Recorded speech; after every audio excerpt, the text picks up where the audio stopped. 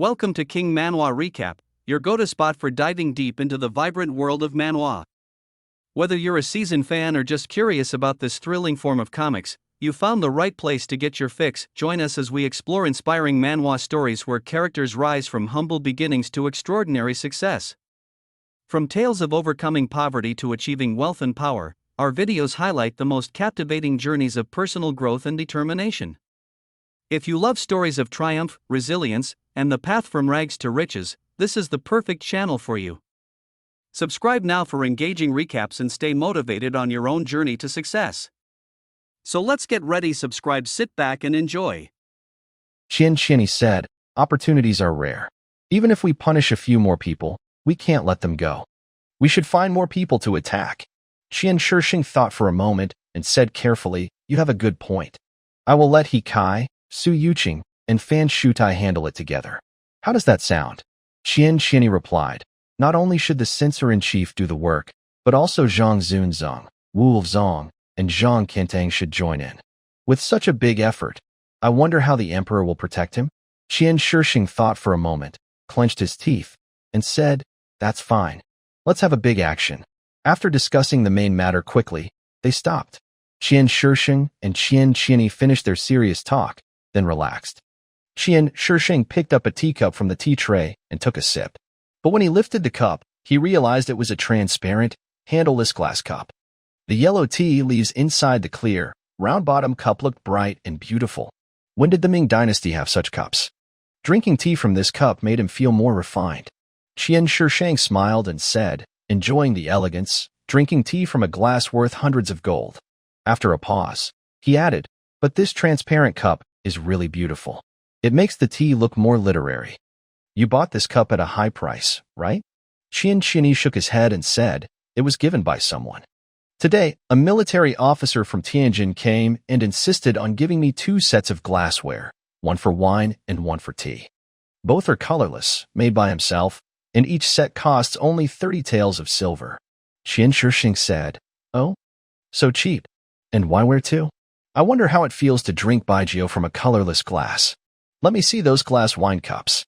Qian Shinny waved his hand, and his family went to the backyard to bring out the glass wineware and a bottle of baijiu given by Li Ji. The servant poured the baijiu into the glass cups in front of the 2 men and handed the cups to them. Qian Shishing held the glass cup and praised, using a colorless glass to serve baijiu is perfect, crystal clear, like water. It instantly elevates the mood. This is more interesting than the glass tea cup. The officer who made these must be very skilled.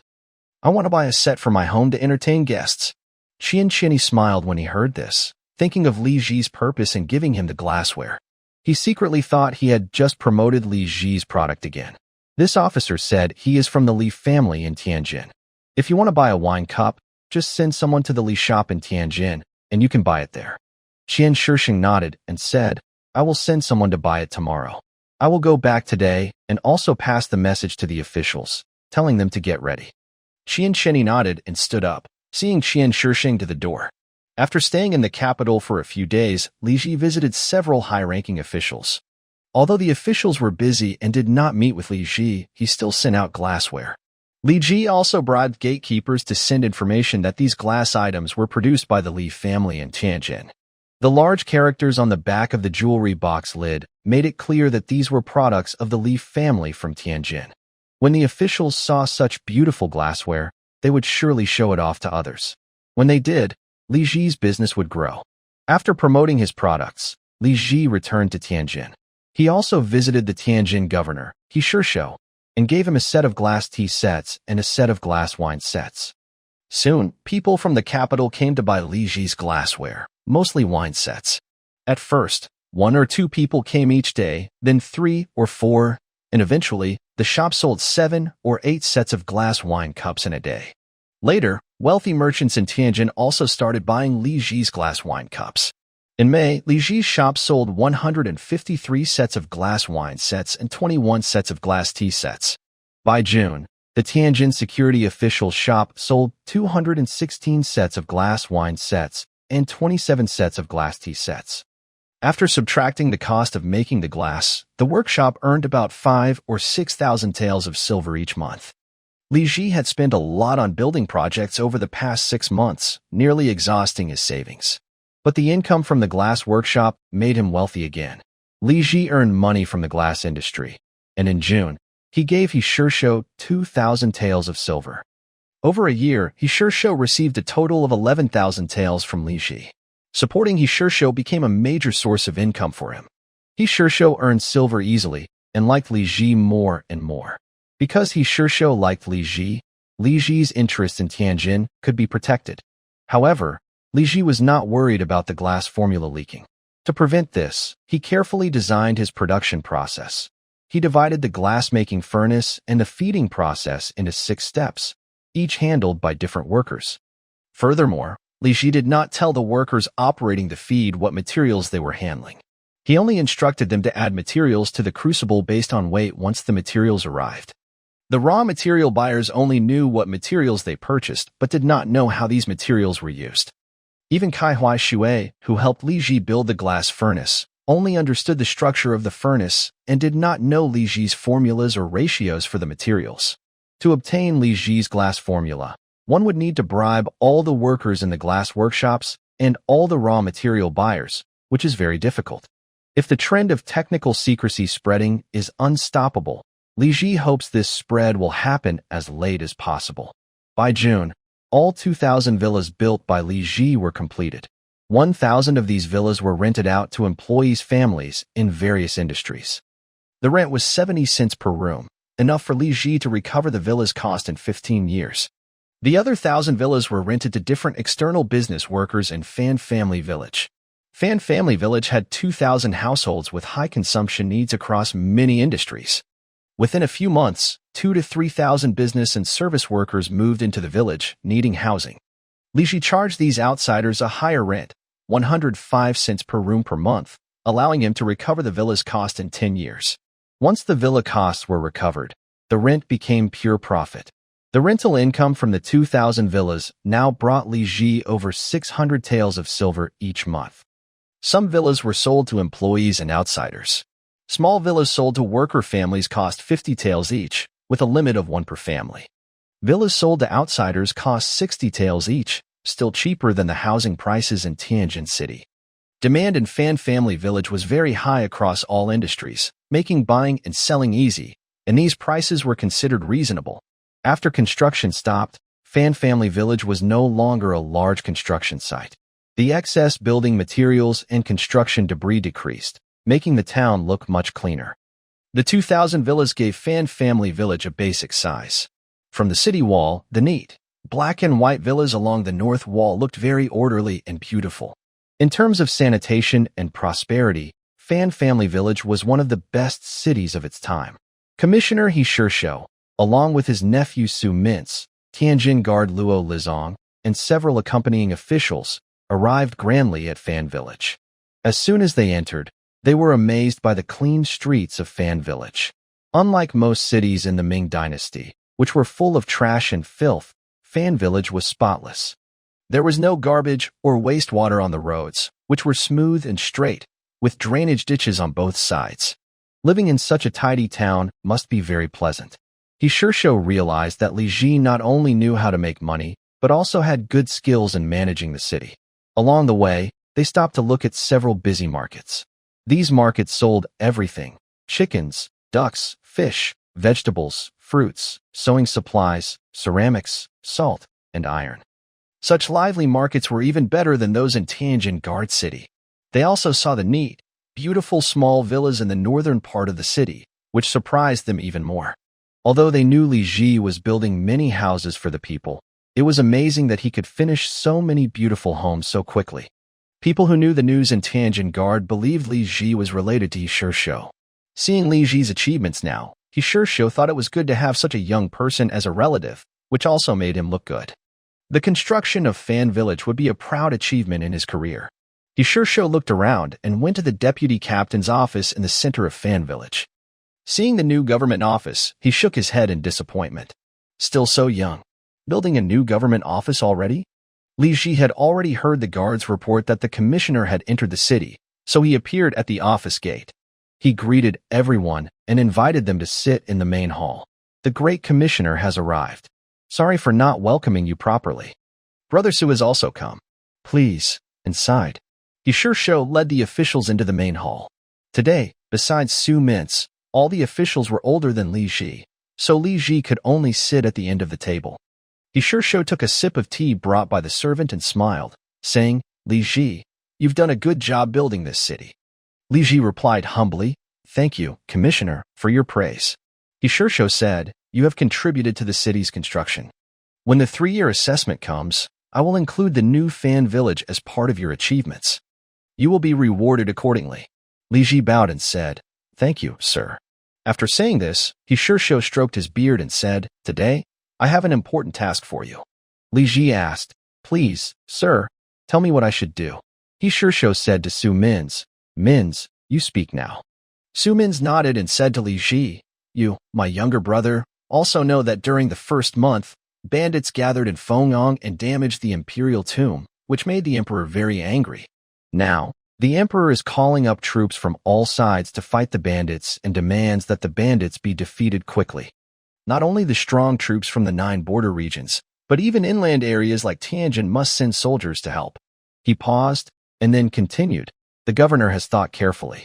Since our Tianjin garrison has the important task of defending the coast, other troops cannot be spared. So this time, you, my younger brother, are sent to assist in the fight. Li Ji was surprised and asked, Where am I going to help fight? Su Mintz replied, This time, the troops from the eastern military town are assisting under Liu Xiangxing, the governor of Huguang. Liu Xiangxing? Li Ji remembered hearing about this person before crossing over. He seemed to be a very capable man from the late Ming dynasty, but he later died bravely. Li Ji thought for a moment and wondered why he sure sent such a small official like himself to help in the fight. Governor, I am just a defensive officer with only 120 soldiers under my command. Why am I the one to assist in the fight? He sure smiled and said, Although you only have 120 soldiers, I heard you have over 1,000 household guards. Last time, you defeated Guishan Kong with just over 100 guards. Your household guards are quite strong. I also heard you now have cannons. Your 1,000+ household guards represent Tianjin going to war. Tianjin will not be ashamed. Hearing this, Li Ji was momentarily stunned, secretly thinking that the governor was very concerned about his movements and knew he now had cannons. Su Mintz looked at Li Ji and said, Younger brother, this is also a good opportunity. With the army gathering heavy troops, the bandits will be wiped out. If you succeed in fighting the bandits, you will be rewarded when you return. A true man's skills should be used to serve the country, to make achievements, and build a career. How can you sit at home all day? Li Ji looked at Shursho and asked, Is the decision already made? Shursho replied, I came to Fan's village today to tell you about this matter. Li Ji thought about his own strength. His rifle workshop had been producing rifles, and he had made 1,200 rifles. The soldiers took turns practicing shooting with the limited rifles, and after 3 months, about 1,000 household guards had learned to shoot. On the artillery side, 200 soldiers had trained with cannons for 2 months. He could now take 1,300 men to fight. His troops had strong firepower. 1,300 men could be equivalent to several thousand. He nodded and said, Then I will obey the order and go to fight. Shursho nodded with satisfaction and said no more. Lori Zhong and a few other officials also knew that this time, the emperor's orders were strict and aimed at defeating the rebels. Everyone believed that the bandits would definitely be wiped out. They thought the governor was mainly training Li Ji to achieve military success, so they hurried to report, We are waiting at Tianjin for the deputy captain Kai Xian to return victorious. The deputy captain's campaign against the rebels must have been successful. Soon, no one will escape. Li Ji cupped his hands and said to these officials, Thank you all for your good wishes. After receiving the governor's orders, Li Ji began preparing for the campaign. The first thing was to buy horses. Li Ji only had a few dozen horses, which was far from enough for the army heading to Huguang. Scouts needed horses, supply troops needed horses, and artillery transport also required horses. Li Ji planned to bring 46-pound cannons, which would need 160 pack horses, plus 100 war horses for scouts, a dozen for messengers, and 400 pack horses for supplies. He needed to buy an additional 560 pack horses and over 100 war horses. Li Ji sent servants to buy horses from various counties near the capital, clearing out the best horses in stock. With horses in hand, Li Ji immediately sent 3 messengers riding fast to Huguang to contact Lu Xiangshan and inform him that Li Ji's forces were heading there. Li Ji also recruited common laborers from Fanjia village, hiring 500 men at 3 taels of silver per month for supply work. After organizing the horses and supplies, Li Ji trained his troops nearby in Fanjia village for several days, practicing outdoor marches and simulated battles during movement. Everything went smoothly, and Li Ji prepared to set out. Thanks to Mu Cha Qingwei for the 500 donation. Thank you. Thanks to Luck Mina, AE 1753, Sasuke 233, Nangong Xian, and cesium hydroxide CSOH for their support.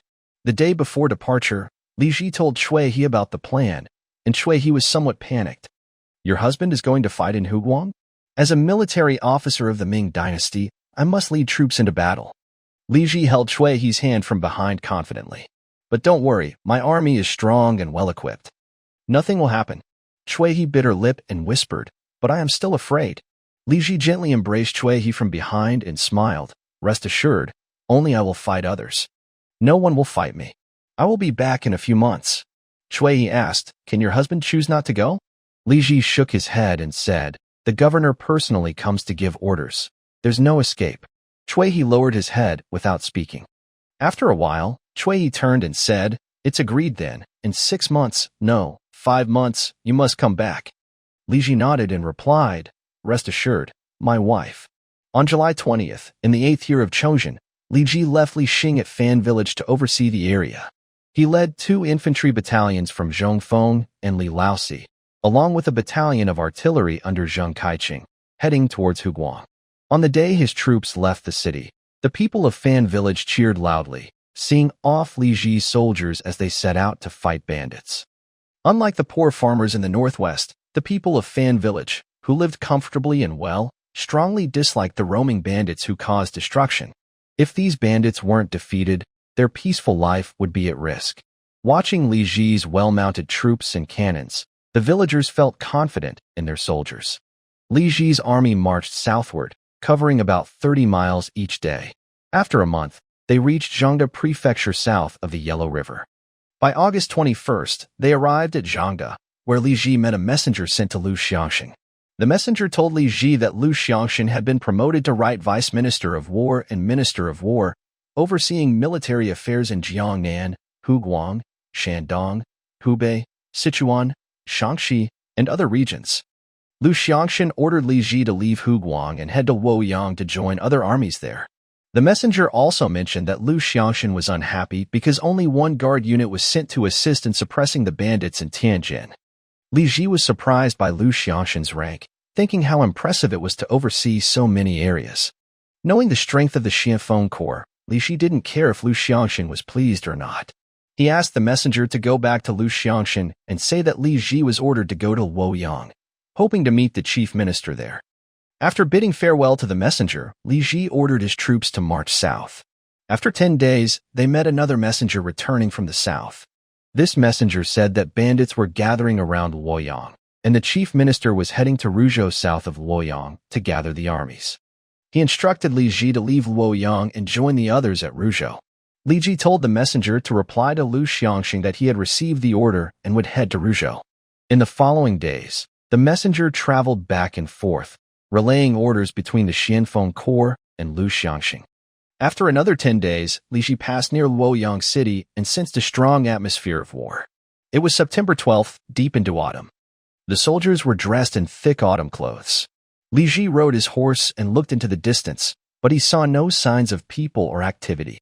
The villages along the road were either abandoned due to fleeing or looted by bandits, leaving them completely empty. The granaries were empty and hollow. The villagers' houses had broken doors and windows, and nothing remained inside. Seeing the ruined state of each village, Zhong Feng said, fortunately, Tianjin is not in Hunan. Hunan has been repeatedly attacked by bandits, and the villages are now so broken. Zheng Kaicheng shook his head and said, the Yellow River is a natural barrier. Bandits cannot cross it. Old Li frowned and said, if bandits reach Tianjin, I will fight them myself. While they were talking, they suddenly saw movement in the distance. It was scout horses, the bandits' patrol horses. They encountered enemies.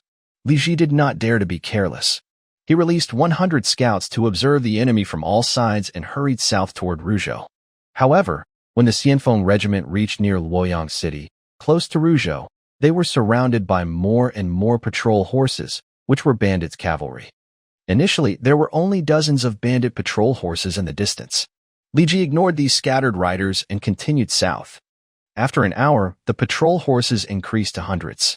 Later, 2,000 or 3,000 patrol horses circled around, riding and howling loudly, surrounding the Xianfeng regiment and pressing them so tightly that Li Ji's scouts could not gather intelligence. The patrol horses were probably from different bandit groups, thinking the Xianfeng regiment was small and seemingly wanting to attack Li Ji's forces. It was said that bandits had become strong and well-equipped, even surpassing official soldiers.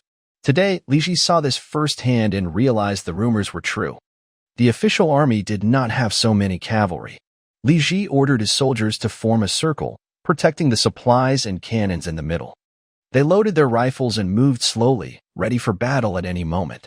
By the late morning, the 2,000 patrol horses in the distance shouted loudly, shrinking the encirclement. Eventually, many patrol horses approached within 150 meters of the Xianfeng regiment. Most of Li Ji's soldiers had never fought before and were tense under the pressure of the cavalry encirclement. Li Ji did not wait for the scattered riders to further weaken the soldiers' morale. He loudly ordered a 3-round volley. The messenger shouted the command, and the soldiers raised their rifles. They fired hundreds of shots. The first volley produced thick smoke from the gun barrels, and the smell of gunpowder filled the air. The soldiers had practiced shooting for months and were very accurate. 400 mini bullets were fired at the bandit patrol horses. In just one volley, nearly 200 patrol horses were shot dead, falling from their horses and dying in the desolate fields of early winter. More than 30 bandits were hit in their hands, feet, and other non-vital parts, but they also fell from their horses. Additionally, over 30 bandits' horses were struck. The horses twitched and struggled, causing the bandits to fall off. The force of the fall injured or killed the bandits on the horses immediately, leaving them unable to fight. From a distance, the bandits were frightened by the power of the mini rifles. They had never seen such a powerful bird gun. Even before engaging, it had already killed 200 people. They wondered what would happen if they fought. The bandits realized that the vanguard group was not a weak army. They quickly abandoned their plan to besiege the group and ran away, tail between their legs. The sound of hooves and dust rose as the horses disappeared in the blink of an eye. The battlefield suddenly became very empty. If not for the 200 corpses nearby and the injured soldiers crying and groaning, it would be hard to believe that a fierce battle had just taken place here. Li Ji ordered his soldiers to cut off the heads of all the dead and injured bandits. He also brought the horses that had lost their owners to distribute to officers and veterans. The vanguard group seized over 200 heads and 200 horses. The dead horses were bled, their meat cut, and then roasted and eaten.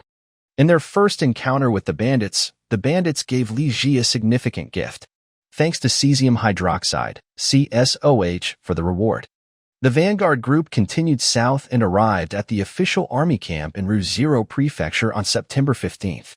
The camp was heavily guarded, with watchtowers and patrols moving around, making security very strict. Li Ji was checked several times by patrols. When he finally approached the camp with his troops, he saw his envoy arriving with a mounted officer. "Sir, the Prime Minister has ordered us to camp southwest of the camp with General Yuan Qian." Li Ji cupped his fists and said to the officer, "I am Li Ji from Tianzirojin, defending Jiajia village." "Greetings, Lord Qian." The general nodded proudly but said nothing further. He led Li Ji's troops toward the southwest corner of the camp. Unlike the officers in charge of guards and defense, General Yuan Qian commanded a battalion of soldiers, numbering several hundred. Compared to Li Ji's 120 soldiers, Yuan Qian's force was much larger. Because of this, Yuan Qian looked down on Li Ji and was too lazy to speak much. This time, the emperor was determined to eliminate the bandits. The local armies gathered in strength, and the reinforcements included deputy generals, senior officers, and even the commanding general himself. So, Prime Minister Liu Xiangxing sent a captain to lead the troops and horses of each department. However, Li Ji from Tianjin was only a defensive officer, so using a captain to lead the way seemed overkill. Li Ji's artillery could show his strength, but during marching, the cannons had to be protected from rain and dust. At this time, the field guns were covered with thick cloth, so no one could see how elite Li Ji's soldiers really were. Li Ji guessed there was some hidden meaning behind this.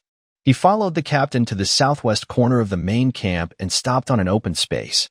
The captain said one last thing and then left. Set up camp here. Be careful during the stay, especially at night.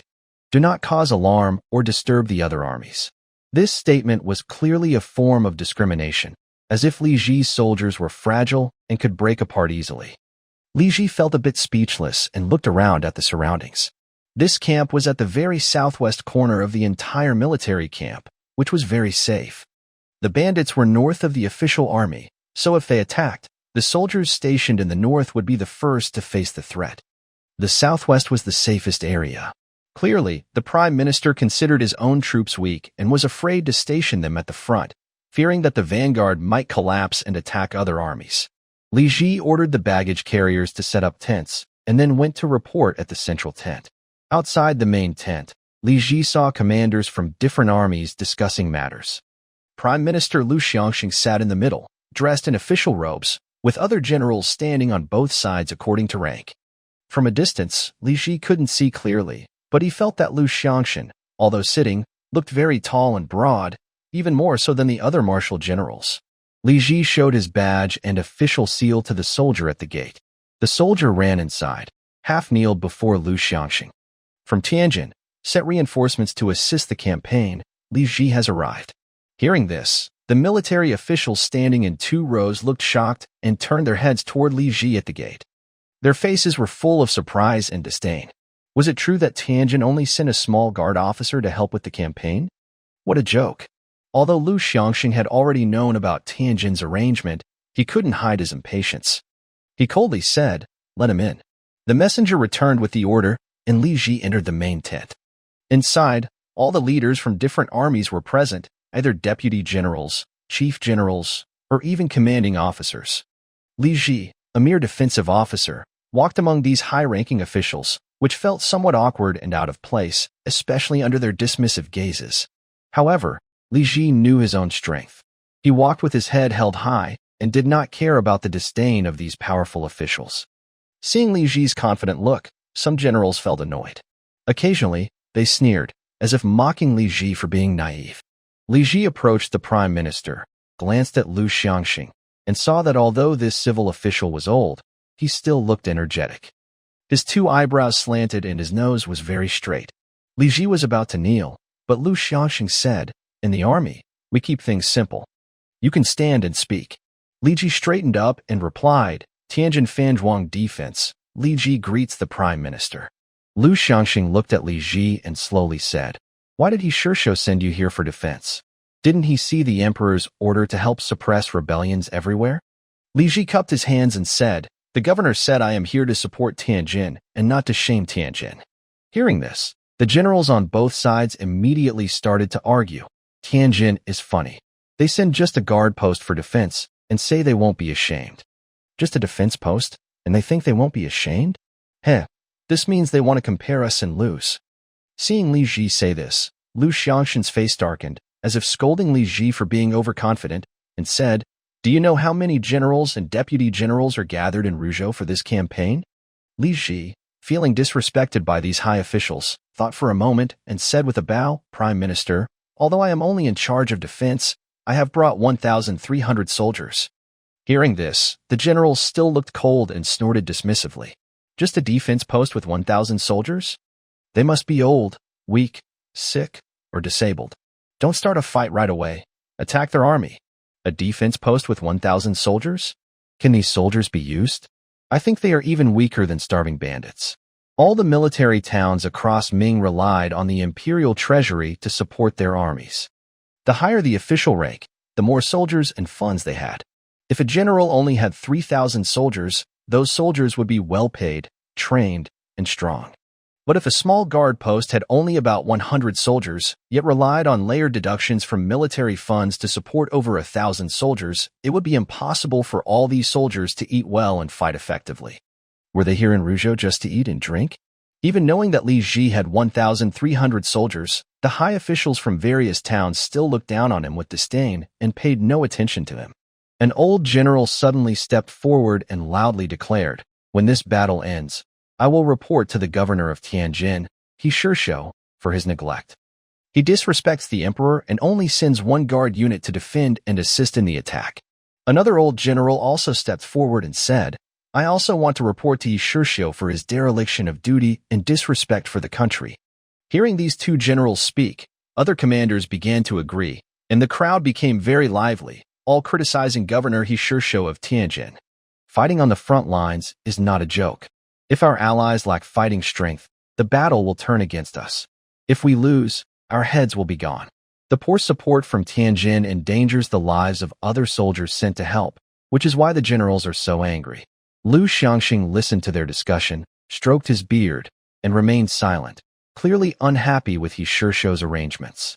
Seeing the reactions of the senior officers, Li Ji turned and respectfully asked the first old general who spoke, "May I ask your name, sir?" The old general glanced at Li Ji, then closed his eyes. A middle-aged general nearby loudly said, "Young man, look carefully. The person speaking to you is a second-rank commander, Zhuo Quan, the general of Liaodong. So this old general is a high-ranking officer." Li Ji nodded and said respectfully, "Sir, if my troops are strong and can make achievements in fighting the enemies?" The old general, with his eyes closed, replied, "Your defensive troops, how strong can they be?" Hearing this, the other generals sneered, seeming to agree with Zhuo Quan's view. Li Ji continued, "If my 1,000 soldiers can kill 2,000 enemy soldiers?" Hearing this, Zhuo Quan opened his eyes and looked at Li Ji with interest. After a moment, he sneered. Seeing Zhuo Quan smile, the officers in the tent burst into laughter and started discussing. Killing 2,000 enemies is unlikely, but being killed by 2,000 is possible. Not only are our soldiers being killed, but the enemy also disrupts our formation, causing other garrisons to be flanked. This kid is so arrogant. A defensive unit dares to boast about killing 2,000 enemies. Tianjin actually sent a reckless person to help with the attack. Li Ji took a deep breath and said loudly, "Everyone, do you know? On the way here, my troops encountered over 2,000 bandits in Luoyang. We fought them off and seized 200 heads." Hearing this, the generals in the main tent fell silent. A defensive officer survived an encounter with over 2,000 bandits and captured 200 heads? Are you joking?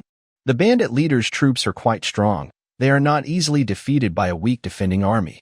After a while, someone finally spoke. "Per people of Luoyang." As soon as this was said, other generals began to shout. This young man killed innocent civilians to claim credit for victory. A defender, just to save face, even used the same tricks to kill civilians and take their heads. Such tactics from the military officials of Tianjin are impressive.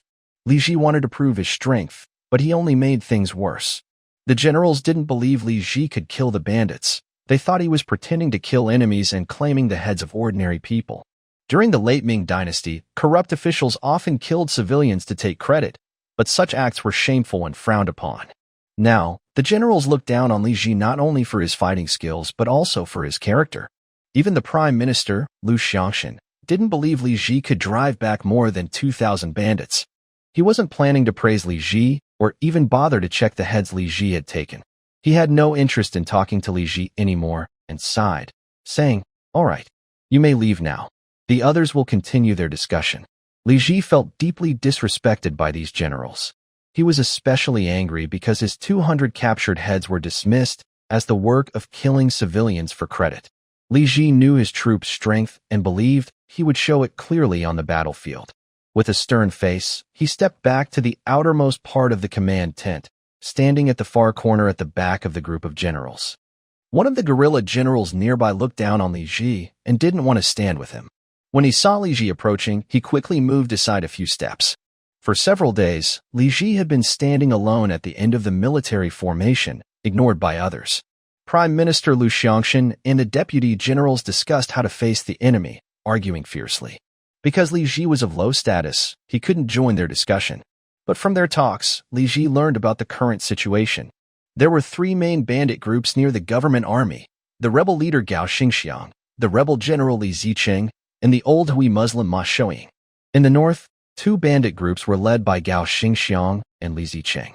Gao Xingxiang was the leader of the rebels, with about 90,000 followers. Intelligence reports said around 40,000 of them were hungry civilians with no fighting ability, used as cannon fodder. 15,000 were seasoned bandits, experienced fighters. 5,000 were cavalry, the elite of the bandits, often moving swiftly on multiple horses and capable in battle. The famous general is Li Zicheng. However, at this time, Li Zicheng was not yet the leader of the bandits. He was just one of the 13 groups with 72 camps of bandits. He had about 70,000 followers, including 30,000 hungry soldiers, 13,000 veteran foot soldiers, and 4,000 horsemen. To the east, there was another bandit leader named Ma Shouying. Although Ma Shouying was not as powerful as Gao or Li, he was a fierce fighter and one of the stronger bandit leaders among the 13 groups. Scouts reported that he had about 30,000 followers, including 13,000 hungry soldiers, 5,000 veteran foot soldiers, and 3,000 horsemen. Meanwhile, the Ming government army stationed in Ruzhou had 15 units with a total of 29,000 soldiers, including 24,000 foot soldiers and 5,000 cavalry. After 3 days of discussion, Lu Xiangxing and several senior military officials agreed on a battle plan. They decided to use a small force to distract Ma Shouying, while the main army would attack Gao Xingxiang and Li Zicheng directly. The government troops were stronger than the bandits, so as long as Ma Shouying's forces were kept busy and unable to support Gao and Li, the over 20,000 government soldiers could likely defeat the bandits. However, there was a problem. Who should be assigned to distract Ma Shouying? Everyone knew that this was a dangerous task. Ma Shouying had 5,000 foot soldiers and 3,000 cavalry, and was quite capable in battle. Sending 2,000 or 3,000 government soldiers to face him could tie him up, but it would come at a high cost, possibly hundreds or thousands of lives. Such a battle against the wind was very tough, and even if the main army defeated Gao and Li, the soldiers assigned to distract Ma Shouying might not achieve much, and might not even capture many bandit leaders. Furthermore, if a small force faced 8,000 bandits and was caught off guard, the entire team could be overwhelmed and destroyed, risking their lives. No one wanted to take on this dangerous task. Lu Xiangxin asked the military officials to volunteer. The officials remained silent for a long time, but no one stepped forward to volunteer. Lu Xiangxin stroked his beard and sighed. Is no one willing to serve the country and be the pillar of support? The generals looked at each other silently, neither speaking. Seeing that no one was willing to take on the distraction role, General Zhu Quan from Liaodong said, Your Excellency, while this tactic could gather the main force to defeat the enemy quickly, it demands too much from the distraction troops. It's not that we are shirking responsibility, but we are afraid that if the distraction force fails, they might be overwhelmed by Ma Shouying's attack. Perhaps we should consider other strategies? Lu Xiangxin was unhappy and said, This battle plan can defeat the false King Gao Xingxiang in one strike, scare other bandits, and make our soldiers and officers afraid to oppose us. This will greatly help future battles. Otherwise, if we fight bandits one family at a time, when will they all be wiped out? Moreover, a few months ago, General Chao Wenzhao was killed by bandits, causing panic among the official army. Now, morale is low, and some soldiers are afraid to fight bandits. If we don't defeat Gao Xingxiang directly and show strength here, it will be hard to succeed in clearing the bandits. Hearing Lu Xiangxing's words, the generals fell silent. Although the army was large, morale was indeed low, and they needed to show strength. However, the general's plan was good. But who was willing to take such a big risk for a thankless task? And this was not an ordinary job. Only brave soldiers could handle it. Without enough strength, they might be overwhelmed and lose their lives. Lu Xiangxing stroked his beard and looked at the silent generals, frowning. Could it be that no one was willing to step forward to hold back the bandits? After a long while, Lu Xiangxing sighed and was about to speak when he heard a voice from the back of the tent. My troops are willing to serve as the distraction force. Thank you, Jie, Shu, for your support. When they heard this, the surprised generals looked around to see who had spoken. Lu Xiangxin's face lit up with joy. He stood up and loudly said, Who spoke? Come forward and let me see you. Li Ji clasped his fists and stepped out from the last row of generals, saying loudly, I, Li Ji, from Tianjin Defense, am willing to fight the bandits. Seeing Li Ji come forward, Lu Xiangxin was very disappointed. He awkwardly stood there for a moment, unable to speak. You, Lu Xiangxin said. Li Ji replied, I am willing to fight.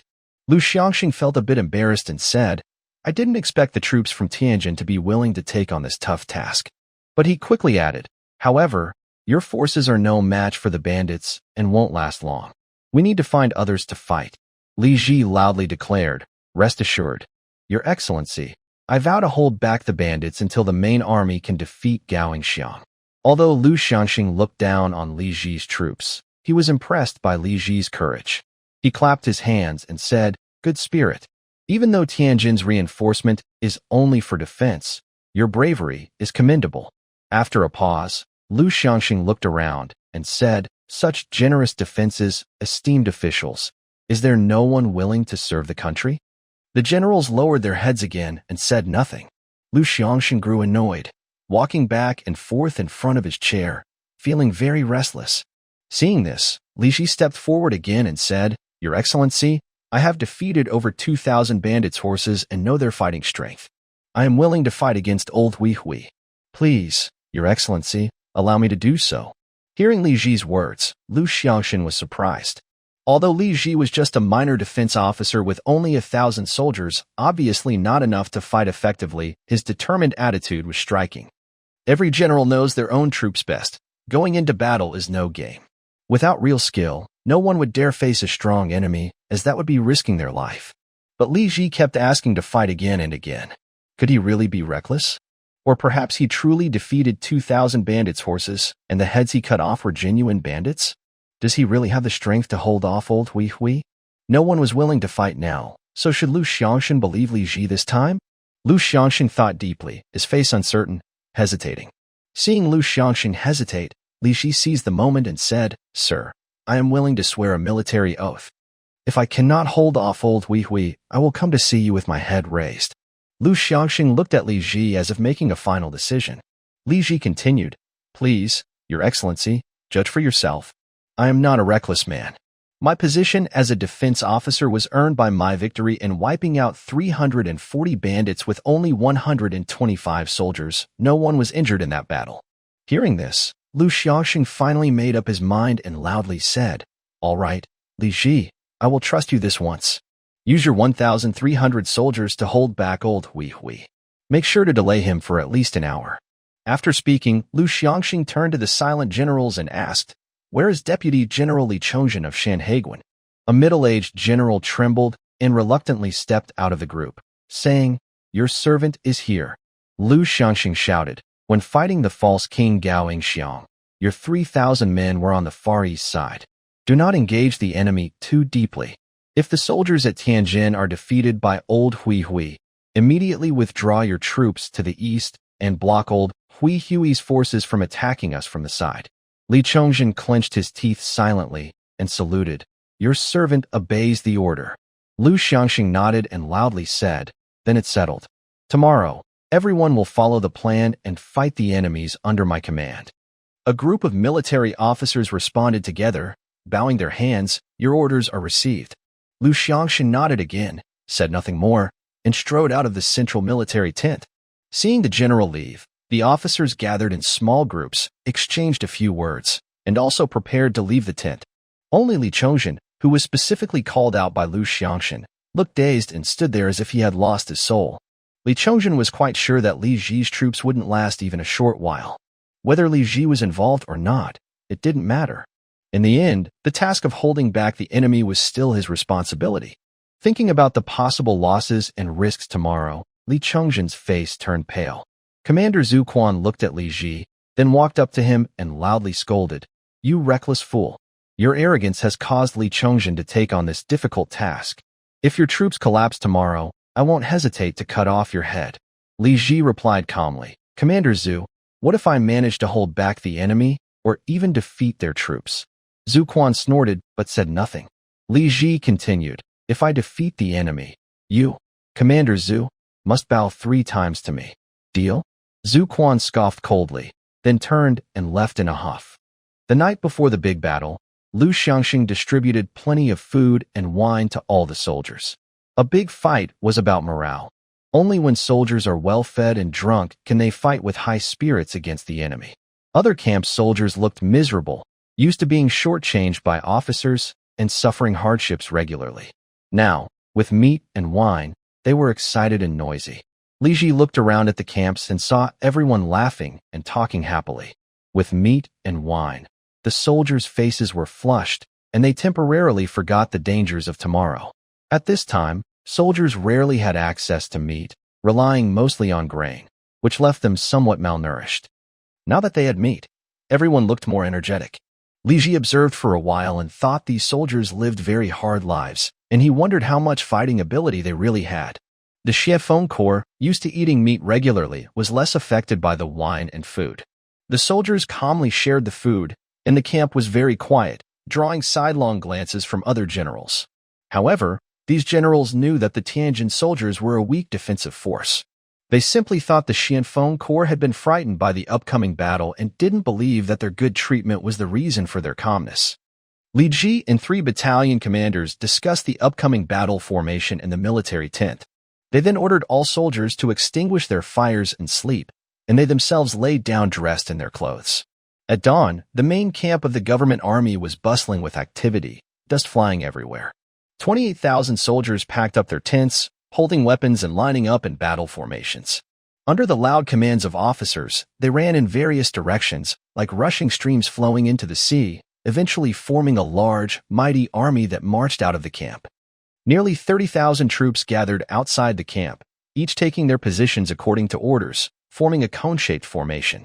The army was protected on both wings by 5,000 cavalry, heading north to attack Gaoxiang and Li Zicheng's rebel camp. Li Ji rode on his horse, watching the army form up. He saw messengers riding back and forth quickly, with banners waving in each camp. Many well-equipped border soldiers wore bright red jackets, creating a striking and powerful sight. Premier Lu Xiangshan wore a suit of iron armor with a blue robe over it, riding a fine horse. He stood with other generals in the middle of the army, looking determined. The soldiers from Shanhai Pass, led by Li Chongzhen, were on the far right of the army, ready to turn and fight against the old Huihui horsemen on the eastern wing. The Xianfeng group was not with this main army. Instead, they set out alone heading east to face the 3,000 troops of the old Huihui. Today, I am posting 3 updates. This is the second. The Xianfeng group moved across the abandoned fields, led by scouts, heading east to find the old Huihui soldiers. After traveling about 17 or 18 miles east, the scouts reported that the old Huihui camp was just over a mile ahead. Li Ji, on horseback, looked up and saw the huge Huihui camp in the distance. More scouts from Huihui appeared around the camp, making it hard for the Xianfeng scouts to spread out. Occasionally, gunfire rang out ahead, as the scouts began shooting at Huihui's horses. Li Ji withdrew the scouts and ordered the soldiers to load their rifles. They formed a semicircle on a small hill. The formation was a half-circle with 3 layers of soldiers along the edge, facing the Huihui troops. Li Ji also ordered the artillerymen to unload the cannons from their carts and position them on both sides of the semicircle. He told the soldiers responsible for aiming the cannons to climb the highest point on the hill to observe where the shells would land. Then, the cannons began firing at Huihui's camp. The artillerymen used a measuring device to determine the straight-line distance from the enemy camp to the cannon, and used an angle measuring tool to set the cannon's elevation. Then, they calculated the amount of gunpowder needed and tore open packets of powder to load into the cannon. They packed the powder tightly with a wooden rammer, inserted solid cannonballs, and rammed again. Next, the artillerymen poured a small amount of gunpowder into the firing hole at the back of the cannon as the primer. The soldiers then stood on either side of the cannon, and the captain attached a fuse at the firing point, ready to shoot. Li Ji shouted, "Fire!" and the captains lit the fuses. A loud series of 40 explosions echoed, and the soldiers of the Xianfeng regiment instinctively covered their ears. Bright sparks and smoke burst from the cannon's mouth as 40 solid iron cannonballs shot toward the enemy camp. The enemy camp was large, so a 6-pound cannon could easily hit such a big target. All 40 cannons fired into the camp.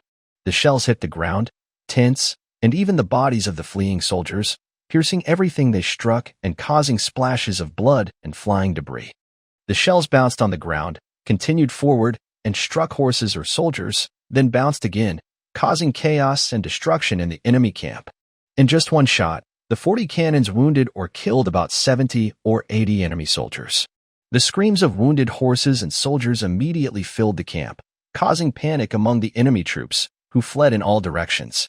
The frightened and starving soldiers, originally civilians caught up with the bandits, were terrified as the shells fell from the sky. They couldn't help but want to run away. Hearing the noise, the leader of the enemy, Ma Shoying, rushed out of his tent, looking anxiously at his exploded camp. He grabbed a panicked messenger by the collar and shouted, "What's going on? Soldiers are coming. Soldiers, with big cannons." Earlier, Ma Shoying had heard scouts report that a small force of over 1,000 government troops was approaching his camp from about a mile away. He didn't take it seriously. He had over 10,000 starving soldiers and 8,000 troops. Unless the government troops came to die, they wouldn't dare attack. Ma Shoying thought they were just scouting and would leave soon. But unexpectedly, these soldiers not only dared to attack, but also had artillery, and they were firing at his camp. Ma Shoying was furious and shouted loudly, "All troops, attack. Capture those government soldiers." The messengers found the main commander, and each began to carry out Ma Shoying's orders to all the camps. 8,000 bandit soldiers gradually mobilized, took up weapons, mounted their horses, and began to drive the panicked hungry soldiers out of the camp. The hungry soldiers, armed with simple swords, sickles, and hoes, were gathered and sent to the battlefield as cannon fodder. However, it took time to assemble the troops, and before they finished gathering, a second batch of 40 cannonballs flew over. Guided by spotters, the 46-pound cannons aimed at the middle of the old Hui army camp. With the help of measurement tools and sighting devices, the 40 cannonballs hit accurately. Even if they missed slightly, they only deviated by about 10 meters, crashing into the gathering large bandit army. The 6-pound iron shells bounced quickly on the ground, stabbing wildly into the assembled bandits. Each time they hit a body, they shattered flesh and bones, piercing through and continuing to hit the next soldier. The shells bounced on the ground and kept stabbing, like 40 death gods drawing 40 bloody lines of death through Ma Shoying's soldiers. In just a few seconds, over 100 soldiers were hit and fell in the middle of the bandit camp. The hungry soldiers had completely lost their fighting spirit. They were originally common people and dared not fight against the cold cannons with their fragile bodies. Some of the hungry soldiers began to run away, but Ma Shoying's 8,000 soldiers had not lost their courage. They raised their swords and cut down the fleeing hungry soldiers, forcing them back. Ma Shoying was also shocked by the deadly cannon fire. Over 1,000 officers and soldiers and 40 large cannons? Where did these official troops come from? He had been fleeing across Ming territory for 7 years and had never seen such powerful artillery. The cannons were fierce, and there was no time to form proper ranks. Ma Shoying shouted, "Charge! Kill those official soldiers." The 8,000 bandits shouted loudly, driving 13,000 hungry soldiers out of the camp and rushing toward the official troops a little over a mile away. Ma Shoying was somewhat wary of their firepower. Instead of leading the charge at the front as usual, he rode in the middle of 3,000 horses. The bandits had traveled less than 100 steps when they reached about a mile from the front line, and the 40 cannons fired again. The 40 shells whistled sharply through the air, ruthlessly crashing into the large bandit army. Once more, blood and flesh flew everywhere. The shells bounced and pierced through 3 or 4 layers of soldiers. Whether it was hungry soldiers armed with sickles or horses ridden by bandits, both were instantly killed by the deadly shells. Even if a soldier's hand or foot is hit by a cannonball, it would be immediately broken, leaving no fighting ability. The severed limbs and blood flew along the path of the cannonball, and screams of pain echoed everywhere. Over 100 people fell into pools of blood. The timid and fearful soldiers could no longer bear such bombing. They were farmers who only knew how to farm, with no courage to fight such enemies. This was not an official army, it was like heavenly soldiers. Suddenly, there was a loud boom. The frightened soldiers scattered and fled in all directions. Even if fierce horses chased after them, they would never look back or go toward those deadly soldiers like death gods. Thanks to the reward of 200 from cesium hydroxide, CSOH, which made me feel refreshed. The frightened soldiers quickly fled, and Ma Shoying's face turned pale. Although these soldiers were weak in battle, they were potential future traitors. Among a few of them, 1 or 2 might be trained to become traitor soldiers. Now, the soldiers had all escaped, and the loss was significant. However, if they could defeat the official army in front, some of these soldiers might return for food. As long as they defeated this small group of over 1,000 soldiers, their own strength wouldn't be greatly diminished. Ma Shouing hid among the mounted soldiers and shouted, "Speed up. The official army only uses firearms. If we charge, we will win." The traitor soldiers and the mounted horses, battered and disorganized from the cannon fire, stopped chasing the fleeing soldiers and regrouped quickly, then charged toward the official army a mile away. Seeing the fleeing soldiers of the bandits being defeated, Li Ji was in a good mood. He ordered the artillery to fire another round of solid shot. The bandit soldiers had retreated about 150 steps, still 200 steps from the soldiers, and were hit again by cannon fire from above. Another 40 cannonballs whistled through the air, hitting the over 7,000 bandits. Hearing the roar of the cannons, the bandits scattered and fled, losing their formation. But even in chaos, the cannon's power remained deadly. At 200 steps, the 6-pound cannons fired directly, with incredible force. 40 shells pierced through the bandit ranks, instantly taking 150 lives. Several shells landed among the mounted soldiers, killing dozens of valuable bandit cavalrymen. When Ma Shouing heard the whistling of the shells, he panicked and instinctively curled up on his horse. A cannonball whistled past him from a few yards away, hitting and destroying the mounts of 2 cavalrymen, causing them to fall from their horses and be badly injured.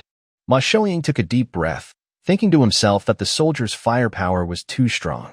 He even hesitated whether to charge forward, as the power of the cannonball made him instinctively want to run away. But in the end, his reason overcame his emotions. Ma Shouing rode his horse and shouted loudly, "Charge! If we go forward, we will win." 7,900 bandits gathered their courage and shouted loudly as they rushed toward the selected front line. At 200 steps away, the soldiers' formation was already clearly visible. The government troops numbered just over 1,000, arranged in a semicircle on a small raised mound, with 40 large cannons on both sides. Ma Shouing firmly believed that if they charged forward, they would win. The 3,000 Tang horses were the most precious, so naturally they were reserved for critical moments and not used for charging. Ma Shouing ordered the 5,000 foot soldiers to rush at full speed to directly attack the small group of government soldiers from the front. With 5,000 attacking over 1,000, he believed his veteran troops could break through the government forces in one go. However, he completely underestimated how powerful the firepower of the selected front line was. Li Ji saw that when the bandits reached 200 steps away, he stopped firing solid-shot cannonballs. The solid shot had already dispersed the old Hui bandits and achieved the strategic goal, so the bombardment could be paused. He ordered all 6-pound cannons to quickly load shrapnel shells, preparing to shell the enemy's charge. The musketeers lined up, ready for 3-stage firing. At 300 meters, 200 meters, and 150 meters, the 5,000 bandits wielding large knives and swords shouted as they advanced to just 150 meters in front of the selected front line. Li Ji waved his war sword and shouted loudly, "Rifle fire." The messenger shouted the order, and 380 mini riflemen aimed at the targets and pulled their triggers. Bright flashes and crackling gunfire erupted continuously, creating thick clouds of choking black smoke on the small mound. The 380 bullets whistled toward the incoming bandits. At 150 meters, the trained shooters with mini rifles had nearly a 90% hit rate after months of practice. The bandit soldiers' charge was slow, like aiming at a fixed target. Their dense, layered formations blocked all space in front as they rushed forward. The shooters didn't need to hit specific targets, as long as their shots were within a vertical range of about 1 meter and a horizontal width of unlimited size. They could cover a rectangular area. Although in real combat the hit rate wouldn't reach 90%, it was still very high. In just a moment, nearly 300 bandits were knocked down by incoming bullets. The bandits were caught off guard and reacted too slowly, still covering their heads as they charged forward. Fire. 7 seconds later, the second group of riflemen moved to the front and began their second slaughter. Once again, over 300 gunshots rang out, filling the air with smoke and enveloping the small hill in a thick fog. Hungry bullets shot out from the guns, mercilessly piercing the bandits' bodies displayed in front. The fast-spinning bullets tore through their flesh, stabbing and twisting inside their bodies, turning their organs into a mass of blood and meat. Nearly 300 foot soldiers at the front were wounded and bleeding, collapsing to the ground. The bravest hundreds of soldiers at the front fell first, all at once. The bandits behind froze in fear, slowing their steps as they looked at the smoky hill ahead. But they hadn't hesitated for long before the third round of shooting began. Fire. Bullets rained down like a storm, smashing into the bandits' bodies, breaking ribs, and shattering fragile organs. Even those lucky enough not to be hit in the torso were struck in the arms or legs, with bones broken instantly, causing them to fall and lose their fighting ability. In just one round of 3 volleys, over 800 old bandits were killed or wounded, lying in pools of blood. Only about 4,000 old bandits remained alive. However, the bandits still clung to a last hope. They guessed that after this round, the soldiers on the hill would reload and prepare their fire, leaving no time for a second attack. As long as they charged forward, they believed they would win. With fear in their hearts, they rushed to about 100 meters from the elite unit. But their hope was quickly shattered by harsh reality. After a 7-second pause, the elite unit on the hill resumed their 3-round volley. From 100 meters away, the mini rifles targeted the rectangular front area with high accuracy. The bullets seemed to have eyes, flying into the bandits' chests one after another, destroying hearts, stomachs, lungs, and kidneys, smashing everything in their path, sending these ruthless bandits straight to. In an instant, over 300 more bandits fell under the fire of the mini rifles. This was not the army, it was divine soldiers. The death zone ahead was a forbidden area, and going further meant certain death. 25% of their forces had already been lost, exceeding what the old bandits could endure. No one's life was chosen at random. Who would willingly sacrifice their life to fill this deadly zone? The bravest old bandits who charged at the front have all been killed. The remaining ones are not as brave. The ones at the front slow down, trying to let the others fill in and block themselves. The ones at the back turn around and run away. The runner's sudden escape triggers others to follow, and eventually everyone turns and flees. They panic and run away, dropping their big swords and spears, hoping to run faster. Amid the sound of volleys from the front line, the old bandit soldiers abandon their armor and scatter in all directions. During their escape, the front line continues shooting, and the panicked old bandits leave behind nearly 1,000 bodies. Thanks to the down-and-out fat man for the 1,000 reward, and for so many more, I am very grateful. Thanks to Mu Cha Ching-wei for the 500 reward. Much appreciated. Thanks to cesium hydroxide, CSOH, and the super lazy boiled fish for the 100 rewards. Ma Shouying was riding a Tang horse behind the old bandit soldiers, originally guarding the formation. But no matter how fast he chased or how fiercely he cut at the fleeing soldiers, they kept running in all directions like a tidal wave. Clearly, no matter how fierce Ma Shouying's Tang horse was, it was no match for the disciplined soldiers on the small hill. In an instant, nearly half of the 5,000 old bandits were executed, and the rest were in disarray. Ma Shouying's face turned pale. Was he going to lose today? To a government army of just over 1,000 men? Even if he managed to escape, his reputation would be damaged. Who would respect his team anymore? Who would want to join him? Losing to such a small force of about 1,000 soldiers, how could his troops face the government army in the future? Would they not tremble and run at the sight of the soldiers? No, Ma Shouying still had one last trump card. He drew his battle knife and shouted loudly, "All Tang horses, follow me. Charge the enemy's northern flank artillery and break through their weak spot." The Tang cavalry, all veteran old bandits loyal to Ma Shouying, were the fiercest. They knew this was a desperate situation. They shouted loudly, stopped chasing the fleeing soldiers, and gathered together. They raised their voices in battle cries and galloped around to the left wing of the front line. The enemy's left wing was full of artillery, appearing the most vulnerable. Suddenly, the sound of galloping horses filled the air. 3,000 horses' hooves shook the earth, kicking up a cloud of dust in the abandoned farmland. Ma Shouying's face was full of rage as he shouted loudly in the middle of the team, encouraging morale and vowing to break through the official army. The Tang horses charged toward the left wing of the vanguard group. At 400 meters, 300 meters, 200 meters, and 100 meters, almost reaching the artillery in front. The 20 cannons on the left wing of the vanguard group opened fire. Ma Shouying had never seen such a barrage of cannons before. The 20 cannons fired one after another, spewing out flames and thick smoke, sending 2,000 small pellets toward the Tang horses at over 100 meters away. The charging Tang horses were packed too tightly, making them perfect targets for the pellets. Amid the continuous roar of cannons, the horses fell one after another, like wheat swaying in the wind. The front lines of the enemy's troops instantly turned into a bloody. The dense pellets hit the horses' chests, heads, and the mounted soldiers, piercing deep into flesh and blood. The pellets moved faster and hit harder than smaller bullets, tearing muscles, breaking bones, and causing blood to gush out like a fountain. About 300 Tang horses were hit by the cannons. The wounded riders were covered in blood. Whether killed outright, thrown off their horses, or crushed under their horses, these 300 Tang horses immediately lost their fighting ability. There were too many injured horses and struggling enemy soldiers on the ground, forming a barrier that blocked the route for the remaining horses to continue their charge. The tightly packed formation caused dozens of horses to trip over the ones in front, falling and overturning riders, causing dozens more to lose their combat effectiveness. The neighing of horses and the screams of wounded soldiers blended into a sound like rushing water. Seeing this scene, Ma Xiaoying's face turned pale. They had lost. He only had about 2,600 Tang horses left, and the route of the charge was blocked by the bodies and wounded soldiers, making the plan to break through the enemy's defenses a mere fantasy. Meanwhile, the enemies on the small hill remained unharmed, preparing to shoot at them. Ma Xiaoying knew he had no chance of winning. Fire!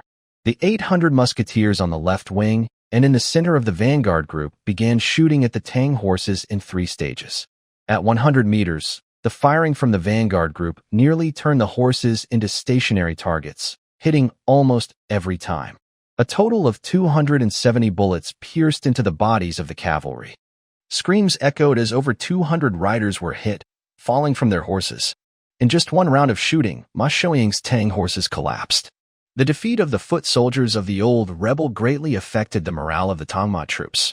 The strong firepower of the official army made them nervous and uncertain. The cavalry's spirits were low. At this moment, the Tangma soldiers were hit hard by shotgun blasts and then shot at by musketeers, resulting in over 500 soldiers being killed or wounded. Their discipline broke down, and each soldier turned to run away. Ma Xiaoying was defeated, completely defeated. He looked at the small hill, wanting to see who was leading the official army, as they had trained such a formidable force. He saw the young figure of Li Ji. The 19-year-old Li Ji looked like a boy. Ma Xiaoying felt his world collapsing at that moment. He had fought and traveled across the south and north for 7 years, facing many battles against the official army. Now, he had suffered a terrible defeat at the hands of a young officer, losing everything. The starving soldiers fled, the old rebel foot soldiers collapsed, and the Tangma was badly damaged. How long would it take for him to regain his strength? But now was not the time to think about that. It was a time to consider whether he could survive. He turned his horse around and ran blindly along the path, hoping to save his life. He was too late. The faster cavalry behind him had pulled ahead. Just as he turned his horse, the front line of archers began firing again. A bullet shot steadily toward him, piercing his left back and entering his body, tearing apart as hard as it spun. Ma Xiaoying screamed loudly and fell to the ground with a thud, like a sandbag, unable to get up again. Li Ji stood on the small hill, seeing a general surrounded by rebel riders shot dead by a rifle. He excitedly patted his thigh. Perhaps that was the old Hui general who had been killed, and if so, he had gained a lot. Li Ji had achieved great success on the side, but the situation on the main battlefield was unclear. Lu Xiangshan and several generals and deputy commanders stood on a raised mound, watching the distant chaos of the battle, each frowning and silent. The official army had always believed their fighting strength was better than that of the bandits. A few years ago, Lu Xiangshan could lead thousands of soldiers to chase tens of thousands of bandits, forcing them to flee in panic. But this year, the situation had reversed. The bandits dared to face the official army directly and could fight back and break through. A few months ago, the Deputy General Lu Honglai was captured by the bandits. Soon after, Deputy Generals Ai Wanyin and Lu Guozhen died in battle. Then, the ace of the official army, General Chao Wenjiao, was ambushed and killed by bandits at Quoto Town. Since then, the bandit army's morale soared, and they no longer feared the official army. During the battle at Ruzhou, the government army generals still underestimated the enemy soldiers. However, the actual situation on the battlefield made Lu Xiangshan and others realize that the enemy troops were quite strong.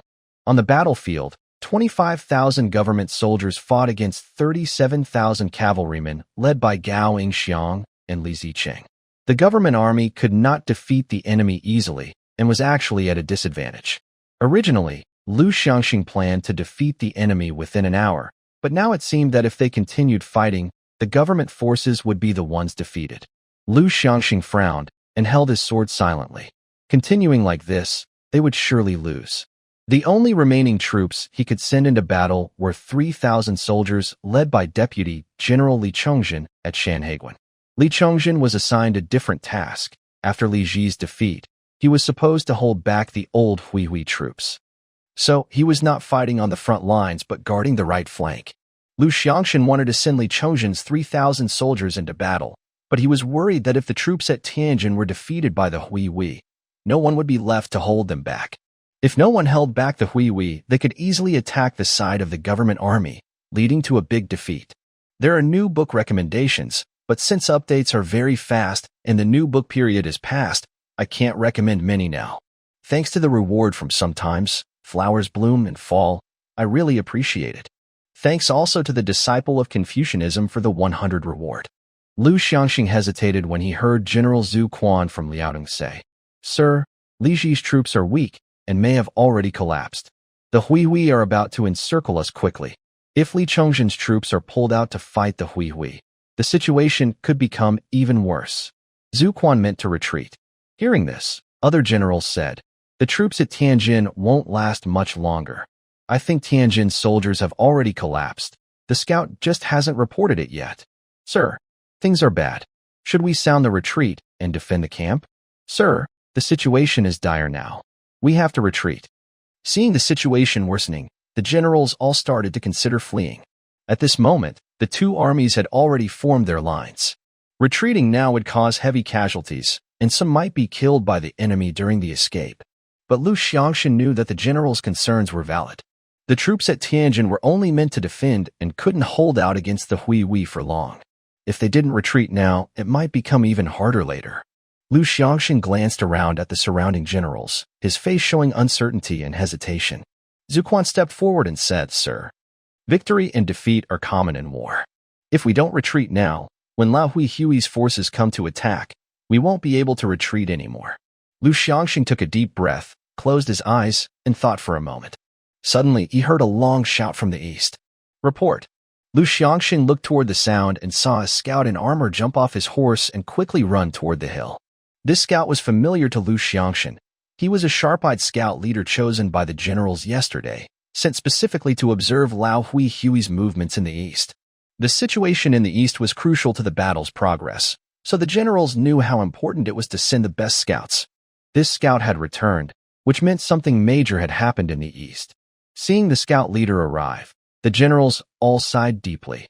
"I knew it. Li Ji's troops have lost. Bad news, this scout has returned. The east is finished. The troops at Tianjin have been defeated so quickly. I didn't expect Tianjin's soldiers to be so weak. I knew Li Ji was reckless. Now he's doomed. Hurry up. When Lao Hui's forces come to attack, we won't be able to retreat." Lu Xiangxing still had some confidence in Li Ji, hoping he could hold on a little longer. But now, seeing the scout leader personally report the news, Lu Xiangxing understood that the east had already been decided.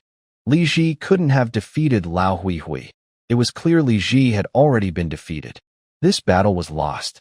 Now, the government army faced attacks from both the north and east, making the situation even worse.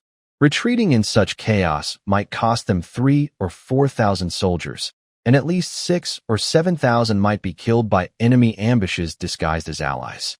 The officers' faces turned pale, and they were too anxious to listen to the scouts' report. They feared they wouldn't be able to retreat successfully, so they gathered around Lu Xiangxing. "Sir, order a retreat quickly. Sir, if we don't leave now, we'll be completely defeated. Sir, we can still save 20,000 men if we leave now." Lu Xiangxing sighed and was about to speak when he saw the scout rush in front of the generals, kneel half on the ground, and shout loudly, "Sir, good news." The generals all thought Li Ji had definitely lost and were too tired to listen to the scout. When they heard this, they all froze in surprise. Some were still urging Lu Xiangxing to run away quickly. "Sir, you go first. Take my horse." Lu Xiangxing was stunned when he heard the scout's words. He pushed aside a deputy general blocking his way and asked with surprise, "Good news?" The scout looked up and said, "Sir, very good news." Hearing this, the surrounding generals finally snapped out of their shock and clearly heard the scout say good news.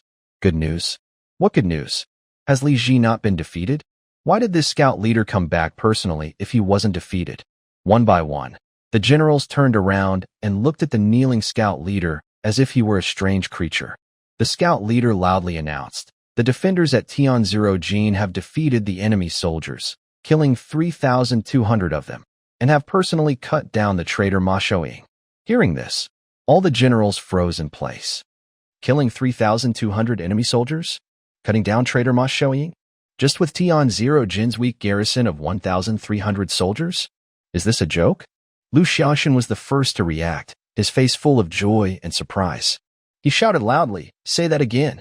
The scout leader repeated loudly, "The defenders at Tianzero have defeated the enemy soldiers, killing 3,200 of them, and have personally cut down the traitor Ma Shouying." Only then did the generals come back to their senses, staring at the scout leader with wide eyes, as if they wanted to eat him. No way. How is that possible? Scout, you must be mistaken. Seeing the doubts on everyone's faces, the scout loudly declared, "I saw it with my own eyes." The battlefield was littered with corpses, all of traitors. The soldiers at Tianzero are unharmed, and I personally saw the bodies of the traitor Ma Shouying. After hearing this, the generals were stunned, staring at each other in disbelief, unable to process what they just heard. 1,300 soldiers defeated 30,000 of the enemy? Even if we don't count the wounded, Ma Shouying should have at least 8,000 soldiers. The traitors' fighting strength had increased sharply in recent years, and Ma Shouying's troops were famously fierce. How could they be defeated so quickly? After only a short time of fighting, they were routed by just 1,300 soldiers at Tianzero, and Ma Shouying was slain in battle? The generals remained silent for a long time, none daring to speak. After a moment, they suddenly blushed and loudly shouted, "Impossible! You must be mistaken. No way. That Li Ji isn't that capable. A reckless fool, defeating Ma Shouying in battle? That's a joke.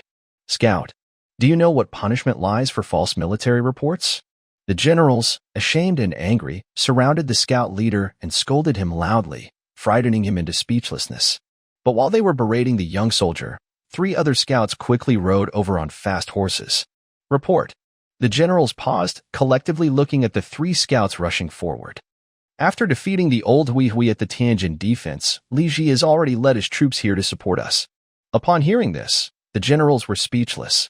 One scout might have made a mistake, but with 4 scouts from 2 groups, it was impossible for all of them to be wrong. Did Li Ji really defeat the old Hui in battle? Even the most elite soldiers of the 9 border guards, under the command of the general, didn't have such fighting strength. Is Li Ji a defensive officer? Thanks to Mucha Qingwei for the 1,000 reward. I appreciate it. Thanks to LH88734 for the 500 reward. I appreciate it. Thanks to Zixixia Fei, a super lazy boiled fish, and Zhou for the 100. The generals took a long time to recover and then asked the scouts, "How did Li Ji defeat the old Hui?" The scout loudly replied, "During the big battle, the enemy's horses and soldiers were numerous, and we couldn't see the battlefield from outside. After the battle ended, we rushed in and heard from the soldiers of Tianjin that they used big cannon birds to break the enemy. Cannon birds are common in many places, and the soldiers are afraid to use them because of the risk of explosions." Hearing about cannons, the generals were stunned. Li Ji has cannons? Lu Xiaoxing stroked his beard and said, "Li Ji did report that he had 40 light cannons. I thought Li Ji might hold out for an hour, but I didn't expect him to use these cannons to kill the old Hui." Hearing that Li Ji had cannons, the generals looked a bit uncomfortable but still struggled to accept it. It was the deputy commander of Shan Haiguan, Li Zhongxin, who spoke up. Since Li Ji defeated the old Hui, he no longer had to be the distraction or the rearguard. He sincerely appreciated Li Ji and loudly praised, "The soldiers of Tianjin are mighty. Even the Qijia army of the past was nothing compared to this."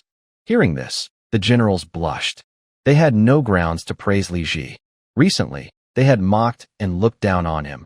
But now this young officer had achieved such great success. They suddenly remembered Li Ji's words. "Tianjin sent me to support the attack. I will not be ashamed." Now it seemed not only was he not ashamed, but he had greatly boosted Tianjin's reputation. The general stood on a small hill, speechless. It was the Prime Minister, Lu Xiaoxing, who was the first to recover. He stroked his beard and sighed. "Young people are impressive. Young people are impressive. Who would have thought that a mere defensive officer from a guard station could defeat Ma Xiaoying in battle? No matter what, we haven't lost this fight. This is not only good news for Li Ji, but also for all of you. Li Ji beheaded so many enemies, and this battle was considered a victory for the generals. The report of their success was very impressive.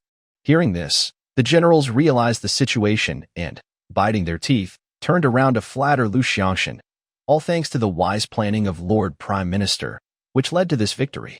Lord Prime Minister has keen insight. We all admire him.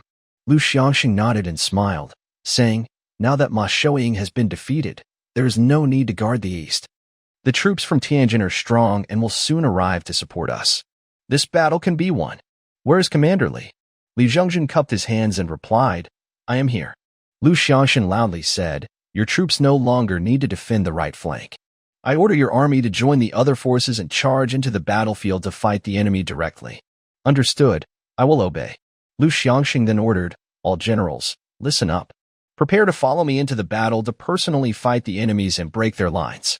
After dealing with the enemy leaders' heads, Li Ji quickly commanded 1,100 musketeers to march north to support Lu Xiangshan's front line. They traveled 30 miles to the front line, taking about 2.5 hours. When Li Ji arrived, the battle was already intense. Li Ji led his troops to a high ground and took a quick look at the battlefield. The entire battlefield was on a deserted farmland, stretching 4 or 5 miles. Now, soldiers were everywhere, fighting fiercely, with deafening sounds of battle. The enemy soldiers from the north were waving large flags with the characters charge in Li and advancing southward. The soldiers from the south, carrying banners from various towns, were fighting back north. In the center of the battlefield, a large flag with the character Lu fluttered in the wind. It was unclear when Lu Xiangshan had given up command and led his men into the fight himself. He wielded a long-handled sword, fighting fiercely in the middle of the battlefield. His blue robes outside his armor were stained with blood from the enemy. No enemy leader dared to block Lu Xiangshan's attack. They could only defend and retreat step by step. Li Ji was surprised that Lu Xiangshan, a civilian official, fought so bravely in battle. At this moment, several generals and deputy commanders also personally donned armor and charged into the fight, leading their troops forward. They swung their weapons wildly, shouting loudly to boost morale. It was only because the military leaders took the lead that the army managed to hold on without collapsing. Otherwise, with the low morale of the army at this time, they would have been defeated long ago. Li Ji looked carefully again and clearly saw the situation on the battlefield. The main army on the central front was gaining the upper hand. Lu Xiangshan led the standard troops and several generals in repeated charges and guerrilla attacks in the middle, while the enemy's central forces were struggling to hold their position. The situation on the western flank was relatively stable. Li Ji carefully observed the scene and saw that both sides' cavalry were fighting fiercely on the west wing. There were nearly 10,000 cavalry in the enemy's west flank, divided into two groups. These two groups repeatedly attacked the official army's west side, engaging in close combat with about 10,000 soldiers. The enemy banners were numerous and colorful, creating a sea of flags from afar. It was likely that the two main leaders of the enemy army, Gao Yingxiang and Li Zicheng, were among these two cavalry groups. On the eastern flank, the situation was becoming dangerous. The enemy's elite troops gathered tightly on the east side, pressing hard against the official forces, seemingly ready to break through and crush the eastern wing. Li Ji examined the scene carefully and saw that generals such as Zhu Quan from Liaodong, Li Zhongzhen from Shanhaiguan, and Lei Shixing from Miyun were fighting fiercely on the eastern front. The eastern side was the most critical, especially Zhu Quan, who was in the thick of the battle. Zhu Quan was covered in blood, surrounded by the bodies of dozens of elite bodyguards. He had probably charged too recklessly into the enemy's encirclement due to insufficient forces. Now, only a dozen men remained with him, and the enemy's elite troops had cut off his retreat, surrounding him on all sides. The Liaodong army behind wanted to come to his aid but was blocked by the enemy. Zhu Quan wielded a large three-ring sword, commanding his men to defend on all sides, risking imminent death. The Xiangfeng regiment stood on a high ground for a moment, and both the official army and the enemy saw them. With reinforcements arriving, the morale of the official troops surged. Lu Xiangshan, seeing Li Ji's banner, was furious and shouted a few words to the standard bearers beside him. The soldiers immediately rallied, advancing a few more meters and forcing back some of the enemy soldiers. Li Zhongzhen, seeing Li Ji's banner arrive at the battlefield, was also inspired. He loudly encouraged his soldiers not to retreat anymore. Li Ji no longer hesitated. He ordered his troops to load their guns and bullets and led the Xiangfeng regiment toward the enemy's eastern flank. When Li Ji's troops advanced, the enemy banners fluttered and messengers ran back and forth. About 2,000 enemy soldiers abandoned their positions facing Liaodong's Zuquan and retreated from the front lines, turning toward Li Ji's forces in the east. These 2,000 soldiers had originally been fighting against Liaodong's Zuquan along with 3,000 other enemy troops, pressing Liaodong forces hard. Now, with their withdrawal, Zuquan's pressure eased, and Liaodong's army was temporarily safe. Zuquan was initially overwhelmed and surrounded by the enemy troops. He fought for more than an hour, nearly exhausted his strength. But at this life-and-death moment, he couldn't afford to show mercy. He took a deep breath, suddenly shouted loudly, raised his sword, and swung at the bandits to the south, trying to force the surrounding bandits back into the main group. However, a few elite old bandits with sharp swords pushed him back forcefully. Zuquan felt a chill in his heart and thought to himself, after so many battles, could he really fall here today? While he was anxious, he suddenly saw the bandits surrounding him retreat all at once, heading east to attack another group. Was he saved? Who saved him? Zuquan's heart was filled with joy. He looked up and saw the flag with the character Li coming to his aid. The reinforcements from the east? Li? Tianjin Li Ji? He had been saved by Li Ji. Just yesterday he had insulted him. Zuquan stood there, unsure whether to feel happy or ashamed. He awkwardly looked at the flag with the character Li not far away, his mind filled with mixed feelings. Thanks to book friend 13061007432407 for the 500 reward. Much appreciated. Thanks to Long Chui HK for the reward for the book upgrade. According to the bandits' estimate, deploying these 2,000 bandits was enough to block Li Ji's 1,000 troops. But these bandits didn't realize how powerful the fire team's firepower was. Li Ji was mounted on his horse, standing behind 3 rows of musketeers, waving his sword and shouting, "Fire!" The messenger loudly relayed the order. The approaching bandits seemed like fixed targets through their sights. At 150 meters, flames shot from the gun barrels, smoke billowing out. 380 bullets shot toward the 2,000 old bandit infantry. The bandits looked like wheat cut down by a sickle, falling one after another, losing nearly 300 soldiers in an instant. The bandits had never seen such firepower. They froze in place for a few seconds, stunned, then turned to run. Li Ji wouldn't let them go. He shouted loudly, "Fire again!" Bullets pierced into the backs of the fleeing soldiers, ending their destructive efforts on the battlefield. After 3 volleys, nearly 1,000 old bandit soldiers had fallen. The 2,000 bandits facing Li Ji's forces were reduced to about 1,000, no longer a proper army. Like scattered sand, they abandoned their armor and fled northward. In just a few minutes, Li Ji had defeated the 2,000 bandits' reinforcements.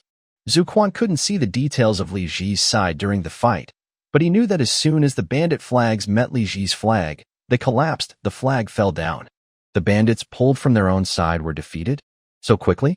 These elite old bandits almost took my life, yet they were easily handled by Li Ji in an instant.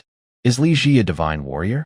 The vanguard battalion continued to push eastward against the bandits.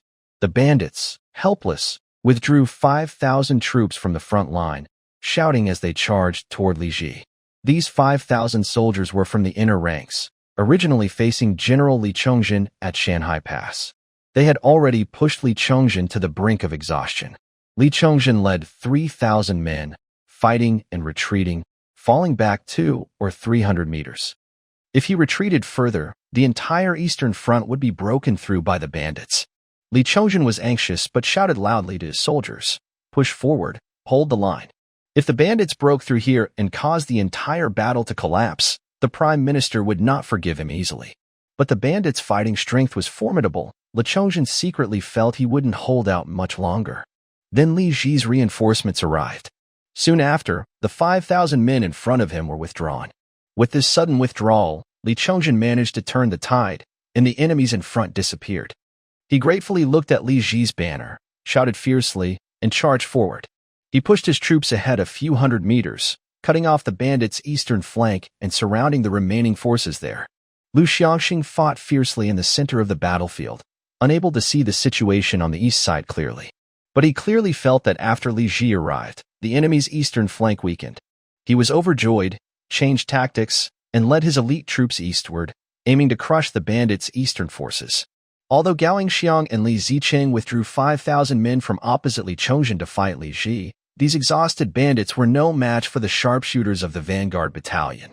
The bandits were already very tired. They couldn't run fast, let alone break through the deadly zone in front of the vanguard. Moreover, these 5,000 old bandits' morale was already at its limit, just waiting for a heavy to shatter them. Fire! At 150 meters, 380 bullets burst from the flames, shooting mercilessly into the wicked bandits, piercing their bodies and ending their fragile lives. After the gunfire, more than 200 bandits fell, one after another, unable to get up again. Fire! With a gunshot, an old bandit was hit in the left eye, a blood jet spraying out instantly, and he lost his life. Another bandit was hit in the right abdomen while running. The bullet spun and tore through his skin. Because the bullet entered his body unevenly, it spun irregularly in his right abdomen, destroying his right kidney and intestines, turning these fragile organs into a mass of flesh and mud. The shot hit him only 5 seconds before he coughed up blood and collapsed. At a distance of 130 meters, 380 mini rifle shots were fired. It was like a slaughter, causing 270 old bandits to fall to the ground. The old bandits no longer dared to run at full speed. They trembled and slowed down, hoping other bandits would rush ahead and block the bullets for them. But everyone thought the same way, and in the end, all slowed down. Fire! At 110 meters, the Xianfeng regiment opened fire again. Jiang Chong, an experienced soldier, aimed at an old bandit leader and calmly pulled the trigger. There was a sharp gunshot. Sparks and smoke came out of the mini rifle's muzzle and bolt, and the old bandit leader in front of him clutched his right chest in pain, coughing up blood and falling down. Jiang Chong instinctively touched his beard stubble, feeling a bit proud. After 3 rounds of shooting, nearly 1,000 bandits were killed on the ground. The remaining 4,000 bandits were broken and could no longer fight. They howled and fled the battlefield, escaping northward. During their escape, the old bandits endured fire from the Xianfeng regiment and over 500 were knocked down. The Xianfeng regiment eliminated another group of enemies and pushed toward the east side of the fleeing bandits. Zhu Quan had just broken free from the bandits' encirclement and returned to his main troops. He mounted his horse and looked around at the battlefield situation. Zhu Quan's soldiers were on the far east wing of the line. He saw the Xianfeng regiment coming from the east. To the northwest of the Xianfeng regiment, 5,000 bandits were fighting against Li Ji's old bandits. For some reason, only about 3,000 remained, leaving a trail of corpses behind as they hurriedly fled further north, abandoning their armor and weapons. Li Ji's troops, covered in thick black smoke, were advancing steadily toward the remaining bandits on the east wing. In just one tea break, the soldiers of Tianjin had killed over 1,000 bandits, defeating 5,000 bandits. What kind of feat was this? Zhu Quan had fought in battles across the south and north for decades and had never encountered such fierce soldiers. He was deeply shocked, secretly thinking that if they won this battle, Li Ji would truly deserve the credit. Li Chongzhen was pressing on the remaining soldiers of the bandits on the east wing, but suddenly saw those 5,000 soldiers, who had turned to face Li Ji, defeated. Their banners, which had been held high and advancing eastward, all fell within just a tea break. Seeing the fallen banners, Li Chongzhen knew these soldiers had already been routed. Li Chongzhen was very shocked. As a deputy general, he had just been overwhelmed by 5,000 soldiers. Li Ji, with only a small defending force, managed to defeat these 5,000 men in a short time. How brave and strong must he be to do that? Even Grandpa Qi's chief family army might not have such fighting power. Are the soldiers of Tianjin divine warriors? Li Chongzhen stood on the battlefield, looking at the banner of the vanguard camp, feeling stunned. Thanks to Wan Li 1979, Flip Liu, and Xiao Xiao Jini Feng Yu Xing for their support. After Li Ji charged into the intense battlefield, the situation quickly turned worse. The victory was now clearly leaning toward the government army. A wise person could see that the bandits were about to be crushed by Li Ji. The bandits' eastern flank no longer threatened Li Ji's troops. After defeating 7,000 men, the collapse of the bandits' eastern flank was only a matter of time. If the 9,000 Tang Ma soldiers on the western side of the bandits turned back to attack Li Ji, they might break through his forces. But the battlefield stretched 4 or 5 miles, and it would take at least 10 minutes for Gao Xiang and Li Ziqing to circle around from the west. During that time, Li Ji's army could surely shoot down the bandits' eastern flank. Once the east side collapsed, the entire bandit line would soon fall apart. Time was on the side of the government army. The bandits' defeat was already certain. All the bandits looked westward, hoping their leader, the rebel king, would come up with a good plan to change the battle. At a critical moment, Gao Xiang and Li Ziqing showed their best skilled running away. Since starting their rebellion, Gao Xiang and Li Ziqing had been chased by government troops everywhere. They probably had escaped many times. They wanted to defeat Lu Xiangshan when the bandits had just killed Chao Wenjiao, boosting their morale and gain the initiative in fighting the government army. But if the situation was unfavorable, they would run again. They believed that as long as their main forces remained, they could rise again someday. Gao Xiang and Li Ziqing no longer led their cavalry to attack the government army's western flank. Instead, they turned their horses and abandoned the more than 20,000 old bandit foot soldiers still fighting, leading 9,000 cavalry to escape northward. They moved like the wind during their attack, and even faster when fleeing, disappearing within a few hundred meters in no time. The old bandit foot soldiers in the middle of the battlefield still didn't realize they had been abandoned and were still fighting the government troops. Excited, the soldiers on the western flank loudly shouted their calls, spreading the news that Gao and Li had escaped. The fleeing bandits in the main force never received the return attack from their commander and cavalry, leading them to believe the government troops' calls. Several minutes had passed since then. By this time, Gao and Li, leading their cavalry, had already escaped 2 or 3 miles and could no longer be caught. The great leader abandoned us and ran away. The bandit army, like a stretched glass suddenly shattering, instantly broke into pieces. First, on the western flank, thousands of bandits saw their king and generals fleeing, abandoning their opponents, and ran northward. Less than half a minute later, the fragile eastern defenses also collapsed. After Li Ji defeated 7,000 bandits, the eastern flank was no longer able to resist the government troops. Hearing the news of the leader's escape, the old bandits' foot soldiers suddenly panicked and fled 1,000 miles. Soon, the 10,000 bandits in front of Lu Xiangxing's main army also lost the courage to fight and collapsed. 20,000 bandits abandoned their armor and weapons, exposing their backs to the government army, and fled north. The government generals, who had been struggling to hold their ground just moments before, suddenly saw victory within reach, as if they were dreaming. They hurriedly ordered their foot soldiers to pursue the fleeing bandits, but the soldiers were already exhausted. After a few miles of pursuit, they could go no further, collapsing on the ground and gasping for breath. Only 5,000 cavalry remained capable of chasing the enemy.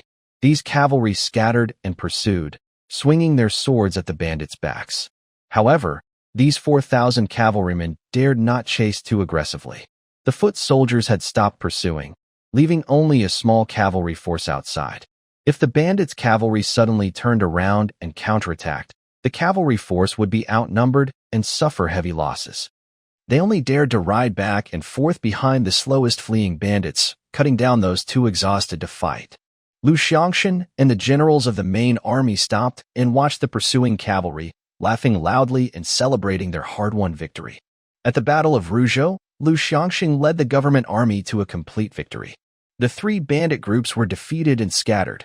Ma Shouying was killed in battle. Gao Xiang and Li Ziqing fled in defeat. The government cavalry chased the fleeing enemies for 10 miles. In this battle, the government army suffered 2,000 casualties but killed 13,000 enemies. The day after the great battle, Lu Xiangxing summoned the generals to a meeting in the main camp tent.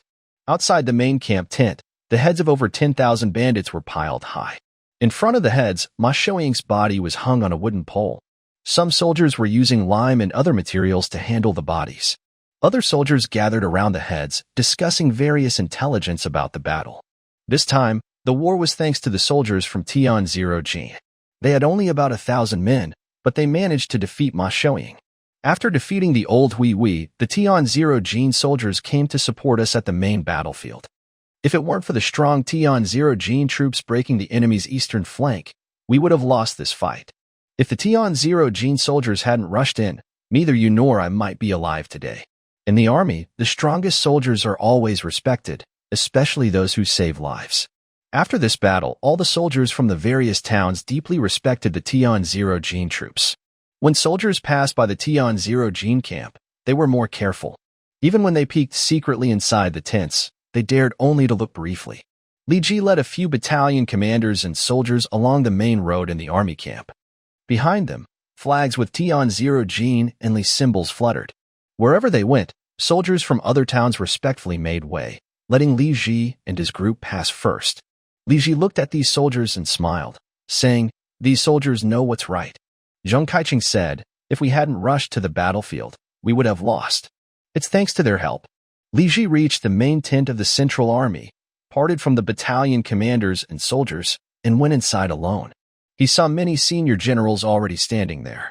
As soon as Li Ji entered, Deputy General Li Zhongzhen from Shanghai Pass came forward loudly and said, "The defense officer is here."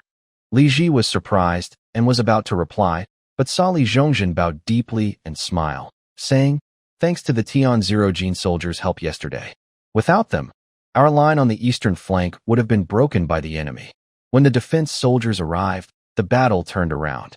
Without the defense officer, we would have lost this fight." This Li Zhongzhen knew how to show gratitude. Although Li Ji was just a minor deputy captain, he understood how to thank him. Li Ji smiled, helped Li Zhongzhen up, and said, "No need for thanks, Deputy General. Supporting allies is part of our duty as Ming generals."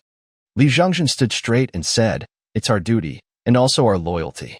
Seeing Li Zhongzhen thank Li Ji like that, others felt a bit awkward. They weren't sure if they should bow to Li Ji like Li Zhongzhen did. If Li Ji hadn't rushed in yesterday, we would have definitely lost. But a few days ago, the generals looked down on Li Ji. Now, after he saved their lives, they hesitated to bow or thank him properly. Everyone was silent for a moment. Then, General Zhu Quan from Liaodong stepped forward. A few days ago, Zhu Quan had looked down on Li Ji everywhere, but yesterday, Li Ji saved his life. Now, seeing Li Ji's face full of shame, he felt embarrassed. The burly old general took a deep breath and loudly said, "Defender officer, you have worked hard. If it weren't for your arrival yesterday, I would already be dead by the bandits' swords." Li Ji looked at the commanding officer and smiled, saying, "It turns out I saved the commanding officer." Zhu Quan loudly said, "Exactly. Not only did the defender officer save me, but also saved 3,000 border soldiers in Liaodong.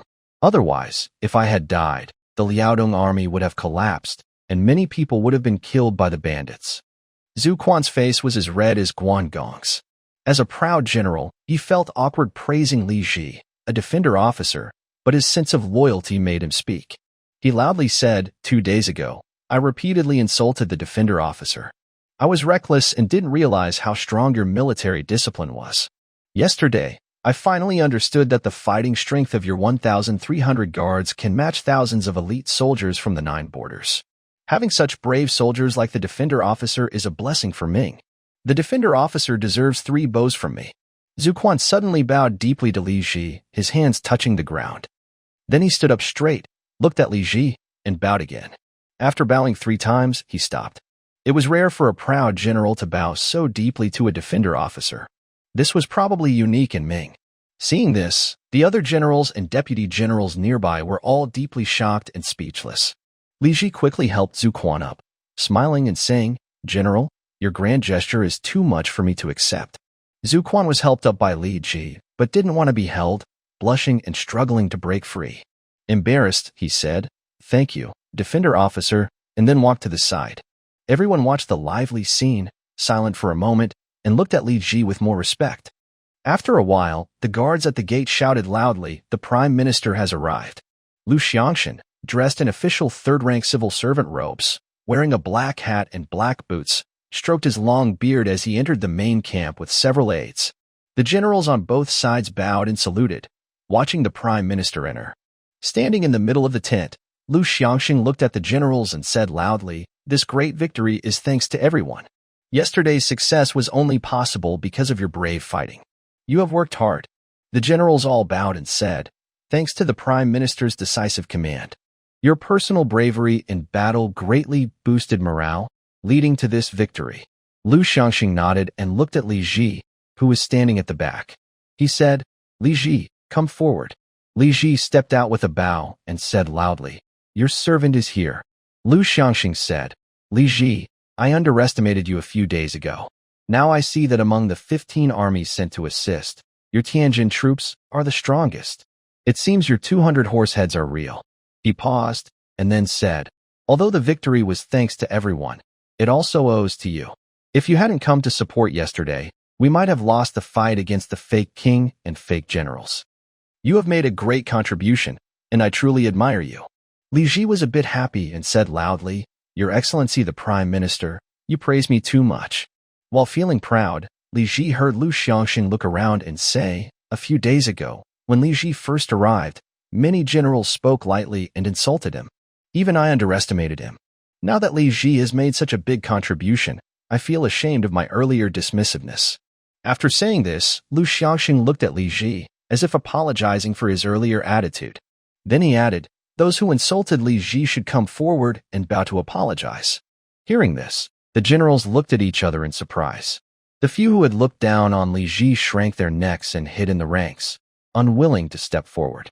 Seeing that none of the generals wanted to come out, Lu Xiangxing named specific people: Deputy General Mi Yun Lei Shishing, Commander Qin Jibong of Nanyang, Commander Wang Fenyu of Dengzhou, Commander Luo Jie of Yenzhou, and Guerrilla Ma Liangwen of Ruzhou. You are the ones who insulted Li Ji the most. What do you have to say now? The named generals were the main ones who had mocked Li Ji earlier. Hearing the Prime Minister's words, they hesitated in the ranks, then reluctantly stepped forward.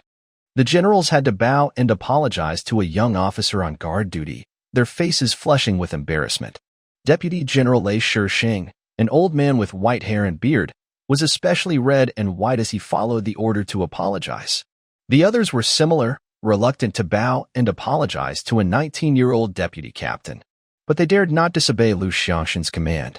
With heavy hearts, they bowed and said, We were reckless these past few days. Please forgive us, the defender. Don't take those words to heart, deputy captain.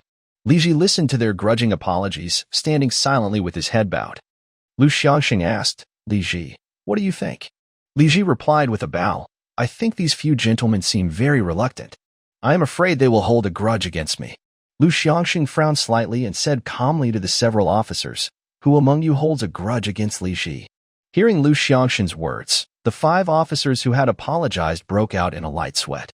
The Prime Minister holds a high position and great power. His words can determine their promotions or transfers. Who dares to oppose his wishes? Grudge against Li Ji? This apology is the Prime Minister's order. Now, the 5 just want to get through this quickly. Lei Shishing immediately bowed to the ground and said through gritted teeth, The defending officer is brave and outstanding. Without his support, the Eastern Wing would have fallen yesterday. Our previous harsh words were just jokes. There's no reason to hold a grudge against the defending officer.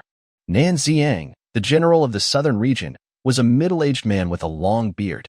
At this moment, he also bowed to the ground, his beard trembling slightly, and he spoke loudly with difficulty, The defending soldiers are very strong.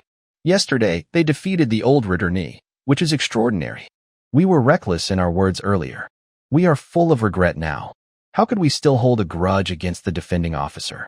The other 3 officers also bowed deeply to Li Ji and said loudly, The defending officer is magnanimous. How dare we oppose the Prime Minister's orders? We spoke harsh words a few days ago, but now we only feel regret. Deputy Qianhu, please forgive us. Young hero Deputy Qianhu, we sincerely apologize and salute you. We greatly admire the defending officer's achievements. If I had to fight the Ritterni, I wouldn't last 2 hours. We only admire, and there's no way we hold a grudge. Seeing the awkward situation of these 5 officers, the other officers felt very fortunate that they hadn't mocked Li Ji too much at that time. They watched the 5 embarrassed officers apologize and beg for forgiveness, wanting to laugh but unable to, their faces full of expression. Hearing these words, Li Ji smiled slightly, let the 5 bow for a while, then slowly said, Everyone, please get up. Hearing this, the 5 officers heaved a sigh of relief, straightened their backs, and walked back to the ranks with embarrassed faces. Thank you to sometimes. Flowers bloom and fall for the 1,000 tips, very much appreciated. Thanks to Mu Cha Ching Wei for the 500 tips. Thank you. Thanks to Iron Nick Hughes, Confucian disciples of calligraphy and painting, Lao A Dang, and K. Lifen Yongheng for the 100 tips. The Prime Minister is fair in rewarding and punishing. This special treatment for Li Ji, who has made great contributions, is remarkable. Making the low-ranking official Li Ji stand in the front row alongside generals and deputy generals is a great honor. Placing Li Ji above the deputy general means he is being gradually promoted to that rank or even higher. A young man of only 19, a modest officer, is being promoted step by step to deputy general and general. His future is full of promise. Only a brave and strong soldier like Li Ji can receive such care. Seeing the group of generals with teary eyes looking at him, Li Ji cupped his hands and said to Lu Xiangxin, "I dare not." Lu Xiangxin looked around at the generals and asked loudly, "I want to promote Li Ji. Does anyone object?" The generals quickly hid their envy and said loudly, "Li Ji has made great achievements. We all respect that. If it weren't for Li Ji's help yesterday, the outcome could have been uncertain. We are convinced. Although the deputy captain position is small, his strength is above our general and scout ranks." Even the top-ranked general, Chun Jibong from Nan Zero Yang, blushed and moved back a step, giving up his position in front of Li Ji. Li Ji stood there thinking for a moment, then decided to follow Lu Xiangxing's words. He cupped his hands to the jealous generals and moved to stand in front of several generals. Standing in front felt different. Li Ji felt that the generals looked at him with more respect. Lu Xiangxing waved his hand and said to Li Ji, from now on, you will stand at the front among the generals. Come with me to the side tent. I have something to discuss with you." After saying this, Lu Xiangxing pushed open the side tent's flap and went inside. Li Ji was surprised but quickly followed and entered the tent. The tent was small, only about 20 square meters. Inside, there was a table and a chair. On the table was a map of Mount Rougeau, indicating that Lu Xiangxing often used it to think about strategies and give advice to the generals. When Li Ji entered, Lu Xiangxing was already standing there, facing away, stroking his beard silently. Li Ji stepped forward and cupped his hands, saying, "Prime Minister." Lu Xiangxing did not turn around but asked calmly, "Li Ji, how many heads did you capture this time?" Li Ji thought for a moment and replied, "My troops beheaded 5,260 enemies this time, including 810 Tang horses, 4,270 old traders, and 180 starving soldiers." Seeing how clearly Li Ji remembered the heads taken, Lu Xiangxing understood that Li Ji was eager to use his military achievements to get promoted. Lu Xiangxing hesitated for a moment, then turned around and said, "Our army captured 130,000 taels of silver and 6,100 pack horses from the enemy camp of the old Huihui. I will give you 10,000 taels of silver and 1,000 pack horses as your share of the loot." After Gao Yingxiang and Li Zicheng led 9,000 horses out of the battlefield, they immediately returned to the enemy camp and took all the silver and horses. When the official army arrived, they found nothing but women and children. However, Ma Shouying was killed by Li Ji, and his soldiers scattered in all directions. The scouts of the official army took the opportunity to seize Ma Shouying's camp and took his silver and horses. Although these spoils are considered Li Ji's achievement, according to Ming dynasty rules, Li Ji could not keep the war trophies for himself. They had to be distributed by Lu Xiangxing.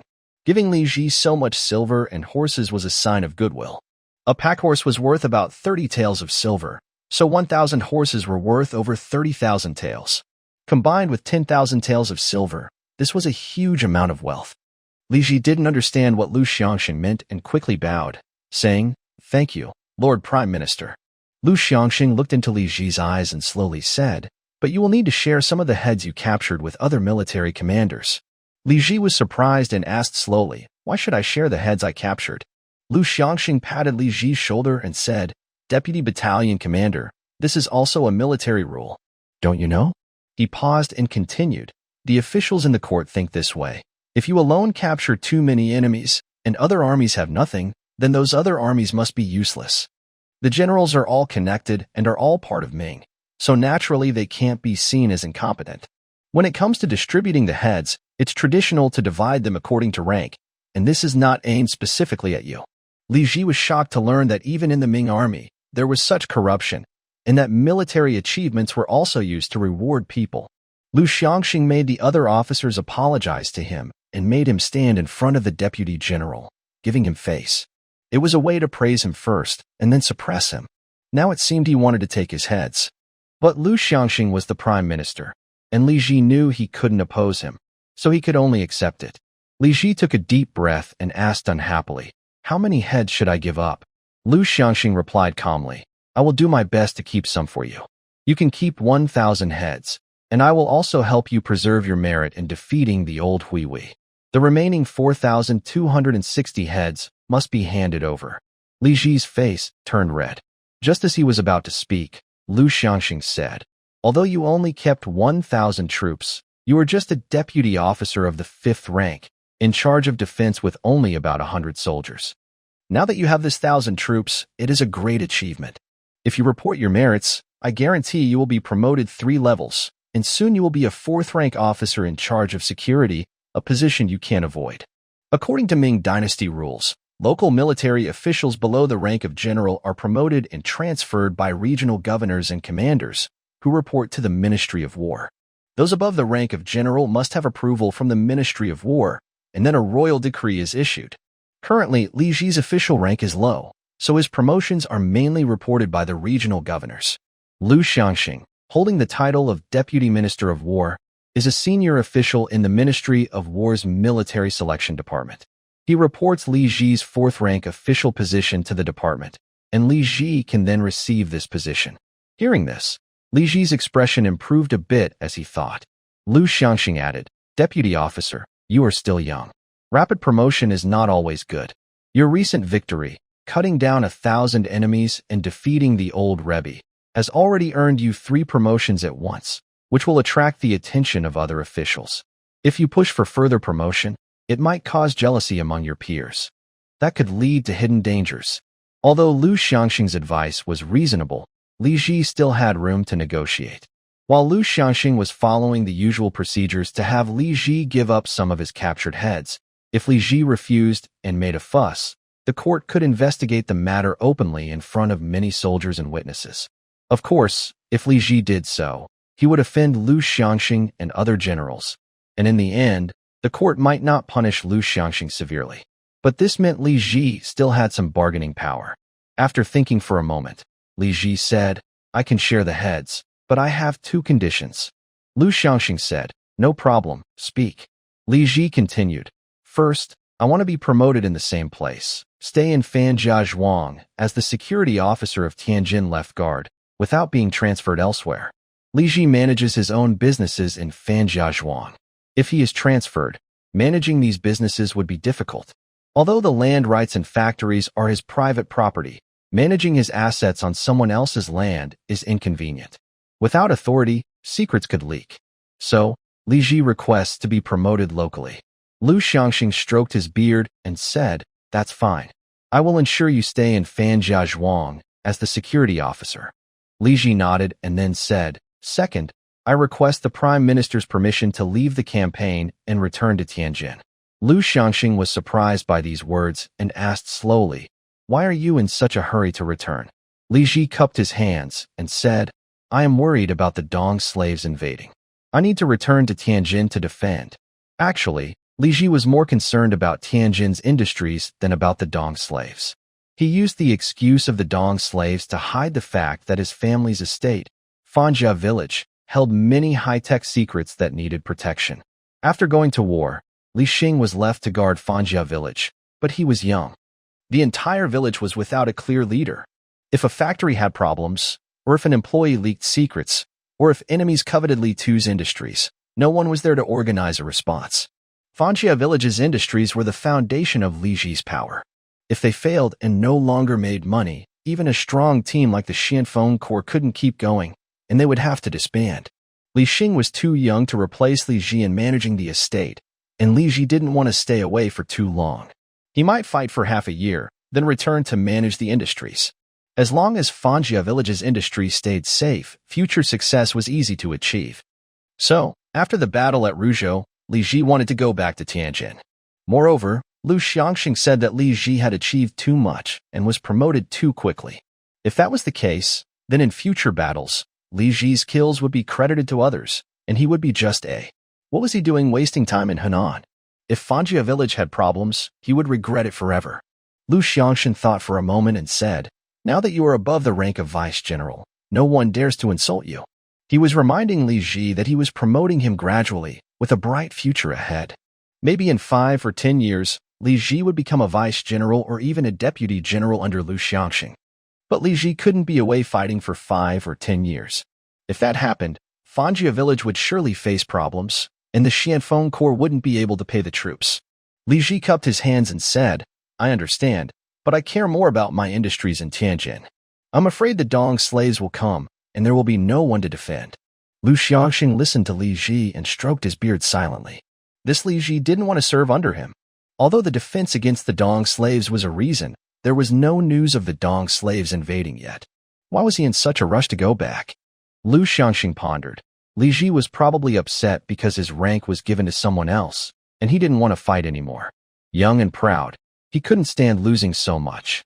If he suffered a loss, fighting under Lu Xiangxing for a few years could make him a vice general. But this young man was angry over small matters and gave up his future. However, Lu Xiangxing was not determined to keep him. Now, the old Hui Hui has been defeated, and the strongest bandits from the Lu Zhe clan, Gao and Li's families, have suffered a major defeat. The official army's reputation is now established, and the bandits are terrified. In future battles against other bandit groups, the situation will not be so difficult. Meanwhile, support troops from various regions are still arriving, and there are enough soldiers. This is the perfect time for the local armies to chase and defeat the bandits and make achievements. Li Ji wants to return, but he only risks losing a chance to earn credit. The saying goes, those who come are welcome, those who leave are not pursued. Since Li Ji wants to leave, Lu Xiangxin will not try to stop him. Lu Xiangxin thought for a moment and nodded, saying, all right. Now that we have enough troops and you have made great contributions, I will allow your soldiers to return to Tianjin first. Later, I will report to the emperor and explain everything clearly. Li Ji saluted and said loudly, thank you, Prime Minister. If we do this, I am willing to give up my leadership. After discussing the division of the head rewards with Lu Xiangxin, Li Ji followed him back to the main camp. The generals seemed to know that Lu Xiangxin was talking with Li Ji about the head rewards, and they anxiously waited nearby. When they saw Lu Xiangxin return happily, they knew the matter was settled. This victory was huge. Li Ji's troops captured half of the heads, and if Li Ji was willing to give up his share, the other generals' achievements would double.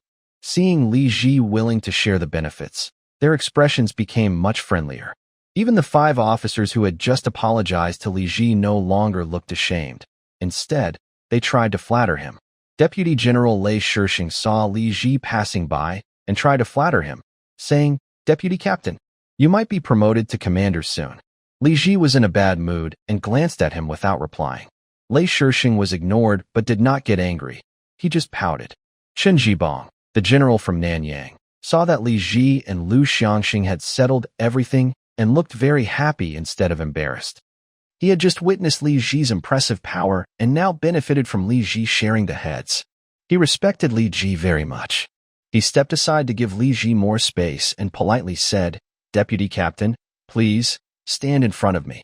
Lu Xiangxing pondered all day and then distributed the head rewards to the generals. He also prepared the official reports of their achievements and sent them quickly to the capital. They had cut off 13,000 heads, and the victory was marked by the defeat of the old Weihui bandits led by Ma Shouying. When the news arrived, the capital was filled with praise.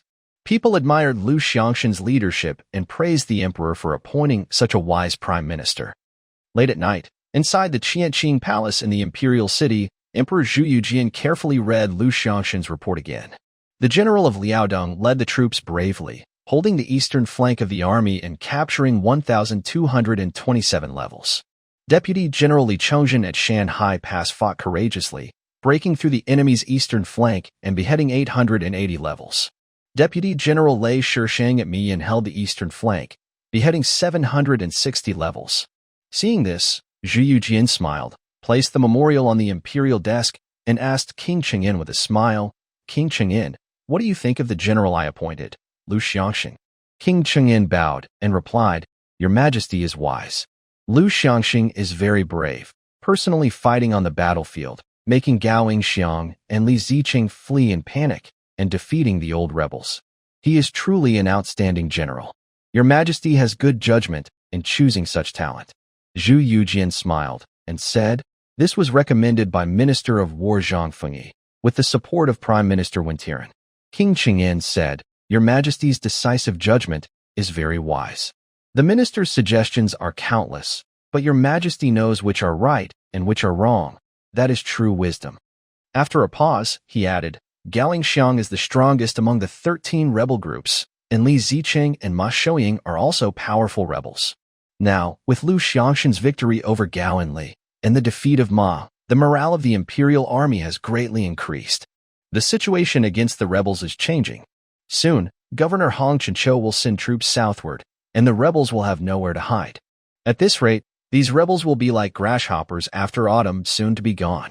Hearing King Chang'an's flattery, Zhi Yujian felt somewhat pleased.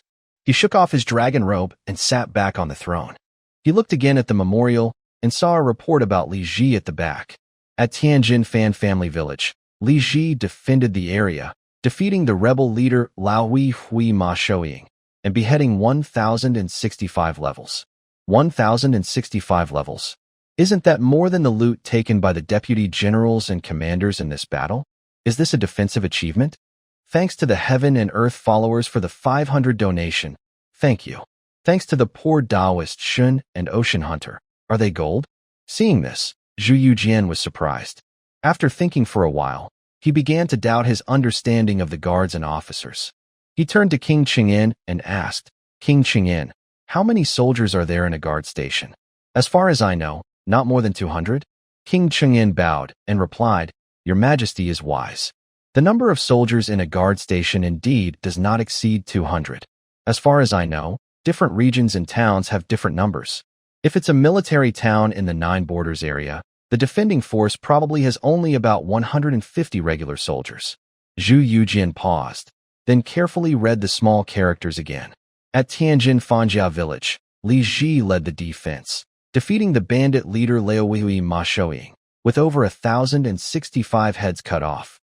Chongzhen placed the memorial on the imperial desk and sighed happily, a guard officer commanding less than 200 soldiers, yet he managed to defeat the bandit leader Ma Shouying and cut off over 1,000 heads. What kind of brave general is this? Wang Qingyan hesitated, then came over and leaned close to the desk, carefully examining the memorial. After a moment, he took a deep breath and said slowly, "Your Majesty, this is indeed a brave general. To lead just over 100 soldiers and kill more than 1,000 bandits, including the bandit leader Ma Shouying, is more than most vice-generals can boast. Such a brave general is rare. Even the late General Chao Wenzhao was not as remarkable." Zhu Yujian sighed. Defeating Ma Shouying in battle must have greatly boosted morale. This young man's achievement is outstanding. I never expected that after Chao Wenzhao, our Ming dynasty would have such a good general. If all our generals were as brave as Li Ji, what would the eastern bandits and rebels be? They could be defeated soon. Wang Qingyan said, "It is because your Majesty's virtue has inspired heaven that such brave generals appear in this world." Zhu Yujian loudly declared, "This defense officer Li Ji performed well. Write clearly on the official report that I will reward Li Ji with 100 taels of silver to honor his bravery and his victory." A month later, news arrived that Li Ji had killed over 1,000 enemies and defeated Ma Shouying at Tianjin. The Tianjin Military Preparedness Office, led by Cha Dembi, received the news and hurried to consult with the inspector, He Shishou, about the report. "Inspector, I heard that Li Ji at Fanjia village defeated the bandit leader Ma Shouying and seized over 1,000 heads."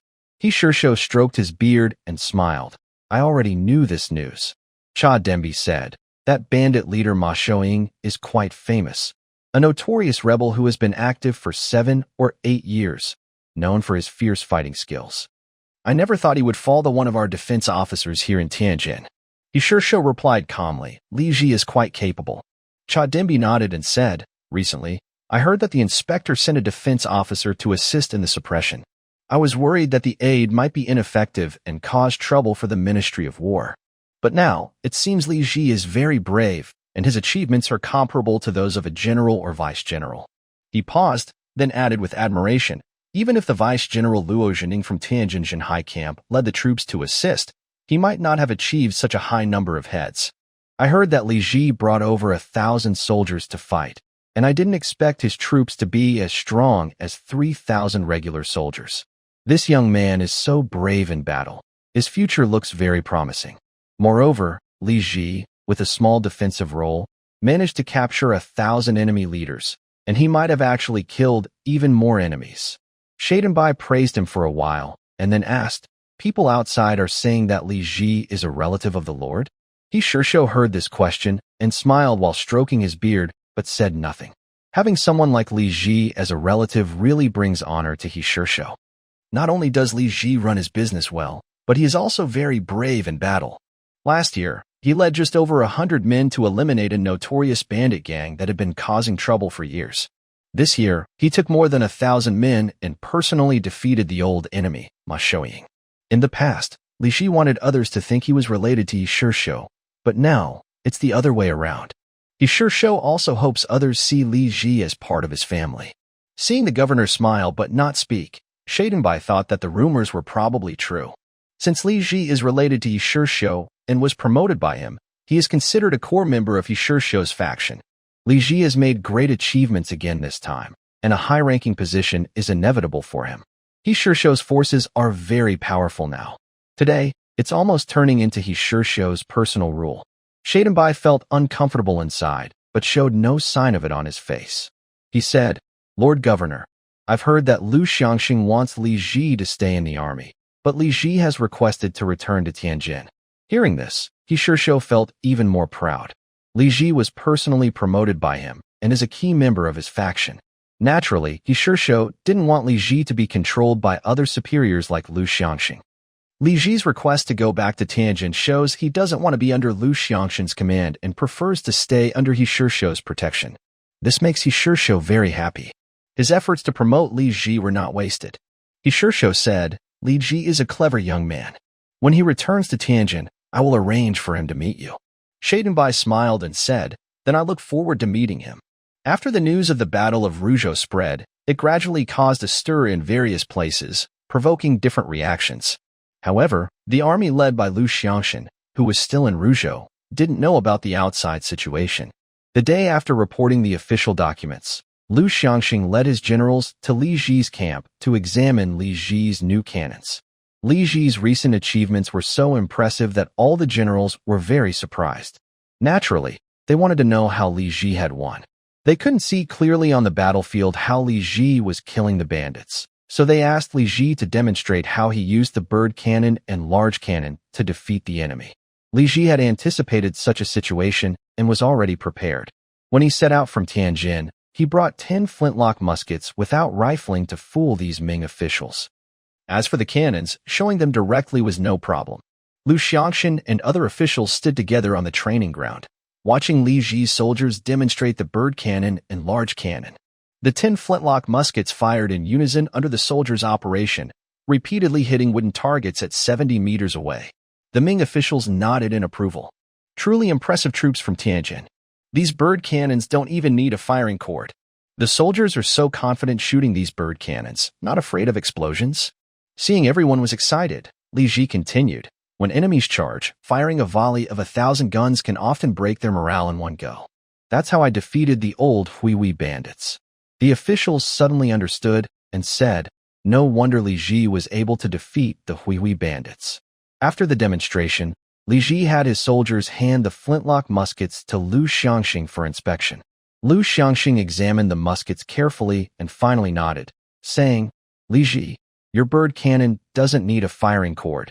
That's quite rare. Did you invent this method yourself?" Li Ji cupped his hands and replied, "This was an accidental idea I came up with." Lu Xiangxing played with the muskets and said calmly, "I see the soldiers are very confident when shooting. These bird cannons don't seem to risk exploding?" Li Ji answered, "I paid enough materials money to the craftsmen, 6 taels for each bird cannon, and 4 taels for their labor. If a cannon explodes, we hold the craftsmen responsible, so they make sure they don't explode."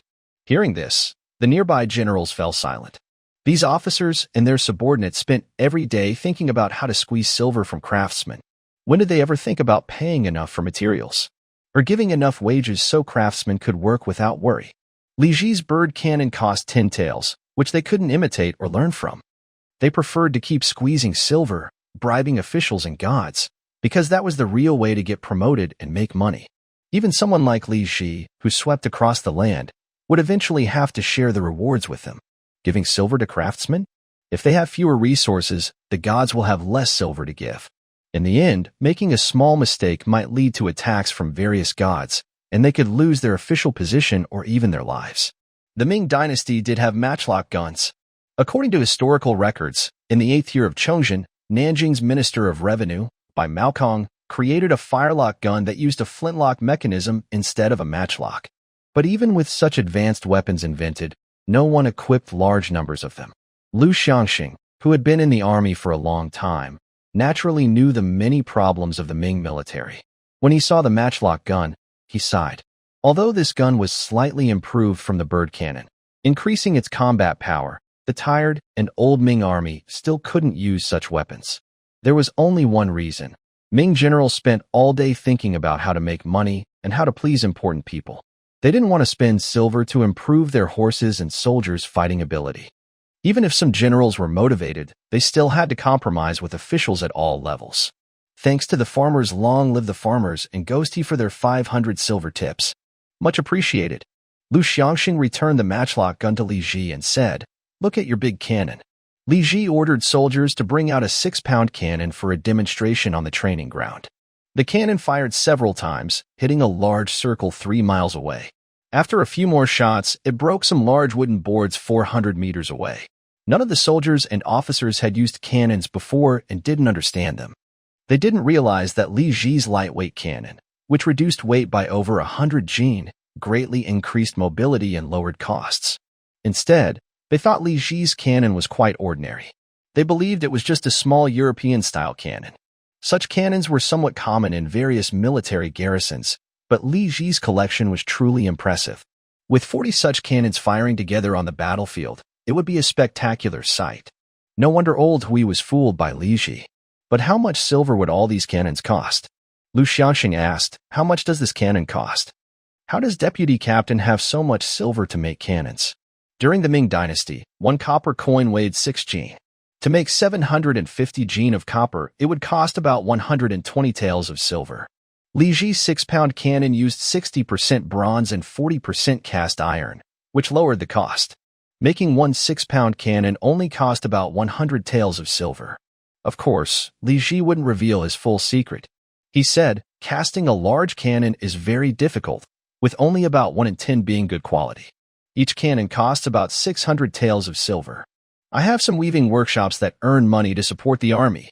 These 40 cannons cost 24,000 taels of silver. The brave soldiers of Tianjin are actually made of silver." Hearing Li Ji's words, everyone looked at each other in surprise. A small defense officer is able to support an army with his own wealth, spending tens of thousands of taels to feed the soldiers. I've only heard of officers pocketing military pay to make money, never of them personally funding the army. To use personal wealth to support the military for the country requires a high level of dedication. Li Ji is truly an unusual person. Even Liu Xiangxin was disappointed when he heard the number. He thought Li Ji's method of building a strong army was very costly and not easy to copy. The Ming dynasty probably only has this one example. After watching Li Ji's soldiers perform, Liu Xiangxin and the others lost interest. They couldn't find anything useful to learn from, so they each left. On September 25th of the 8th year of Chongjin, the elite team finished their campaign in Ruzhou and returned to Tianjin. When they came, the soldiers traveled on foot, but on the way back, they brought over 1,000 horses and pack animals. During the battle in Luoyang, they captured 200 horses. After defeating the Hui, they seized over 300 healthy horses, plus the 1,000 pack horses Liu Xiangxin gave to Li Ji. Each soldier had more than 1 horse, making travel much easier. With the 10,000 taels of silver loot Liu Xiangxin shared, this trip was a full success. The army traveled north for 2 months and returned to Fanjia village on November 21st. All members of the elite team came back victorious, with countless achievements. The villagers of Fanjia village were overjoyed. Thousands gathered at the South Gate and Chongwen Gate, setting off firecrackers and beating drums to celebrate the soldiers' return. Firecrackers burst and fluttered around the city gate like dancing spirits, welcoming the heroes home. At the front of the welcoming crowd, Li Ji saw Cuihe, who kept tiptoeing and looking over. When Cuihe saw Li Ji riding a horse, she ignored her maid and ran straight toward him. The soldiers saw the deputy captain's wife rushing over and quickly moved aside. When Li Ji dismounted and embraced her, Cuihe burst into tears. Hiding in Li Ji's arms, Cui sniffled and said, "You finally come back. I was afraid I'd never see you again." Li Ji gently patted her head and said, don't worry, I'm back." Cui lifted her tear-streaked face and said, "If you had been killed, how would I live on?" Li Ji comforted her, "I won't be killed. I only fight others." Sueya finally stopped crying, wiped her tears with her sleeve, and asked, "Did you win?" Li Ji nodded and said, "Yes, I killed over 6,000 enemy soldiers." After a pause, he added, "But they divided my achievements, leaving me only 1,000 heads worth of credit." Sueya pouted angrily and said, "They bully us." Li Ji nodded and replied, "Yes, they look down on us because we are officials." Sueya hugged Li Ji and childishly said, "We won't pay attention to them from now on." Li Ji smiled and said, "Right, we won't care about them." After saying this, Li Ji jumped onto the oxen horse. He then pulled Sueya onto the horse, hugged her, and rode into the city. Sueya was a very curious girl. It was her first time riding a horse, and she was very happy sitting in Li Ji's arms, smiling through her tears. Along the way, the townspeople saw the victorious defense officer and all looked up from both sides of the road, as if saluting Li Ji. Some children jumped and chased in front of the crowd, throwing wildflowers onto Li Ji. When Li Ji reached the deputy captain's office, he saw Luo Lizong, the guard of the Tianjin left guard, waiting there. Luo Lizong was very friendly and approached quickly, loudly saying, "Congratulations to Brother Li on your victory. And congratulations on your promotion to the rank of 4th-class commander." Luo Lizong heard that Li Ji had made great achievements and was about to be promoted, so he thought Li Ji had a bright future. He even changed how he addressed Li Ji to Brother Li. He had learned from the official report that Li Ji would enter the city today, and he had been waiting at Fangjia village since early morning, now for over an hour. Luo Lizong believed Li Ji was very strong and had a great future, so he quickly tried to make friends with him. As an officer, Luo Lizong was very friendly. Li Ji happily dismounted from his horse, helped Sueya down, and was about to bow to Luo Lizong. But Luo Lizong quickly held him and said loudly, "No need for such a big leak, Brother Li. Don't embarrass your humble brother. Your achievements in this campaign outshine many generals and colonels. What am I as a guard?" Luo Lizong learned this from the official news. The official news was the government's way of sharing important information, similar to newspapers in later times, and it allowed officials to know what was happening across the country. Luo Lizong saw in the official report that Li Ji had over 1,000 levels of military credit, which was more than what other generals and colonels had achieved in the Battle of Ruzhou. Luo Rizong knew the usual military customs. Li Ji, a small defensive officer, could be rewarded with 1,000 heads, but his actual achievements were likely much greater. After seeing the official report, Luo Rizong was deeply shocked and re-evaluated Li Ji's strength, growing to respect him even more. Li Ji smiled and stood straight, saying, "Brother Luo, you're joking. Has the Ministry of War's promotion reward come down?" Luo Rizong smiled and replied, "It arrived half a month ago. This time, you won a great victory in the Yuzhou battle, and the emperor was very pleased. He ordered the Ministry of War to give out the rewards immediately. Your command token and imperial decree are with the governor. I was going to help you bring them, but the governor said you should go personally to get them."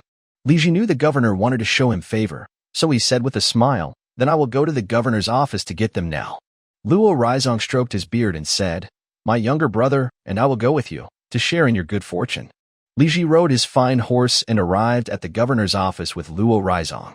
Now that Li Ji's status had risen, he no longer needed to find Steward Sunday. He directly presented his invitation card, and after a short wait, a servant led him and Luo Rizong to the second hall. Inside, Governor Hishirshio and the military inspector, Jia Dangbei, were waiting. Seeing Li Ji approach, Hishirshio smiled and said to Jia Dangbei, "Look, he's here."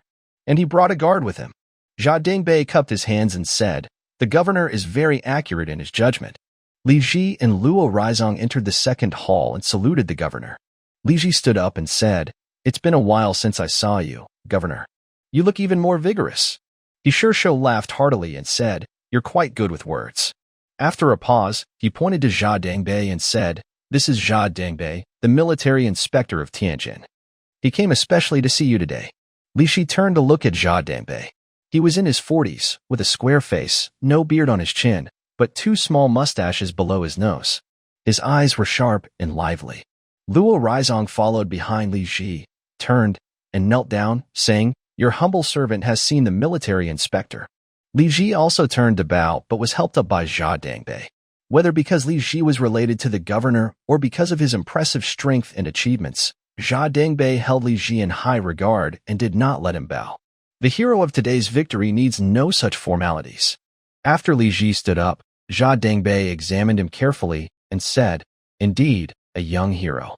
No wonder you achieved such great success. You have brought great honor to Tianjin." Li Ji saw that he called himself an officer of integrity and realized he had truly been promoted to this position. He couldn't help but feel a bit happy. "Lord Bingbei, you are too kind."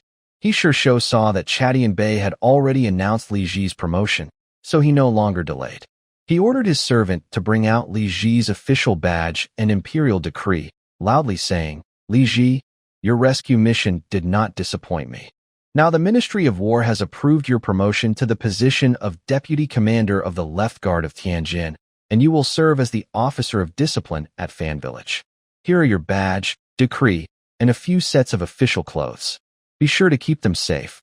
He sure handed the items to Li Ji and asked with a smile, "How did my arrangement go for your rescue mission?" Li Ji bowed and took the items, replying loudly, "My promotion is entirely thanks to the guidance and arrangement of the Governor General. I will never forget this kindness." He sure nodded happily and then announced loudly, "Li Ji, Deputy Commander of the Left Guard of Tianjin, kneel and receive your reward." Li Ji was confused by this sudden command and could only kneel down blindly. He then heard he sure say, "Li Ji, appointed as Deputy Commander of the Left Guard of Tianjin, the Emperor is pleased with your bravery in fighting the enemies and suppressing the rebels. As a reward, you are granted 100 taels of silver. Take it well." It turned out the Emperor had another gift for him. Li Ji knelt on the ground and respectfully received the 2 large silver ingots given by the Emperor, holding them in his hands. The silver was pure white and of excellent quality, with large ends and a small middle, edges curled up, and engraved on top, Luno. 2330. On the middle and sides, it was inscribed, "Made in the Chongzhen 7th year, November, melted and cast domestically, 50 taels of silver, made by Master Guoxin and others, and craftsman Cho Shiping." Seeing the silver bestowed by the Emperor, he sure Chadian Bey, and Luo Lizong behind them all looked enviously. These 100 taels of silver were not just money. They represented great honor. Most military officials never received such recognition in their lives. Usually, those who were rewarded considered this silver a family heirloom. Li Ji knelt and said, "The Emperor's grace is vast. I, Li Ji, am deeply grateful." After Li Ji finished speaking, he sure nodded and said, "Hurry up and change into your official clothes." Li Ji then got up and went to the side room to change into his official uniform and badge. The outfit for a 4th-rank deputy commander was quite different from that of a 5th-rank vice captain. The black hat was topped with gold and decorated with a large pearl as the hat ornament. The official uniform was red, unlike the blue uniform of a vice captain. The collar was embroidered with plain clouds and waves, with a fierce, clawing tiger in the middle. The belt was made of plain gold. Look at that badge again. The badge is made of solid gold, very sturdy, much more high quality than the gilded badge of the deputy chief. The badge is 2 inches wide and 1 foot long, engraved with double cloud dragons and 2 crouching tigers. On the back, there are inscriptions from Emperor Taizu Gao, and on the front, a line of characters, "Commander of the Left Guard of Tianjin, Li Ji." The badge has round holes at both ends, with a red silk cord hanging through them. Li Ji hangs the badge on his belt. Li Ji looks at himself in the bronze mirror and feels that his bright red official robe makes him look very powerful, and he is very happy. After dressing, Li Ji returns to the second hall. He sure laughs heartily and says, "A big military officer has arrived." Although Li Ji is only a guard officer, he is not very important under the provincial governor. But in the Ming dynasty, military officials generally had higher ranks. At this moment, Li Ji's rank is a 4th-rank military officer. He wears a bright red official robe, the same color as his Shursho, a 3rd-rank civil official, so they look equally impressive. Of course, appearances don't determine everything. Officials at the end of the Ming dynasty were not very valuable. Even a third-rank guard commander like Luo Lizong would kneel when meeting a fourth-rank intendant like Cheng Danbei, who was in charge of the Tianjin military affairs. Li Ji smiles and says, "The provincial governor is joking." Cheng Danbei, the military officer, replies, "It's inspiring to see officials rising step by step." Li Ji bows and says, "All thanks to your support, sir."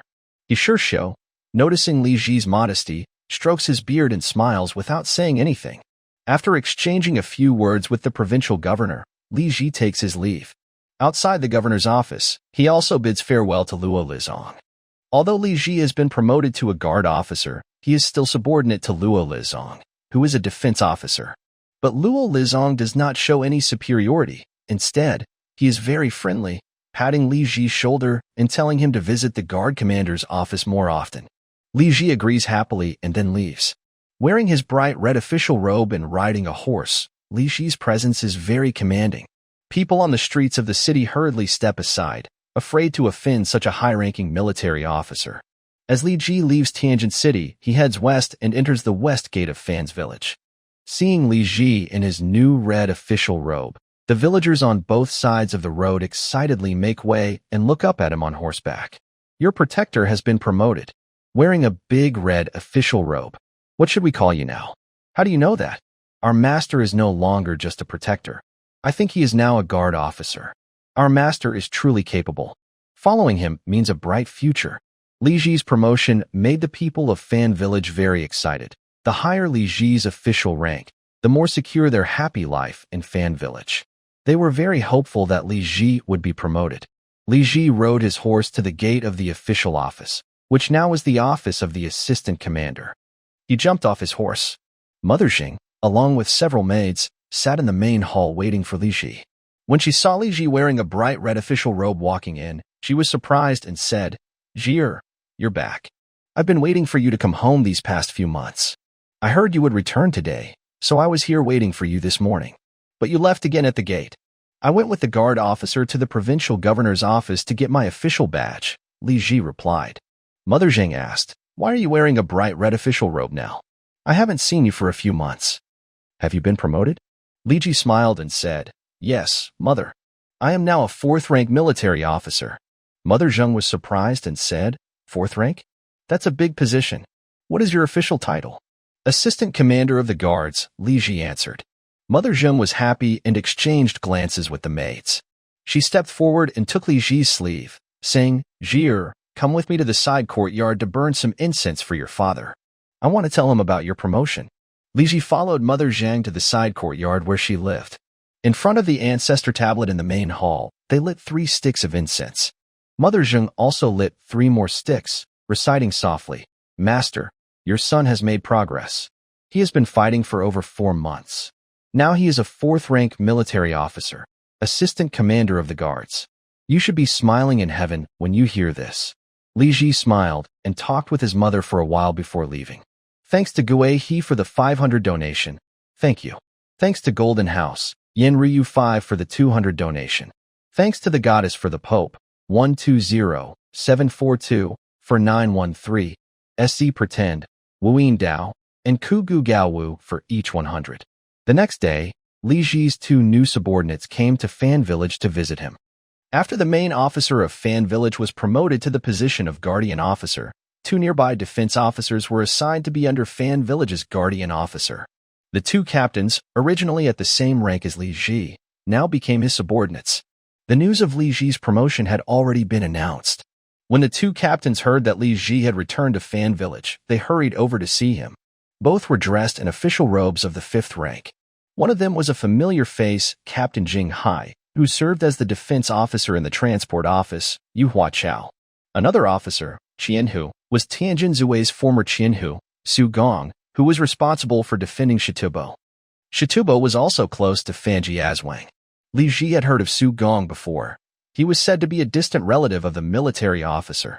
Yu Hua Chao entered the command office with a big smile on his face. When he saw Li Ji, his slightly plump face looked as sweet as honey. He knelt and loudly said, "Your humble servant, Yu Hua Chao, greets the honorable commander." Another Qianhu, Su Gong, looked a bit dull, with no expression on his face. He bowed his head and said, "Your humble servant, Su Gong, greets the honorable commander." Li Ji calmly said, "No need for formalities." The two officers stood up and presented their gift lists. Li Ji first looked at Yu Huachao's list, which mainly included silk and supplements, worth about 30 taels. Yu Huachao was a petty official who was good at reading people. Since Li Ji was gaining popularity, he knew he needed to flatter him. His gesture was generous enough. Li Ji nodded and accepted it. "Officer Yu, you are too kind." Yu Huachao quickly replied, "It's just a small token, no need to thank me." After a pause, he added, "Last year, when the command officer was still a 6th-rank 100-man, now he's risen quickly to a 4th-rank command officer. Truly a young hero." At this time last year, Li Ji was just starting to deal with mountain bandits at Shankong. Yu Huachao was still Li Ji's superior. A year later, Yu Huachao had become Li Ji's subordinate and should be bowing to him. Although Yu Huachao was praising Li Ji, there was a hint of resentment in his words. Li Ji smiled but ignored him. He then looked at Su Gong's gift list, which only had silk worth a few taels. He couldn't help but feel a bit annoyed. Li Ji was not short of a few taels of silver. However, in the late Ming dynasty, official circles had their own unwritten rules. Presenting such a small gift to Li Ji, a commanding officer, was seen as disrespectful. Li Ji never embezzled money from his official position, but as a defense officer, he knew the perks well. A defense officer had over 100 soldiers, and even if he deducted part of the soldiers' pay, he could still make several dozen taels of silver a month. With respect from subordinates and the income from managing garrisons and private farms, earning 70 or 80 taels a month was normal. So, giving a few taels as a gift to show respect was nothing.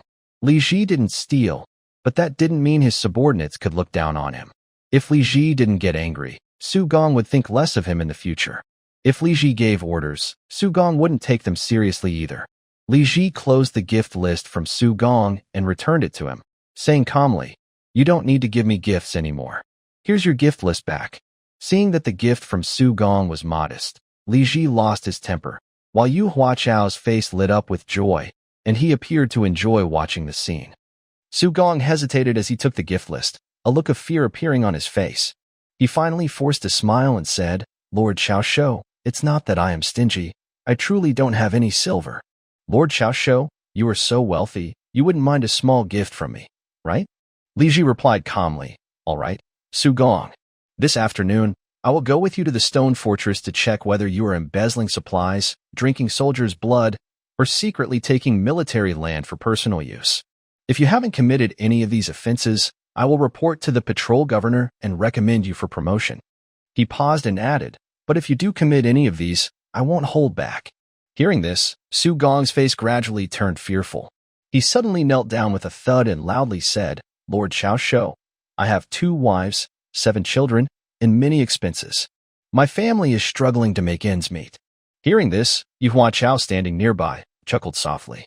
He secretly cursed that this fool only knew how to indulge in drinking and women, and was so clueless. What does having many concubines and high expenses have to do with Lord Xiaoshuo?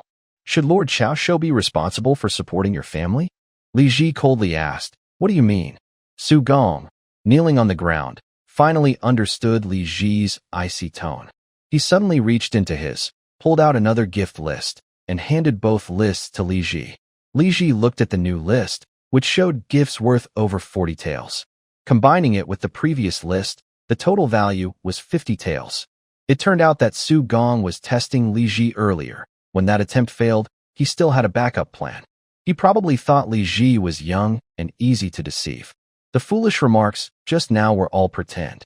Li Ji held the 2 lists and pondered for a moment.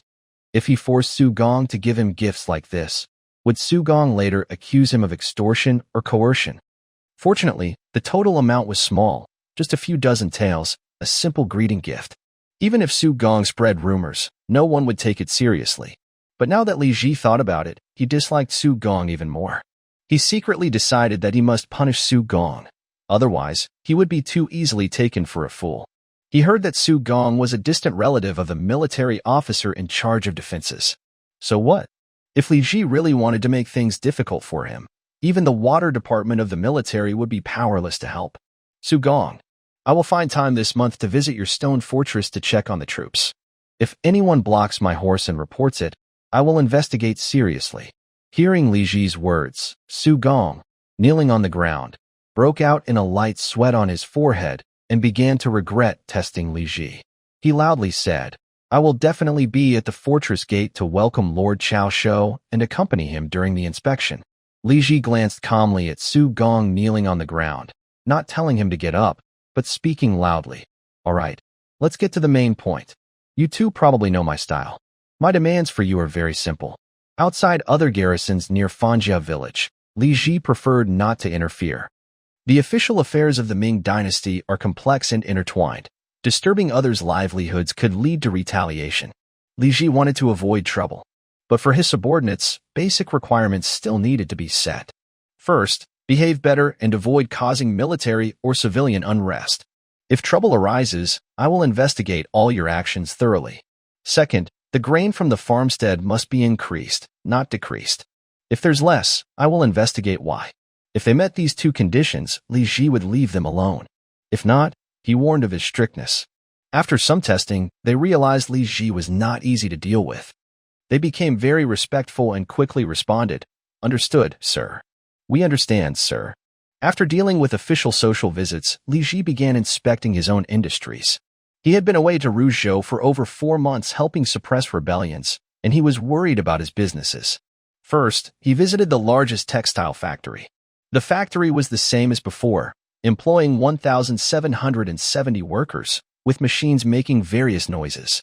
The factory bought raw cotton directly and produced fine cloth for the Li family, completing the entire industry chain. It produced about 31,000 bolts of cloth each month. These fine fabrics were sold through the Dong family's sales network across the country, bringing Li Ji a profit of 8,400 taels each month. The factory's manager was Li Ji's uncle, Zheng Yuan. Now he was the chief manager, very proud, speaking quickly and confidently, no longer shy like before. Zheng Yuan managed well. Li Ji checked the factory and found no problems or security issues with the machinery. Li Ji then visited the soap workshop to check on it. The soap workshop now has 200 workers. Everywhere are large jars and big iron pots. The workers keep adding raw materials, heating, and stirring. Currently, the soap workshop produces 700,000 bars of soap each month. Of these, 500,000 are sold to Su Mins and shipped to the south, 100,000 are sold to Chui Winning and sent to the capital, and the remaining 100,000 are sold in Tianjin at 20 coins each. The soap industry makes a profit of 8,200 taels of silver each month for Li Ji. Grandpa Li Yuxing manages the soap workshop. He is in good health and handles the management well. Li Ji talked with him and found that Grandpa Li is very strict in management. Li Ji also visited other places. The cement workshop has started selling cement to the bricklayers in the capital. The price is low, only 3 coins per jin. The main cost for transportation is high, especially for distant places, so the industry cannot grow big. One cement workshop produces 70,000 jin of cement each month, with a profit of only 160 taels. Regarding the rifle craftspeople, Li Ji now has 195 artisans. Each month, they can produce nearly 200 mini rifles. Each rifle costs 10 taels to make, so Li Ji spends 2,000 taels of silver each month on rifles. By the end of November in the 8th year of Chongzhen, Li Ji already has over 2,000 rifles. With these rifles, more than 600 new soldiers left at Fanjiazwang have practiced shooting for a few months and are now qualified soldiers. All 2,000 household guards are armed with rifles. With these soldiers, Li Ji feels more confident. Li Ji's current strength already surpasses the largest army in Tianjin, the 3,000-strong Zhenhai camp. Although Li Ji does not show off his power, the guards and military officials treat him with respect. In this chaotic late Ming period, having an army means having strength. Regarding the artillery workshop, in the past 6 months, they have produced 86-pound cannons, which are enough for Li Ji's use. The proportion of artillery should not be too high. Li Ji ordered the workshop to stop producing 6-pound cannons and instead focus on developing 18-pound heavy cannons for city defense in Fanjiazwang. Li Ji drew a design for the 18-pound cannon based on a type called the standard long cannon used by the English in this era. This cannon weighs about 3,700 jin, has a caliber of 3.92 inches, a barrel length of 10 feet, a direct fire range of 1,500 meters, and a projectile range of 6,000 meters. His artillery craftsmen are casting the cannons with a copper core and iron shell, which should make the cannons lighter. Li Ji told the craftsmen to experiment and try making the cannons. They should not fear failure. If they can produce them in a few months, that's enough. Finally, Li Ji checked on the glass workshop. The glass workshop is Li Ji's third most profitable industry. When Li Ji asked Li Xing about it, he found out that glass wineware is now in high demand. The workshop can produce 250 sets of glass wineware and 50 sets of glass tea sets each month. The glass tea sets sell fairly well, with over 30 sets sold monthly. The clear glass wine vessels are especially popular. They sell out quickly as soon as they are available. Moreover, the demand for glass wine vessels seems to be growing.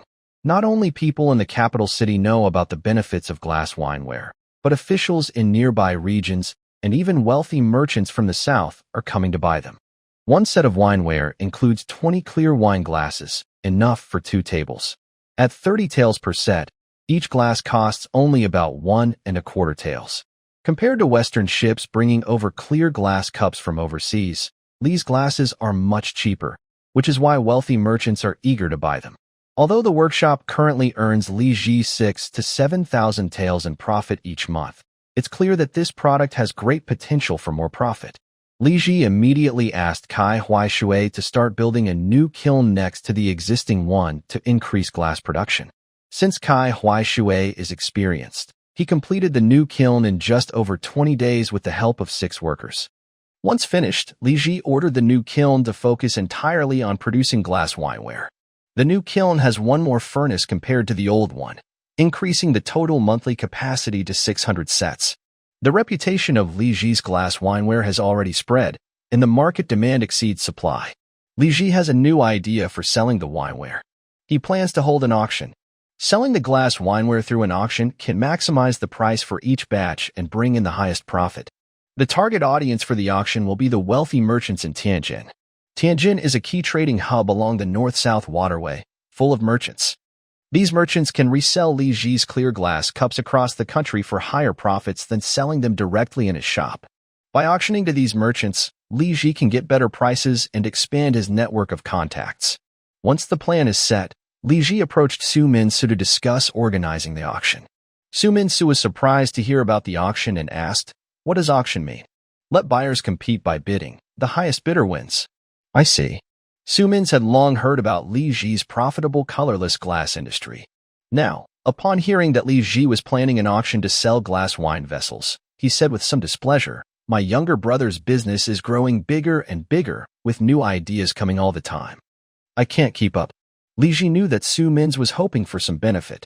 He smiled and said, "This time, I divided the monthly production of 600 sets of wine utensils into 12 shares, with 10 shares up for auction. The remaining 2 shares, which is 100 sets of wine vessels per month, will be sold to Brother Su at 30 taels per set, so you can sell them in the south and make a profit." "How does that sound?" Su Minsu was overjoyed.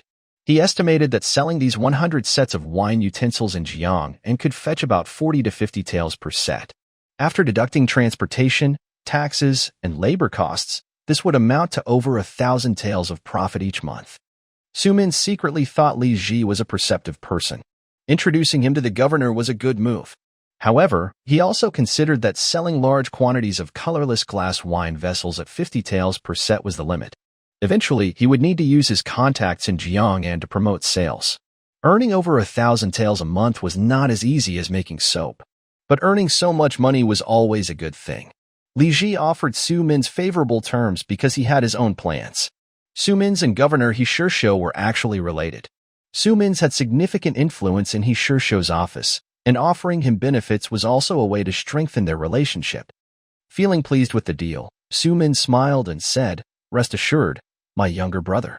I will send notices to all the major merchants in Tianjin, inviting them to attend the auction at Drunken Immortal Pavilion." After a pause, he asked, "When will be a good time?" "Later the day after tomorrow. Thanks to the rewards from Book Rising, Cuddling Sleep Little Expert, and Work Hard and Read Books."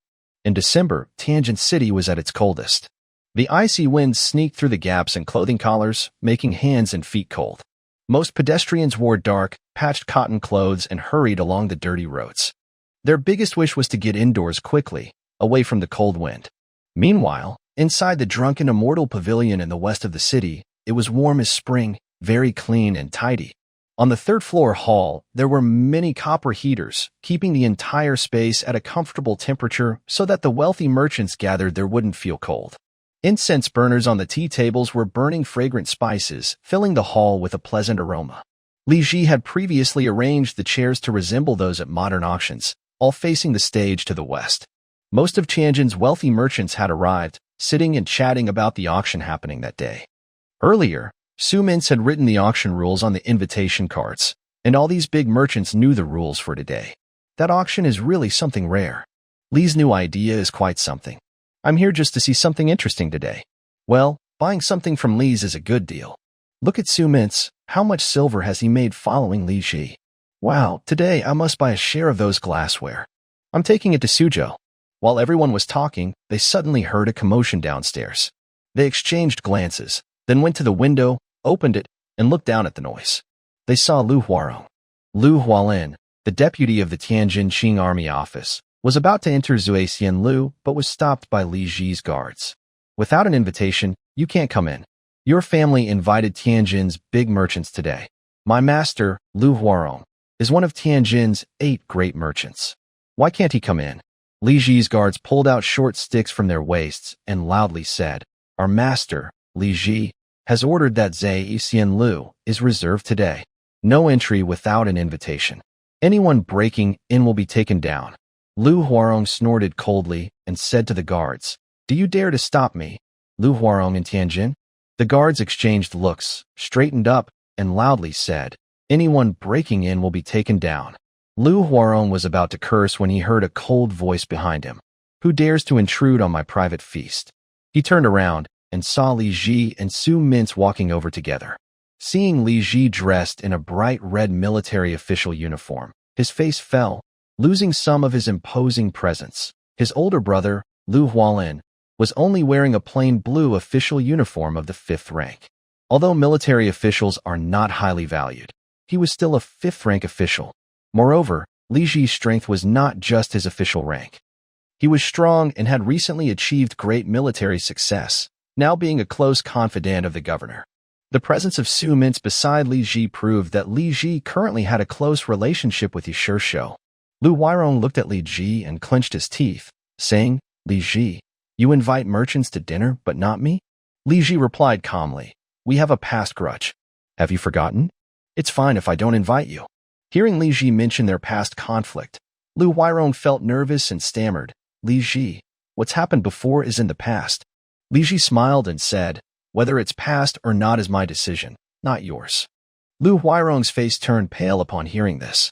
Li Ji is now very influential. He not only has the support of the governor, but is also said to have 1,000 or 2,000 brave bodyguards. He's very powerful and no longer a small figure that the Qing military officials can bully. People are saying that Li Ji will soon be promoted. Lu Huarong really does not want Li Ji to remember him. Seeing that Li Ji was holding a grudge, Lu Huarong swallowed hard and changed the subject, saying, Li Ji, I am here now to do business with you. Let me in. I want to buy your colorless glass. Li Ji coldly replied, There's no business to do with you. Leave now. With Li Ji's support, a few bodyguards with sticks approached and forced Lu Huarong down the steps outside the Zhuixian Lu. Lu Huarong looked at Li Ji and then at Su Mintz. He clenched his teeth silently and left without saying a word. Seeing Li Ji drive away Lu Huarong, the wealthy merchants on the third-floor window side all made a tisk sound, praising Li Ji's rise to power. His influence now is very different from before. If Li Ji had no official position in the past, he wouldn't have been so tough in front of Lu Huarong. The merchants watched the scene for a while and then closed their windows, returning to their seats. Li Ji felt very happy and walked up to the 3rd floor of Zhuixian Lu. When the wealthy merchants saw Li Ji enter the hall, they all stood up to greet him. Li Ji has arrived. Greetings, Lord Ji. May the commanding officer be well. Li Ji looked around and saw that 6 of the 8 major merchants in Tianjin had sent people, some even came personally. Along with Su Mintz, all the other 7 major merchants' families gathered here, except for Lu Huarong. Li Ji glanced at the crowd and saw Dong Ji from the Dong family, who sold fine fabrics for the Li family, and Shui Yuanwei, who sold baking soda to him. Li Ji cupped his hands and said, Everyone, please take a seat. He then stepped onto the stage and said, Everyone knows the rules for today's auction. We will organize the items into 10 groups, each with 50 sets of wine utensils. Each group will be bid on separately, and the highest bid wins. The successful bidders must pay a deposit of 100 taels to me and will settle the remaining payment and delivery on a later date. After a moment, Li Ji said, "It's been half a year since the glassware was launched. Everyone has heard of this product and knows how much they can sell the wine cups for. When bidding, everyone bids within their means." After speaking, Li Ji had the servants bring out several sets of glassware, filled with liquor, and distribute them to the merchants so they could examine them carefully. Everyone looked at the glass cups again and praised them, colorless and transparent, clear and bright. Colored glass is common, but completely transparent glass without bubbles is rare. I've seen colorless glasses imported from Western countries, but those are much more expensive than Li's.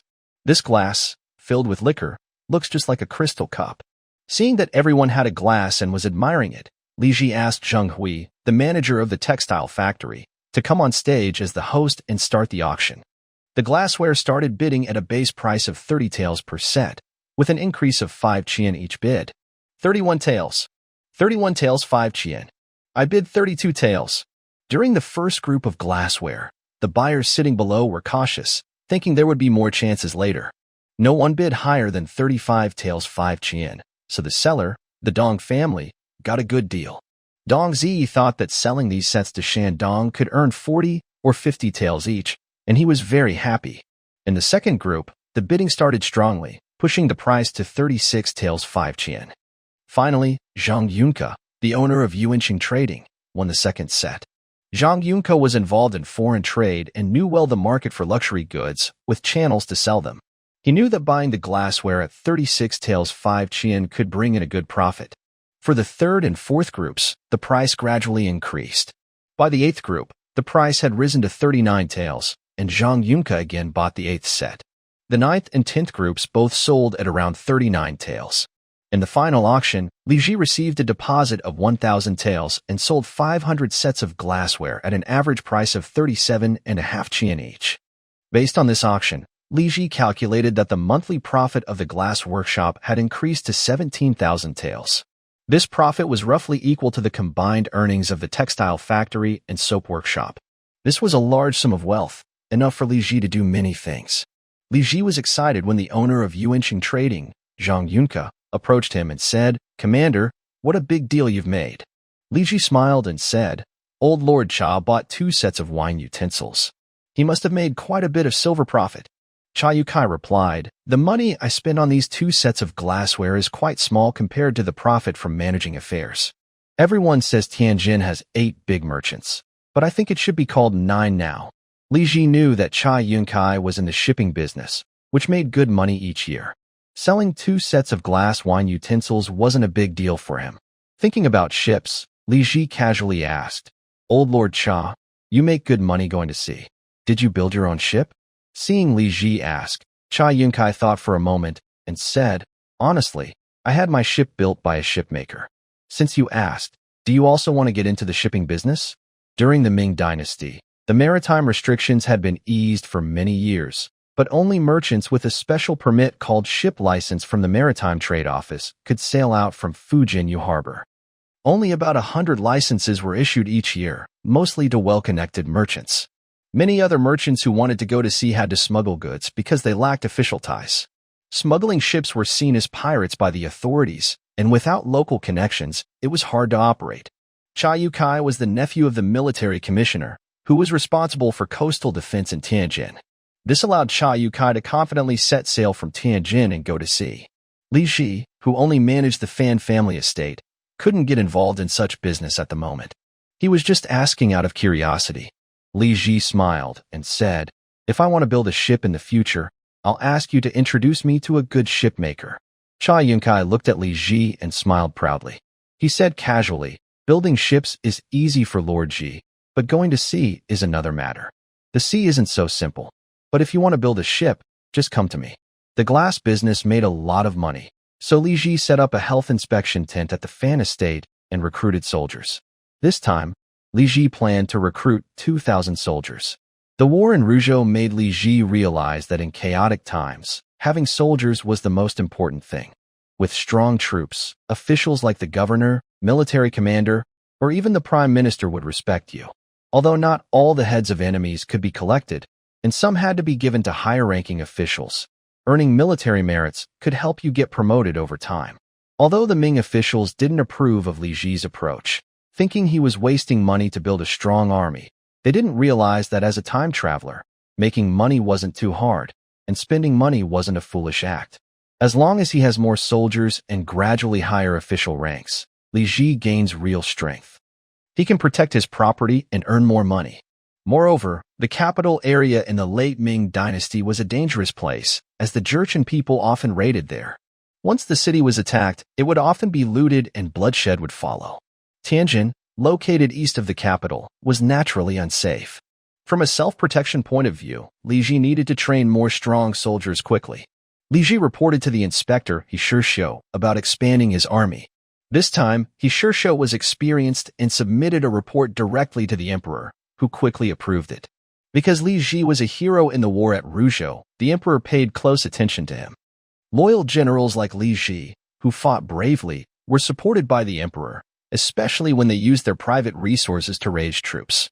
Li Ji's soldiers were well treated. The first group of 2,000 household soldiers was already doing quite well, known by people within dozens of miles around. When the second recruitment notice was posted, thousands of people rushed to Fanjiakan to join, hoping to be selected by Li Ji as soldiers, earning a few months' wages and 3 meals with meat. The recruitment process included physical exams and interviews.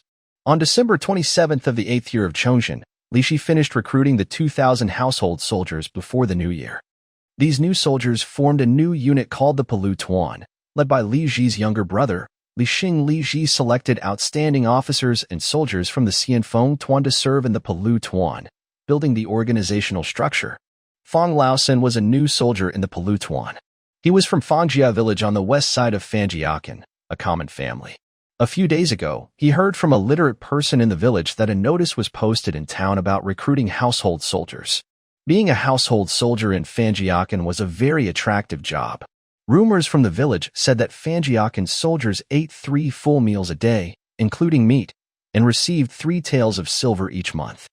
It was a rare opportunity that was hard to find. Although Fanjiakan's household soldiers were sent to fight, they always won big battles, and no one was reported injured or killed. Fang Laosan's older sister was already married, and he had an older brother and a younger brother. Their family only had 33 acres of dry land, which was not enough to support 3 men to start families. Fang Laosan desperately needed a way out. When he heard about the recruitment in Fanjiakan, he immediately gathered a dozen young men from the village to apply. After physical exams and interviews, only Fang Laosan was accepted. He was healthy from a young age, did not have night blindness, was honest, and met the requirements of Fanjiakan. News of Fang Laosan getting the job spread quickly, and the whole village came to congratulate him. Fang Laosan's father was very happy and borrowed 3 or 2 silver coins to hold a feast at their house, inviting everyone in the village to celebrate. Everyone in the village happily attended the feast, and the atmosphere was lively, as if Fang Laosan had won a scholarship. Fang Laosan's father told him bluntly that the 3 or 2 silver coins spent on the feast would need to be repaid in the future. That is, people only lent money because they believed Fang Laosan would be able to pay it back someday. A few days later, Fang Laosan's father borrowed 4 more silver coins from the village. With this money, he bought new, decent cotton clothes for each of his 5 family members, saying Fang Laosan would repay it someday. Now, everyone in the Fang family considered Fang Laosan a wealthy man, since he had a monthly allowance of 3 silver coins. These days, if they were careful, a family could live comfortably on just 7 or 8 qian of silver each month. 3 silver coins could support a family of 4. As a single man in the army, living and eating in the barracks, Fang Laosan couldn't possibly spend 3 silver coins. He could only smile and agree to these debts. After all, being recruited as a servant by the Li family of Manhuang's Wang was such a great opportunity that it wouldn't be right not to contribute some money for his family's happiness. He enjoyed celebrating at home for half a month before leaving his family and reporting to Fanjiakan as required. He was assigned to the 1st Battalion, 3rd Company, 3rd Squad, 1st Platoon. On the day of reporting, the squad leader gave him a wooden badge engraved with his name. After receiving the badge, Fong Lao-san followed the squad leader to settle his luggage in the camp. His squad leader, Jiang Chong, was a very strong old soldier. On the way, Jiang Chong didn't speak much to Fong Lao-san and looked at him with disdain. The camp was built in the southern part of the city, consisting of large dormitories. Each squad had one room with 4 bunk beds. Every 5 dormitories shared a public bathhouse and toilet. The bathhouse provided free soap and hot water. Jiang Chong told Fong Lao-san that new soldiers had to take a bath immediately after arriving, and that during winter, they should bathe once every 3 days. In spring, summer, and autumn, they needed to bathe every day. Thanks to Mongwang Songlong, cesium hydroxide CSOH, Little Bone Ash Bookworm, Golden House Yin Ryu 5, and Xianyuan Wu for their support. Fong Lao-san quickly found an empty bed to place his luggage. He carried the wooden basin given to him and went to the bathhouse to take a bath with the new, magical soap he had never used before, enjoying a very comfortable hot water bath. In the evening, Old Third Fong and 6 other new soldiers followed the squad leader into the cafeteria of the broken prison gang. The soldiers' cafeteria was large, divided into 10 sections, from the 1st to the 10th. Squad leader Jiang Chong looked down on Old Third Fong and the other country bumpkins who had never seen the world. He didn't say a word on the way to the cafeteria, only giving a few instructions when they reached the 7th section. Following the squad leader's guidance, Old Third Fong went to the serving window in the 7th section, showed his wooden badge, and received his dinner. The meal included about 3 ounces of pork belly, a large spoonful of boiled Chinese cabbage, and enough white rice to fill his stomach. The pork was a mix of red and white, and the rice was plain white rice without any husks. Except during the New Year, this was the first time Old Third Fong had a filling meal with meat and vegetables. He ate quickly, as if he had never tasted such delicious food before. After finishing one bowl, he went to get another, stuffing his stomach until he was full. After eating, Old Third Fong felt very comfortable all over. The other soldiers, all from tough backgrounds, ate their rice and vegetables loudly, crying out in hunger. Squad leader Jiang Chong only ate half a bowl of rice, sitting and watching the new soldiers eat with a look of contempt.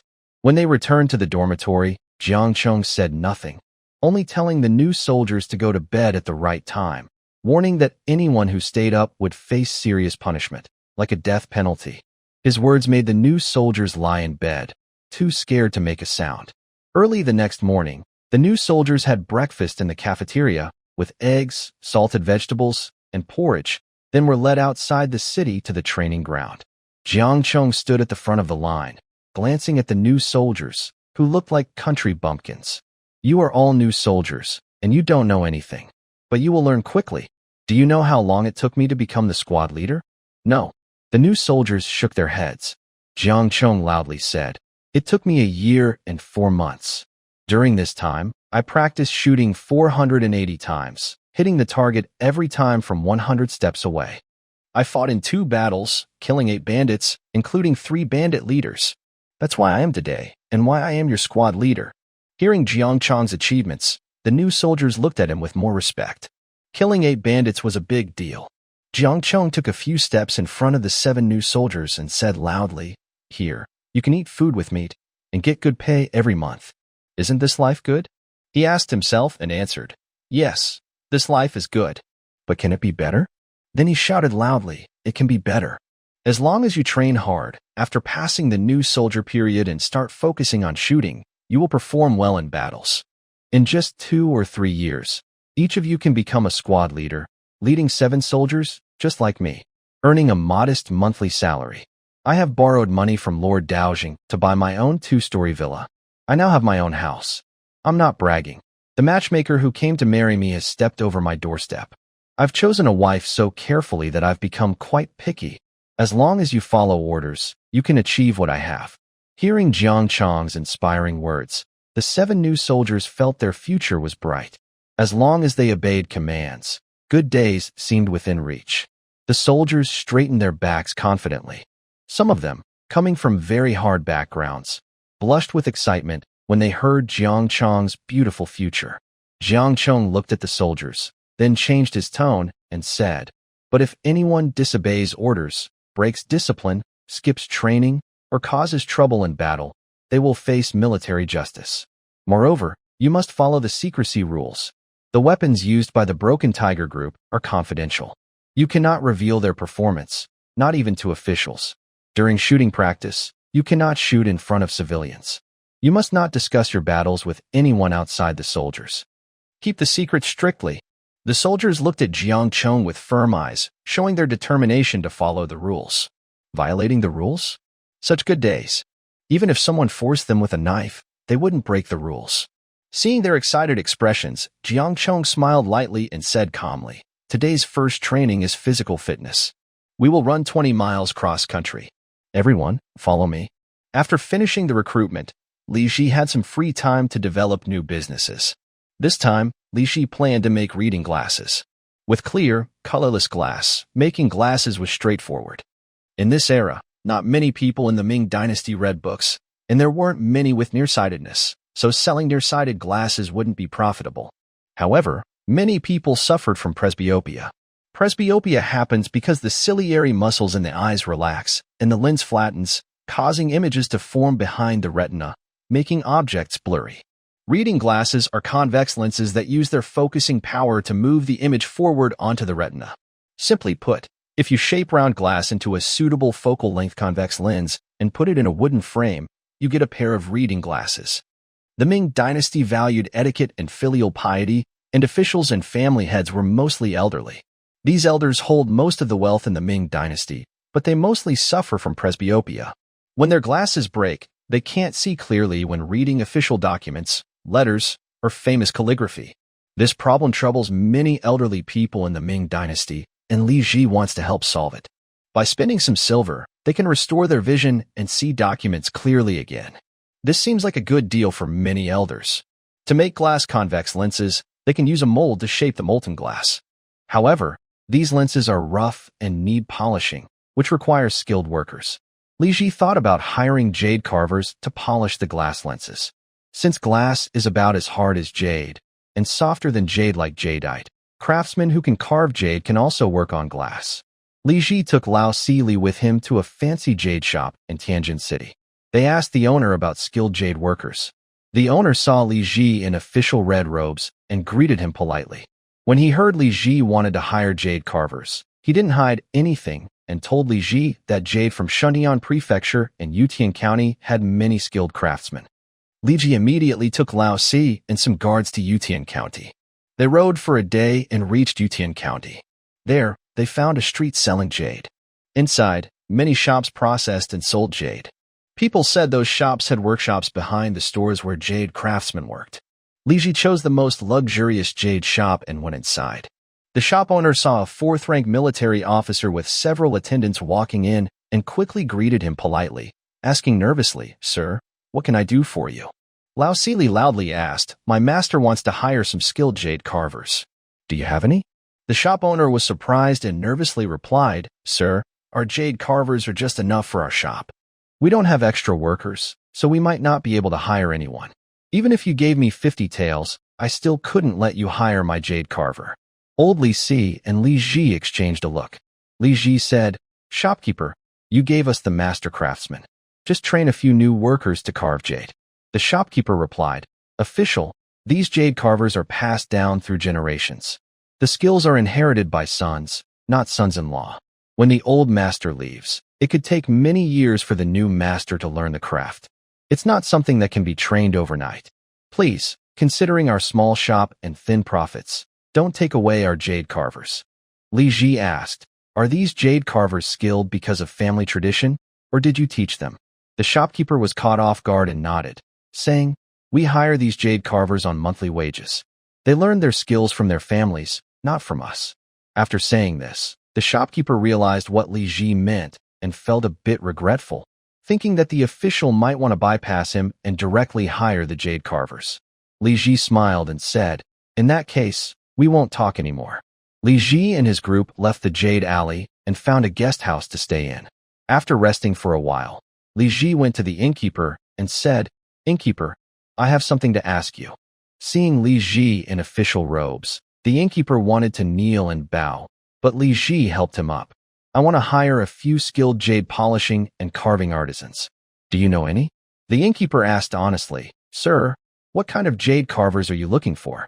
If you want top craftsmen who can do intricate work, like adding patterns, drilling, or carving transparent designs, the pay will be high, and they're hard to find. For ordinary jade carvers, just opening the jade and making holes, there are many in our county. They usually earn about 2 taels a month. Li Ji asked, do ordinary craftsmen also polish and smooth the edges of the jade? The innkeeper replied, of course, they do. If they couldn't, they wouldn't be considered jade carvers. Li Ji nodded and said, then find me a few skilled ordinary jade carvers, good at polishing and smoothing. I want to hire 5 people. Each will get 3 taels of silver per month, with 3 meals a day, meat included. I'll also give each 15 taels for moving expenses. They will work at the Fan family village in Tianjin. After saying this, Li Ji took out 2 taels of silver and placed it on the table, saying, this is your referral fee. The innkeeper's face immediately lit up with a smile and said, I'll go arrange that right away for you, sir. Old Li Si saw the innkeeper looking very happy and added, Innkeeper, you found the right person. If you find a craftsman who doesn't know how to do the work, my lord would not be pleased. The shopkeeper quickly said, I understand, sir. The next evening, the shopkeeper brought 9 jade carvers to the inn and introduced them to Li Ji. Li Ji looked at the 9 men and asked, why did you bring so many people? The shopkeeper replied, they all heard about the official's monthly pay and wanted to come. These 9 are experienced. You can choose 5. Hearing this, the 9 jade carvers looked nervously at Li Ji, afraid he wouldn't pick them. Li Ji glanced over the 9 and asked, who among you are married? 6 older carvers stepped forward, saying they were married. Li Ji looked at these 6 and nodded, then removed the oldest one and chose the other 5. These 5 carvers, being married, showed they had good income and skill. The other 3 single men's skill levels were harder to judge. Li Ji couldn't fully test their skills now, so he used this simple method to make a quick assessment. The 5 married carvers Li Ji selected looked happy and thought their income would now increase by half. The new employer also provided 3 meals a day with meat. Such a good deal. Li Ji paid the carvers 15 taels for moving expenses and urged them to move immediately to Fanjia village to start making old-fashioned glasses. On January 27th, the 9th year of Chongzhen, the jade carvers moved their belongings and tools from Jade Zero Field to Fanjia village and began producing old-fashioned glasses for Li Ji. The first step in making the glasses was to create molds. Li Ji drew the designs and hired blacksmiths to make 20 glass lens molds with different curves. Glass artisans poured heated, annealed glass into these molds to form convex glass pieces, then handed these convex lenses to the jade carvers. The jade carvers had to grind the rough glass into a single focal point to make a convex lens. This grinding process is called polishing in jade work. The artisans used tools called MOCU, which are fine grinding stones. They held the glass with their left hand and pressed it against a rotating steel disc. A basin of water and red sand was placed on the table, and they used their right hand to scoop sand and pour it onto the glass. The hard red sand, combined with the sharp, rotating edge of the tool, helped remove unnecessary parts of the glass. After shaping the lens, it still needed polishing. Polishing was done in 2 steps, wooden polishing and leather polishing. The wooden polishing used gourds filled with a polishing compound. The tool structure used during operation consists of a mounting board connected to a wooden spindle, which drives a circular wooden wheel to rotate. With the help of abrasive powder, it polishes the lenses. This abrasive powder has a relatively low hardness, usually quartz sand. Next, there is the polishing process. A leather wheel made of cowhide rotates to rub the lens, making it smooth and clear like glass. After polishing, the reading glasses are considered finished. Li Ji instructs artisans to fit the lenses into wooden frames, creating the final reading glasses. The strength of the glasses is measured based on the focal length. Li Ji estimates the length of 1 meter by comparing it to his own height, then makes a metal ruler of that length. He calculates the lens strength by taking the reciprocal of each lens's focal length and multiplying by 100. The first batch of lenses produced ranged from 100 to 800 in strength. Li Ji invites some literate elderly men to test the glasses by trying on different strengths. When they wear glasses with the right strength, they can read close-up text clearly, and they all exclaim in amazement. The invention of this device by the master is always so incredible. Thanks to Guihe for the 500 tip. Thank you. Thanks to Xiao Xiao Genie for the 100. After confirming the strength of each lens, Li Ji rebuilds the molding machine. He makes 28 different molds, each corresponding to a 25-degree increment. The new lenses are polished and finished by artisans, creating a set of standard lenses. These standard lenses are then used to make precise molds, reducing the polishing workload. Finally, on February 15th, the standard molds are completed. Each jade craftsman can produce 1 lens per hour. 5 workers can make 30 pairs of glasses each day. Once the products are ready, Li Ji begins selling them. He sells the reading glasses at Li's shop in Tianjinwei City for 10 taels each. Li Ji sets this price mainly to prevent others from copying. Since copying glasses is relatively easy, each pair uses only 1/50th of the glass in a tea set. If the price is too high, people might use Western glass to make imitation glasses, which would be hard to stop. Also, Li Ji hopes more people will buy the glasses to increase profits. 10 taels may seem expensive, but wealthy families can afford it.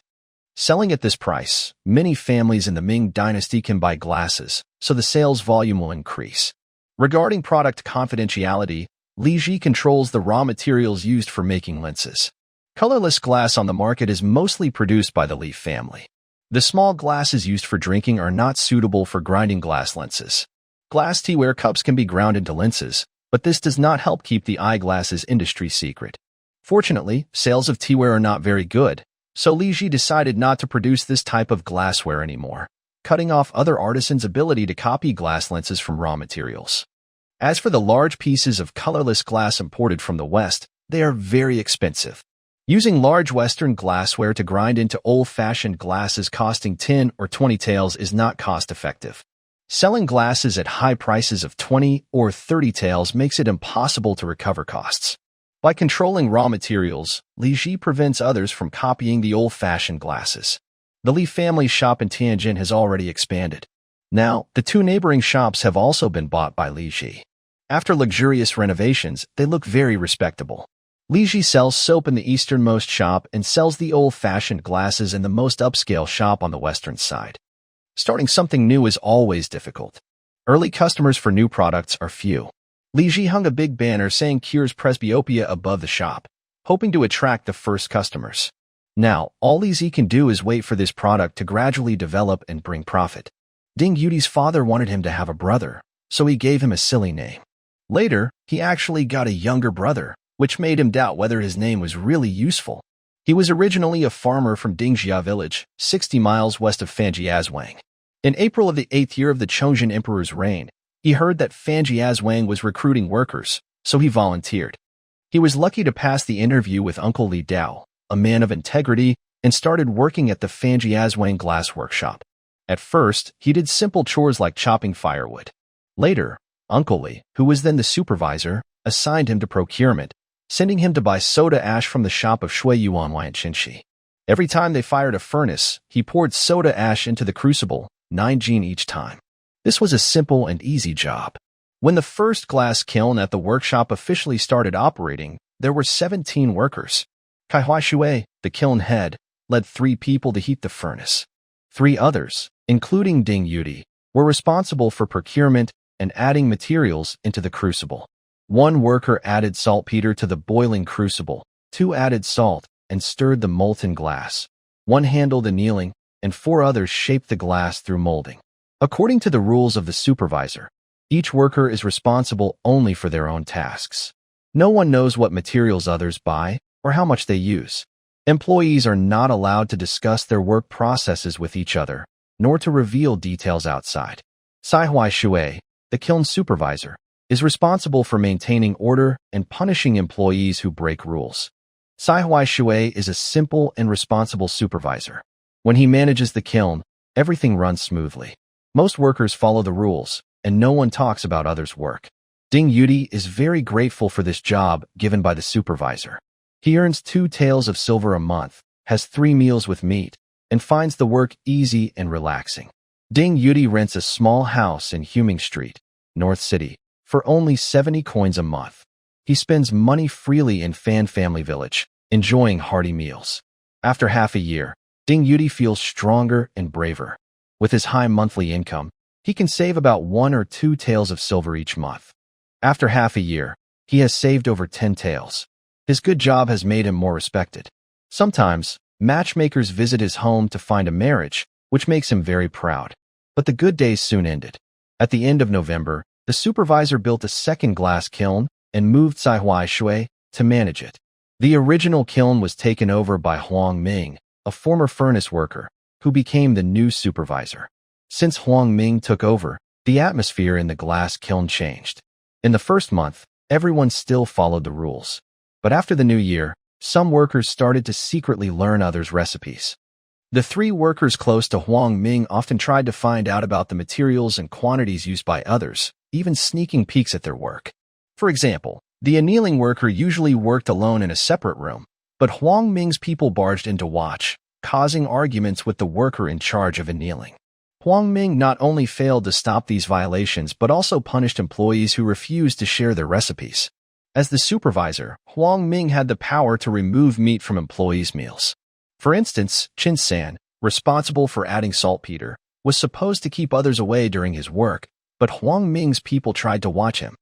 Every time they argued, Huang Ming would remove the meat from Qin San's meal. Huang Ming's family was very poor. Rumors said his father owed money from gambling, and many suspected Huang Ming was colluding with outsiders to steal glass recipes. This glass workshop is run by honest farmers who have no proof, and no one dares to offend Huang Ming by reporting him. Everyone knows their work is hard to come by, and if anyone leaks their secret recipes to Huang Ming, they won't be spared. At best, they will lose their jobs. At worst, they might be imprisoned or punished. Because of this, workers tightly guard their secrets, not giving Huang Ming's people a chance to see the details. Soon, Huang Ming realized that his limited power was not enough, so he started changing his strategy. He began inviting workers from the kiln to dine at a restaurant, claiming they needed to discuss important matters. After a few dinners, Ding Yudi noticed that many workers in the kiln were starting to get close to Huang Ming. They whispered during work, discussing their secret techniques. When performing key tasks, they no longer hid from Huang Ming, but showed him directly. Ding Yudi knew these people had probably already received benefits from Huang Ming and started selling their secrets to him. Ding Yudi wanted to report Huang Ming but lacked proof. He was afraid to offend other employees inside the kiln who had already joined Huang Ming, fearing they might trap him later. Finally, on March 7th, Huang Ming approached Ding Yudi and invited him to the largest tavern in Fanjia village, Xianstin Tower. Over 2 cups of strong wine, Huang Ming leaned close and whispered that he was willing to pay 100 taels of silver for the secret of Ding Yudi's work. If Ding Yudi agreed, Huang Ming would give him 50 taels immediately. Then Ding Yudi would tell him what materials go into the crucible, how much each time, and the key techniques. After sharing everything, Huang Ming would watch him perform the operation once the next day, and then give him another 50 taels. 100 taels of silver was enough for Ding Yudi to buy 2 small villas in Fanjia village. Ding Yudi was shocked by Huang Ming's generosity and hesitated for a few seconds. But soon, he found his resolve. He could not do this. In these chaotic times, betraying his employer for 100 taels, what could he do with that? Buy dozens of acres of dry land to farm? These days, even the gentry and royalty don't pay land taxes, leaving common people like Ding Yudi to bear all the burden. Working the land all year, he barely earns a few silver coins, and he's exploited by officials, working himself to exhaustion, often going hungry during tough seasons. Looking elsewhere for a job? Who would hire someone who betrayed his employer? Even if others do not know your background and hire you, nowadays, getting a small job worth a few coins is considered a good opportunity. Usually, these jobs are physically demanding and can exhaust a person. Tasks like the ones offered by Lord Xiao Shou are no longer available. Moreover, Lord Xiao Shou is not easy to deal with. Betraying him means you can't stay in Tianjin and will have to leave far away. Ding Yudi is not greedy. He is very calm. He knows that accepting this 100 taels of silver will harm him. However, Huang Ming is very arrogant. He patted Ding Yudi on the shoulder and coldly said, "We are spending a lot to get your secret recipe. You can guess we are not small players. If you don't cooperate, I promise you won't have a good life. We can't do anything inside Fan Family Village, but once you leave, your hands and feet will be broken." Hearing Huang Ming's words, Ding Yudi felt cold inside and sweat appeared on his back. Does this mean he really can't keep such a good job and can only accept the 100 taels of silver and run far away? Ding Yudi is not a coward. He held his wine cup, thought for a while, and made up his mind. He decided to protect his good life and fight with Huang Ming to the end. He pretended to agree, took the 50 taels of silver from Huang Ming and told him he was buying arsenic, 15 jin each time, to put into the crucible. Huang Ming was overjoyed. He kept toasting Ding Yudi and, after drinking half-drunk, left. Ding Yudi did not return to his villa with the silver. After circling Fan Family Village and making sure no one was following him, he rushed into the official's office. The guards initially wouldn't let Ding Yudi in, but he took out 50 taels of silver and said someone wanted to steal the secret recipe for Fan Family Village's glass. The soldiers quickly went inside to report. Soon, Ding Yudi saw Lord Chao Shou come out personally.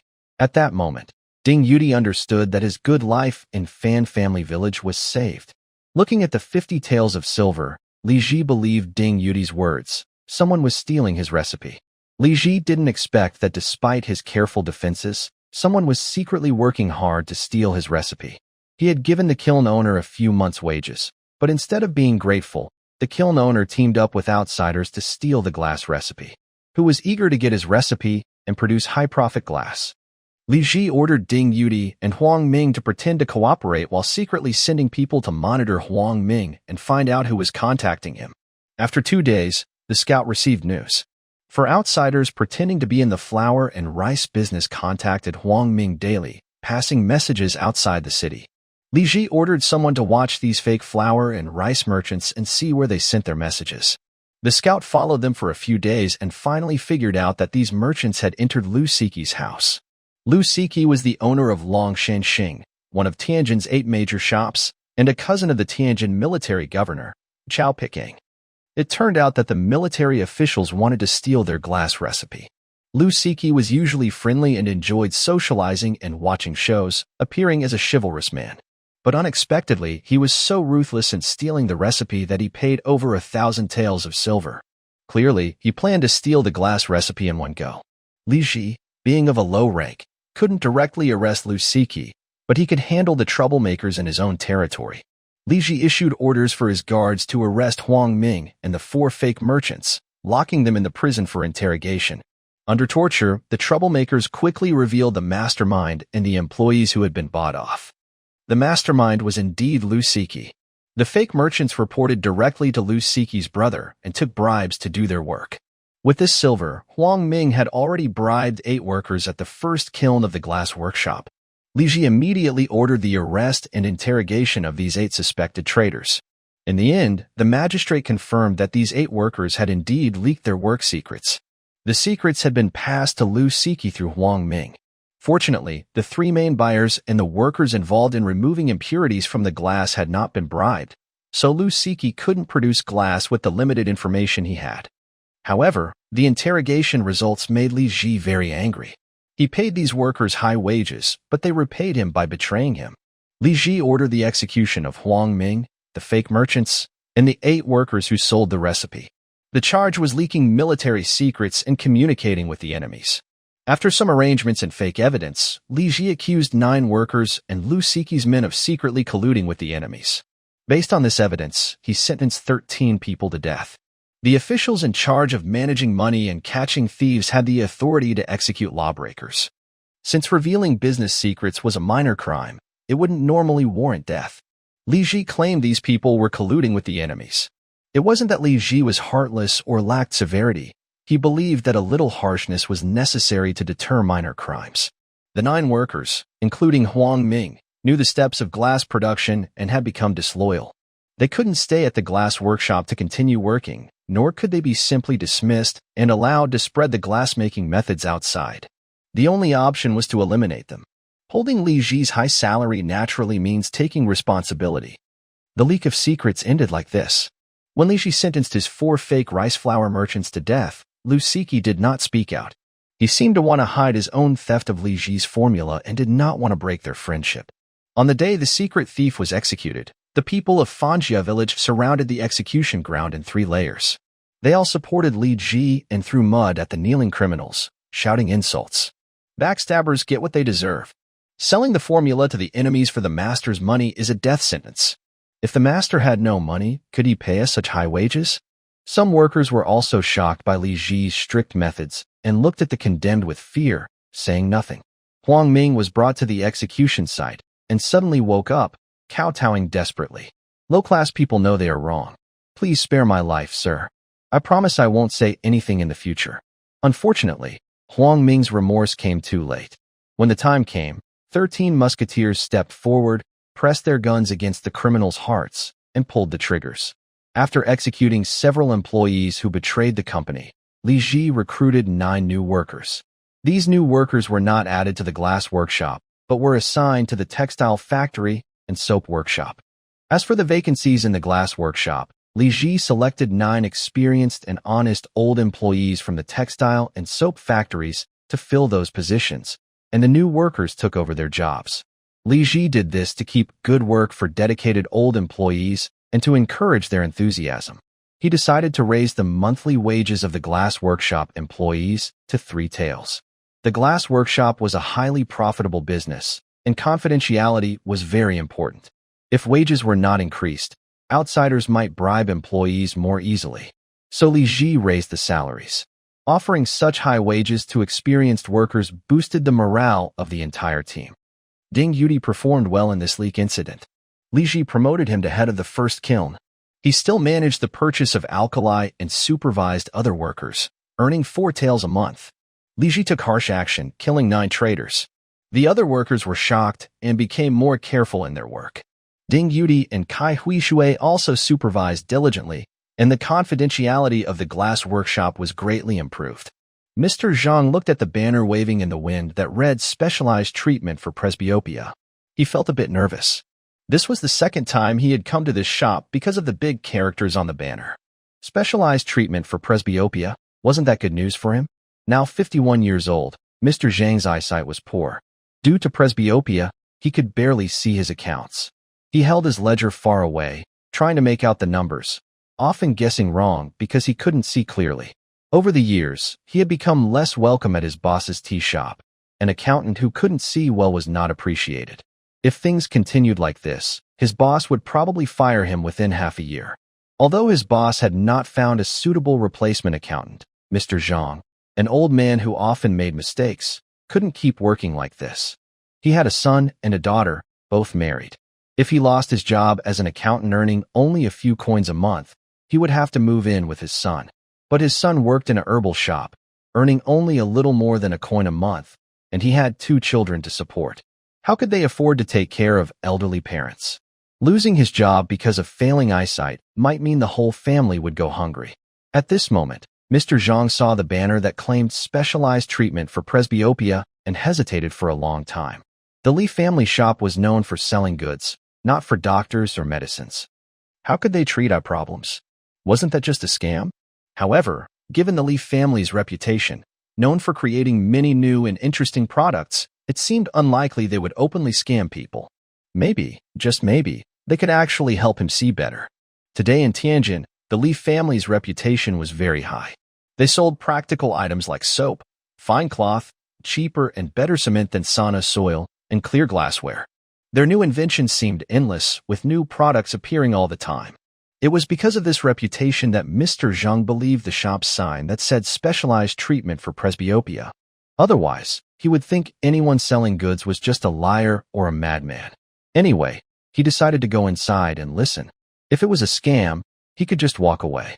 Though old, he had been keeping accounts all his life and could tell a scam from the truth. Finally, Mr. Zhang was convinced by the Li family's good name and decided to step into their shop. Unlike other shops of the Li family, this new store is very quiet, with no customers except for 3 young clerks and a shopkeeper. When Zhang accountant entered, a friendly young clerk greeted him loudly, saying, "Old sir, are you here to cure your old eyesight?" Zhang accountant steadied himself, stepped back, and carefully looked at the clerk. The clerk had a square face and big eyes, not looking like a scammer. He nodded and asked, "Yes, here to cure old eyesight. Can you cure it?" "Absolutely," the clerk replied enthusiastically. His confident words made Zhang accountant a bit suspicious, thinking maybe the Li family shop was really running a scam. Is there really such a miraculous doctor who can cure old eyesight? Would those doctors who diagnose and prescribe be so ashamed they'd hide? Also, he didn't see any medicine cabinets or silver needles in the shop. Zhang accountant looked around and saw only ornate decorations, but no medicine cabinets or doctors. He became more cautious, sneered quietly, and sat down on a wrought tin chair at the shop entrance, coldly asking, "How do you treat it?" "We use glasses," the young clerk said loudly. "Wait a moment, I'll go get the glasses to try." "Glasses? What are those?" It seemed the clerk was very excited to see Zhang Accountant after a long time without a customer. He quickly ran behind the counter and brought out a box. He ran so fast he bumped into a wrought tin chair, causing the shopkeeper behind him to scold loudly. But the shopkeeper didn't seem truly angry. Probably, Zhang Accountant was his first customer today, and he looked at him with expectation.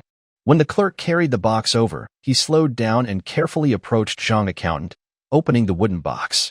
Inside, there was silk cloth, and hanging on it were over 20 pairs of colorless glass pieces. Yes, glass. Zhang Accountant had seen glass cups at his master's house. This was the same clear glass. The box contained pairs of colorless glass pieces framed in wooden boxes, 1 pair each. Li family was good at making glass, but could this really cure old eyesight? Thanks to Life is like Meng and Flip Liu for their support. Zhang Zhangfang heard the question and looked up, thinking for a moment before saying, "It's been about 4 or 5 years.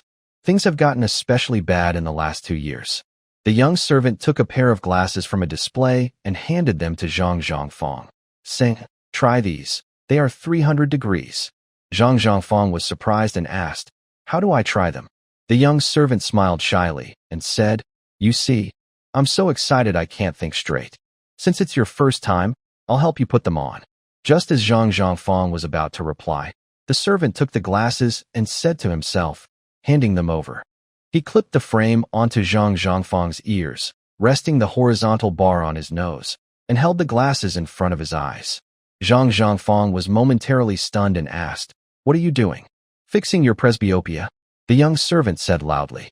He picked up a book titled Spring and Autumn, flipped to the first page, and held it up in front of Zhang Zhangfang's eyes.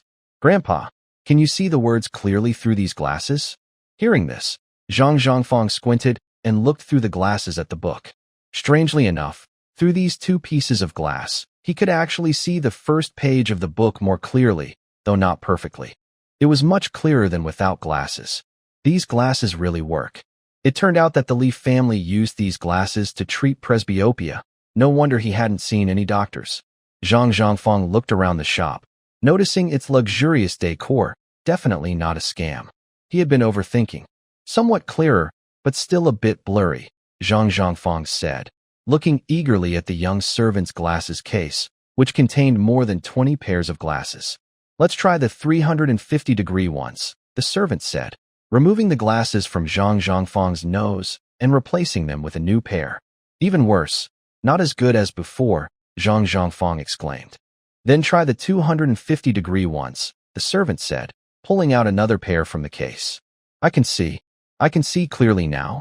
Zhang Zhangfang was so excited he stood up loudly. Wearing the 250-degree glasses, he could see the entire first page of Spring and Autumn clearly from just half a step away. How amazing was that? The presbyopia that had troubled him for years was conquered by these tiny pieces of glass, allowing him to read the words on the page again. Useful.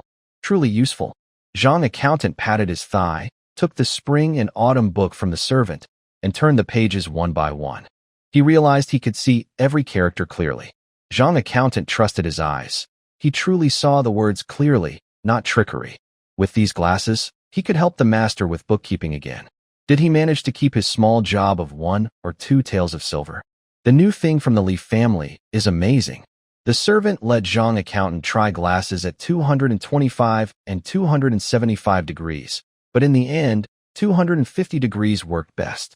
Zhang Accountant happily held the 250-degree glasses, looked around, and asked excitedly, "How much does this pair of glasses cost?" 10 taels of silver. Hearing this, Zhang Accountant was stunned. 10 taels of silver was not cheap. It was as much as his half-year's wages. But, no matter what, it's better than losing his job, right? After thinking for a moment, Zhang Accountant asked, "Can it be cheaper?" "Old sir, this is our cost price, so we can't lower it. It's made of colorless glass. Can't be cheaper. But don't worry, if your eyes worsen in the future, you can exchange the 250-degree glasses for higher-degree ones for free." Zhang Accountant still had some savings. Hearing this, he made up his mind to buy a pair.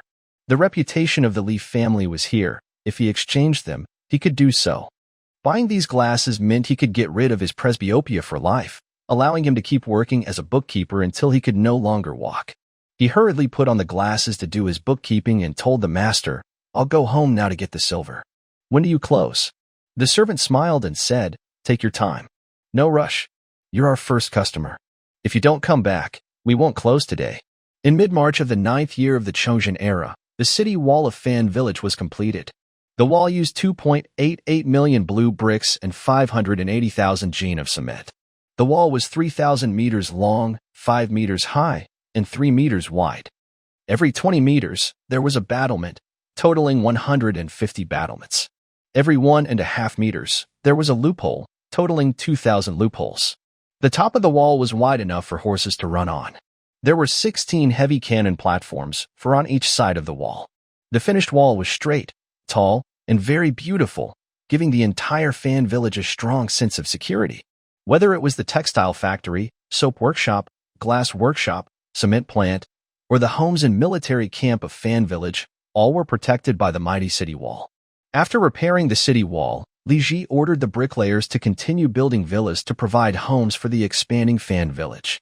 In mid-March, the artillery makers successfully created a standard long cannon. This standard long cannon is an 18-pounder with a 4-inch bore, 10 feet long, a direct shooting range of 1,500 meters, and a maximum projectile range of 6,000 meters. Li Ji's artillery makers cast the cannon using a copper core with an iron shell, reducing the weight from about 3,700 jin to 3,200 jin, and lowering the cost to 380 taels per cannon. Li Ji ordered the artillery team to move the cannons to the firing range, where they aimed at a large iron plate 2 meters long and wide, placed 500 meters away. The blacksmiths saw the target so far away and hesitated, but they still followed the instructions to fire. At the range, the artillery team loaded the cannons onto carts, adjusted the aim. Then 4 men lifted the cannon carts onto the firing positions, and 2 men pulled the carts to unload the cannons. The artillery makers then cleaned the barrels with 2 types of brushes, measured the angle and gunpowder amount using calipers, rulers, and protractors. After calculations, they poured gunpowder from standard packs and tamped it down with wooden sticks. They then loaded the shells, tamped again, poured some gunpowder into the firing hole, and inserted the fuse. Xiaoyu, the head of the artillery team, lit the fuse. It quickly ignited. A loud explosion followed as the 18-pound cannon roared to life, spewing fire and shooting the projectile toward the iron plate. The first shot shot out like a lightning bolt, disappearing instantly from sight. The projectile missed the target. Li Ji realized the target was too far away, so he ordered the iron plate to be moved to 200 meters closer and fired again. This time, the artillery team adjusted the angle and fired once more. The second shot hit the iron plate, producing a loud bang. It created a large hole about 5 or 6 inches wide in the upper left corner of the half-inch thick iron plate. The shell penetrated the plate, bounced a few times, and then rolled forward several hundred meters, breaking a tree in its path before stopping. Li Ji approached and saw the hole was about 5 or 6 inches wide, with the edges of the iron plate curled back, looking very striking. This cannon was very powerful. Even a war chariot attacking the city could be destroyed with one shot. Li Ji ordered the blacksmiths to start casting 18 standard long cannons, with 16 placed on the battlements and 2 kept as backups. 32-year-old Tang Dong was walking home, humming a tune from the west chamber. Tang Dong is now a new worker at the glass workshop, earning only a few coins a month. He used to work at a soap factory, which he joined when it expanded 2 years ago in December.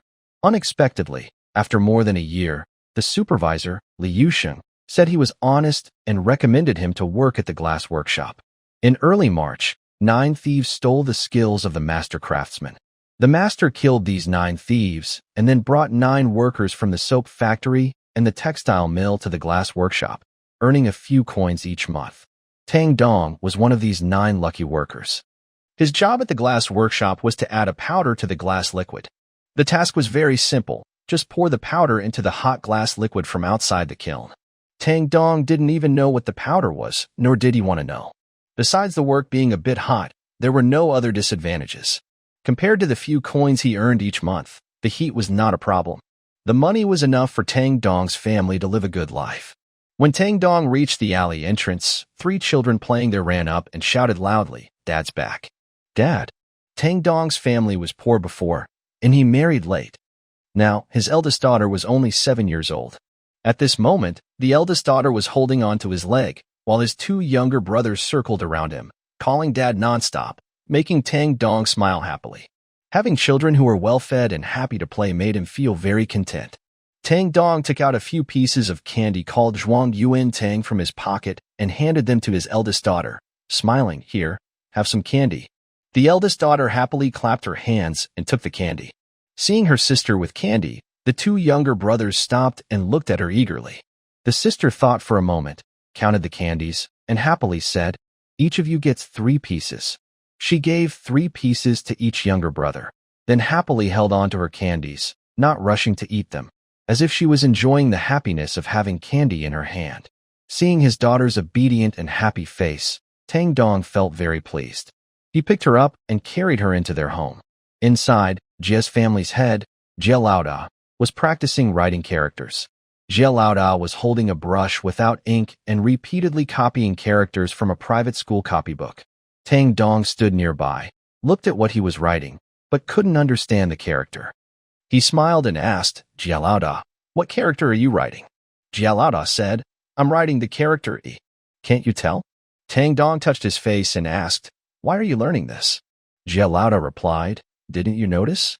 The supervisor promoted by the master is usually literate. Once they can read and write, they are very different in front of the master." Tang Dong scoffed, "You still want to be a supervisor? Have you looked at yourself in the mirror?" Old brother Jie chuckled but didn't reply. He bent down and continued practicing calligraphy. Tang Dong put his daughter down and said to old brother Jie, "Today, I made a decision while working. I want to take a loan to buy a house. In the future, I probably won't rent a place with you anymore." Old brother Jie spat and said, "Look at you, so proud. You only worked a few days at the glass workshop, and now you look down on renting? You want to buy a house? A few months' worth of money. What's so impressive?" He raised his head with a look of disdain. "Remember when you first came to this house 2 years ago? Your coat was so torn. I wouldn't believe you weren't a beggar." Old brother Jie looked at Tang Dong's eldest daughter again and said, "Back then, your 3 children looked pale and thin, like skin and bones. It seemed like they might break if touched. Now, just over a year later, they've all become little chubby girls. Back then, your wife called you Big Eyes Tang. Now she calls you head of the household. People really change fast." Tang Dong smiled and said, "All thanks to the good job given by the master." Old brother Jie laughed. "When your wife finds out you're planning to buy a house, do you think she's happy about having her own place or worried about not having enough money?" While they were talking, Tang Dong's wife upstairs, who was spinning yarn, overheard. She ran out happily and shouted, "Head of the household, you're buying a house? Are we going to have our own little villa?" Tang Dong glanced at old brother Jie and smiled. He put on his old-fashioned glasses, and Li Ji was about to start making a telescope. A telescope is an essential tool for military campaigns, allowing one to see clearly from miles away and gain an advantage. Naturally, it's a product that should be prioritized. Before crossing over, Li Ji had studied Kepler-style telescopes, which are very simple in structure, just 2 convex lenses and 2 total reflection prisms, capable of magnifying distant images dozens of times. This simple telescope already meets Li Ji's current needs. On April 3rd, Li Ji called in gem polishing artisans to craft an 80 mm diameter objective lens and a 30 mm diameter eyepiece lens according to his drawings, along with 2 total reflection prisms. After the lenses were polished, Li Ji measured their focal lengths, then had a coppersmith make a tapered copper tube, wider at one end and narrower at the other, with a fold in the middle. He assembled the objective lens, prisms, and eyepiece into the copper tube following his plans. After finishing, Li Ji raised the telescope and looked from the city wall. He found that the telescope was ready and that he could see small objects in the distance. Li Ji estimated that, although simple in design, this Kepler telescope had at least 25 times magnification. During this time, Western telescopes had just been invented and were very expensive. Very few people in Ming used telescopes, and there was no standard Chinese name for them. Li Ji simply called it a telescope. With the telescope, reconnaissance work became easier. In the future, soldiers could stand on high ground and use the telescope to observe movements within several miles. This reduced the need for close combat with enemy scouts. In reality, Li Ji's soldiers were not very skilled in fighting. They were much weaker in close combat compared to enemy scouts, and even bandit scouts were better fighters than Li Ji's. When fighting broke out, Li Ji's scouts often couldn't get close to the enemy troops. Having a telescope could greatly help solve this problem. Moreover, artillery units could also benefit from the telescope. With it, they could more accurately adjust their aim. Later, spotters on high ground could clearly see where the shells would land several miles away. Of course, commanders could also better observe the battlefield with the telescope, which was very beneficial. The market for reading glasses had not yet opened, and sales were very low. Li Ji ordered the glass artisans who polished lenses to stop making reading glasses and instead focus on making telescopes for scouts and artillery units, producing a few more. Because the telescope had high military value, Li Ji decided not to sell it publicly, but to equip his own troops. If allies needed some, and the situation allowed, he might give a few as gifts. Li Xing heard that his brother had made a telescope capable of viewing distant objects and immediately rushed from the camp to grab one. He took the telescope, climbed to the top of the northern city tower, and excitedly looked out over Fanjiao village and the city beyond. Thanks to Qi Tang for the 800 tip donation, much appreciated. Thanks to Mu Cha Ching Wei and Little Bone Ash Level Bookworms for the 100 tip donations. The first batch of 12 telescopes was given by Li Ji to senior officers like Zheng Kaiqing, while others were allocated to scouts and artillery of the Xianfeng Regiment. On April 7th, the first batch of 18-pound cannons was mounted on the northern city's artillery platform, pulled up by 8 horse wagons. The platform was behind the city wall, 2 meters higher than the wall itself, and shaped like a round pillar. Li Ji handed a telescope to the gun commander responsible for adjusting the artillery's aim. He asked him to try using the telescope to calibrate the gun's angle. The gun commander looked through the telescope for a long time, his face full of excitement, as if he had discovered a new world. After familiarizing himself with the telescope, he began testing. The gunners operated the cannon, measuring the elevation angle and gunpowder amount with a ruler and protractor, then fired at a large white circle drawn with lime, for miles away. A standard long cannon's effective range is 3 miles, meaning it can hit a specific target within 1,500 meters with good accuracy, with a mostly straight trajectory. Shooting targets 4 miles away is more like a throw, and the accuracy and effect decrease. But if the target is big enough, adjusting the angle properly can still hit it. The cannon roared, and a shell shot out from the fiery mouth of the barrel at a speed too fast to see clearly. For miles away, it was hard to see where the shell landed with the eye, and even harder to tell if it hit inside the circle. But Li Ji looked through the telescope and saw that the shell landed 20 meters to the left of the lime circle, hitting a patch of reed grass. Li Ji took down the telescope and heard the gun commander shout loudly, 18 steps to the left. The gunners moved the cannon back onto the platform, repositioning it in the center. Based on the gun commander's observation, they adjusted the barrel's angle with the protractor and fired again. The cannon roared once more, and the shell traced an arc in the air, flying toward the white circle 4 miles away. Finally, the shell hit inside the 30-meter diameter lime circle, kicking up some dirt and bouncing forward. The gun commander excitedly shouted, "Hit the target." The gunners jumped up and clapped their hands in celebration. Hitting a target 4 miles away made them very proud. The need for reading glasses was still growing. As more people used glasses in front of others, it encouraged more buyers. Xie Jindao stood in front of Li's glasses shop, hesitating. Xie Jindao was a scholar, a xiuzai. He had studied for many years and passed the exam at age 28, when his parents were still alive. His family supported him as a student. But nowadays, xiuzai was not very valuable. He had passed the exam, but spent his whole life busy with little reward. Now that his parents had passed away, he relied on teaching at the Wang family school to make a living. He worked all year, earning only about 20 silver dollars from his students. Although 20 silver coins should be enough for his needs, Xie Jindao loved drinking and often bought wine whenever he had a little money. As a result, he saved very little throughout the year. He enjoyed good wine, and even at 48, Xie Jindao remained unmarried and single. In recent years, he felt his health getting worse. First, his legs and feet became less agile. He used to walk 20 miles on mountain paths without trouble, but now he couldn't walk 10 miles on flat roads from Wangjia village to Weiqing without resting twice. Second, his hands started to shake badly for no clear reason. They trembled constantly unless he supported them on something. Could it be because he drank too much alcohol? But these were minor issues. The biggest problem was that his glasses were getting old and his eyesight was failing. As a scholar, losing his glasses was a serious problem. He couldn't read clearly, write properly, or teach well. He struggled to read students' essays. He had to squint and guess some words, relying on context to understand what students wrote. This was unacceptable. If things continued like this, he risked being dismissed by the head of the Wang family. Losing his job as a teacher meant he might starve. He was a talented scholar and didn't want to die of hunger in Tianjin in his 40s. A few days ago, Xie Jindao saw the accountant from the Wang family, who was wearing glasses with 2 pieces of glass on his nose while doing accounts.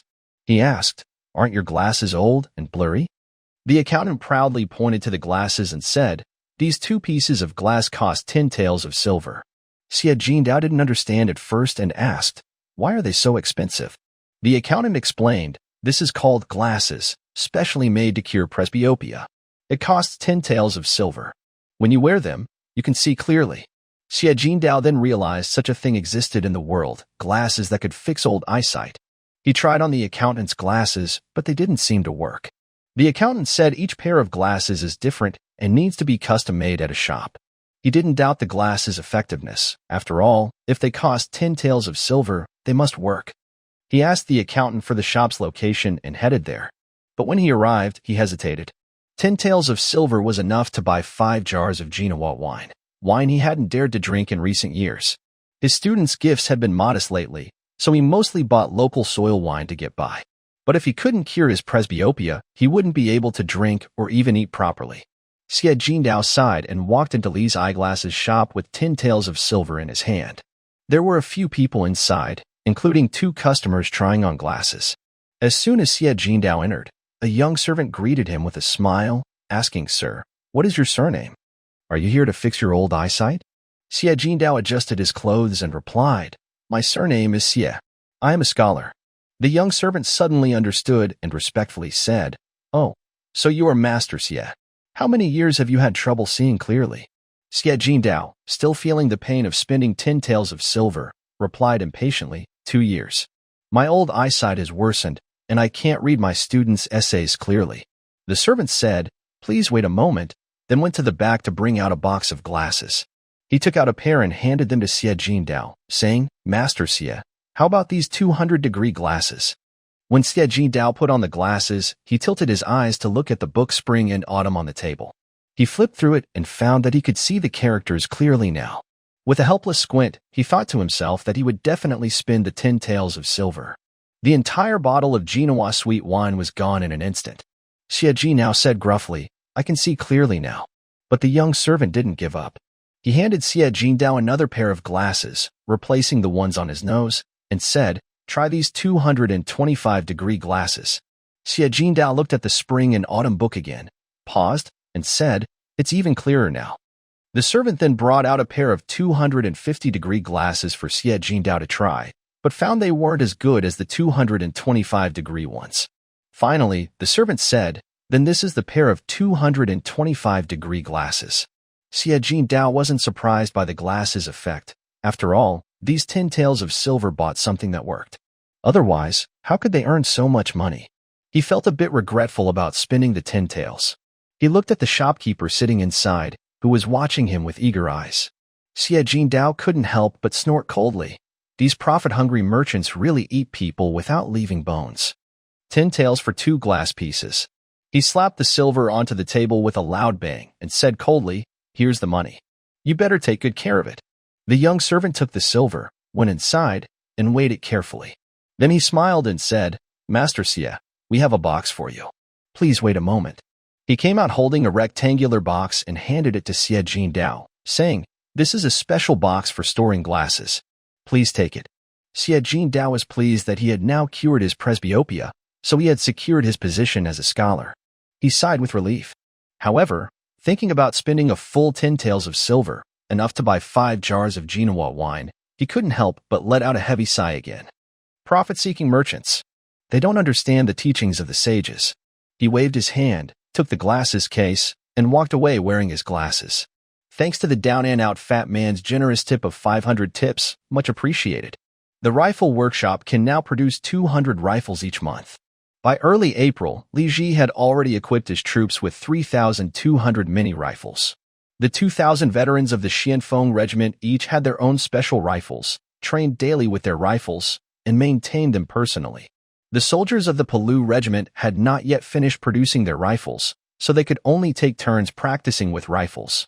Usually, Palu soldiers simulated rifle drills with wooden sticks. During target practice, over 1,000 rifles were placed on the range for the soldiers of Palu to practice shooting in turn. Palu soldiers shot twice a week, firing 12 rounds each time. Over 3 months, each soldier had shot at 300 targets. Compared to traditional soldiers, musketeers had the advantage of quick formation.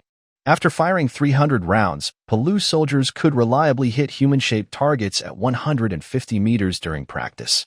With a few more months of training, they could be fully formed soldiers. Many rifles used soft lead bullets, which caused problems. After long friction with the rifling, the lead on the bullet edges would stick to the barrel, damaging the rifling.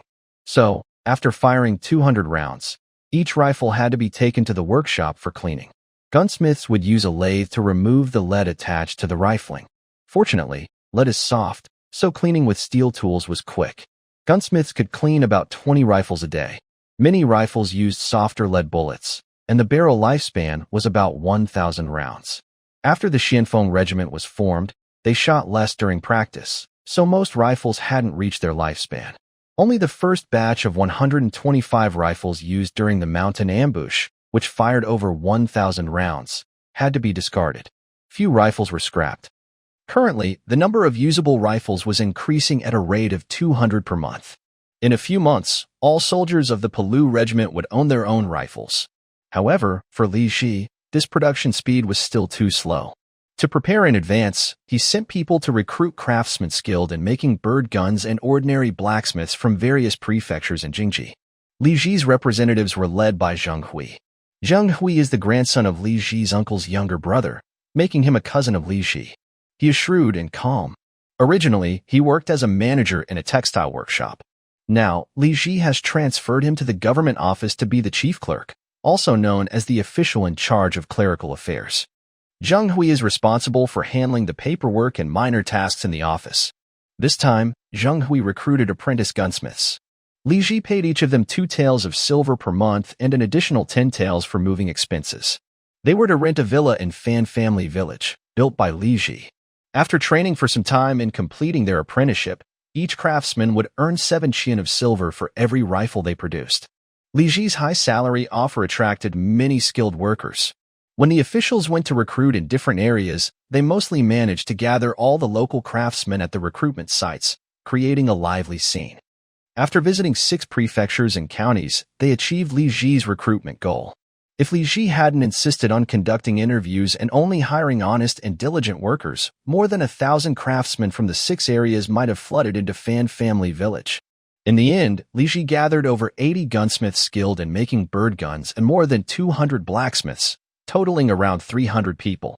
These blacksmiths were all moved to Fan Family Village to become apprentice gunsmiths. Of course, to keep things secret, Li Ji did not tell the new apprentices the details about the rifling process. The apprentices only learned to make smoothbore flintlock guns with thicker barrels. After passing all inspections according to the rules, they would hand over the finished smoothbore guns to the senior gunsmiths for rifling. Li Ji concentrated the rifling work on the senior gunsmiths, which made maintaining secrecy much easier.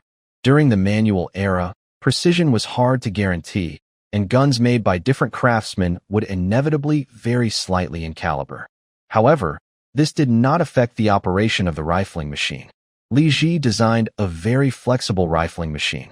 If the gun barrel was 1 millimeter wider, they could simply add a thicker piece of paper under the cutter to raise it. If narrower, they could do the opposite. Li Ji paid the senior gunsmiths an average of 4 taels of silver per month, and he enforced strict confidentiality. He personally told these gunsmiths that anyone who leaked the rifling secrets would be executed immediately. The strict and ruthless gunsmiths understood well that the 9 thieves from the glass workshop had already been killed by Li Ji. No one was willing to risk their life to betray the secrets of the rifling process and abandon the good life in Fan Family Village. The new apprentices did not participate in rifling or the secret processes related to mini rifles, so their income was naturally lower than that of the senior gunsmiths. After recruiting the additional 200 gunsmiths, the apprentices received 2 taels of silver per month during their training. After completing their apprenticeship and making rifles without rifling, they earned a bonus of 1 tael of silver for each gun. Of this bonus, 3 chien of silver went to the apprentices' masters, and only 7 chien belonged to the apprentices. However, the monthly income of 2 taels and 7 chien was still quite good. It is important to know that Li Ji also provided meals for the gunmakers and apprentices. Among these new apprentices, those who could make guns began learning to make smoothbore flintlock guns in Fanja village. After a month, they started producing rifles without rifling independently. The blacksmiths who couldn't make guns did not immediately learn to make flintlock guns after arriving in Fanja village. Instead, they were organized to make bayonets for the existing mini rifles. Li Ji wanted to equip the musketeers with bayonets.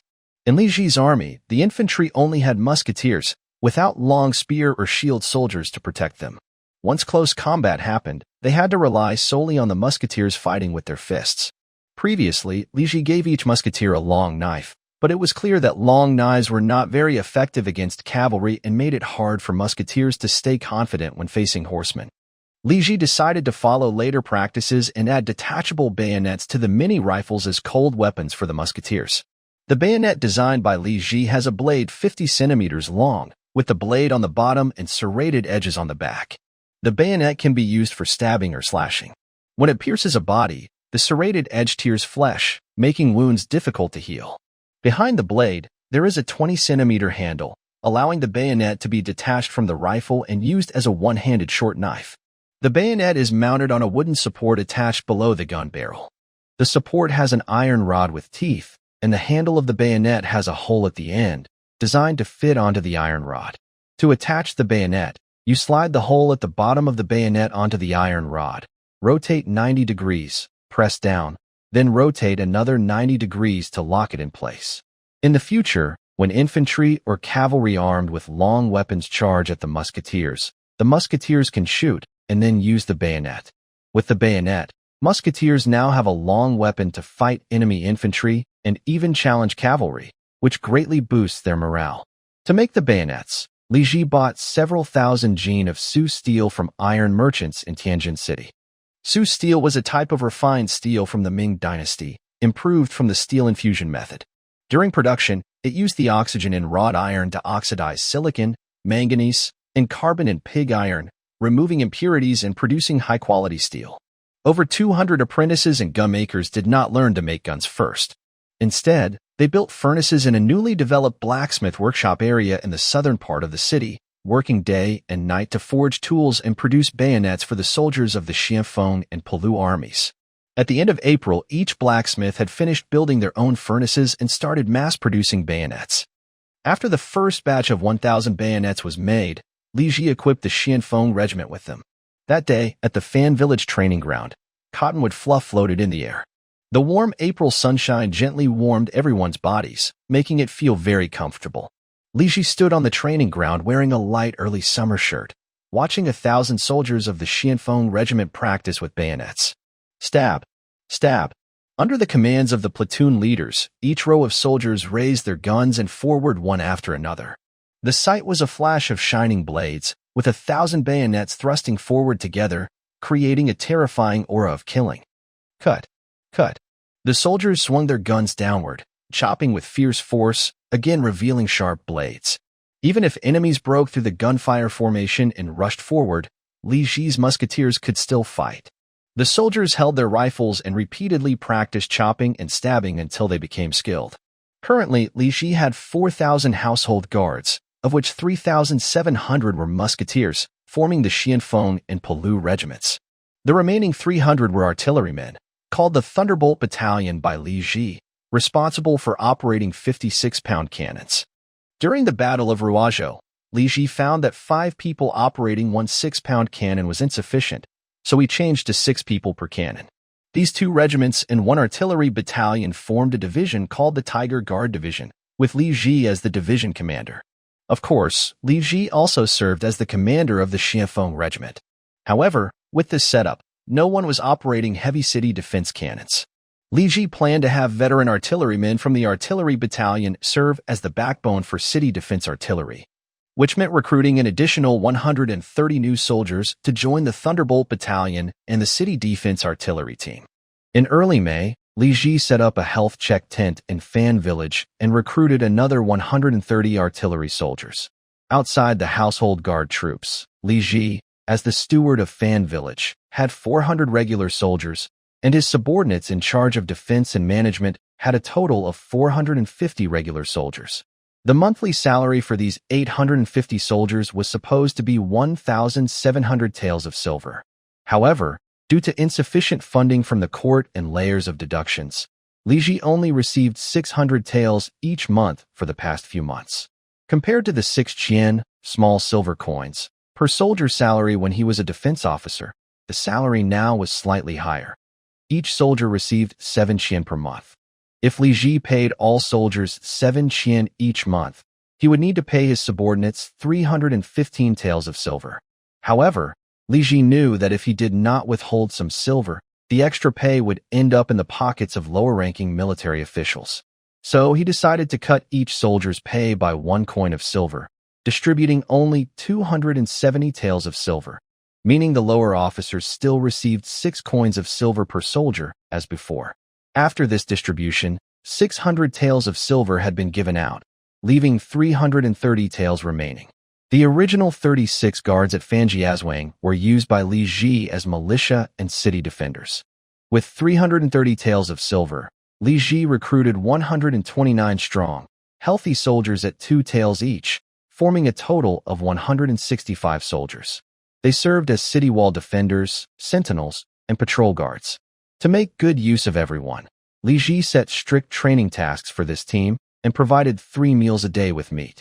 Such meals cost each person 1.5 coins of silver per month, which meant Li Ji was losing 250 taels of silver each month. Fortunately, Li Ji had many businesses and could afford this expense. In mid-May, Zheng Kaicheng, the commander of the 4th Battalion of the Vanguard Group, got married.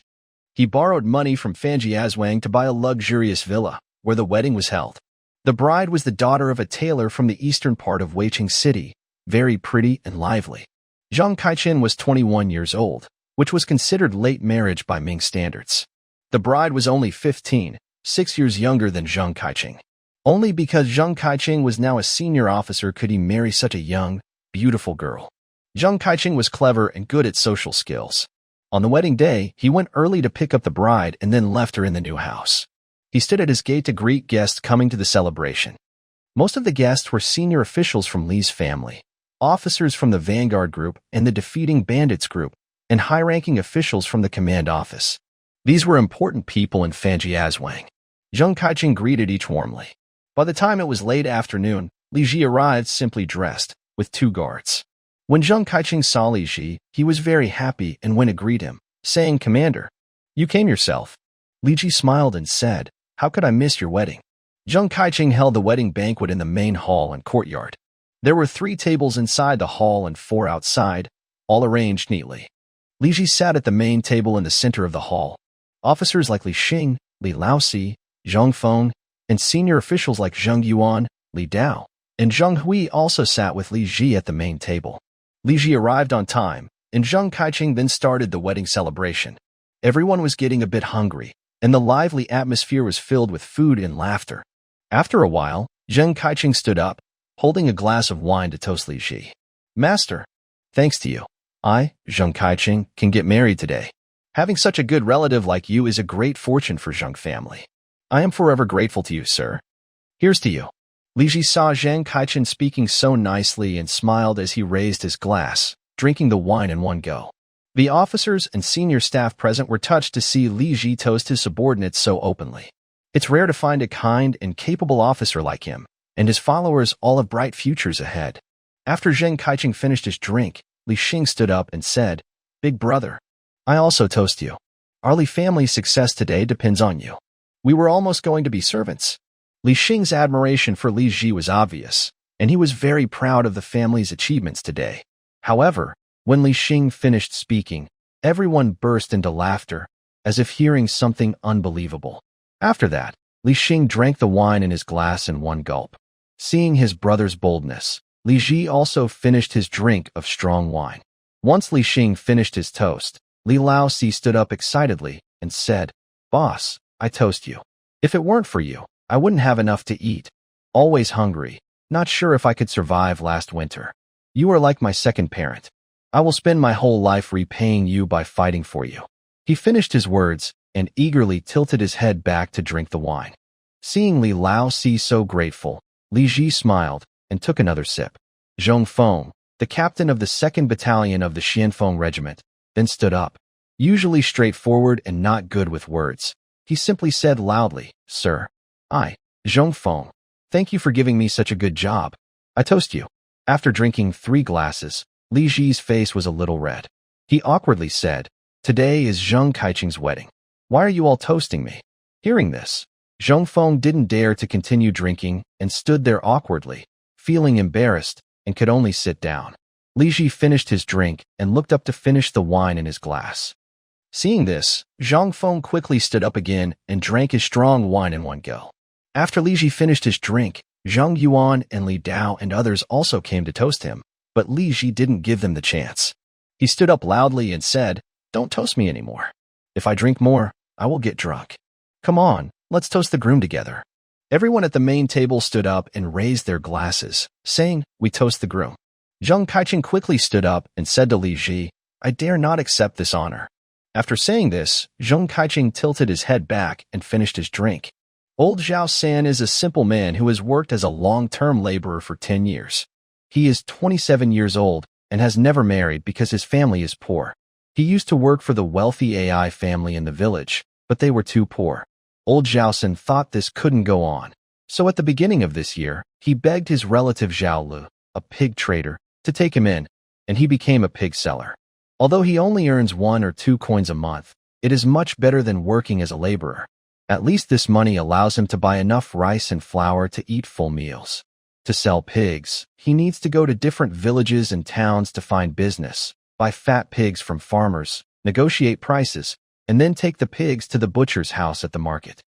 Since old Zhao San is simple, he doesn't need to bargain. He is the lowest-ranked pig trader and is responsible only for catching and driving pigs to the butcher. This month, his employer Zhao said he received a big order. The main manager of Fan Village bought pigs from him, 5 pigs a day. Zhao Lu was very happy because the business in Fan Village is stable and the price is fair, unlike those greedy butchers who always try to cheat when they see the pigs coming. The butcher's prices are often very low. Zhao said that selling 5 pigs a day to the main manager of Fan Village could earn him an extra 2 taels of silver each month. Fan Village is quite far away, more than 40 miles from Zhao San's village, but Zhao Lu is willing to travel an extra 10 miles for the deal. Hearing this, old Zhao San felt a bit uneasy. He had been to Fan Village before, for years ago, passing through a simple military household. It was surrounded by a high earthen wall to keep out wolves, and inside lived 300 or 400 people. Those poor soldiers lived in simple mud brick houses just like Zhao San's. When did they start living so well? Selling 5 pigs a day? But no matter what, Zhao Lu was happy, and old Zhao San naturally felt happy too. In these chaotic times, all they want is a bowl of rice. If Zhao Lu makes money, his job is secure. Zhao Lu is very dedicated to the business in Fan Village and won't allow any mistakes. A few days ago, he took some experienced men to drive pigs to Fan Village. Today, an old worker fell ill, and the master only sent Zhao Laosan to herd the pigs. It was still very dark when Zhao Laosan arrived at Hujiakan, where he found the master who bought pigs from the farmers. For people caught 5 pigs and waved bamboo whips as they headed towards Fanjiazwang. Zhao Laosan knew the master valued this business, so he was very careful along the way. Halfway there, it was dawn. Zhao Laosan worriedly said, "Master, I think we might be late today." The master replied loudly, "It's okay.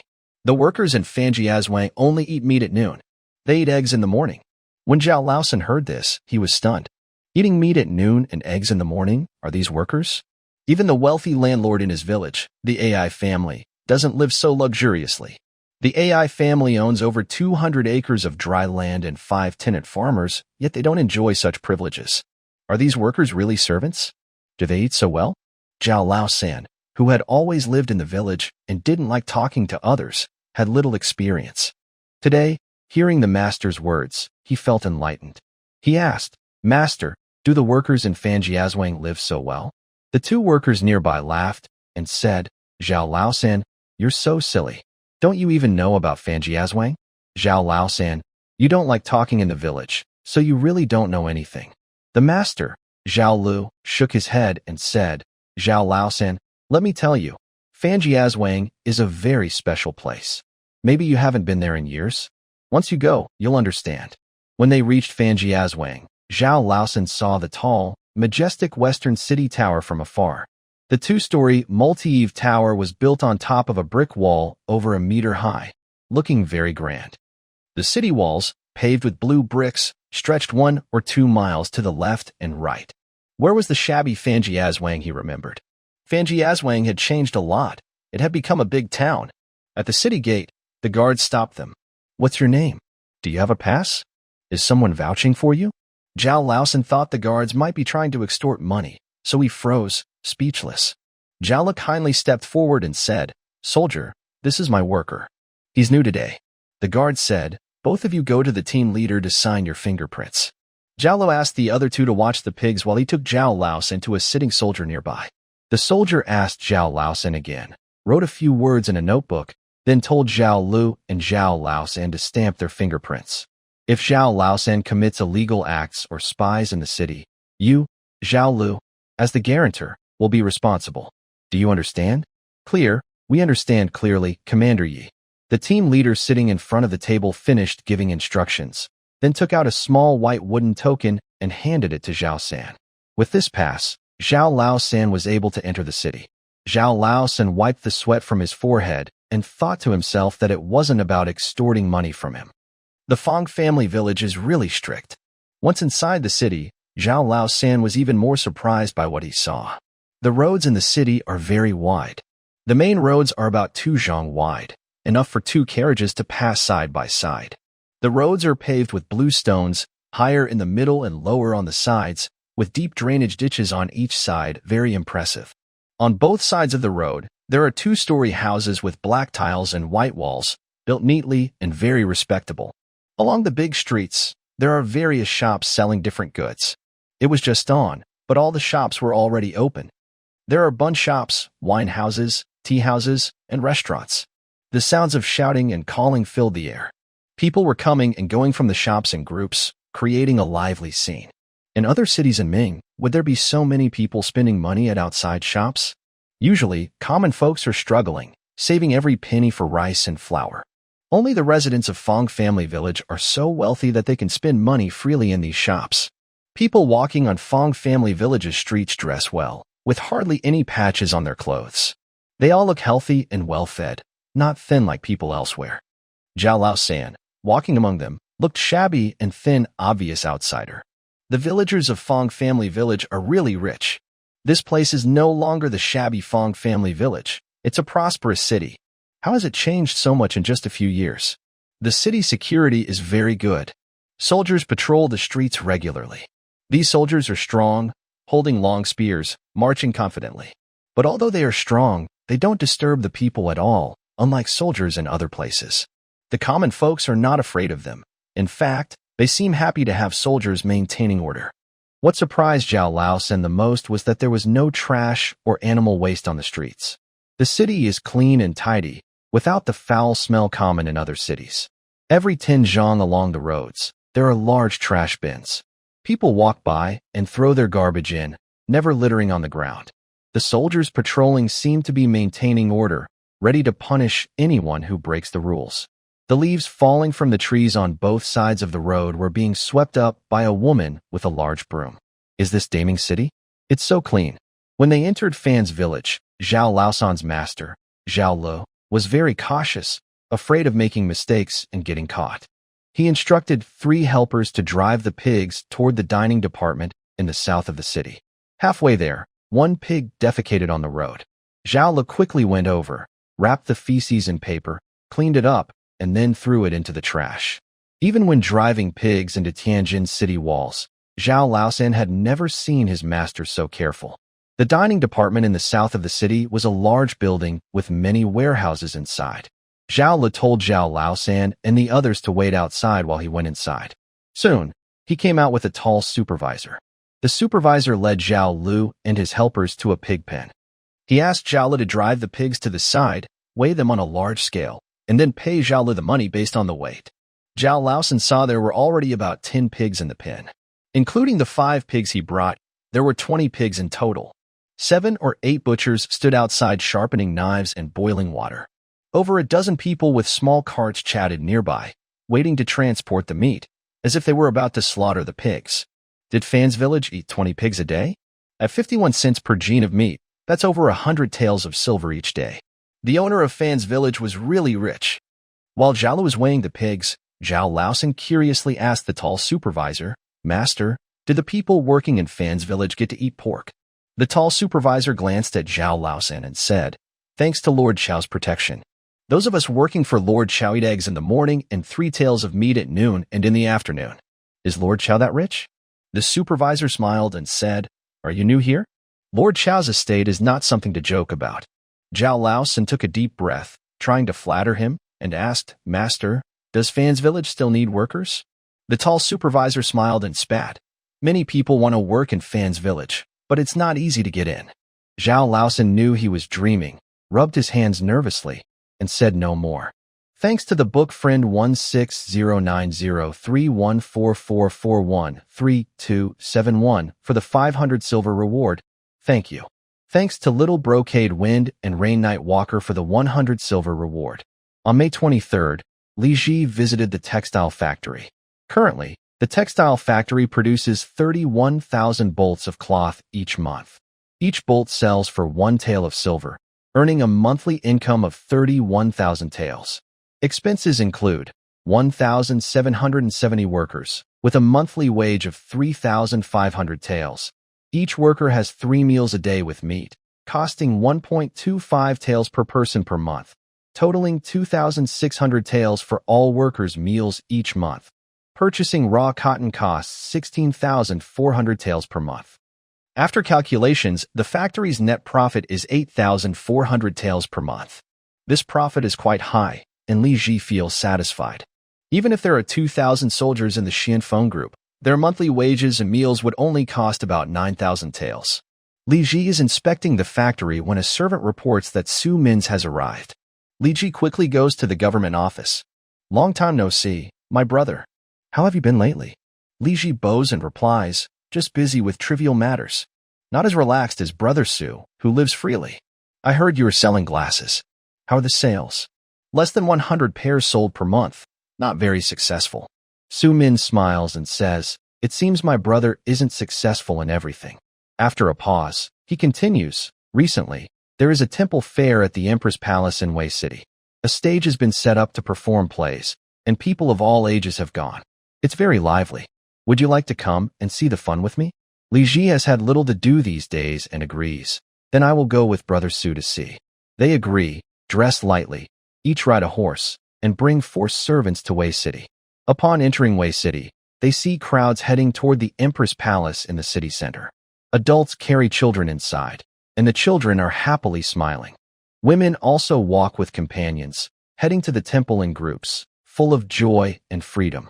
Li Ji laughs and says, "This year's temple fair is so lively." Su Min's replies, "This year is a special year for the temple fair, so it's different from previous years. The Empress Palace, commonly called the Tianfei Palace, is dedicated to worshipping Mazu, the sea goddess. Wei City is a vital port for North-South Sea routes, and all ships entering the capital pass through Wei City. Historically, many maritime merchants have respected Mazu. The Tianfei Palace was built in the Yuan dynasty during the Taiding era and expanded during the Ming dynasty's Yongle era. It is the most important temple in Wei City. They walk with the crowd toward the temple and soon arrive at the gate of Tianfei Palace. The square outside the temple is crowded with people, heads moving in all directions. Fortunately, Li Ji is dressed in official robes, and the common people see the Uyghur horsemen riding over, making way for them, allowing the two to enter. As I pushed through the crowd outside the Empress's palace, I noticed that not many people were burning incense inside the temple. Instead, There were more people watching a play outside. A large stage had been set up in the square in front of the temple, where a performance about Guan Yu's heroic journey was taking place. The townspeople crowded in front of the stage to watch. As Guan Yu fought through 5 passes and defeated 6 generals, the audience cheered loudly from below, creating a lively atmosphere. Among the crowd, vendors sold candied hawthorns and paper cuttings, adding to the joyful scene. I thought to myself that watching the play was quite lively and probably one of the rare entertainments of this time. I should build more temples and set up more stages in Fan Family Village so the people can enjoy more shows. We entered the temple, dismounted, and handed our horses to a servant to wait outside. Sumin stood behind the crowd, watching the play as well. He seemed to admire Guan Yu very much and pulled me aside, saying, "Brother Xian, come see how Guan Yu defeats Cao Cao's soldiers, will you?" I smiled, surprised that Su Mintz, a scholar, admired Guan Yu. I said, "I won't watch anymore. I want to look around the temple." Su Mintz casually replied, "Then I will wait here for you." I parted from Su Mintz and, with 3 guards, headed toward the Empress's palace. The palace had a front hall and a main hall. The front hall housed statues of Officer Wang Ling and the 4 great golden guardians. The main hall held the statue of the Empress Tianfei. The temple was not crowded, so there was no need to queue for incense or prayers. I burned 3 sticks of incense and offered a few coins in the front hall, then, with my guards, bypassed the statues to head toward the main hall. Just as I was about to pass the statues, I suddenly saw a flash of movement in front of me. A soft, fragrant object bumped into my left chest. I heard a clear cry of awe and saw a girl fall flat on her back right in front of me. I was stunned and looked down at the ground. She was lying there, her hair styled in a bun typical of Hangzhou, wearing a green netting, with her temples exposed. She looked about 15 or 16, at the perfect age for marriage. She wore a silver-striped silk blouse and a close-fitting, colorful embroidered skirt with phoenix patterns, clearly from a wealthy family. She had a delicate oval face, phoenix-shaped eyes, and a charming figure that was both slender and curvy under her clothes, exuding a sweet and captivating aura. The girl swayed on the ground for a moment before stabilizing herself. Still lying there, her eyes sharply stared at me. Behind her, 2 maidservants hurried over, loudly asking, "Miss, did you fall?" The girl was lying on the ground and angrily said to Li Ji, "You, in your official robes, you're so rude. Why don't you help me up?" Li Ji only then realized what was happening. He quickly went to help the girl up and said, "I didn't see the young lady running over. I didn't mean to bump into you." The girl saw that Li Ji's official uniform didn't scare her. She grabbed his arm and climbed up from the ground. She glared at Li Ji after hearing his words and sweetly scolded, "Where did I run off to? It was you who ran over blindly and bumped into me. And you're still talking back?" Li Ji felt awkward and said, "I was walking slowly, very carefully. Why would I run? It was definitely you who ran into me." The girl snapped, glaring at him. "Stop calling me young lady and official. How big is your rank? Tell me." Li Ji replied, "I am Li Ji from the Fan Family Village, known for my integrity." "Turns out you're just a minor official," the girl said proudly, giggling. "My name is Geng Hua. My father is Deputy General Geng Ingjia, a second-rank official in Tianjin. Are you afraid?" It was clear she was the daughter of a high-ranking officer, which explained her spoiled attitude. Li Ji had no way to deal with her, so he could only say, "So you're the daughter of an important officer." "I'm afraid." The girl smiled proudly at his words, her eyes shining as she giggled like flowers shaking in the breeze. Then she suddenly seemed to remember something and asked, "Wait, you sell glass? Is it very pretty?" She looked at Li Ji with pride, seeming quite pleased with his modest apology. But just then, she suddenly remembered something and said, "Hold on, you sell glass? Are you an official from Fan Family Village? I heard they built a new city there, so clean. I haven't been to see it yet." Li Ji didn't expect his village to be so famous. He cupped his hands and said, "I am indeed from Fan Family Village." The girl looked him over and said, "I didn't realize." Her eyes sparkled as she said sweetly, "When will you send me the glass bracelet?" "My house is in the big copper alley in the west of the city. Just ask around, and you'll find it." Li Ji still needed to have the glass made, drilling holes and polishing it, so he couldn't produce it immediately. He could only reply vaguely, "I will have someone make it when I go back, and once it's ready, I will send it to you." The girl thought for a moment and felt her gains were good. Her fall was not in vain. She glared at Li Ji and then walked away with her maid, ignoring everything else. Back at the Fan family village, Li Ji checked all the industries again. After confirming everything was fine, he began working on developing rolling bearings. Bearings are essential in industrial production. They greatly reduce the friction at mechanical joints, improve machine efficiency, and make machines more stable. Without bearings, modern machinery could not be built. As an industrial designer, producing bearings was basic knowledge. Before crossing over, Li Ji had understood the principles of bearings and had researched simple ways to make them. Now, he was ready to use that knowledge. Li Ji selected 10 honest blacksmiths who knew how to work with steel from the blacksmith's apprentice to him. He called them into a specially built workshop, which was divided into 10 rooms, each with a furnace for forging steel. Li Ji first explained the confidentiality rules. I've called you here to make a new item. Once it's finished, your monthly pay will increase to 3 taels, and your meals will stay the same. The craftsmen were very excited to hear this. Master is making something new again. This time it's me. I'll get rich. Li Ji let them get excited for a moment before slowly saying, but I will pay high wages only if you keep the secret. If I find out anyone leaks the secret of making this item, it will be a serious crime. He looked coldly at the 10 blacksmiths and added, the 9 traders in the glass workshop are a warning. You don't want to make the same mistake, do you? Before they could fully celebrate, the craftsman became nervous after hearing his strict words. Wu Taitu, chosen as the leader, quickly responded, Master, do you still not trust me, Wu Taitu? Even if my head is on the chopping block, I won't reveal any secrets. The other craftsmen also said, Master, we are honest blacksmiths. We won't leak secrets. Master, we work honestly and won't betray the secret. Li Ji nodded and said, this new workshop will have a collective punishment system. If one person leaks the secret, all 10 will be punished together. The leaker will be executed, and the others will lose a year's wages.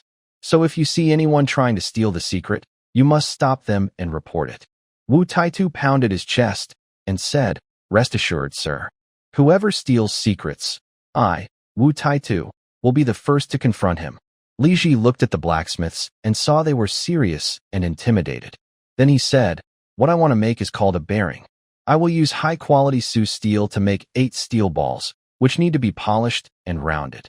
Then I will cast 2 steel rings, 1 large and 1 small, with tracks for the balls inside and outside. The 8 balls will rotate inside these tracks. Finally, I will make 2 metal frames to hold the balls in place inside the rings so they don't bump into each other. Hearing Li Ji's words, the 10 blacksmiths looked confused. They had never seen a rolling bearing before and didn't understand what Li Ji was talking about. Li Ji began teaching them step by step. He divided the making of the bearing into 5 steps. The first step was to make the 2 steel rings, 1 big and 1 small. The second step was to cut steel rods into small pieces to be used as raw material for the balls. The third step was to heat the ball raw material until soft, then place it on a steel mold and hammer it to shape the balls. The fourth step was to polish the balls using fine ceramic grinding wheels and steel polishing discs to remove burrs and make them shiny. The last step was to make 2 metal frames to hold the balls in place inside the rings, keeping them from colliding. Li Ji divided the 10 craftsmen into 5 groups, each working on a different step. He told them to focus only on their own work and not to try to learn about others' tasks. Then Li Ji showed them drawings he had made, explaining each step to the 5 groups. After seeing the drawings, the craftsmen had a little idea of what they needed to do. Li Ji guided each of them carefully, from start to finish, on how to make the bearing. First, they cast the steel rings. This was simple. Make a mold with sand, pour in molten steel, and it would form. To reduce air bubbles and holes, Li Ji instructed the blacksmiths to turn the cast rings inside out and make iron molds, then cast the steel rings again using these molds. Next, they heated a round steel rod until red and soft. Then they pressed it against a simple cutting tool to cut small pieces of steel, which would be used as raw material for the balls. They placed these steel pieces into a furnace to heat until red hot. Afterward, they took each piece out and placed it on a steel block with a half-circle hole. Using a steel rod with a matching half-circle shape, they hammered the steel to squeeze it into a round ball shape. After obtaining rough ball bearings, the balls are screened using multiple sieves to remove those that are too large or too small. Then, the balls are polished and deburred with grinding wheels and polishing discs. Once the balls are smooth, They are heat-treated by reheating and then quenched in hot oil to increase their hardness. After the balls are finished, they are arranged in a line and placed into the outer ring of the bearing. The inner ring is then installed, and the balls are moved to different positions so that the inner and outer rings are connected together and won't fall out. Next, a metal cage is made from sheet iron and fixed with steel nails. The cage surrounds the balls from both sides, evenly distributing the 8 balls inside the steel ring so they don't collide or rub against each other. Li Ji guides different blacksmiths step by step in making tools and operating the production. After 15 days, they successfully create the first rolling bearing of this era. Li Ji adds some oil to the bearing, places it on his hand, and turns it forcefully. The bearing rotates 4 or 5 times before stopping. Seeing the final result, the blacksmiths are very surprised. Wu Taitu, the master craftsman, says, "Master Chow, this ring can spin so many times by itself and is so smooth. What is it used for?" Li Ji doesn't answer Wu Taitu but ponders why the bearing isn't working well. It only turns 4 or 5 times. Although this is much better than no bearing at all, it's clear that Li Ji's design isn't quite right. He thinks that the inner and outer rings might be too rough, causing high friction and stopping the balls quickly. It seems the tracks on the inner and outer rings need to be polished carefully. Li Ji adds another step to the process, polishing the tracks on the inner and outer rings. After casting the steel rings, they are polished with high-quality porcelain grinding wheels and fine steel polishing discs to remove burrs and smooth the tracks. After 3 more days, Li Ji leads the blacksmiths to make the polishing tools and finishes polishing the tracks. They remake the bearing, add oil, and Li Ji holds it in his hand and turns it forcefully again. This time, the bearing doesn't stop. It spins for a long time, at least 10 or more turns, before gradually slowing down. This kind of bearing now meets Li Ji's needs, and he is very satisfied. Feeling happy, Li Ji loudly announces, "The bearing is successfully made." Each of the 10 craftsmen will be rewarded with 3 taels of silver. The craftsmen are overjoyed, exclaiming, "Your kindness, sir. You're so generous, sir. Thank you, sir. Thanks to the generous tip from Tuahao 123, 500 coins. Thank you to At Living Well for the reward." After completing the testing and manufacturing of the bearings, the bearing workshop began mass production. The workshop has 10 artisans working together, producing 10 rolling bearings each day. By June 29th, they had made over 100 bearings. These bearings are very important to the Van family village. They're used in critical places. Li Ji brought in a few carpenters to install these bearings on the 6-pound cannons, replacing the original wooden mounts on the gun carriages. All 18 of the 18-pound cannons for the village's city defense were finished by June 15th. Afterwards, the cannon workshop cast a few 6-pound cannons. Currently, Li Ji has 84 6-pound cannons. With bearings, the engines of these 6-pound cannons will work much better. Before, the gun carriages needed 4 horses to move. During a city defense, the narrow space on the walls made it hard for horses to operate, and moving the cannons was difficult. With bearings, the friction on the axles is greatly reduced, making the carriages much easier to move. 6 soldiers and a few civilians can pull a 375-kilogram 6-pound cannon for short distances. This means the cannons can be quickly moved along the city walls to support the main attack points, which is a big advantage for city defense. If the cannons couldn't be moved, and the 84 light cannons were divided evenly on 4 sides of the wall, only 21 cannons could be placed on each side. Now, with quick-moving carriages, most of the cannons can be concentrated on the main attack side to bombard the enemy. However, Li Ji still worries about city defense. During the Chojin era, the Manchu raiders repeatedly entered the capital area to loot. To be safe, Li Ji made the defenses around Van family village more secure. In March, he hired 1,000 nearby civilians to dig many pits outside the city walls, about 100 or 200 meters away. These pits are 2 to 3 meters deep, with small ones about 10 meters long and wide, and larger ones dozens of meters wide. They're arranged in several layers outside the walls, scattered all around. By June, all these pits were finished. If enemies attack with infantry, these pits force them to go around. The enemy's rifles can shoot within their range, so each extra meter they walk increases their risk of death. If the enemy uses war chariots for siege, these pits can stop them directly. Only when the pits are filled and can the chariots advance again. For infantry soldiers who leave the chariots to fill the pits, the rifles on the city walls will be a nightmare. On the first day of July, it is the height of summer. The hot sun scorches the earth, making all plants and animals seem dehydrated and listless. The high temperature makes people reluctant to move. Just walking a few steps causes sweat and discomfort. In the wilderness, only the loud cicada calls can be heard, with no other sounds. Despite the heat, Li Ji did not relax his defenses. He still made the soldiers train under the blazing sun. Li Ji went to the training ground to inspect the drills of the sharpening and breaking bands units. The 80 new burr gun craftsmen Li Ji recruited quickly learned how to make flintlock guns. After only a month as apprentices, they graduated. With their help, the rifle workshop's production increased significantly. By the first day of July, the workshop had produced a total of 4,016 rifles. After removing 130 defective ones, there were 3,886 usable rifles, enough for each of Li Ji's 3,700 musketeers to have one. On the training ground, 3,700 musketeers lined up in long rows, practicing how to face enemies directly. 300 artillerymen rode horses, simulating enemies. They galloped about 300 meters away from the musketeers, trying to flank the formation from the sides and back. The musketeers' officers had to adjust the direction of each squad based on the enemy's troop strength from different directions, ensuring the right forces faced the enemies and preventing the enemies from sneaking behind unguarded spots. The 300 cavalrymen initially tried to flank the left wing of the musketeers. Li Xing and the officers ordered the musketeers to turn counterclockwise, making the left wing face forward and confront the cavalry approaching from that side. When the 300 artillerymen's first plan failed, they changed tactics. They split into two groups, one heading north and the other south.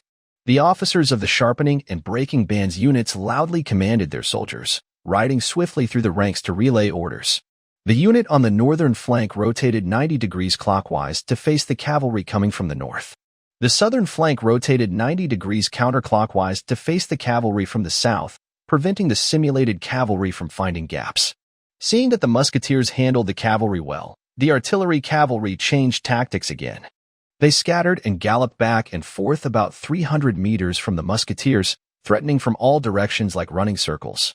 The musketeers' officers responded quickly, forming a circular formation to defend all sides. Gradually, the cavalry stopped circling and gathered on the east side of the musketeers. Li Xing and the other officers immediately ordered the musketeers to break the circle on the west side, extending the northern and southern halves outward, so they faced the cavalry gathering on the east directly again.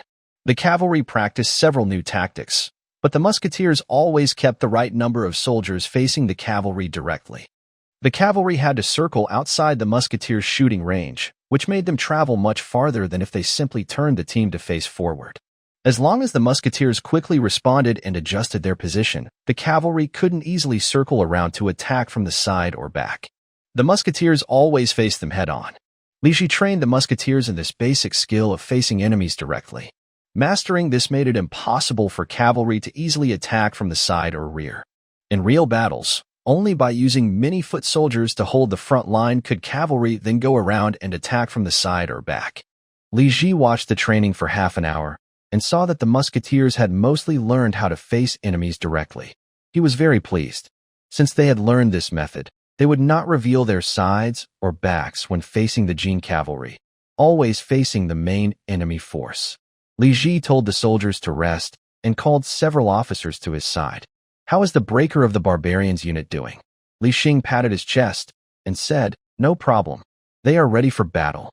I had the Sharp Edge group pretend to charge on horseback against the breaker of the barbarians formation, and now they are used to standing firm against cavalry charges."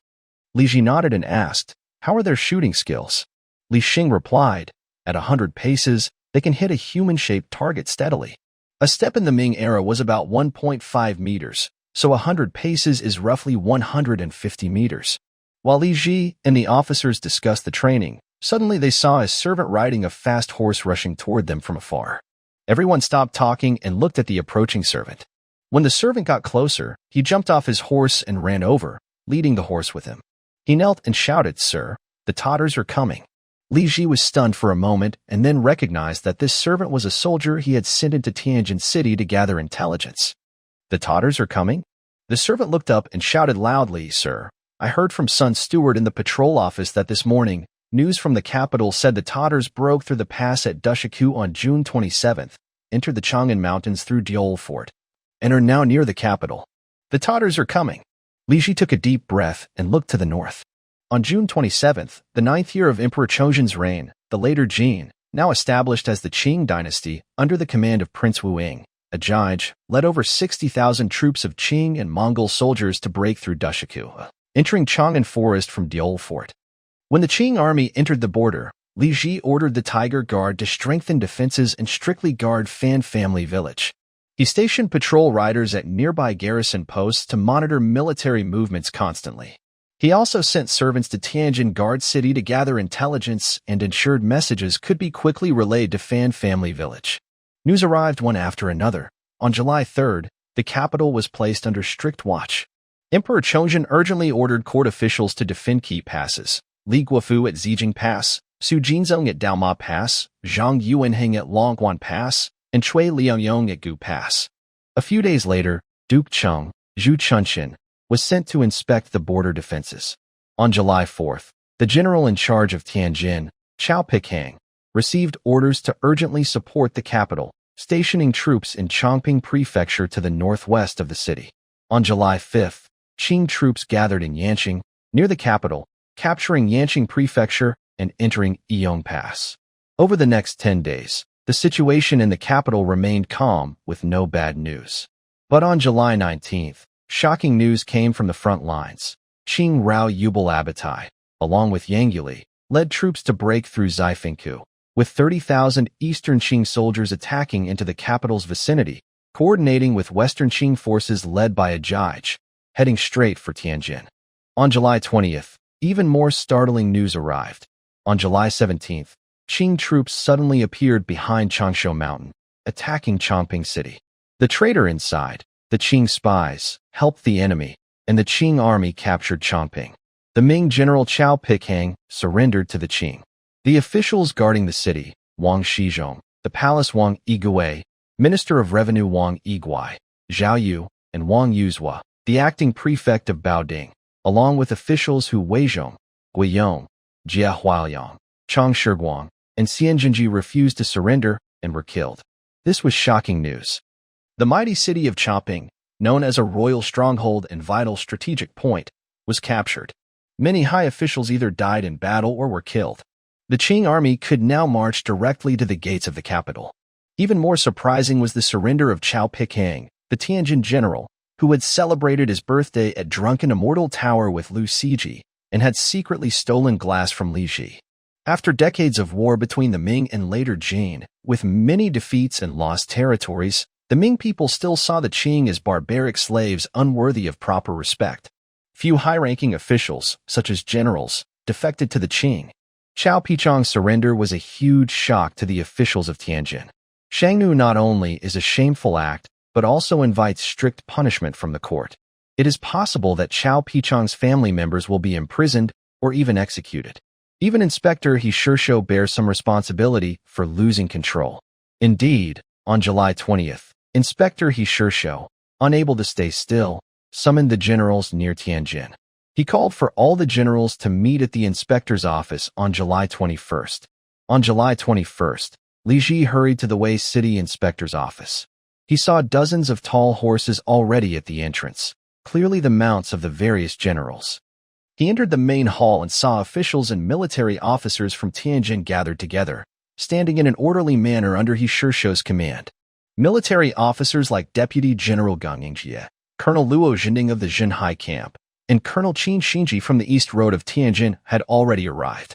Civil officials such as Lu Walin from the Military Affairs Department and Tianjin Magistrate were also present. They were discussing Chao Pichang's actions, all filled with righteous anger.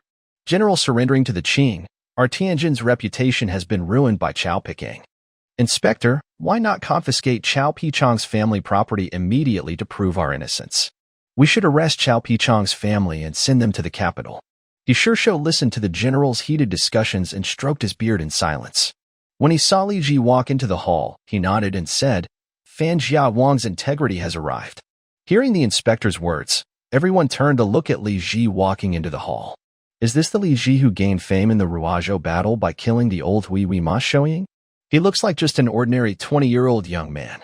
But I heard that Li Ji has 1 or 2,000 soldiers. His previous military success was achieved with over 1,000 soldiers, showing strong strength far beyond just integrity. I also heard he's related to Shishou. No wonder the inspector greets him so warmly. Li Ji stepped forward and saluted, saying, "Your servant Li Ji pays respects to the inspector." Shishou replied, "No need for formalities. How is Fan Jiazhuang now?" Li Ji stood up and said, "Your servant has ordered the soldiers to guard tightly. Everything is under control." Shishou nodded without saying more. Li Ji looked around and stood at the back of the military officials, behind the scouts and guards, standing with the other officials of integrity. Seeing that everyone was still discussing Chao Pikang, Shishou cleared his throat and said, "How to handle Chao Pichang's family. After driving out the eastern slaves, the court will decide." But now, the Eastern Wing Army has broken through Zaifengkou and is advancing directly toward Tianjin. Defense is urgent. What are your high opinions, generals? Hearing Shishou's words, the civil officials and generals froze in silence. No one spoke. The strength of the Eastern slaves was too great. Chao Pikang, acting as the overall commander, led 3,000 elite soldiers to support Chomping but was easily defeated by the Eastern slaves. The remaining generals did not have such strong fighting power and dared not face the enemy's attack directly. After thinking it over, their only strategy seemed to be to hold the city at all costs. Currently, the military officials, led by Deputy General Geng Yingjie, saw everyone silent and stepped forward to say, "Sir, the Eastern slaves are advancing strongly now. We cannot resist head-on. We should defend the city and wait for reinforcements from the 9 border towns." Zhenhai Camp's General Luo Jinding cupped his hands and agreed. Geng Daren's words are wise. I support this plan. Other generals also said, Geng Daren is right. For now, holding the city is the best plan. We all agree. Seeing everyone agree, Shishou stroked his beard and said, "At this moment, this is the only option. When the reinforcements arrive, the Eastern slaves will probably retreat from the capital area." After a pause, he added, "However, the eastern flank of the Eastern slaves is advancing toward Tianjin. We need to discuss how to defend this attack." After Shishou finished speaking, everyone fell silent again. How to defend? Just defend their own cities. What else could they do? Shishou liked to compose poetry and had never led troops in battle, so he knew little about fighting.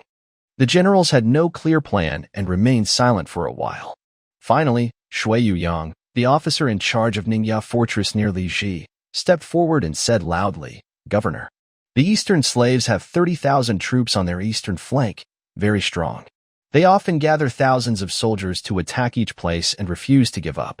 The small towns and forts near Tianjin are old and in disrepair, probably unable to withstand the attack. It might be better to abandon these forts and concentrate all the troops in nearby counties and cities to defend." Hearing this, the officers responsible for guarding Li Ji's troops cheered up and said loudly, "This is a good plan. Moving the population, livestock, and wealth into the big cities can ensure safety. Gathering troops to defend the big city can protect it from falling." Even the officers guarding the smaller towns agreed that concentrating the troops in one place would make their own cities safer. They nodded in approval. Hearing these opinions, Shishou stroked his beard and thought for a moment but said nothing. Abandoning the smaller forts to defend the big city might be safer, but with the current situation, Chao Pikang, the overall commander of Tianjin, surrendering to the enemy, the governor of Tianjin was already in a dangerous position. If he abandons the fortified villages, the court will hold him responsible for abandoning the city and land after the war, and he cannot escape the blame. However, the Eastern forces are indeed powerful, and those fortified villages seem unable to hold. Holding out at the villages means losing people and supplies, which makes the blame even greater. After thinking carefully, Shishou couldn't decide what to do. He asked Li Ji, "Li Ji, you are an honest official. What is your opinion?" When the patrol governor asked about relatives, everyone knew that Li Ji's words could influence the decision. How to defend the city is a big matter that affects their lives and reputation. They all looked nervously at Li Ji. Li Ji glanced at the honest officials around him and stepped forward to say, "What the generals suggest is a strong defense and scorched earth tactic, which is a good plan now." "I agree." Shishou nodded in agreement. The defenders were very happy to hear this. They thought their city would have more soldiers to defend it, making it safer. The honest officials felt they could now hide in the larger city of the prefecture and breathed a sigh of relief. They all believed they could probably save their lives this time. They looked at Li Ji with more respect. But Li Ji then cupped his hands and said, "However, my family's village, Fanjiahuang, is the key on the west side of Tianjinwei City. I cannot abandon it. I am willing to lead troops to defend it." The deputy general, the assistant general, the guerrilla fighters, the guards, and the honest officials all turned to look at Li Ji with surprise. The key on the west side? Fanjiahuang is just a fortified village. What key? Instead of escaping to the larger city for safety, he wants to stay alone in the village and fight the enemy? Is he crazy? Has he been drinking? Thanks to the rewards from the world you don't understand by Cababear and Prince Smile. When the senior generals heard Li Ji's words, they looked at him again with new eyes. They wondered how capable he was. Could he really confidently rely on himself to defend Fanjiahuang? Over the years, the enemy forces had become very skilled at attacking cities. No honest official could hold the city alone. They heard Fanjiahuang was wealthy, and if the Eastern Army attacked, wouldn't the whole place fall? Is this kid a reckless fool? The officials standing beside Li Ji felt annoyed. They thought, Li Ji is so confident.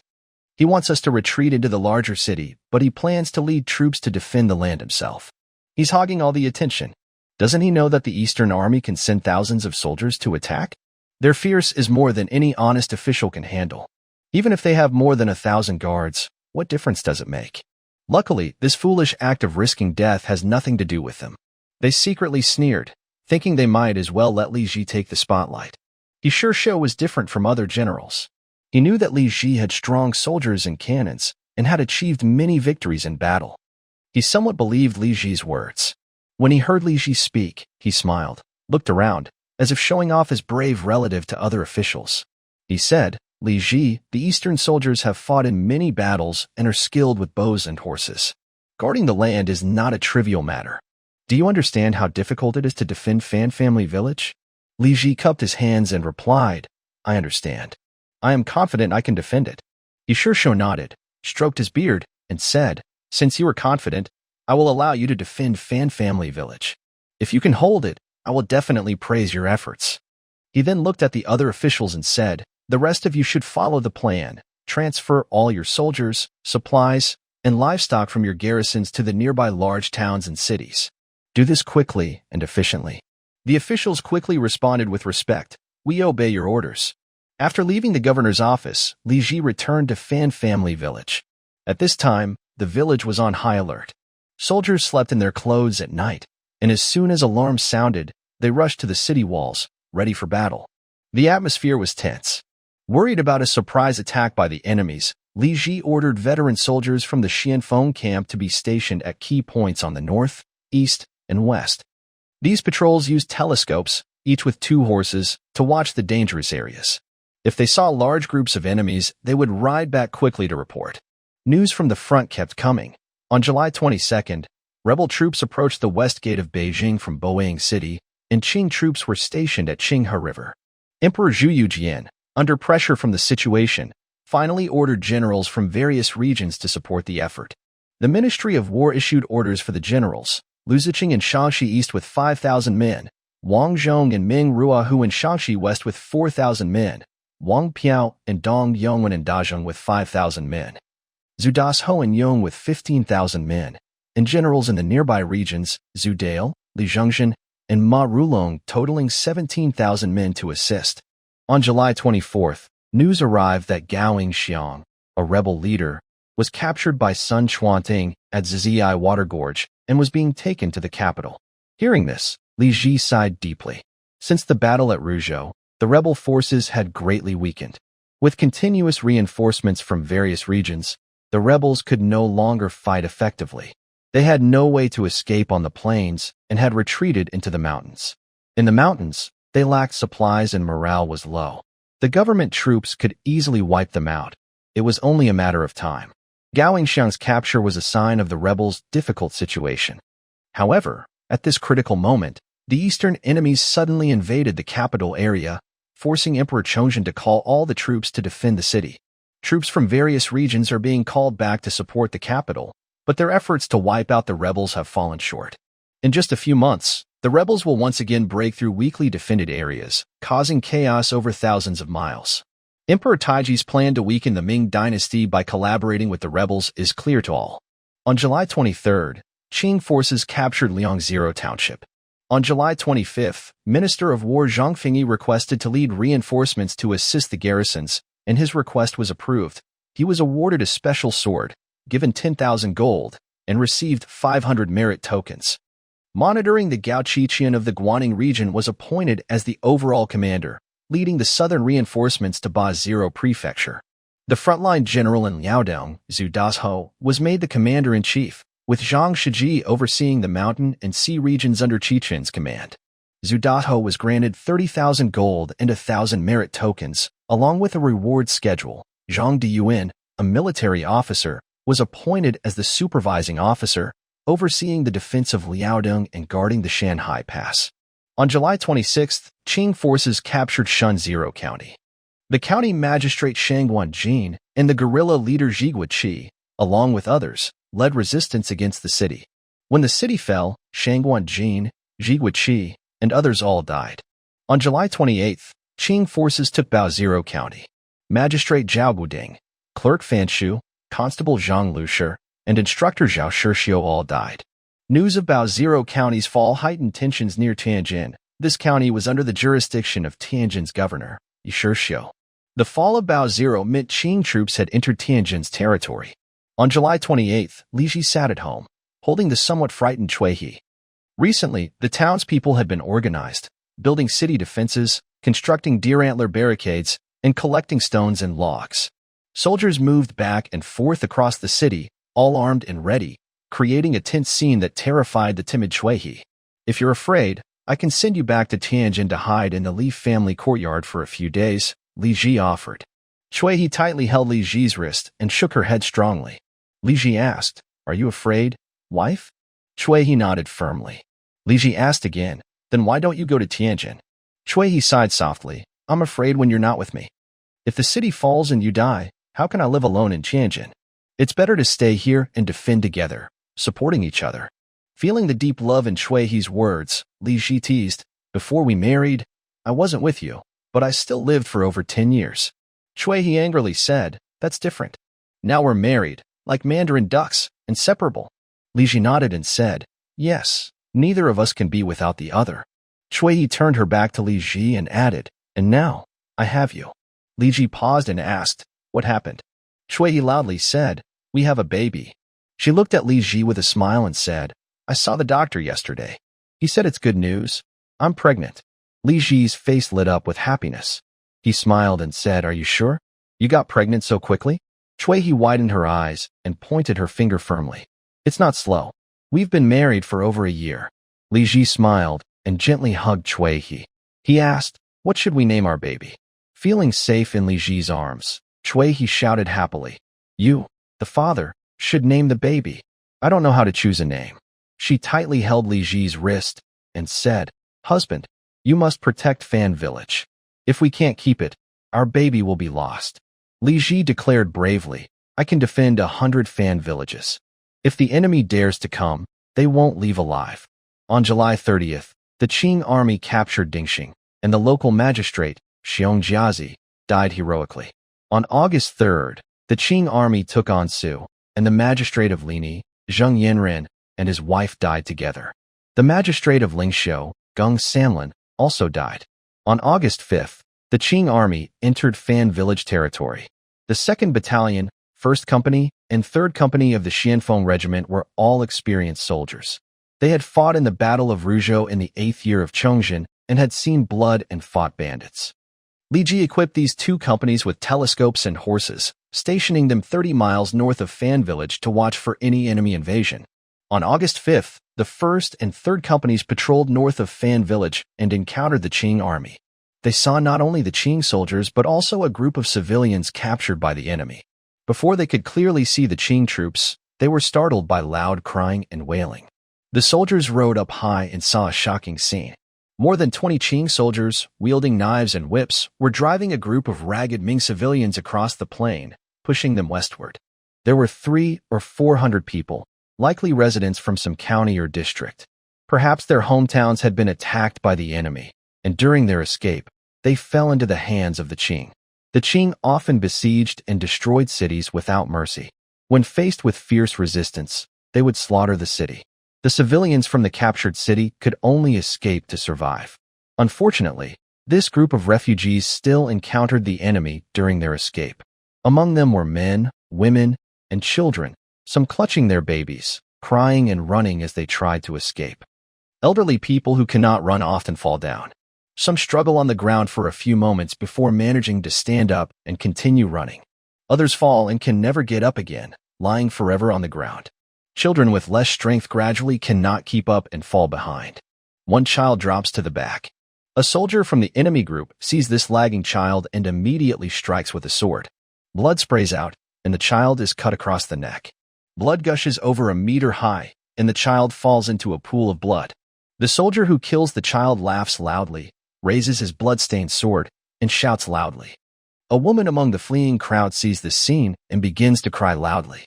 She stumbles and runs toward the back of the crowd, heading toward the child's body.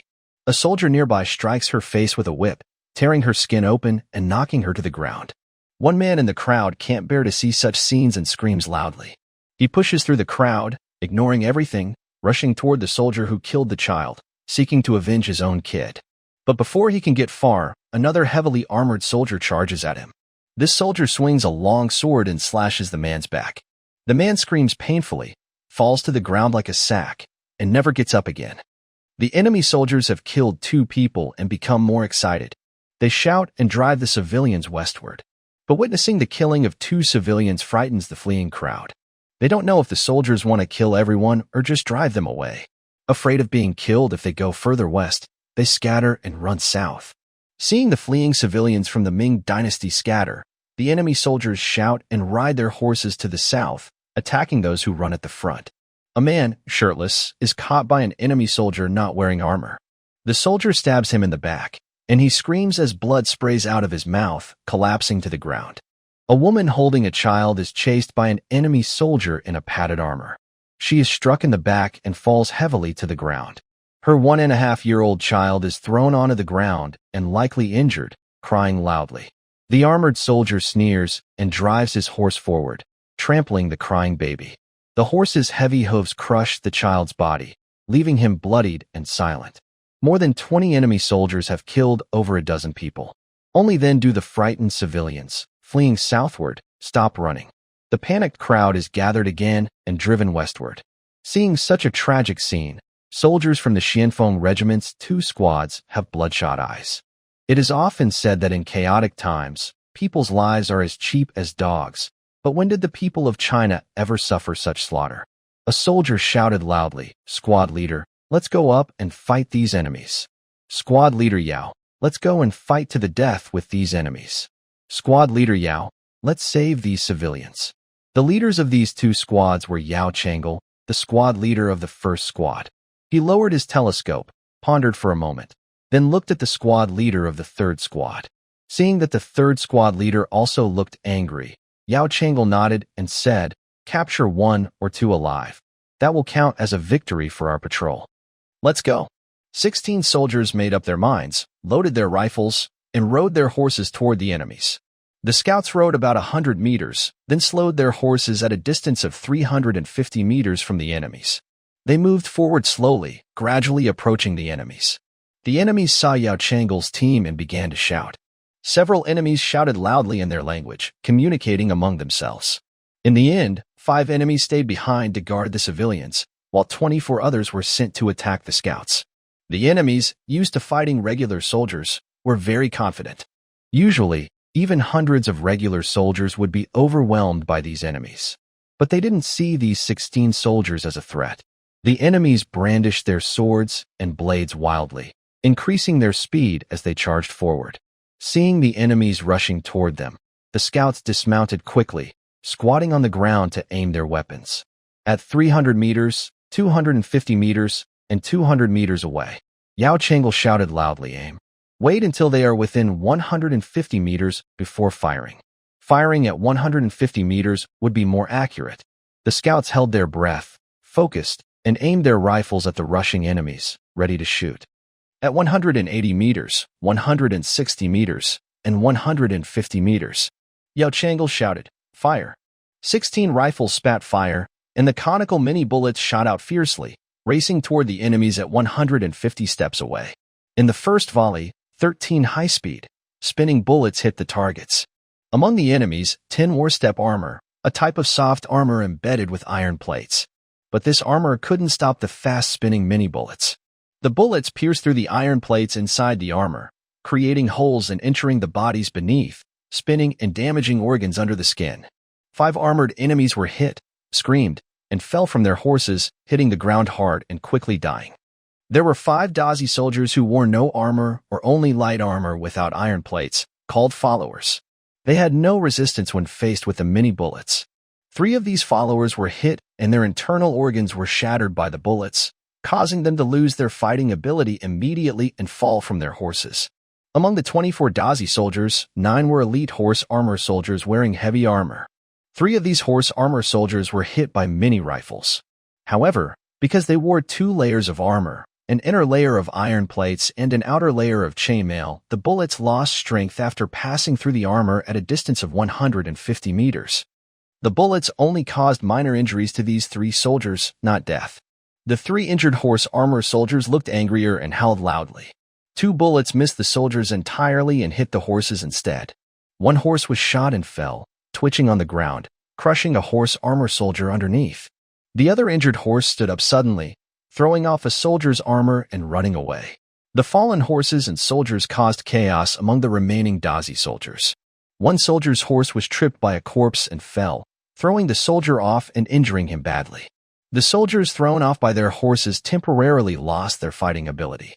Just moments before, these proud Dazi soldiers had been confident, but now half of them had been wounded by the riflemen. The reconnaissance soldiers of the Xiangfeng group fired a volley, causing 11 Dazi soldiers to lose their fighting ability. The Dazi soldiers realized they were facing a strong enemy and became panicked. The path ahead was blocked by dead horses and bodies, forcing them to stop and circle around the obstacles, greatly reducing their speed. Meanwhile, the Ming soldiers ahead could shoot again at any moment. This was not a battle, it was execution. Where did these Ming soldiers come from? Why were they so strong? The remaining chainmail and followers lost their fighting spirit and began to whip their horses to escape. The later Jin, or Qing army, leader named Zhanda, commanded 10 men under him. One of the elite horse armor soldiers was Zhanda himself, the leader among these Dazi soldiers. He didn't wait for the fleeing soldiers to escape. He drew his sword and struck down a follower trying to run, killing him instantly on horseback. Retreaters die. Even those fleeing soldiers were chased by the horse armor soldiers. With no way out, the Dazi soldiers could only charge forward. Hearing Zhuanda's shouts, the few chainmail soldiers and followers turned their horses back and gritted their teeth, charging ahead with the horse armor soldiers. These Ming soldiers are gunmen. The Tatars imagine that their bird gun operators reload slowly, so if they rush into the Ming troops and fight hand-to-hand, the Ming soldiers will scatter. They bypass the bodies on the ground, and 12 Tatars shout as they charge toward 2 squads of the vanguard group. 100 meters, 80 meters, 60 meters, soldiers of the vanguard group have already reloaded and raised their mini-rifles again. Fire. 16 rifles fire simultaneously, shooting mini-bullets that represent death at the 12 Tatars. Mini-bullets have a good seal inside the barrel, high initial speed, and their conical shape causes them to spin rapidly, giving them better armor-piercing ability than smoothbore guns. When fired from about 70 or 80 meters, these conical bullets can the double layers of armor on Qing cavalry. At 60 meters, even Tatars wearing 2 layers of armor are immediately hit and pierced. With only 60 meters of distance, the 7 frontline Tatars wearing armor become the best targets for the mini-rifles. All are hit, with blood holes appearing on their bodies, blood splashing everywhere. The bullets their armor unevenly, causing more damage. These bullets move erratically inside their bodies, causing the 7 Tatars to bleed heavily and lose their lives instantly. Thud, thud, the 7 deadly Tatars immediately fall under their horses. The 4 remaining armored soldiers behind also do not escape death. All are hit by mini-bullets and fall from their horses. After 2 volleys, only one of the 24 Tatars, a servant, is still alive at the back.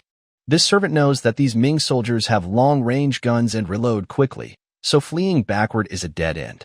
He steels himself, shouts loudly to boost his courage, and rides around the bodies ahead, then speeds toward the 16 infantrymen. Relying on his seasoned combat experience and bravery, he hopes to break through these gunmen and save his life. He doesn't realize that these riflemen train daily, practicing with bayonets for months and becoming skilled. Fix bayonets. The infantry quickly draw their bayonets from their waist sheaths, twisting the rifle barrels to attach the blades. Charge. The servant faces 7 or 8 bayonets stabbing out like dense porcupine quills, piercing him as he charges on horseback. Seeing 24 Main fighters killed by Ming soldiers, the 5 servants guarding the civilians behind dare not fight again. They abandon the civilians and ride away. Reconnaissance soldiers kill the wounded Tatars with gunshot wounds, and together with those killed in battle, they cut off 19 heads. They also 5 Mongols who had lost their fighting ability in battle, either because they were hit or fell off their horses and were injured. Over the years, these Mongols had killed many Ming soldiers and civilians, gaining a fearsome reputation. When defeated now, they were still angry and refused to accept their defeat, glaring at the scouts and cursing loudly while kneeling on the ground. The scouts were furious about the Mongols' recent slaughter of civilians. They beat and kicked the tied-up Mongols, leaving some of them badly injured. The 2 most arrogant ones had several of their teeth knocked out. How dare you slaughter our people? Die, you beasts. Trying to come into our territory to die? The 5 Mongols, bleeding from their noses and mouths, lay on the ground and finally calmed down, no longer daring to glare at the soldiers. The scouts gained a lot from this operation. First, they collected 19 heads and 5 prisoners. Second, they seized horses and armor, 20 horses and 26 sets of armor. The armor had holes from arrows but could be repaired by blacksmiths and used again. The trapped civilians saw the scouts kill over 20 Mongols and felt like they saw divine soldiers coming to save them. They knew they could only survive by following these soldiers. Over 300 people rushed forward, kneeling and begging the scouts to take them in. Captain, take us with you. Captain, we have nowhere to go. Please don't abandon us. Captain. The elderly and women knelt on the ground, crying and begging desperately, which made those who saw it feel very sad. The scouts, seeing how pitiful these civilians were, decided to bring them back to the city. They led the refugees all the way to Fan Family Village. The civilians were grateful and kept thanking the soldiers for saving them. Fortunately, the scouts had seen the Mongols slaughter these people themselves and knew there were no spies among them. Given the current dangerous situation, Fan Family Village might not have dared to shelter these civilians otherwise. Li Ji was in charge at Fan Family Village, managing reports from various sources. When he heard that the scouts had captured 5 Mongols alive and rescued over 300 civilians, he immediately praised and rewarded the scouts. He ordered soldiers who understood Manchu to interrogate the prisoners, hoping to get useful information. For the refugees who came along, Li Ji arranged for them to stay south of Fan Family Village, in the old sheds where bricklayers once lived. After checking, they confirmed all were residents of Baozi County, fleeing south when the city fell. Today, they escaped to Fan Family Village, which was a lucky escape. Li Ji arranged for the food department to provide 3 meals of rice porridge daily for the refugees, and also let these refugees participate in the city defense efforts. Once the enemy retreated, these civilians could return to Baozi County. The 5 enemy soldiers were interrogated for a day. At first, they were stubborn, but once they faced punishment, they became honest and revealed their details. It turned out these soldiers were under Yang Guli, a noble of the Qing dynasty's Yellow Banner. The 8-banner system was created by Nurhasai, an old leader. When it was first formed, it had 3 banners: black, white, and red. Each banner was divided into units called Nyo Lu, with 1 leader called Yi Jin. 5 Nyo Lu made 1 Jia La, with 1 leader. 5 Jia La made 1 Gu Shan, with a leader called Gu Shan Yi Jin, which was the banner master.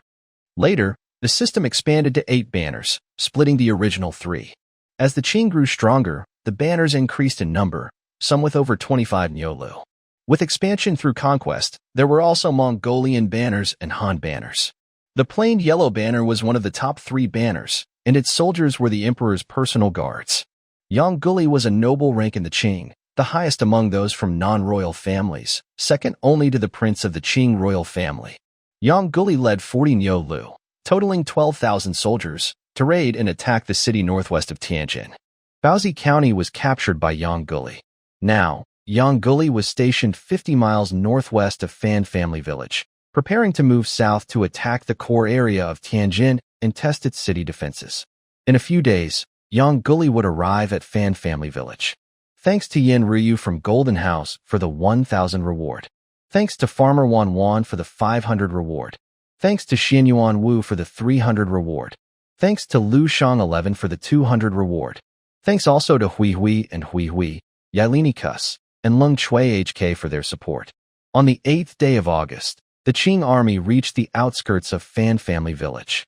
At first, Li Ji only noticed that enemy cavalry was increasing from all directions.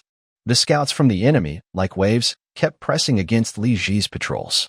These mounted archers were skilled in riding and shooting, and their combat strength was impressive.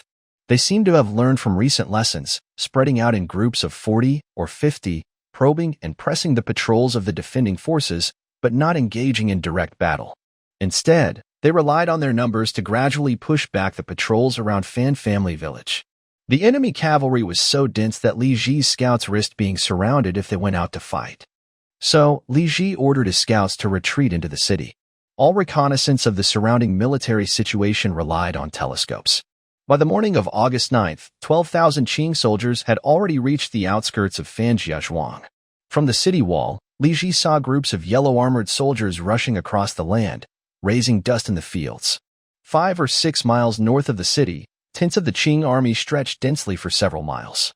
Using his telescope, Li Ji observed that the camps were heavily guarded, with soldiers moving back and forth. All the soldiers wore yellow armor or uniforms, and their discipline was much better than the bandits Li Ji had seen before. The camps were large, and inside, besides the Qing soldiers, there were many civilians and pack animals stolen during raids. Through the telescope, Li Ji saw that some of the tents' open doors revealed bound civilians, likely being taken to Liaodong to be made slaves for the Qing war effort. The flags flying in the camps were of various colors, but Li Ji didn't know what they meant. Every 100 meters, a large banner was raised, probably indicating the presence of Qing generals or officials. In the center camp, a golden dragon banner fluttered, likely belonging to the top-ranking Qing prince. The enemy did not rush to attack the city, but instead searched for wood and trees to build war chariots. A forest north of the city was completely cut down. Besides preparing for an attack, the enemy had another plan. In the afternoon, 3 riders left the Qing camp. They carefully avoided pits and traps outside the city, moved aside the deer antler barricades, and rode toward the north city gate, stopping about 50 meters away. One Han official shouted loudly in Chinese to the soldiers on the city wall. "Heroes on the wall, our Qing army is unstoppable. Do not resist foolishly, or you will perish and the city will fall. Surrender now, and we will not kill innocent people." The soldiers on the wall responded with silence, holding their rifles steadily.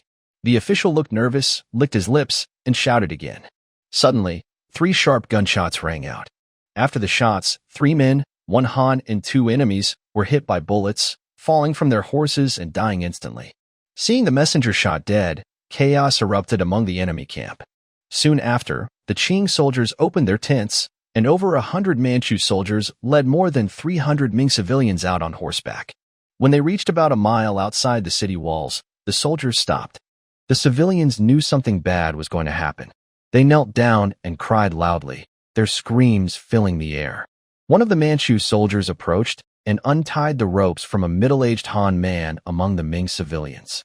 Once free, the man looked around hurriedly and ran toward the north gate of Fanja village. He ran less than 30 meters when a Manchu archer shot an arrow into the back of his head. The arrow was sharp and heavy. The man let out a terrible scream and collapsed, silent forever. The soldiers on the city wall saw this and gritted their teeth, cursing loudly. The Manchu soldiers then untied the ropes from several young girls, about 16 or 17 years old. When they saw the fate of the middle-aged man, they cried loudly as soon as the ropes were removed. Knowing they might also die, they wiped tears from their faces and slowly walked toward the north gate of Fanja village. After they had taken a few dozen steps, the soldiers on horseback caught up and killed the girls with swords from behind. The soldiers on the wall saw this, and their eyes turned red with rage. But the cruelty didn't stop there. The Manchu soldiers raised their sabers and galloped among the kneeling Ming civilians. Every few steps, They swung their swords and cut down the people below. The captured civilians couldn't escape and could only accept their fate. Blood spilled on the northern open land, and screams echoed loudly. The blood of hundreds of people stained the land red.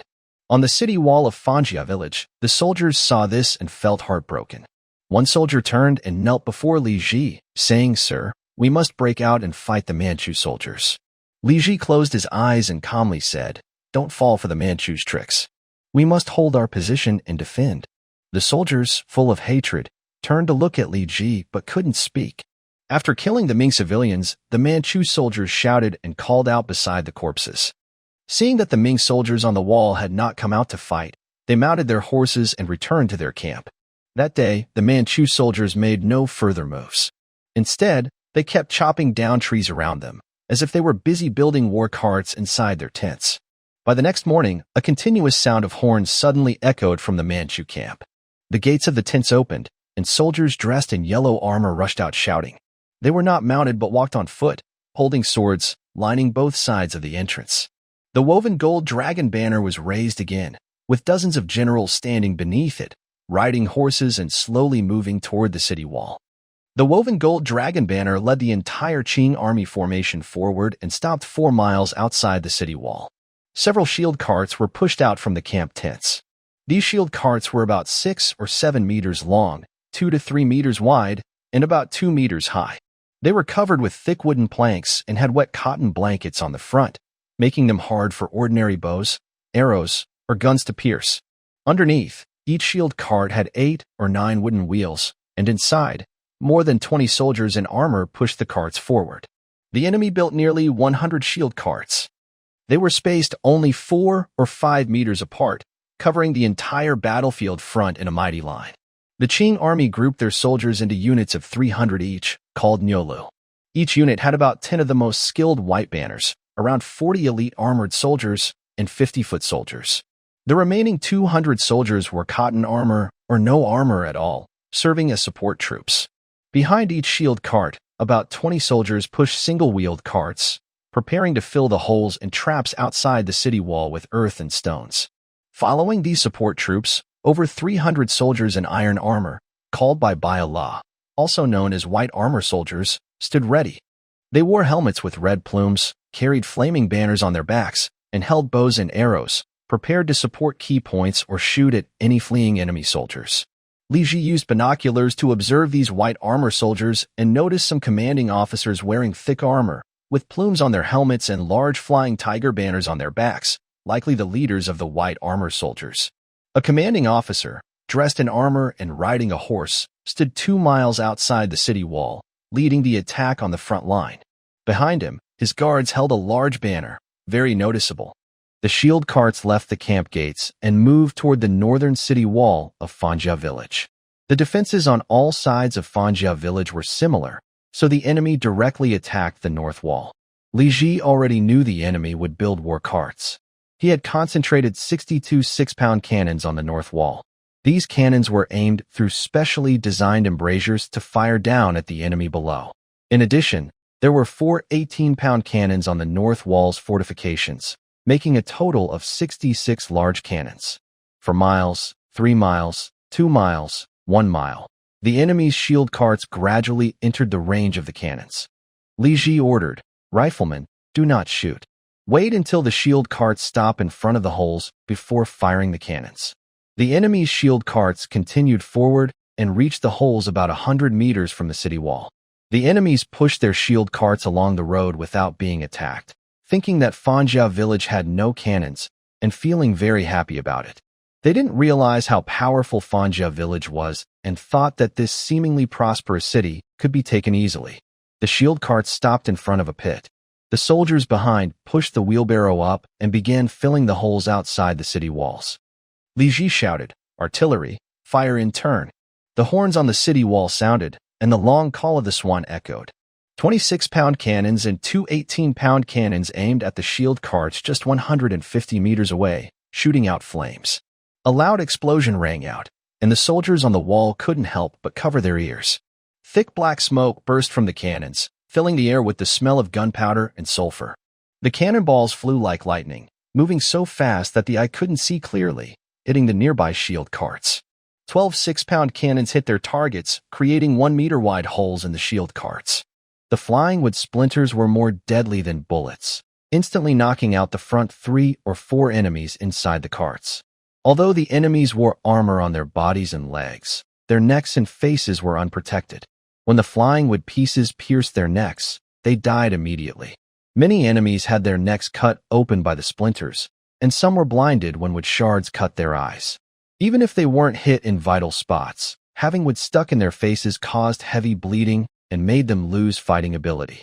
Besides the dangerous wood splinters, the cannonballs themselves were very deadly. When they hit the shield carts, they shattered the bodies blocking their way, bounced on the ground, and sometimes took 1 or 2 lives.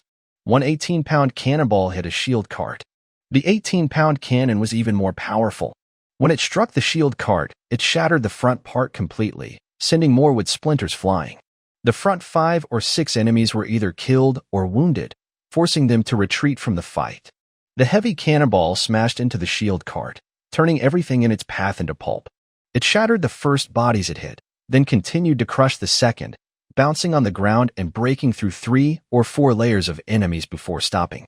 Inside the shield carts, blood and flesh flew everywhere, and the screams of the enemies echoed loudly, making it seem like those carts had turned into hellish traps. Although some shells missed their targets, the ricochets and falling debris hit the soldiers behind the shield car, killing more than 10 unlucky soldiers. With a single volley, the Manchu soldiers under the city wall lost their fighting ability. Most of these soldiers were elite infantry and cavalry. The Qing generals under the Jinlong banner immediately became restless. Li Ji watched through his telescope and saw the generals gathered together, discussing anxiously, clearly distressed by the sacrifices of their brave warriors. But the slaughter had only just begun. Another horn sounded on the city wall, followed by the roar of 22 large cannons, which bombarded the shield car from 150 meters away. This time, 11 cannons hit their target. The shells struck the shield car, causing it to burst like a flower, splashing countless pieces of wood. These flying fragments were sharp like knives, cutting through the elite Manchu soldiers inside, killing them instantly. If a soldier's neck was cut, he would die immediately. Even if luck kept the wood splinters from hitting the neck or head, wounds on the hands and legs caused heavy bleeding. These broken wood pieces embedded deep into the body, difficult to remove. When pulled out, they tore through flesh, causing wounds worse than the initial cut. Moreover, the shells themselves had immense destructive power. A 6-pound shell could pierce through 1 or 2 layers of soldiers before stopping.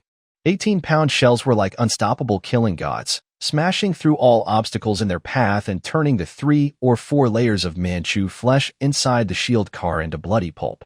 The Qing soldiers behind the shield car had not yet finished dumping dirt into the pits. The elite soldiers inside had already suffered 2 devastating hits. Over 160 Manchu soldiers were either dead or wounded, losing their combat ability. And the third barrage was about to begin. Again, 22 cannons roared, firing shells into the thick black smoke toward the shield car 100 steps away. The shield car had no real defense against such artillery fire, only serving to amplify its destructive power. The shells pierced through soaked cotton and 2-inch thick wood planks, smashing the protective boards into flying splinters. These wood fragments pierced the helmets, armor, and necks of the soldiers, knocking many of the deadly Jianzhou Manchu soldiers to the ground. The ricocheting shells caused panic among the rear Qing troops. As soon as the shells exploded, they ran out of the shield car and stood outside it, terrified. Li Ji raised his telescope and looked toward the Jin dragon banner below. He saw dozens of Tatars leaders already unable to stand and gathered around the main leader in the center, talking. The main leader, probably young Guli, remained silent, seemingly contemplating the battlefield situation. After 3 volleys, Li Ji's artillery began to push the gun carts back to their original positions, clearing the barrels. The battlefield fell silent for a moment. The soldiers operating the shield carts saw that the cannons on the city wall had stopped firing and quickly retreated into the shield carts. Behind the shield carts, the supporting soldiers hurriedly pushed the carts to fill the trenches and holes about 150 meters away. The Tatars didn't realize the skill of the artillery on the wall and thought Li Ji's soldiers would need a long time to reload. They hoped to fill the holes during this time. But just a minute later, their hope was shattered. The supporting soldiers had filled less than 1/10 of the holes, and the cannons on the wall had already loaded new shells and started the second round of firing. The smoke had cleared, and the artillerymen aimed calmly. Another 22 shells tore through the air, heading toward the shield carts parked in front of the holes. Wood chips flew everywhere, and a dozen carts were hit, with screams echoing from each damaged shield cart. In an instant, blood and flesh splattered inside the hit shield carts. The front halves of the carts were sprayed with blood, turning red. Blood continuously poured out from wounds cut by wood splinters and shattered meat from the shells, flowing from beneath the carts to outside. When had the Tatars ever seen such powerful artillery fire? Watching brave warriors die inside the shield carts, they lost all fighting spirit and turned to flee. However, by Allah, behind the armor soldiers, did not allow them to escape. He moved along the line, shooting arrows with deadly precision at vital points, killing those who tried to escape from the shield carts on the battlefield. The armor soldiers found no way to retreat and had no choice but to re-enter the shield carts. Just as the Tatars, still shaken, re-entered the carts, another 22 shells flew in, smashing 13 more shield carts. Each cart was like a can opened with pliers, torn apart without mercy. In just 1 or 2 minutes, the city's cannons fired 5 times, destroying over 60 shield carts. Flying wood fragments and fierce shells slaughtered the armor soldiers inside, causing over 400 Tatars to be killed or wounded, forcing them to retreat from the battle. If the Tatars had been confident they could easily take Fan Family Village when they slaughtered Ming civilians earlier, now they had lost all hope of victory. This small city has so many cannons. How many brave soldiers' lives would it take to conquer it? Finally, the leader of the Tatars, Yanguli, realized that the cannons on the city walls were too powerful. He stopped forcing the armored soldiers to defend the shield carts and ordered a retreat. When the retreat horn sounded, the elite Tatars inside the shield carts felt relieved. They all ran back to the camp, retreating like a tide along the battlefield. The sixth salvo of cannons targeted the fleeing Tatars. 22 shells roared toward the moving targets. Hearing the cannon fire, the Tatars covered their heads and ran in all directions, afraid of being hit. The 22 shells hit the ground, bounced, and kept moving forward, creating 22 lines of death in the fleeing Tatar army. Although this salvo didn't cause as many casualties as the previous bombardments on the shield carts, it still killed over 30 Tatars. After 6 rounds of artillery fire, more than 300 Tatars were killed, and over 100 were seriously wounded and left on the battlefield. The losses were heavy. The Tatars who had retreated into the shield carts hid inside the camp and no longer dared to approach the city walls. The Golden Dragon banner was taken down along with the retreating Qing army, leading the entire force back to the camp. In the next half-day, the Qing army only sent out scouts on horseback and did not attack the city of Fan Family Village again. The first victory brought joy to the village. Under the threat of cannons, 100 soldiers from the Vanguard Regiment went out of the city before dark to clear the battlefield, cutting off the Tatars' heads and finishing off the wounded. These soldiers hated the cruel Tatars deeply and fought with excitement, shouting as they struck each. They collected over 400 Tatar heads and had them displayed at the city gate to show off. This made the atmosphere inside the city much lighter. The villagers began to believe that their soldiers could defend the city, and their fear of being surrounded by the Qing army decreased. The villagers worked together for a month. Now, the city walls were covered with deer antler barriers, making it hard for the Tatars to approach. Stones, logs, and burning gold liquid were piled on top of the walls. If the Tatars wanted to climb over, they would have to use corpses to build a path. Everyone knew that Fan Family Village was now a strong fortress and not easy to conquer.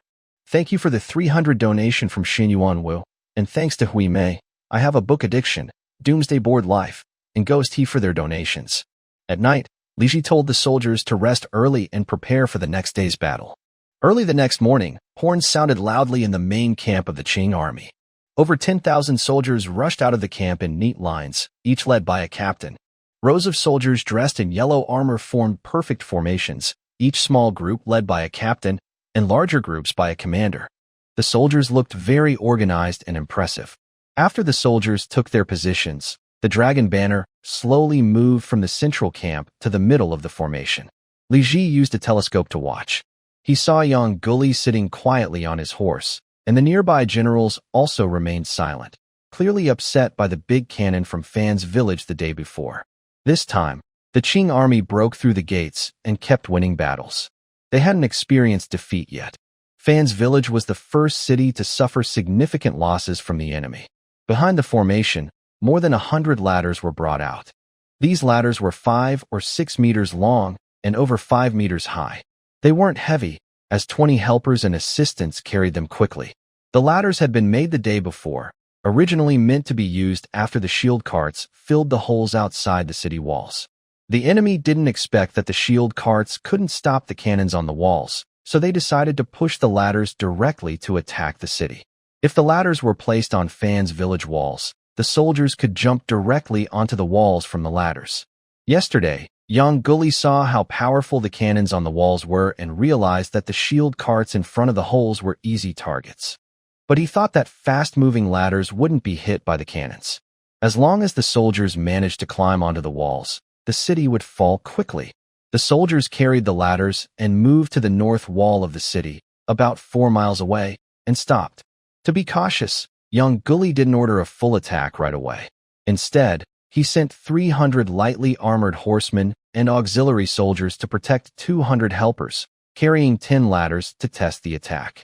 Although young Gully was known for his bravery, he knew that fighting couldn't be reckless.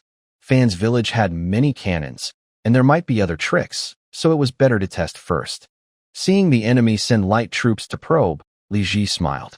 It seemed that the big cannons had frightened the enemy yesterday, making them afraid to attack all at once. Instead, they sent light troops to check Fan's village first. If Li Ji had ordered the musketeers to shoot with full force from 200 meters away, he could have easily repelled these 500 enemies, and Yang Yulik would have turned around and fled, never attacking Fan's village again. However, Li Ji was not willing to let Yang Yulik go so easily. He wanted to earn a battle merit from these 10,000 enemies. He planned to trick Yang Yulik into betting everything, then make a big move. 500 enemy soldiers, testing the attack, carried 10 scaling ladders and quickly moved toward the north wall of Fan's village. When they reached 150 meters from the city wall, they encountered numerous pits and holes, forcing them to go around. Between the pits, there were various obstacles like spike barriers and deer antlers. The enemy struggled to move these obstacles aside, slowly approaching within 75 meters of the wall. At 75 meters, they had traveled at least 150 meters around to get close to the wall. The cannons on the city wall did not fire. The enemy soldiers navigated around traps and pits, forming a long snake formation, with armor-clad soldiers in front and scaling ladders behind. When the first 30 soldiers reached within 50 steps of the wall, they quickly set up bows and began shooting arrows. The enemy arrows were known for their heaviness, soaked in toxic substances like animal and human waste, making them deadly. Being hit by one often meant losing combat ability. But 50 steps was still far. The front line of over 30 enemy soldiers shot one round, hitting only 4 soldiers from the Tiger Guard behind the wall. Seeing these 4 soldiers wounded, Li Ji felt very distressed. These were soldiers he had personally trained. Even if just one was hit, he felt uncomfortable inside. Hang the hanging shields. Hanging shields were ancient city defense devices against arrows. Each battlement had a wooden frame, with 2 feet inside the city and the frame hanging outside, close to the battlement edge, covered with cups and blankets soaked in water. These devices prevented arrows from penetrating inside. 500 hanging shields were set up, blocking the enemy arrows. Seeing the hanging shields on Fan's village wall, the enemy stopped shooting. The 500 enemies, carrying 10 scaling ladders, slowly moved forward again, circling around and finally reaching the foot of the wall. They set up the ladders, crossed the moat, and directly placed the ladders on the wall.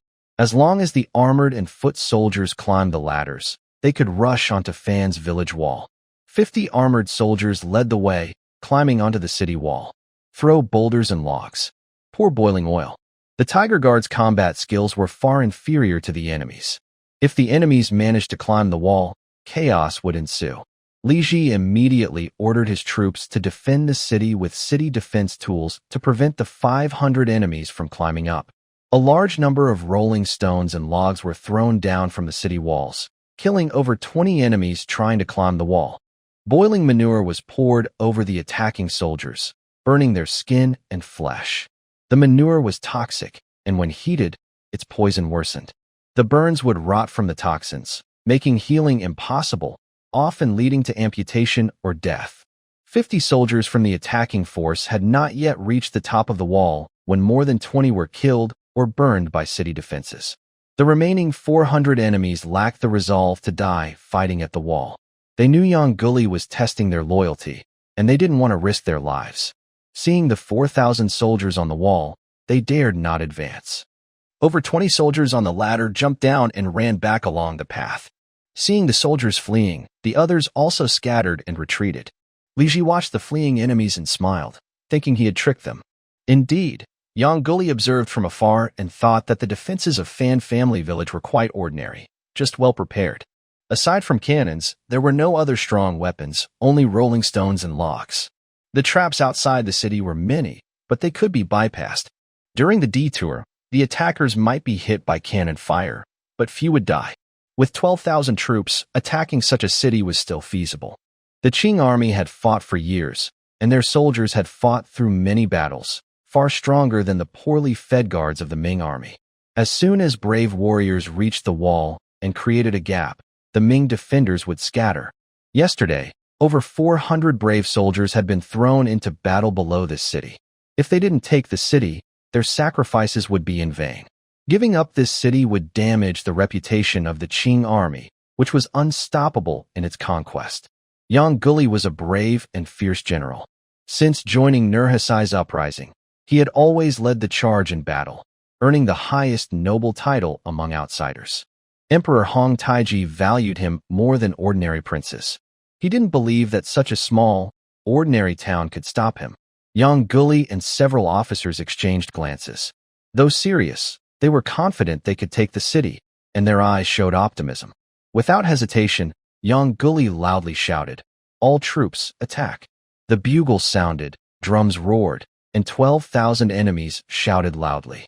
They carried ladders and rushed forward, charging toward the northern wall of Fan Family Village.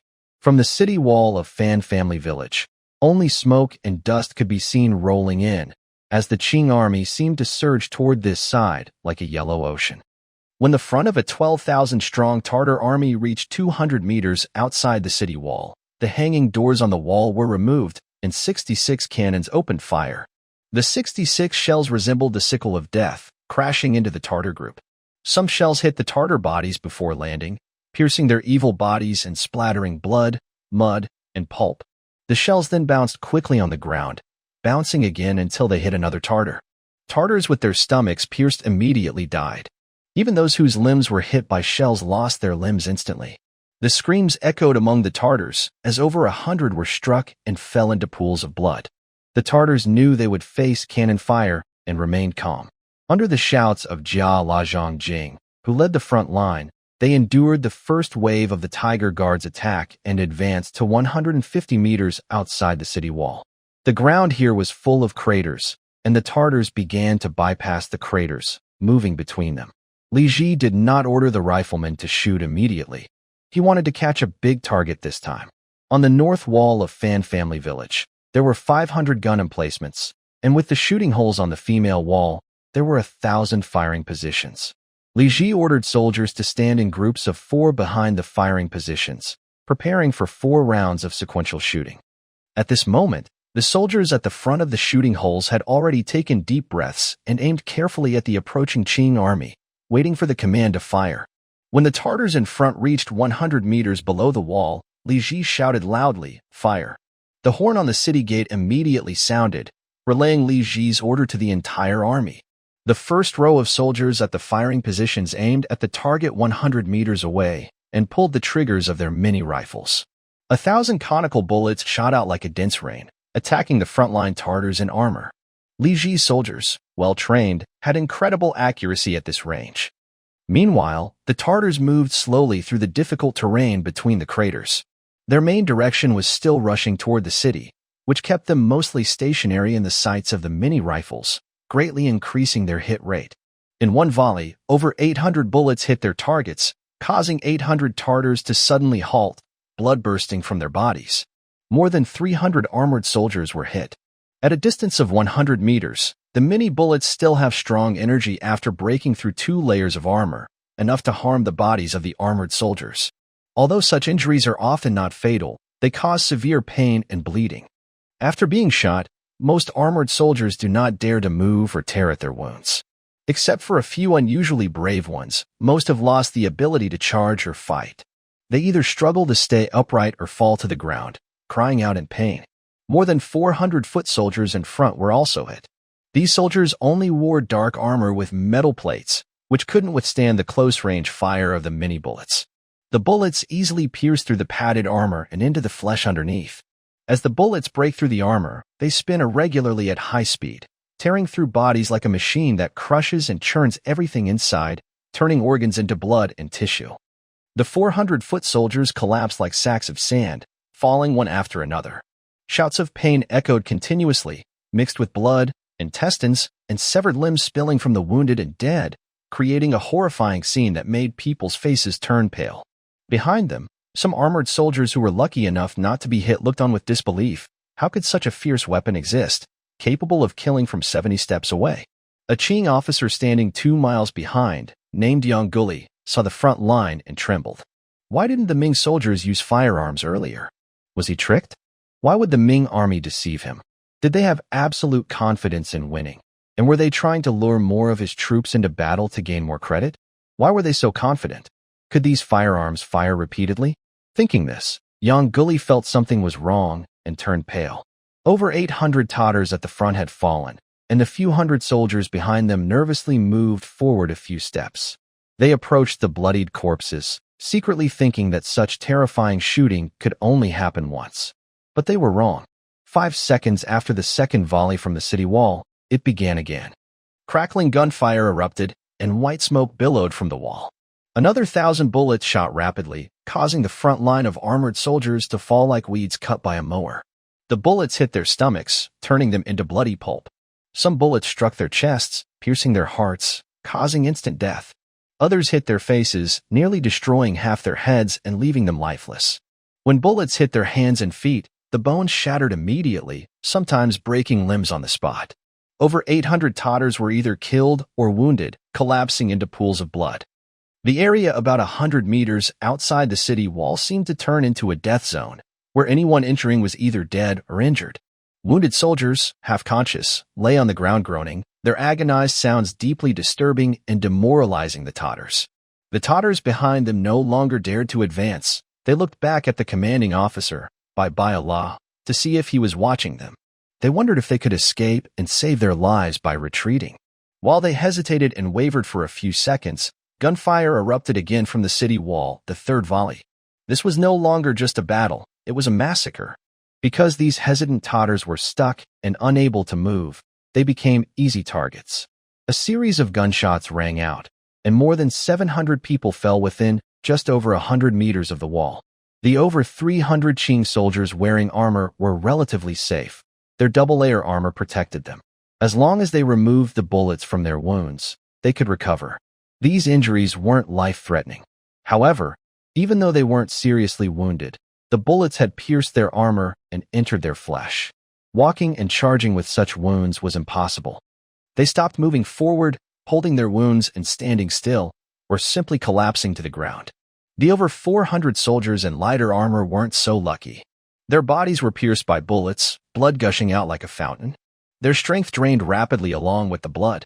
Aside from a few who were wounded in the arms or legs but not killed, most of the over 300 wounded soldiers quickly died on the road in the trench. The Tatars were defeated. What kind of weapon was this? It could take lives from 70 or 80 steps away, with such a high rate of fire and so many shots. Charging forward was no longer a fight, it was a death sentence. Reaching the city wall along this winding road, by the time they got there, the Qing soldiers would probably be all dead. The Tatars shouted in panic and fled along the paths. They had lost their fighting spirit. Their fear of the rifles on the wall far exceeded their fear of the armored soldiers. Allah was commanding the firing, and the gunfire from the wall was like a line of execution, terrifying beyond comparison. The once fierce Tatars now looked like a tide retreating, turning around and fleeing in panic toward their camp. Allah shot arrows to stop the retreating soldiers, but it was useless. Yang Guli, standing not far from the battlefield, watched the soldiers retreating and looked pale, with a hopeless expression. He couldn't say a word. We lost badly in this battle, suffering heavy casualties among the brave soldiers. Our entire army was defeated outside the enemy city, and the soldiers no longer dared to attack the city walls. This was probably the biggest loss for the Qing dynasty in the past 10 years. With such a heavy toll, the emperor will not forgive us easily. It seems my noble title as a top-grade duke is about to be taken away. Who are these Ming soldiers we faced? How can they be so powerful in combat? Yang Guli has defeated many Ming armies. In the 4th year of the Tianming era, during the Battle of Saru, Yang Guli defeated the western and northern armies of the Ming. In the 6th year, Nurhaci attacked Xinyang, and Yang Guli led the first charge, rushing onto the city walls and breaking through the Ming defenses. In the 10th year, Yang Guli completely defeated Mao Wanlong's troops at Yaozhou. In the 3rd year of the Song era, he defeated the Ming army in the capital region. In the 6th year, he joined Emperor Taizong in invading Datong and Xuanfu, where no Ming soldiers dared to fight, and Yang Guli raided everywhere as if no one could stop him. Every time he faced the Ming army, Yang Guli defeated them without exception. To him, the Ming soldiers are just like sick men. Yang Guli never thought he would encounter such fierce Ming soldiers on the walls of Fanjia village. These soldiers are so tough that they killed over 1,000 soldiers from the Yellow Banner in an instant. How can the soldiers on this city wall be so different from the Ming troops he has known? Where did these Ming soldiers come from? Yang Guli was heartbroken over the casualties among the Qing troops, while the riflemen on the city wall continued shooting. They moved positions and began the 4th round of volleys. Li Ji waited until the enemy was within 100 meters before giving the order to fire, trapping them with no way to escape. Thanks to the lonely Zhang Yi for the 1,000 donation, very much appreciated. Thanks to the board Xin Yuan Wu and others for 200. Thanks to friends 1610251934288089, Zhang Pichao, Granny Jean, the person who can't find themselves, the super lazy boiled fish, and Irenicus for 100. The Tatars struggled to run through the winding paths between the pits, still within range of the musketeers. The 4th volley began. From 120 meters behind the Tatars, 700 mini rifles spat fire, sending deadly mini bullets toward the fleeing Tatars. The conical bullets pierced their armor and helmets, knocking down over 400 Tatars. 200 of the staggering Tatars were hit, many wounded by multiple shots, bleeding heavily. They collapsed to the ground and died instantly. Over 200 soldiers were also hit by bullets. The bullets struck their armor, causing blood splashes, and pierced through to their bodies, killing them on the land of Fanjia village. A soldier named Funda Bo Shirku was shot in the thigh, breaking his thigh bone immediately. He let out a loud scream and fell to the ground. Funda Bo Shirku was a high-ranking officer, second only to the commander of the Bull Regiment, and was usually considered a very important official. However, at this moment, many Qing soldiers ran past him without stopping, and no one helped or carried him. Despite his injury, Funda Bo Shirku gritted his teeth and managed to crawl up, crying out in pain, hopping on one leg towards the main camp to escape. The enemies were still fleeing, but the slaughter continued. When the last group of enemies reached about 140 meters from the city wall, the second round of shooting began, with another 1,000 gunshots ringing out. The fleeing enemies looked like reeds blown over by the wind, falling one after another to the ground. One soldier's helmet was hit in the back of the head, shattering his skull with a loud bang. Brain matter and blood burst out, and he collapsed into a nearby pit. Another soldier was shot in the left shoulder. The bullet spun inside his body, breaking his shoulder bone and rendering his left arm useless. He let out a scream and fell to the ground. A soldier with a wounded abdomen was clutching his stomach while fleeing. He had been shot earlier, and due to heavy blood loss, his face was pale and his steps uneven. Suddenly, another bullet hit him in the back, piercing through 2 layers of armor into his left side, causing blood to spurt out. He couldn't hold on and collapsed, clutching his back. The frontline soldiers, once proud warriors of the Qing dynasty, now looked like refugees chased and driven away.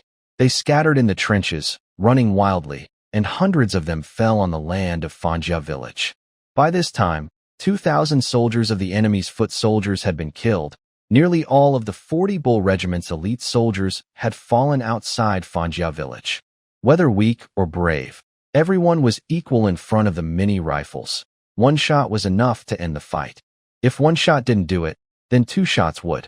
Finally, the front line of the enemies escaped from the trenches and reached about 100 steps outside the city wall. They looked back, thinking they were safe. But the riflemen on the wall suddenly started shooting again from 100 steps away. There was another scream, and over 400 enemies were hit.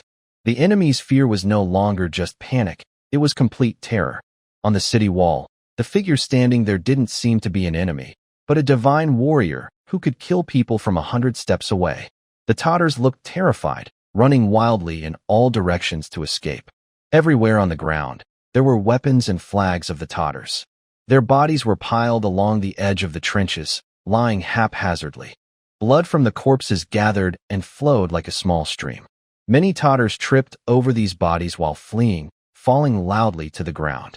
The Tatars' front line retreated about 200 meters outside the city wall. The Ming soldiers on the wall kept shooting, as if they were divine warriors. In the last round of shooting, they aimed at Tatars fleeing at 190 meters. The bullets flew like rain, hitting 300 Tatars. 100 heavily armored soldiers were hit, but by then they had already reached a safe distance. The bullets couldn't two layers of armor, so they were lightly wounded. However, over 200 unarmored followers were unlucky. They were hit by bullets that shattered their organs, and they died coughing blood. Could the Ming army really kill at this distance? Is this still the army of the Great Ming? The Tatars had lost all courage. They dropped their flags and ran back as fast as they could, just hoping to save their lives. The 9,000 Tatars still alive looked like retreating into the sea, chaotic and unorganized. They carried the helpless white Biaya and ran several miles back to their camp. Yang Guli and several generals rode their horses among the retreating soldiers, their faces pale and speechless, only sighing deeply. These fleeing soldiers no longer looked like brave warriors of the Qing dynasty, nor like the victorious army that swept through Liaodong, the deserts of the north, and Ming territory. Now, they seemed like a disorganized mob, as if the defenders on the wall were invincible demons. Why are the soldiers on the wall so strong? Is this the Ming's guard army? The famous Ming soldiers from the 9 border garrisons are here, and Yang Guli was confident they could attack in one charge. But facing this Ming force on the wall, they could only suffer defeat. This battle caused heavy losses for the banners of the yellow flag, especially the 2,000-foot soldiers in front. They wore only a single layer of quilted armor with iron plates, and suffered the worst. Almost all of them were killed at the foot of the wall. These 2,000-foot soldiers were all brave warriors of the Qing, nearly wiped out. The elite armored soldiers fared slightly better. They had 2 layers of heavy armor, so they suffered fewer losses. 400 were killed, and over 100 wounded and unable to fight anymore. Many followers behind the armored soldiers also died. About 1,000 fell at the foot of the wall. In this siege, the Qing lost over 3,000 brave warriors. These were seasoned fighters who had fought through countless battles, but all of them fell beneath this Ming fortress. The plain yellow banner was nearly destroyed by this battle. Yang Guli thought deeply, his old eyes turning red, and eventually tears flowed down his face. He wondered how the emperor would react to this news. Would he be too shocked to speak, furious enough to whip himself, or would he also shed tears for the brave warriors of the Qing? As a duke of the highest rank, Yang Guli could not lead the charge to conquer the city. Instead, he had mistakenly underestimated the enemy, losing over 3,000 Qing soldiers in a lonely fortress. It was shameful that he, a noble duke, ended up in such a situation. Tears streamed down Yang Guli's face and wouldn't stop for a long time. Nearby, Meller Zhongjing sighed and said slowly, "Duke of the highest rank, the defeated soldiers have all fled into the camp. We should retreat now." Yang Guli closed his eyes to stop the tears, took a deep breath, and then turned his horse around. Yang Guli took a few more steps forward, then turned to look at the northern wall of Fanjia village. He asked Meller Zhongjing, "What is the name of the Ming general in charge of Fanjia village?" "He's a military officer from a guard unit. We didn't pay much attention to him before, so we don't have any intelligence about him," Meller Zhongjing replied. Yang Guli sighed and asked, "If the Ming soldiers on the city wall and we fought in the open field, what would be the result?" Meller Zhongjing clenched his teeth and said, "Our Qing warriors are far better at combat than the 9 border Ming soldiers, especially this guard unit. If we fought directly, they would be overwhelmed by our warriors immediately." He paused and hesitated before continuing, "But their firearms and cannons are very strong. Our army has just suffered a defeat, morale is low, and we're not sure if we can push forward. We might be broken by their cannons halfway, so the outcome is uncertain. Yang Guli nodded, took a deep breath, and considered the situation. The strength of the Ming army at Fanjia village was truly intimidating. Even in the most skilled Qing guerrilla warfare, Yang Guli had no absolute confidence of victory. Back at the camp, Yang Guli had no desire to stay longer at Fanjia village. He immediately encouraged the defeated soldiers to pack up and head north. The plain yellow banner had suffered too heavy a loss. The warriors had lost their fighting spirit. It was not the time for battle. It was better to stay safe in the north and send the captured civilians and supplies back to Shenyang. Although nearly 4,000 men were lost, the 4,000 Ming civilians made good slaves, and the blood of the plain yellow banner could slowly recover. Overall, this raid into Ming territory was still considered worthwhile. The team, escorting tens of thousands of Ming civilians, slowly left Fanjia village, heading towards Baozi. The Qing soldiers moved very slowly while escorting these crying Ming captives. The captives were already weak and malnourished. Now, being forced to march unevenly, several would collapse with each mile. For those who fell, the Qing soldiers would strike them a few more times to ensure they were dead before leaving them on the road. However, Yang Guli was not worried about moving slowly and encountering Ming troops.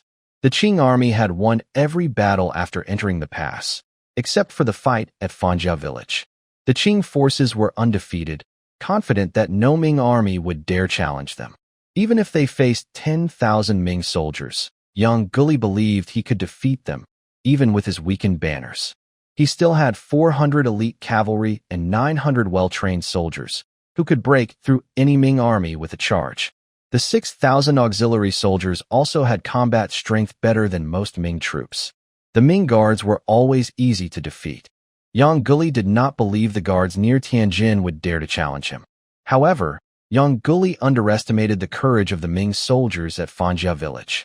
After traveling 10 miles north, suddenly a cloud of dust and smoke appeared behind him. 50 scouts on horseback quickly returned. The leader, a special officer, dismounted and knelt on one knee, shouting loudly, "Sir, the Ming soldiers from Fanjia village have come out to fight." Li Ji looked at the battlefield strewn with enemy bodies and ordered his soldiers to handle the situation, kill the wounded enemies, cut off their heads, and take their armor. After clearing the battlefield, Li Ji found he had captured 4,007 heads, most of them belonging to elite cavalry and infantry. He had severely damaged the banners of the yellow flag.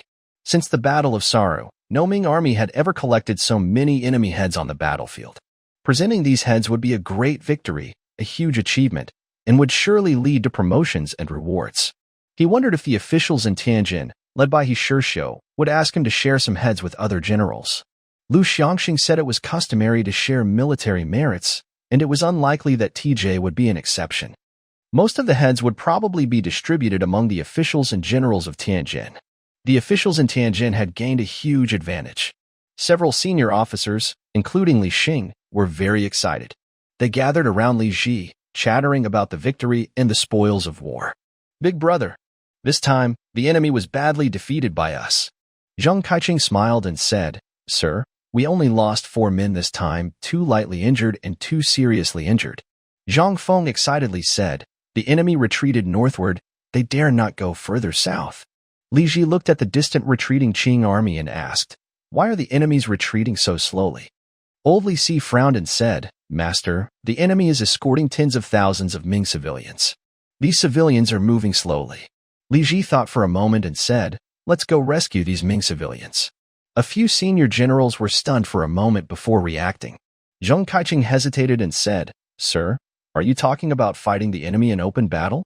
The enemy's ability to fight in the field is much better than our soldiers." Even Zheng Feng, who usually loved shouting for battle, said, "Sir, fighting in open fields is the enemy's strength. They still have 8,000 soldiers. It's very dangerous for us to break out." Li Ji calmly said, "When the enemy is defeated and discouraged, I want to destroy this yellow banner enemy force in the wild. Gather your troops and follow me to fight." "Sir," Li Ji said firmly, "my decision is made. Don't say more." The officers exchanged glances but dared not speak further. They could only go to gather the troops. The horns sounded, and 3,700 musketeers from the Tiger Guard, and 300 artillerymen quickly assembled. Li Ji rode at the front, with his personal guards raising the large banner with the character Li, leading the troops northward to pursue the yellow banner enemies. After 3 hours, Li Ji caught up with the slowly retreating enemy. Yang Guli was furious when chased by Li Ji's army. This Ming army had killed 4,000 Qing warriors and gained great credit, yet they still weren't satisfied. They wanted to continue hunting him down. Could it be that this Ming army wanted to force him to surrender all the captured people and wealth, leaving only the remnants to retreat north? If Yang Guli entered the pass, he would have wasted his troops. This way, not only the other 7 banners, but especially the yellow banner would be scared of the Ming army and would never dare to enter the pass easily again. If he sent these 40,000 civilians to Xinyang, even if he lost his soldiers, he would have an explanation. The emperor might only him of his title. But if he abandoned these Ming civilians, losing 4,000 brave soldiers in vain and not capturing a single Ming civilian, the emperor would surely imprison him immediately. Who is this Ming general? Would he really kill Yang Guli? This Ming army is too arrogant. Don't they know the reputation of our later Jin and Qing armies in field battles? Just 4,000 soldiers challenging 8,000 Qing troops, how dare they? Even though I just lost a battle on the yellow banner, 4,000 Ming soldiers cannot challenge us. Although I lost the city this morning, I still have 400 white armor guards and 900 horse armor soldiers. These brave fighters are all wearing double-layered armor. With their fierce charge and fighting spirit, even 10,000 Ming soldiers would be overwhelmed. Yang Guli, known for his bravery and love of war, was now filled with determination. He turned his horse sharply and angrily looked at the approaching Ming army in the distance. He shouted loudly, "All troops, follow me to the south and attack the enemy." The officers of the armor units loudly responded and moved to their units to organize the troops. The horns sounded, drums beat loudly, and the 400 white armor soldiers and 900 horse armor cavalry mounted their horses, ready to charge as cavalry. 2,800 soldiers in light armor and 4,000 unarmored support troops turned south, preparing to fight as infantry. Yang Guli's golden dragon banner slowly moved to the south, leading 8,000 brave warriors into formation and marching south. The Qing army's white armor soldiers were on the west flank, horse armor on the east flank, and infantry in the middle, advancing together to meet the 4,000 Ming soldiers from Fan Family Village. Thanks to the endless years of experience, and to Xian Yuan Wu for the 200 tips. Thanks also to Pindao Shun, Endless Years, Satan Sky, Flip Liu, Mu Cha Qing Wei, and Love You to Death for the 100 tips. Li Ji saw the Qing army's formation through his telescope. They faced each other directly. The vanguard regiment was positioned on the west flank, with 26-pound cannons at the far west. The breakthrough regiment was on the east flank, with 30 cannons. After adding wheels, the cannons moved much faster, pulled by 6 horses, faster than infantry, and quickly completed their setup. To prepare for cavalry charges, Li Ji chose a thick 4-0 formation, with infantry firing in 4 shifts. When the Qing army was 2 miles away, Li Ji ordered the riflemen to load their guns. He also unloaded the cannons from their carts, loaded the shells, and pushed them forward little by little, approaching the Qing army that was coming out to meet them. Li Ji looked carefully through his telescope. Although the Qing army had just been defeated, they still looked very spirited. Especially the 900 horse armor soldiers and 400 white armor guards, who were full of fighting spirit. They rode on their horses, shouting loudly to boost the morale of the supporting troops. This was going to be a tough fight. Amid the thick dust and smoke, the two armies slowly drew closer, 400 meters, 300 meters, 150 meters. The Qing army sped up and charged forward. Over 1,000 cavalry and more than 6,000 infantry rushed toward the Tiger Guard division, causing the ground to shake slightly. The battle began. Open fire. General Li ordered loudly, and the army horn sounded. 3,700 riflemen began shooting at the enemy's central army. The first row of 1,000 riflemen aimed at the target and pulled their triggers. Amidst the crackling gunfire, white mist appeared in patches. 1,000 bullets rained down like a storm, attacking the enemy's central army. The soldiers of Fanjia village had trained for a long time and were very accurate, experienced veterans. Plus, the mini rifles were very precise, so they had a high hit rate at 150 meters. Moreover, the enemy's formation was so dense that many missed shots hit nearby and behind soldiers. In fact, The soldiers weren't aiming at specific individuals, but at the rectangular mass of the approaching enemy troops. This dense formation looked like a rectangle in their field of view, making hits very likely. Each shot wounded about 600 enemy soldiers.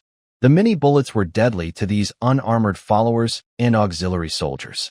The Qing soldiers' thin clothing was torn apart like paper by the bullets, and their fragile skin was pierced mercilessly. The mini bullets spun loudly, like blender blades, rushing into the enemy bodies and turning their organs into a mass of flesh. Over 200 followers and more than 300 auxiliary soldiers spat blood and fell to the ground. A commander called Zhuada was shouting to boost morale, but was suddenly hit in the left cheek by a mini bullet. The fast-spinning bullet shattered half his head instantly, splattering brain matter and blood everywhere. He collapsed into a pool of blood, causing the nearby Qing soldiers to tremble with fear. The unhit Qing followers and auxiliary soldiers looked at the row of fallen soldiers ahead, recalling the morning massacre. Their faces turned pale, and they slowed down their charge. But just 4 seconds later, the second volley of shots came. Again, the crackling gunfire erupted, and white smoke rose from the Tiger Guard's position. The smell of gunpowder grew stronger in the air. At 130 meters, another 1,000 bullets shot into the enemy's central army. More than 600 enemies were hit, their bodies jerking suddenly, blood bursting from the wounds.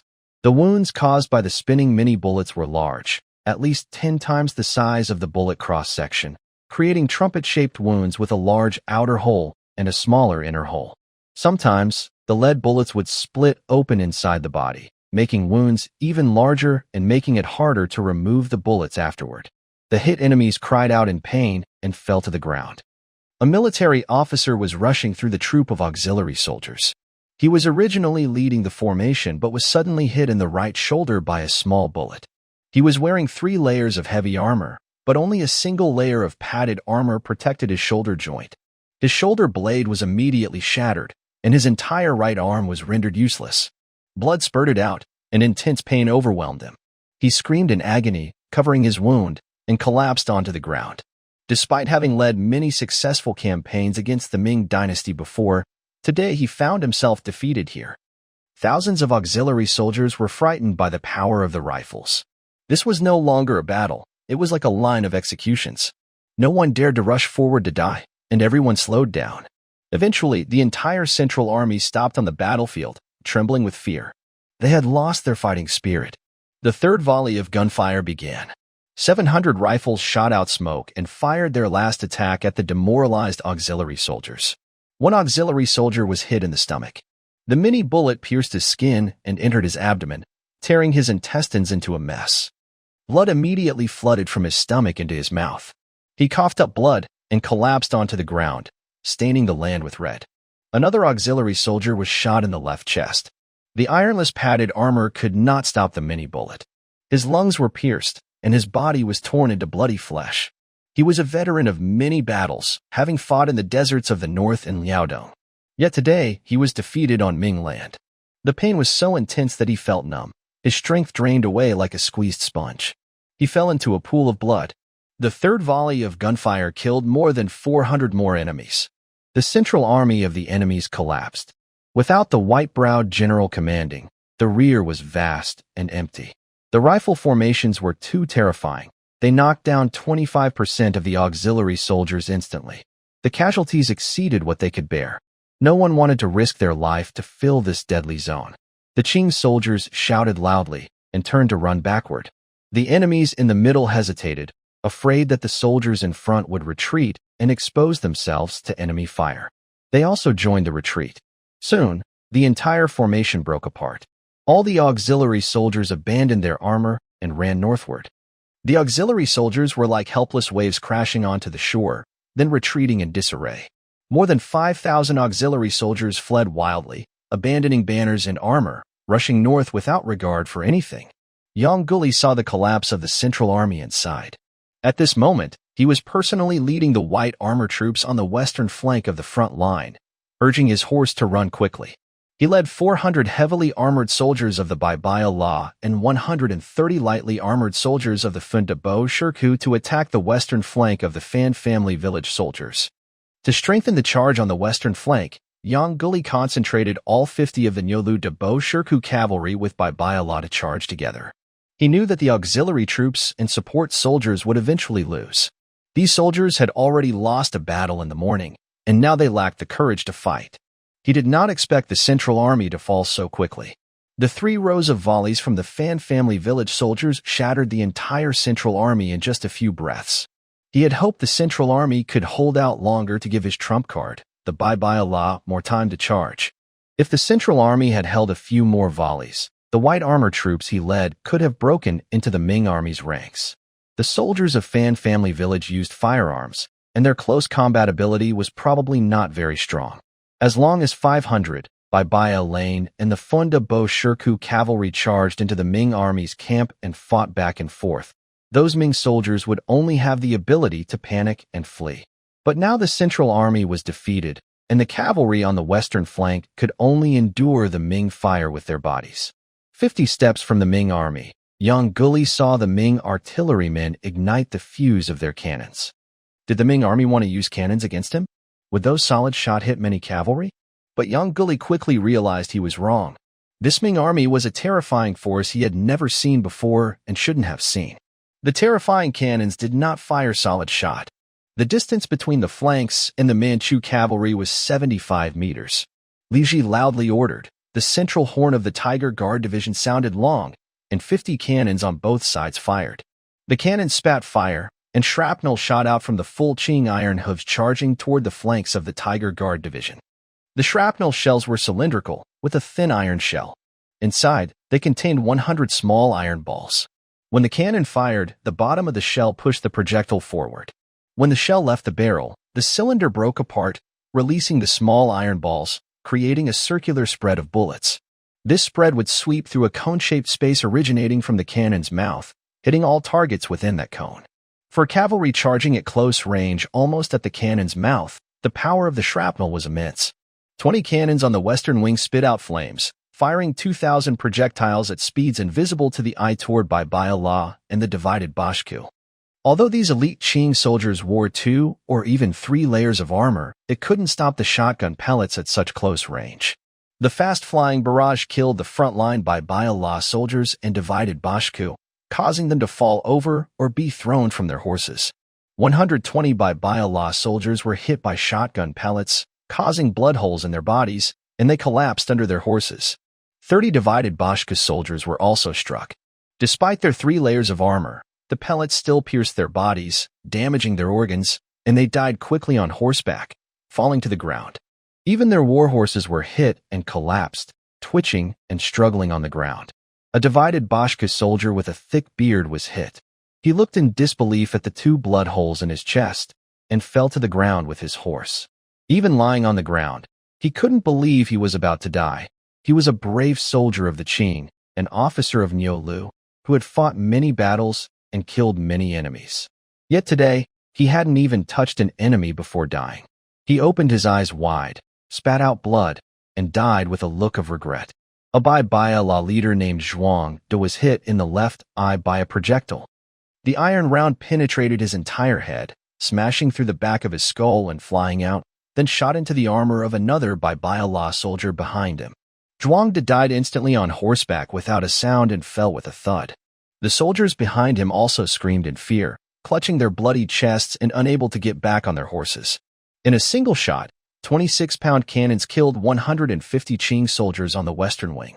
If the elite Qing soldiers hadn't worn 2 or 3 layers of armor to block the projectiles, the shotgun pellets could have pierced through the first row of cavalry and injured the soldiers behind, causing even greater casualties. The situation on the eastern wing was even more brutal. After 36-pound cannons fired together, the front row of Qing cavalry was cut down like grass by a mower. Not only did the soldiers fall, but all the horses were injured and collapsed instantly. Blood splattered everywhere, and after the blood sprayed out, the soldiers' bodies revealed horrifying blood holes caused by shotgun pellets. The 220 Qing cavalrymen leading the charge fell. Almost every one of them had been hit by 2 or 3 pellets. A leader dressed in 3 layers of armor, called Zanda, charged forward. He was hit 3 times by iron bullets. The outer layer of iron plates, the scale armor in the middle, In the inner chainmail, all were pierced. The 3 bullets seemed like swords stabbing through his scarred skin, breaking through his flesh and organs. This brave warrior, who had fought through a sea of blood and corpses, was finished on his horse. Xanda didn't even have time to scream before he died instantly on his horse. When the armored soldiers saw such terrifying weapons, they were all shocked. The surviving soldiers panicked, stopping their horses near the dead bodies of their comrades, unsure whether to retreat or advance. While they hesitated and stood still, the 4th row of the rebel group's 500 musketeers opened fire. At 75 meters away, the well-trained rebel group shot almost perfectly, hitting over 400 armored soldiers. The bullets pierced through their armor, rushing into their flesh like hungry predators, spinning wildly. A chorus of screams filled the air as over 400 soldiers fell from their horses. At this distance, the bullets could pierce 2 layers of armor, killing or wounding most of the soldiers. All of them lost their fighting ability. The armored soldiers were defeated. Today, only about 300 of the 1,600 soldiers from the Yellow Flag Army remained. They were thoroughly beaten and exhausted. Even the few remaining leaders, including Xanda, lost their fighting spirit. They turned their horses around and fled without looking back. The other soldiers became even more frightened, dropping their weapons and just trying to run faster. The Eastern Qing army was no longer present. However, the Western White Baji Law and the divided Boshiku fighters were more spirited. They faced a brutal shotgun attack but kept their morale.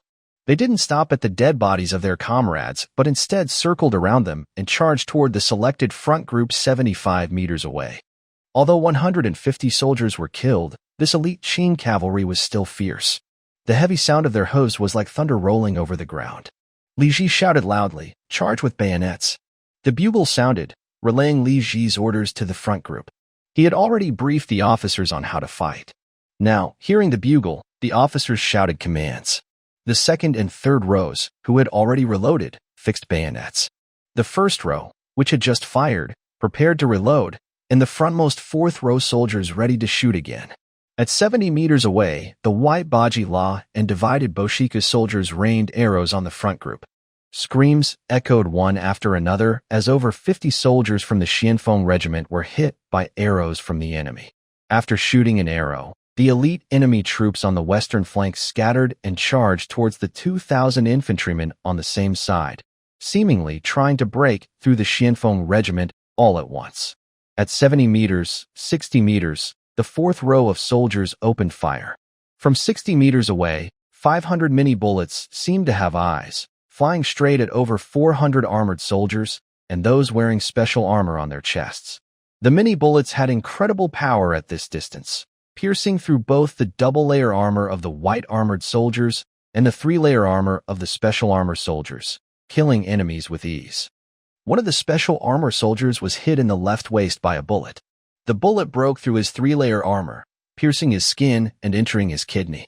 Although the 3-layer armor slowed the bullet's impact, the spinning bullet still damaged his kidney. The unbearable pain shot from his waist, and this soldier could no longer fight. He let out a scream and fell from his horse.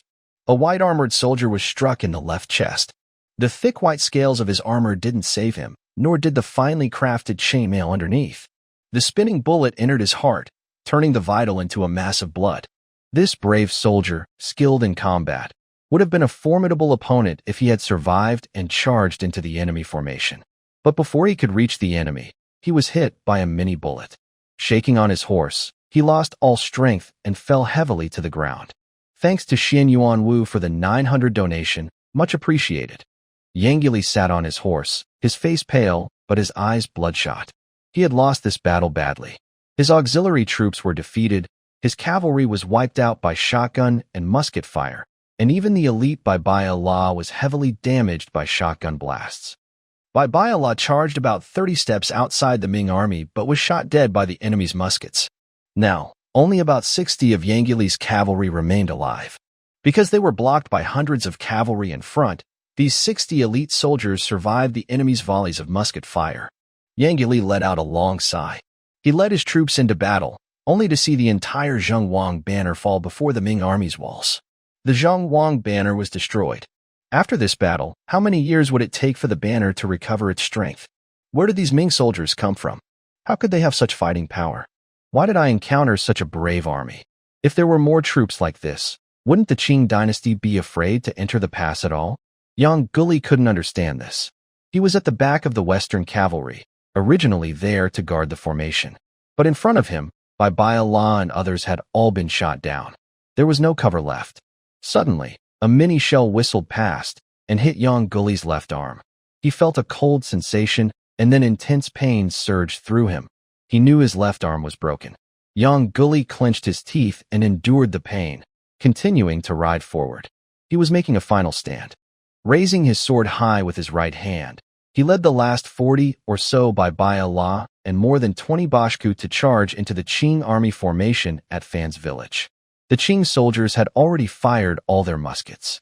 Now, the brave warriors of the Qing could finally rush into the enemy ranks. Losing so many warriors, even if they survived and returned to Xinjiang, the emperor would not forgive them. It was better to die here, fighting in front of this fierce and astonishingly powerful Qing army. Maybe, just maybe, there was a small chance to break through these unskilled fighters. The Qing soldiers relied on firearms, and without long weapons nearby, close combat with cavalry should be easy. Surely, they wouldn't use muskets to fight the Qing cavalry at close range, right? Young Guli felt like a gambler who had lost everything, betting everything on his last coin. Enduring the pain in his left arm, he led over 60 cavalry to charge into the Qing formation, aiming to crash through the 4 layers of enemy ranks. Under Young Guli's leadership, the last 60 or so brave warriors forgot about life and death. They drew their knives and charged at the front lines of the enemy formation. But what awaited them was 1,000 shining bayonets.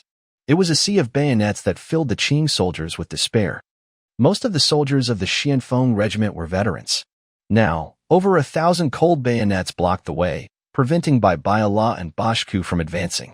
One of the Bashku warriors, determined and riding a heavily armored horse, shouted loudly and charged into the bayonet line, knocking down a soldier from the Xianfeng regiment. After entering the formation, he swung his large axe, cutting another soldier's left arm. But soon, he regretted his bravery. 7 or 8 bayonets stabbed at him from all directions. He dodged 2 or 3, but was hit by 5 others. Su Gang forged a fine bayonet that suddenly broke through the armor of the enemy's shield, ending the opponent's life on his horse's back. More than 20 white banner soldiers and the enemy's shield charged directly into the group of bayonets, crashing into them and injuring over 40 soldiers of the vanguard regiment. However, they were immediately swarmed and stabbed into a beehive of blades. The remaining 40-plus Qing cavalry patrolled in front of the formation, trying to find a safer way to break through, but the prepared bayonet formation gave them no chance. Young Guli, with red eyes, rode in front of the vanguard regiment, sweeping past the formation. He occasionally threatened the Ming soldiers with his bayonets.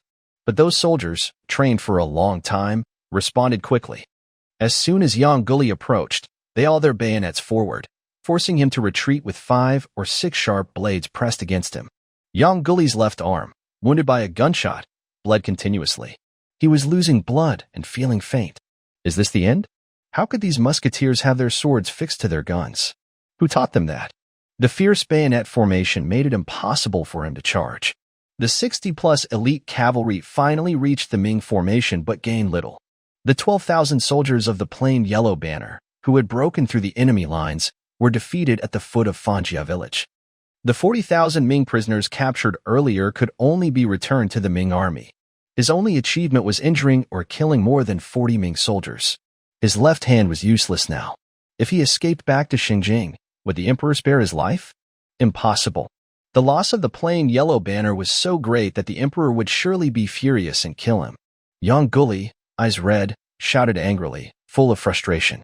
Suddenly, he saw the Ming soldiers in the back raise their muskets again, preparing to fire. Young Guli knew he was about to die. Even in death, he wanted to kill a few Ming soldiers so that the brave warriors of the Qing wouldn't mock him in the afterlife. He urged his horse to charge diagonally into the bayonet formation, knocking aside a vanguard soldier wielding a bayonet. He shouted loudly and swung his sword to the right, cutting down a Ming soldier who looked panicked. The surrounding soldiers rushed forward, stabbing at Young Guli. Young Guli shouted and rolled off his horse, dodging the stabbing blades. In close combat, these Ming soldiers were no match for him. Just as he was about to swing his sword again, he suddenly saw the Ming soldiers around him retreating in unison, leaving him in the middle. Looking up, Yang Guli saw more than 10 muskets aimed directly at him. He rolled onto the ground, trying to dodge the incoming gunfire. But these dozen guns pointed at them were not easy to dodge. Shots rang out loudly, and Yang Guli was hit in several big wounds, slowly falling into a pool of blood. Yang Guli, a top officer of the Qing army, was killed in front of the Tiger Guard formation. Seeing their leader fall, the soldiers of the Xianfeng regiment became excited. This battle was finally won. The soldiers of the Xianfeng regiment fired their guns continuously, and the last 40 or so elite Qing soldiers in front of the formation were all killed. At this point, all the Qing soldiers of the plain yellow banner had been defeated and destroyed. On the battlefield, there were about 3,000 bodies of the enemy lying in disorder, like a slaughterhouse. Blood from the enemy's wounds flowed to the ground, forming small pools. The smell of blood was so strong it felt almost real, lingering around and making it hard to breathe. Only when the wind blew did the smell become slightly better. The Qing army's losses in this battle were even more severe than tragic. Although more than 50 soldiers were wounded by the Qing army, and the Qing troops charged again, injuring, cutting, and killing over 50 soldiers of the Xianfeng regiment, Li Ji was very worried. But compared to the huge casualties of the Qing army, the Tiger Guard's losses were very small. Such an exchange was acceptable. The soldiers of the Tiger Guard, after fighting for their lives, celebrated their victory, raising their bayonets and shouting loudly, "Victory! Victory! Victory!" Wounded soldiers of the Xianfeng regiment lay on the ground, while squad leaders hurried to bandage their wounds and stop the bleeding. Some soldiers were cutting off enemy heads on the battlefield. In this wild battle, 3,000 enemies were killed, and 3,000 heads were added to the tally. Especially the body of Yang Guli, which needed to be carefully preserved. This was probably the highest-ranking Qing general killed by the Ming army since the Salhu campaign, and even the emperor might want to see it. Li Ji sent 1,000 soldiers on horseback to chase the retreating enemies. The enemy's auxiliaries and servants, fleeing, returned to their camp to get horses, most of them riding away. The Qing army had many horses. By Bayala, Majia, and foot soldiers often had multiple horses for riding and carrying supplies. However, these pack horses were inferior, not suitable for charging into battle. Running at full speed was faster on foot, and they were easily frightened by gunfire and lost control. But they had good endurance, so riding them to escape was better than running on foot for longer distances. When the Tiger Guard broke through Fangjia village, they had auxiliaries leading 1,000 horses behind them. Although most of these were pack horses, they could also be ridden to chase the retreating enemies. Now that they had won, Li Ji immediately ordered 1,000 soldiers of the Xianfeng regiment to mount their horses and pursue the fleeing enemies. The soldiers of the Xianfeng brigade chased for dozens of miles, continuing until nightfall, and then defeated 600 retreating enemy soldiers. In this battle, the Tiger Guard unit took the heads of 6,700 Qing soldiers. After counting the heads, Li Ji ordered the soldiers to ride all night to Tianjin to deliver the good news of the victory to the governor, Yi Shixiu. At the governor's office, Yi Shixiu, dressed in a simple robe, was lying on his bed, about to have a servant out the candle, when suddenly he saw his household steward, Sun, staggering over. "Sir, a great victory. Recently, Qing cavalry kept patrolling near Tianjin, preventing Ming scouts from entering the city, which left Yi Shixiu blind to the defense situation in nearby counties. He was worried that some counties might have fallen to the Qing, making him uneasy even while sleeping. Recently, General Chao Pikang surrendered to the Qing, and Baoqi County was captured. Yi Shixiu felt responsible for these events and feared the emperor might hold him accountable after the war. Overall, he was in a bad mood. Seeing Sun rushing and panicked, Yi Shixiu grew irritated. He turned over in bed and said unhappily, "What victory? Explain clearly." "Great victory at Fangjia village." "Fangjia village? A great victory? Did they repel the Qing cavalry at Fangjia village? Did Li Ji make another contribution?" Yi Shixiu became interested.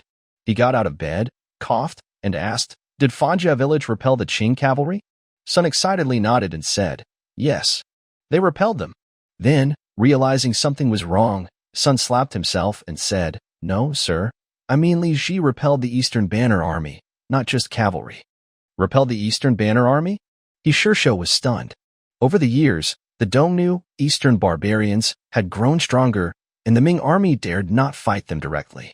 Even with deep fortifications, many cities had fallen to the Dongnu. In the second year of Chongzhen, the Dongnu invaded the capital region, capturing Yongping, Zhuhua, Qianan, and other cities. Now, they had entered the capital area again, taking Chongping, Liangxiang, Shuani, Baoqi, Dingxing, and Ansu counties with unmatched strength, and no Ming general dared to challenge them. The Eastern Banner was the personal army of the leader Huang Taiji, known for its fierce fighting. Li Ji had resisted the attack of the Eastern Banner at the city walls and held the city, a major achievement. Li Ji volunteered to defend the isolated city, and it seemed he did not disappoint. All the generals in Tianjin believed Li Ji was related to Yi Shishou, which brought some honor to him. Yi Shishou proudly stroked his beard and shook his head, saying, "Did the Fan Village hold their ground?" "Yes, sir. I have the messenger from Fan Village here to tell you." Yi Shishou nodded, got up, put on his official robe, and sat on the bed waiting for the messenger. Soon, an 18-year-old boy entered and saluted Yi Shishou. Yi Shishou quickly told him to stand and asked anxiously, "Did Fan Village repel the Yellow Banner? How many did they defeat?" Old Li cupped his hands and said, "Sir, my master, Lord Fan, led the soldiers of Fan Village and defeated 12,000 soldiers of the Yellow Banner during the siege." Yi Shishou was very happy to hear this. He secretly thought they really held their ground and pushed back 12,000 enemies. That's a big achievement. He stroked his beard, feeling proud, and said, "Li Ji did not disappoint me. I will recommend him for merit. Tell Li Ji that in the next 3 years, I will ensure he is promoted to deputy commander of the guard." Deputy Steward's son saw that Yi Shishou still didn't understand the full situation and opened his mouth to say something. But after glancing at Old Li, he closed his mouth again. Old Li slowly said, "Sir, not only did my master repel the Yellow Banner, but he also led the troops to pursue the enemy in the field, killing the fake noble Yang Guli of the East and saving 40,000 civilians." Hearing this, Yi Shishou was stunned, opening his mouth wide in surprise. Chasing 12,000 enemies in the field and defeating the Yellow Banner. What does that mean? Even the elite of the Nine Borders or the Iron Cavalry of Guaning could not do this. Last time, when the East invaded Jingji, the Ming army dared to fight. General Zhao Shuijiao of Shanhai Pass and General Man Gui of Datong died in battle, along with many other officers and soldiers. This time, the East invaded, and the officials in Jingji didn't dare to come out to fight, allowing the East's 100,000 troops to rampage and conquer the land. And Li Ji, a small officer, with just 1,000 or 2,000 soldiers, dared to chase 12,000 Yellow Banner soldiers and even defeat them in the field. Moreover, Li Ji reportedly killed the fake noble Yang Guli of the East. Are Li Ji's soldiers divine warriors? It's true that Li Ji's soldiers are well paid and equipped with large cannons, but they are no match for the real Yellow Banner of the East. Perhaps Li Ji was just trying to fake merit, killing the enemy to claim credit with a fake Yang Guli. Most likely, the latter. Defeating the Yellow Banner in the field is simply too shocking. Thinking of this, Yi Shishou's tone grew cold and asked, "Are you sure? Did you really cut down Yang Guli in battle? This military achievement must be reported to the emperor. If news later confirms that Yang Guli is still alive, it would be a serious crime of deceiving the emperor." Old Li cupped his hands and said, "Captain, not a single word is wrong. I saw with my own eyes that Yang Guli was executed on the battlefield. This time, our master captured and beheaded 6,700 Dongnu prisoners, all genuine Dongnu. If you don't believe me, you can come with me to Fan Family Village to verify." Hearing the number 6,700, Yi Shishou's eyes widened in surprise. 6,700 heads? Is he joking? Since the Dongnu rebelled under Nurhasai, our Ming. Old Li cupped his hands and said, "Captain, not a single word is wrong. I saw with my own eyes that Yang Guli was executed on the battlefield. If Li Ji really beheaded 6,700, that would be an unprecedented victory for our dynasty. Even if Li Ji's claim of killing enemies is exaggerated, and only 1/10 of those heads are genuine, it would still be a huge victory. The Qing army's invasion is unstoppable, and all the local towns are gloomy. The guards can't hold the city, and the generals are afraid to fight the Qing army. The situation is chaotic. If our troops at Tianjin can cut down 200 heads, that would be a great achievement.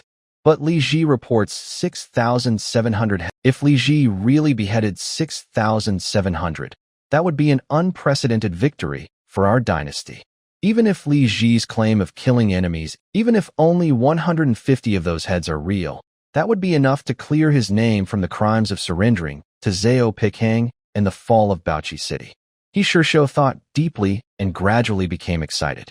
Li Ji, don't let it turn out that all the credit is from killing civilians, or I will be too ashamed to punish you. Killing so many people, the officials in court won't ignore it. Send someone to check the heads and verify tomorrow at Fan Family Village. Thanks to Leona, Lonely Zhangyi, shouting you for the 1,000 rewards, very much appreciated. Even if only 150 of those heads are real, that would be enough to clear his name. Thanks to the magic of the sky and emotions for the 500 rewards. Thank you. Thanks to the Confucian disciples of calligraphy and painting, Feng Family 4th Young Master, Feng Weiwei, Little NBA, Flip Liu, and Luton Xiong for the 100 rewards. It was still dawn when Captain Deng Bei of the Tianjin Military Patrol led 100 soldiers to Fan Family Village. Recently, the Yellow Banner Cavalry from Yanggili roamed around Tianjin, forcing the local officials to stay inside the city at night, making the roads very dangerous. Although Li Ji had defeated Yanggili by this time, Shaidenbai and others still didn't believe the news. They thought the roads outside the city walls were very risky, so Shaidenbai took 100 soldiers from the Zhenhai camp to himself. Shaidenbai was coming to Fan's village to check the heads. Last night, the governor sent someone to say that Fan's village had captured the head of a Dongnu soldier and asked Shaidenbai to come quickly to verify it. At first, Shaidenbai didn't take it seriously. He thought it was just soldiers from Fan's village killing a scout from the enemy and maybe capturing a few heads. It wasn't until the person sent by the governor mentioned the number 6,700 heads that Shaidenbai became nervous. 6,700 heads? That's not just bandits or thieves. These are the Qing soldiers who have been attacking cities and raiding in Liaoding and the northern deserts, breaking into Ming territory and plundering as if they owned the place. Shaidenbai couldn't believe it. Could someone really have captured over 6,000 heads? Was it a joke? Probably just a false claim to take credit. If it turned out these heads were fake and someone was falsely claiming victory, the emperor wouldn't forgive Li Ji. A corrupt official killing so many civilians and pretending to be the enemy was as dangerous as an invader. Li Ji might be severely punished, possibly imprisoned or even executed. If that happened, the governor Shishou, who was already under pressure, would have an even harder time. Even the military commander, Shaidenbai, would be affected. Was Li Ji a reckless man, capable of doing such unbelievable things? Killing so many innocent people? This could cause big trouble for all officials and soldiers in Tianjin. Thinking of this, Shaidenbai disliked Li Ji's reported achievement of 6,700 kills. He frowned and went into Fan's village, leaving the Zhenhai soldiers at the east gate, then hurried to the command office. When he entered, he saw the pile of heads in the courtyard. The 6,700 heads, stacked like a small mountain with lime and sulfur, gave off a strong, bloody smell that almost made him. Poor Ming civilians, now all turned into the heads of chaos. Shaidenbai stepped outside to catch his breath, then went back into the courtyard. As he looked closely at the pile of heads, he was surprised. He faintly felt that the heads on the outside seemed real. The braids and teeth didn't look like those of Ming civilians. Are these real heads? This judgment stunned Shaidenbai. Could it be that Li Ji really killed over 1,000 enemies? The Tartars fell into his trap and were betrayed? Or can his servant compare to the seasoned veteran Tartars? Shaidenbai's darkened face relaxed a little, and he couldn't help but glance more at the heads. They really look genuine. At least the outer layer appears real. This is truly strange. While he was observing, Fan's family guard Li Ji came out. Shaidenbai looked at Li Ji and thought to himself that he was the main character today. If these heads are real, Li Ji might be promoted several levels. He wondered how the governor would finally handle this. On the other hand, if they are fake, the main person involved might lose his official position and be imprisoned or executed. At this moment, Shaidenbai suspected that the outer layer of heads was all real. He thought maybe a few hundred of the 6,700 heads were genuine. He looked at Li Ji with more respect and saw him trying to bow, so he immediately stepped forward to support him, saying, "No need for formalities. Li Ji has made great contributions. I am here to verify the heads." Li Ji saw that Shaidenbai was kind and friendly, and he thought that his achievements had earned him better treatment. Previously, Shaidenbai was kind because of his relationship with the governor, but now it was because of his potential military merit. Li Ji felt proud and pointed to the heads in the yard, saying, "Sir, the heads are piled here. Please examine them carefully." Shadenbai narrowed his eyes, thinking that the moment of truth had arrived. He rolled up his sleeves and loudly ordered, "Bring 5 large basins of water." When the servants placed the basins, Shadenbai, along with 4 officials from the military office, began inspecting the heads one by one. They first put the heads into water to see if they floated face up or back down. If the heads belonged to men, they would float face up. Next, they checked the hair, especially the braid. If the Tartars had shaved their heads long ago, their braids would be soft and loose. They also examined the teeth, as Tartars who fought often ate meat, so their teeth would be more damaged compared to common people from Ming. Finally, they checked the heads against the light to judge whether they were genuine Tartars' heads. The results of the inspection greatly surprised Shadenbai. "These are genuine Tartars' heads. These are real heads. Absolutely genuine." The pile of heads, after careful examination, turned out to be all real Tartars' heads. Absolutely certain, all 6,700 heads were authentic. The shock was indescribable. Shadenbai sat with 4 others in the yard, inspecting the heads one by one, feeling overwhelmed. They worked from morning until the afternoon. With each head checked, Shadenbai's face showed more surprise. When they finally examined the last head, Shadenbai was so excited that his hands trembled slightly. "Although my hands are trembling, I am filled with happiness and my eyes are wide open. There are 6,700 heads. All of them are enemies' heads. This is an unprecedented victory. Has our country ever had such a big victory before? Who would have thought that Li Ji, a humble official, could capture over 6,700 enemy heads? Especially when the city was under attack and officials dared not fight. This victory will benefit many people in Tianjin town. Such a great win. The emperor will surely reward generously. When the rewards come down from the court, I will probably get a promotion. Maybe I can be appointed as a military commissioner in a distant place, with plenty of benefits and money." Thinking about this, Shadenbai became more and more excited. Seeing Shadenbai still excited after examining the heads, Li Ji took him to the body of Yang Guli and said, "Sir, please look. This is the body of the false super-great officer Yang Guli." Shadenbai looked at Yang Guli's fine white armor, and his eyes lit up. Since these heads are real and over 6,700 enemies from the Yellow Banner have been killed, Yang Guli's body must also be real. Great achievement. Great achievement. My promotion is unavoidable. Shadenbai was even more excited, trembling slightly. In his excitement, Shadenbai couldn't help but be amazed. The enemies are so brave, yet they suffered such a big defeat outside Tianjin town. Over 6,700 heads. Doesn't that mean the enemy's Yellow Banner was almost destroyed? How did Li Ji do it? People say Li Ji is related to He Shishou, so he was favored and promoted easily. But I didn't expect he was so capable. If He Shishou has such a relative, that's a big face for him.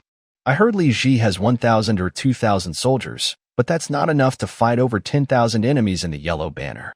The enemies are experienced fighters, so how did Li Ji capture so many heads?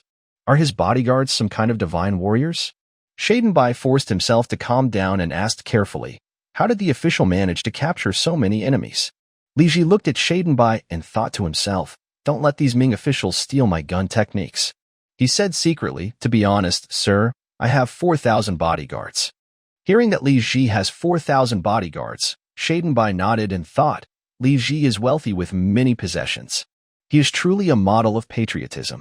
Li Ji continued, I equip these bodyguards with firearms and cannons. When fighting, if they all fire at once, even brave enemies like the enemy's soldiers can't withstand it. Oh, I see now. Shadenbai understood clearly that Li Ji relied on firearms to win. When the chief family army swept through the southern islands and northern barbarians, they also used gun-powered chariots to defeat enemies. Li Ji is such a skilled fighter, reminiscent of the legendary Qi Gong from the past. Young and impressive, Li Ji's strength is truly extraordinary. With such achievements as an officer of integrity, will he be promoted several ranks this time? Will he become a general in his early 20s? Truly rising quickly. But it's also thanks to his martial skills that he can earn these promotions. Shadenbai kept thinking, looking at Li Ji with a kind and friendly gaze.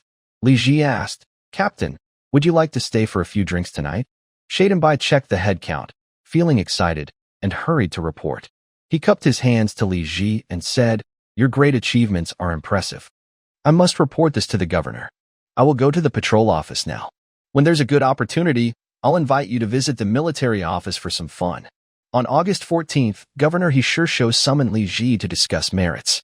Li Ji hurried from Fan Village to Tianjin Guard City when he received the call.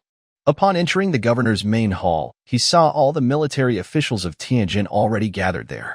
Not only military officers, but some civil officials involved in military affairs, like the Military Affairs Department and the Ministry of Revenue officials, were also present.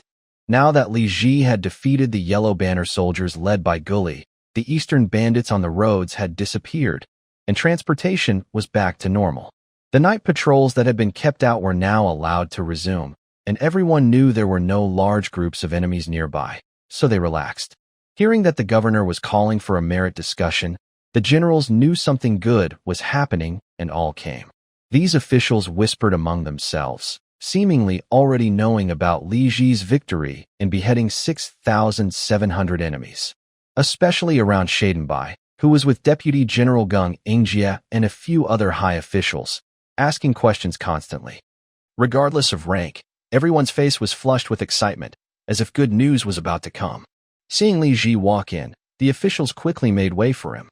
A few officers who had previously discussed how to face the enemy and had spoken ill of Li Ji's prominence now looked at him in awe, their expressions showing they were convinced by his achievements.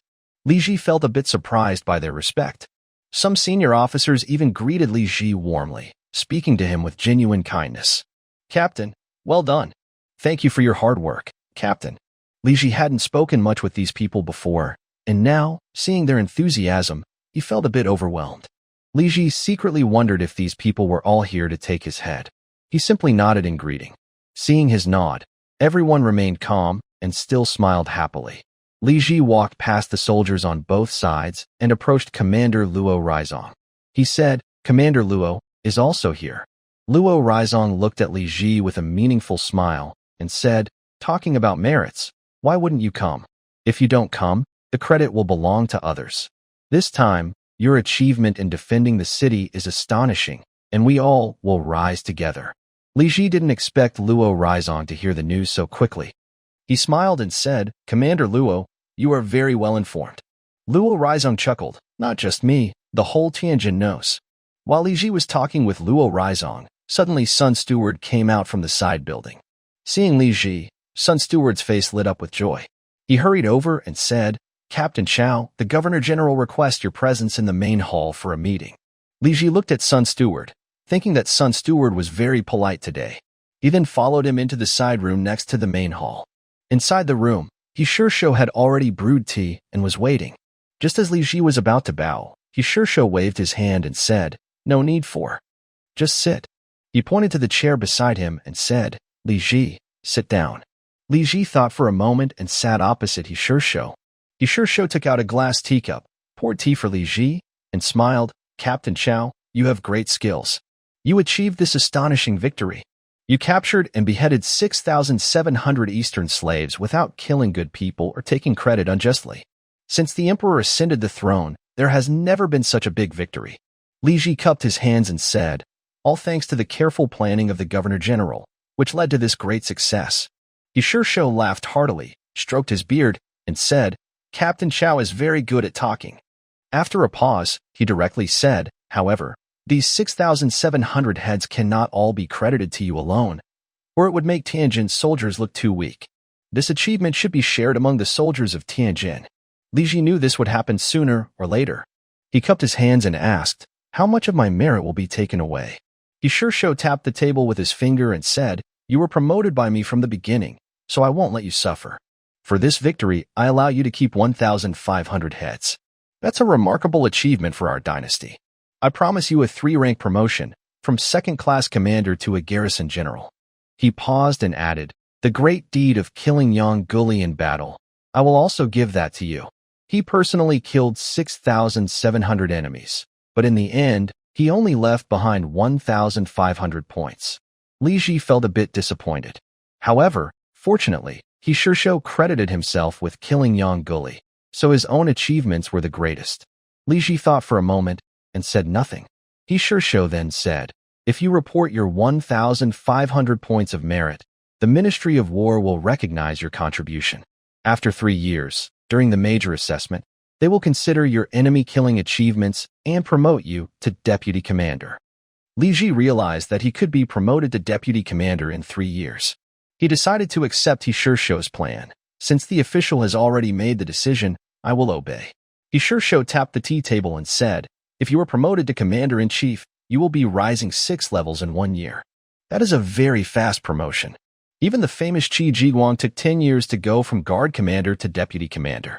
But you only took half a year to go from guard commander to commander-in-chief. He paused and added, people say like a tiger, and we must be careful. You are too young. If you make great achievements and get promoted slowly, it will help calm public opinion and ensure stability for a long time. Li Ji thought for a moment and said, in that case, I have one request. He Shou knocked on the table and said, speak freely.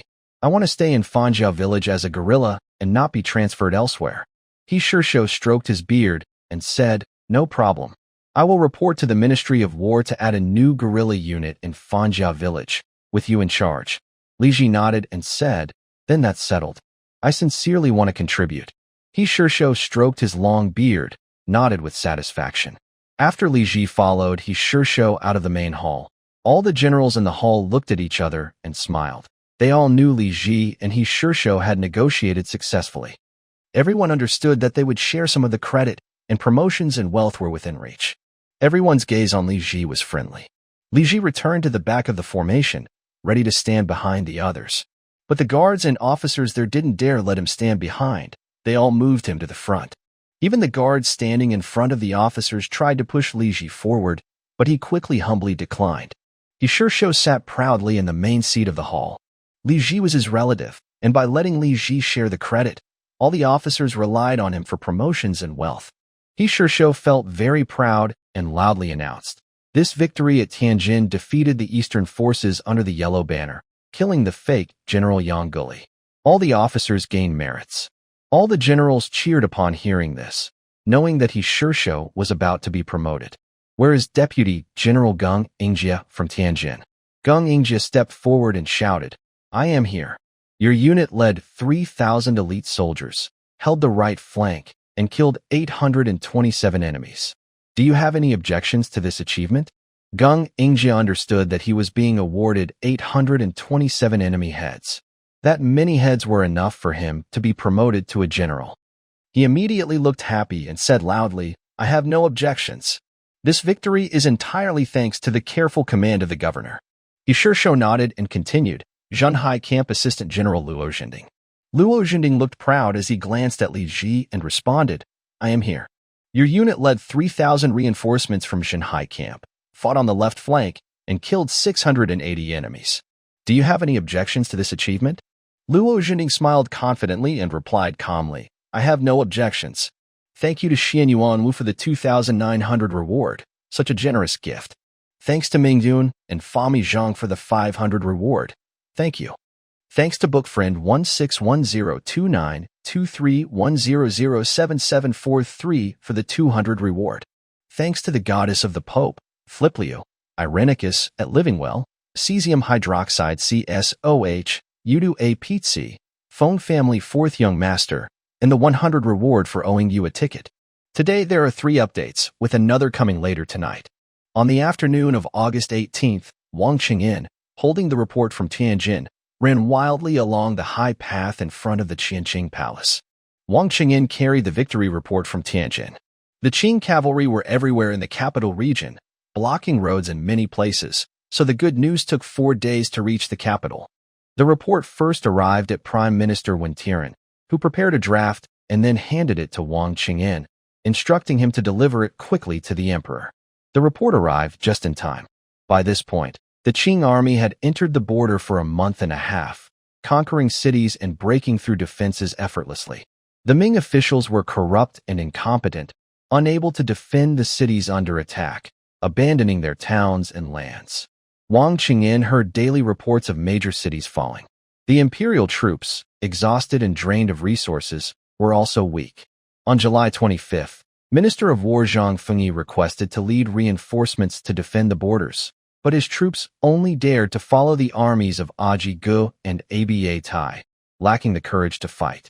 The Qing army was moving freely across the vast capital region, winning more than 30 battles.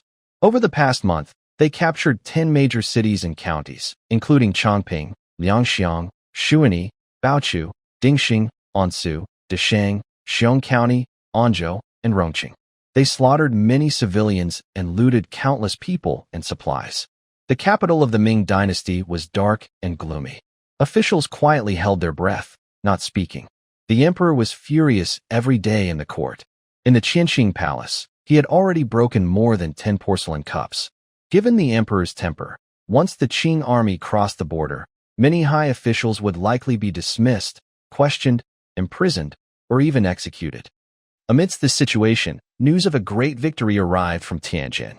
It was an unprecedented victory. General Yang Guli, a fake noble from the Eastern Tartar, led 12,000 soldiers of the Yellow Banner to attack Fanjiakin in Tianjin. Fanjiakin's defender, Li Ji, held his position bravely. Soon after, Tianjin's governor, He Shishio, gathered troops from various regions to support Fanjiakin. The two sides fought a fierce battle for a day 10 miles north of Fanjiakin. The Tianjin troops defeated the Eastern Tartar soldiers, killed the fake noble Yang Guli, and captured 6,700 enemy heads. This good news was like a timely rain after a long drought, making the whole situation seem brighter. 6,700 heads, what a staggering number. If it weren't for the joint signatures of officials like the Tianjin governor, deputy general, and military commissioner, Wang Qingyan wouldn't believe it. Such a number of heads meant that the Tianjin troops had already severely damaged the Eastern Tartar soldiers. Although their raid into the capital caused many civilian casualties and little profit, the defeat of the Yellow Banner showed the strength of the Ming. It warned the Eastern Tartar not to dare enter the border again. If the emperor saw this news, how happy would he be? Wang Qingyan, holding the report of the victory, ran all the way from the Yang Road into the Qianqing palace. As soon as he entered, he shouted loudly, "Your Majesty! A great victory!" The Ming emperor, Zhu Yujian, was sitting behind the imperial desk reviewing reports. The reports showed a bleak picture: destroyed city walls and civilians robbed by the Eastern Tartar. His face turned pale with anger. Confucian scholars and martial officials. How are these officials managing the army? Under the Qing attack, they are so helpless. Is this the way the Ming, a great nation, can only watch the Eastern Tartar invade and plunder? Feeling suffocated, Zhu Yujian suddenly heard Wang Qingyan shout, "A great victory? Where? Did any soldiers dare to fight the Tartars? Which town soldiers are so brave?" Zhu Yujian took a deep breath and asked loudly, "Where was the great victory?" Wang Qingyan hurriedly placed the memorial on the imperial desk, smiling as he said, "Your Majesty, the victory at Tianjin, with 6,700 East barbarian heads taken." 6,700? Zhu Yujian was shocked by this number. He paused for a moment before asking seriously, "Wang Qingyan, are you sure it's 6,700? Wang Qingyan nodded and said, "Yes, Your Majesty. I secretly checked the memorial signed by officials from Tianjin. It reports the beheading of 6,700 East barbarians, including 7 heads of the pseudo-superior officer Yang Guli." Zhu Yujian was overwhelmed and stared at Wang Qingyan, his face showing mixed emotions. Wang Qingyan opened the memorial and handed it to Zhu Yujian, smiling as he said, "Look for yourself, Your Majesty. This is a great victory with 6,700 soldiers." Only then did Zhu Yujian look at the memorial in his hand. He carefully examined each character from right to left, then froze in place. Wang Qingyan asked cautiously, "Your Majesty, what do you think?" Zhu Yujian looked at the memorial and was speechless for a long time. Wang Qingyan smiled and said, "A great victory. Your Majesty, the Yellow Banner of the East barbarians was badly damaged." Zhu Yujian suddenly slammed the memorial onto the imperial desk, stood up, and paced back and forth in the Qianqing palace. Wang Qingyan stood by, smiling, watching the emperor express his emotions. After a long while, Zhu Yujian exhaled and stood in the center of the palace, closing his eyes. "Good. After so many gloomy days, I finally saw such a victory." Wang Qingyan cupped his hands and said, "It is all thanks to Your Majesty's divine mercy and the brave officials and generals who protected the people of the Ming dynasty." Zhu Yujian glanced at Wang Qingyan, then flicked his sleeve and sat back at the imperial desk, rereading the memorial. With each line he read, he nodded slightly, and his expression gradually softened. By the end, a look of joy appeared on his face. Why are the soldiers at Tianjin so strong? They dared to support the besieged city and fight fiercely against the elite of the enemy. This good news made Zhu Yujian feel a surge of vitality from Tianjin, completely different from the deep despair of other border towns of the Ming dynasty. Finally, Zhu Yujian saw the name Li Ji at the end. Fan family village's Li Ji held the line bravely, defending the city for 2 days until reinforcements arrived, then led the army out to fight, capturing and beheading 1,510 enemies, including the pseudo-superior officer Yang Guli.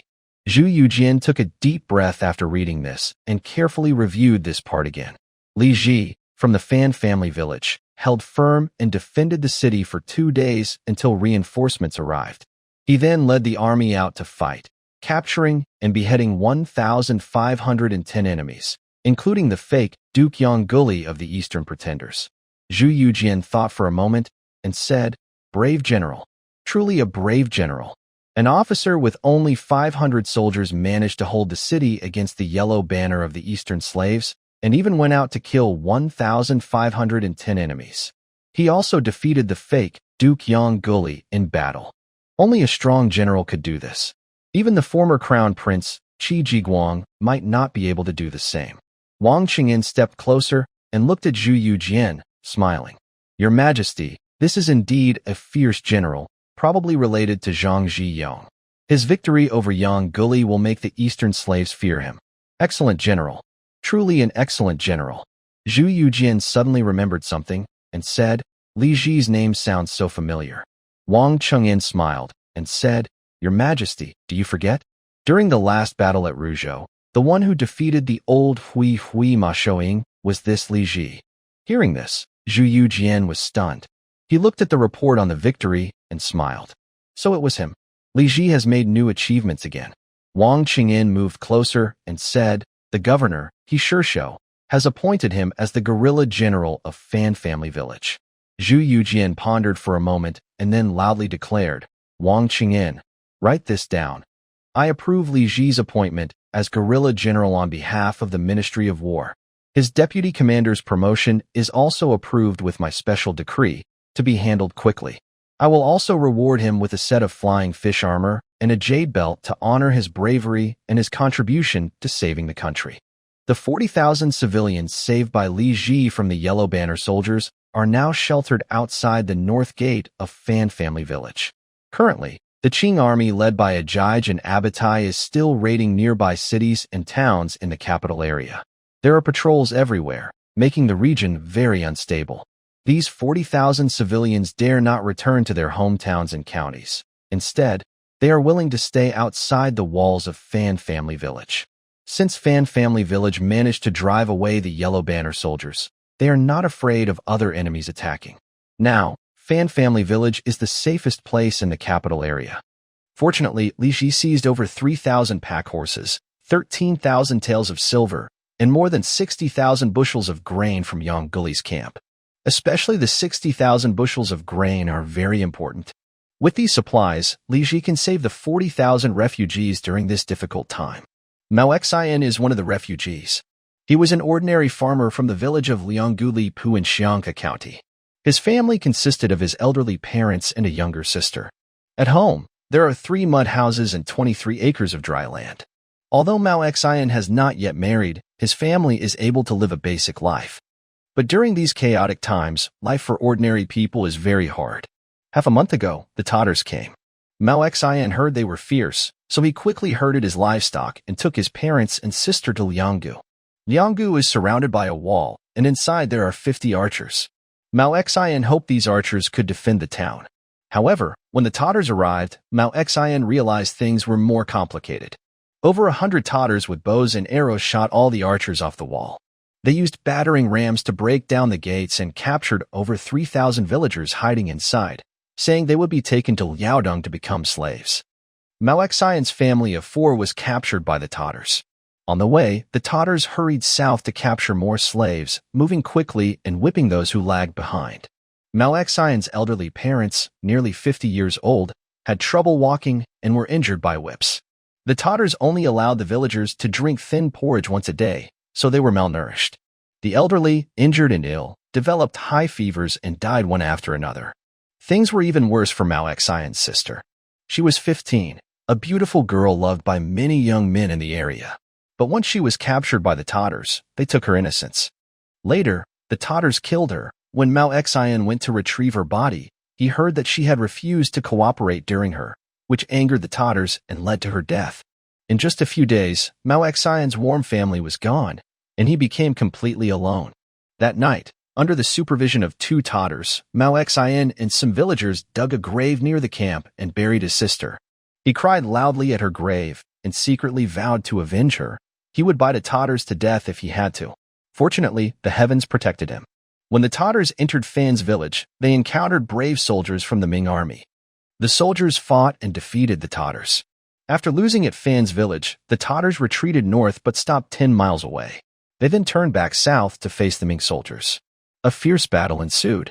The Ming army defeated all the Tatars. The surviving Tatars rushed into the camp to steal horses and rode away as fast as they could, not daring to look back. In the end, the villagers were saved. The officials from Fan Family Village, who saved the common people, treated them very well and did not harm them at all.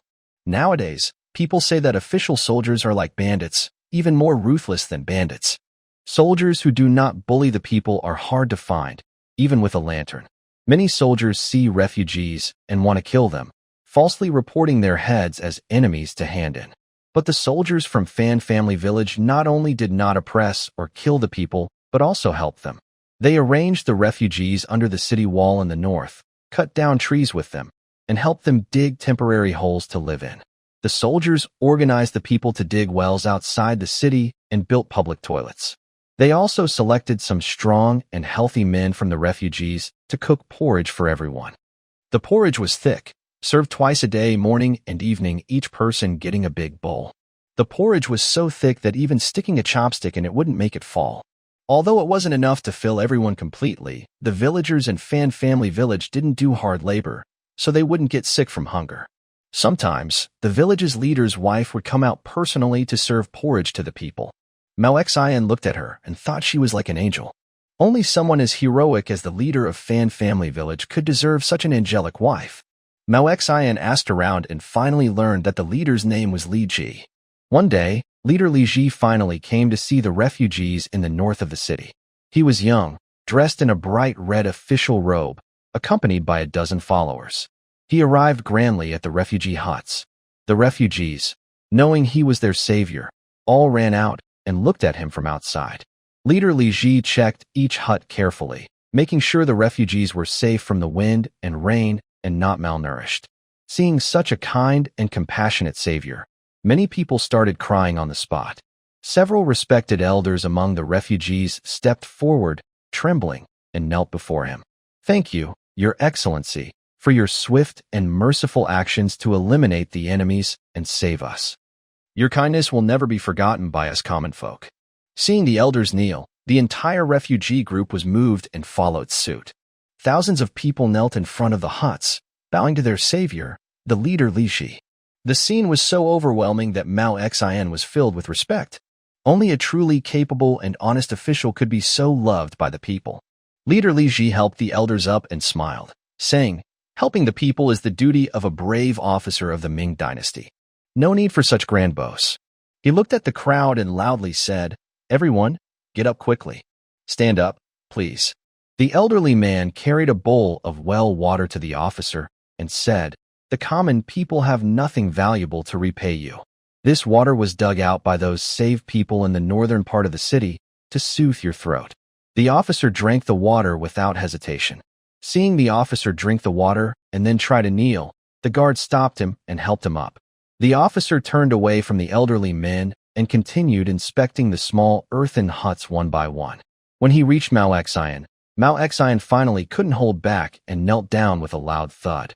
Li Ji came forward to help Mao Xian up and asked with a smile, "Young man, what are you doing?" Mao Xian, however, refused to get up and loudly said, "Sir, my parents and sister were killed by the enemies. I don't want military pay. I just want to fight the enemies and save some suffering people. I would be willing to do this for the rest of my life." On August 20th, the Qing soldiers retreated beyond the passes, and the capital was lifted from martial law. The 2-month period of Qing troops invading and plundering was finally over. Lu Xiangshan's army, which had abandoned the bandits, had just reached Qin.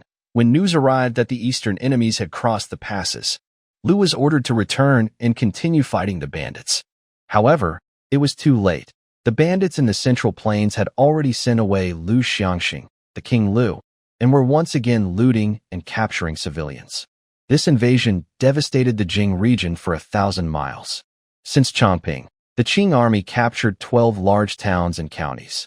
Except for the Battle of Fanjiazhuang, all other 53 battles were won, and the Qing forces captured 150,000 people and livestock to take back across the border. The Ming soldiers defending the border dared not fight the Qing army. When a judge led his troops out, he ordered the words "all officials are exempt from sending" carved into wood, and he rode in bright clothes with music, mocking the Ming army. Minister of War Zhang Fengyi and Governor Liang Tingnong knew they were responsible for defending the border and could not escape death. They took large doses of rhubarb daily, and by this time, they were nearly dying. The Ming capital was in ruins, with broken walls and remnants of destruction from the enemy's looting and burning. The losses were heavy.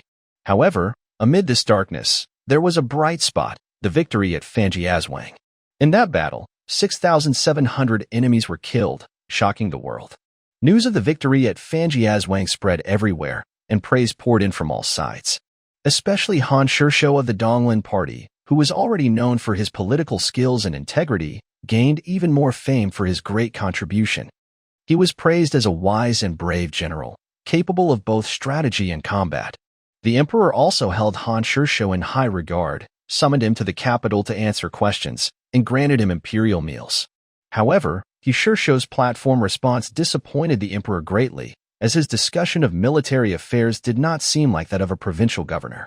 On August 22nd, the bodies of Yang Guli and over 6,700 Tatars' heads were sent to the capital. The emperor ordered the heads to be displayed at the front of the imperial city as a public spectacle and hung Yang Guli's body on a tall wooden frame for the people to see. The people in the city were very excited when they heard about the great victory at Fanjia village. Since the Battle of Saro, the Ming army had been losing repeatedly outside the borders, only holding on along the defensive line to save the empire's reputation. The Jurchen, or Qing army, had broken through the passes multiple times, raiding everywhere as if they owned the land, killing countless Ming civilians. When had the Ming army ever had such a proud victory? This battle was inspiring and showed the strength of Ming China. At this moment, hearing that over 6,700 Tatars' heads were piled in front of the imperial city and that the body of the Tatars' nobleman was displayed, the people eagerly gathered to watch.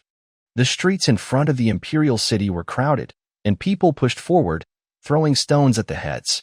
"Those cursed Tatars, I'll smash you with stones. Haha, they dared to plunder our people, now they all lost their lives. Those Tatars suffered heavy losses, and they still dare to raid Ming territory? Look at the body of the Tatars' nobleman, so tall and strong. Our Ming soldiers are so brave, killing so many Tatars." Emperor Zhu Yujian stood on the Cha-Tian gate, gazing silently at the distant display and the crowd.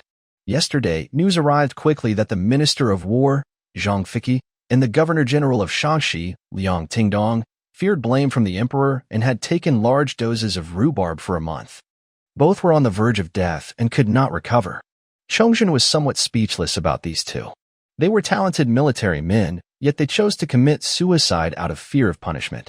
Initially, after hearing about the great victory at Tianjin, Chongzhen thought he wouldn't punish these two, perhaps just demote them by one rank as a warning. But unexpectedly, they didn't believe the Ming soldiers could win such a victory and had already taken the rhubarb. Now, even with good news, their lives were beyond saving. Although these two officials were almost dead, they still sent congratulatory reports about the victory to the emperor. The problem was, after their deaths, who would take over the roles of Minister of War and Governor-General of Shaanxi. Originally, this time at Tianzhou, Emperor Chongzhen had high hopes for Tianzhou Patrol Governor and Minister of War Shishou, trusting in his abilities to take on military responsibilities.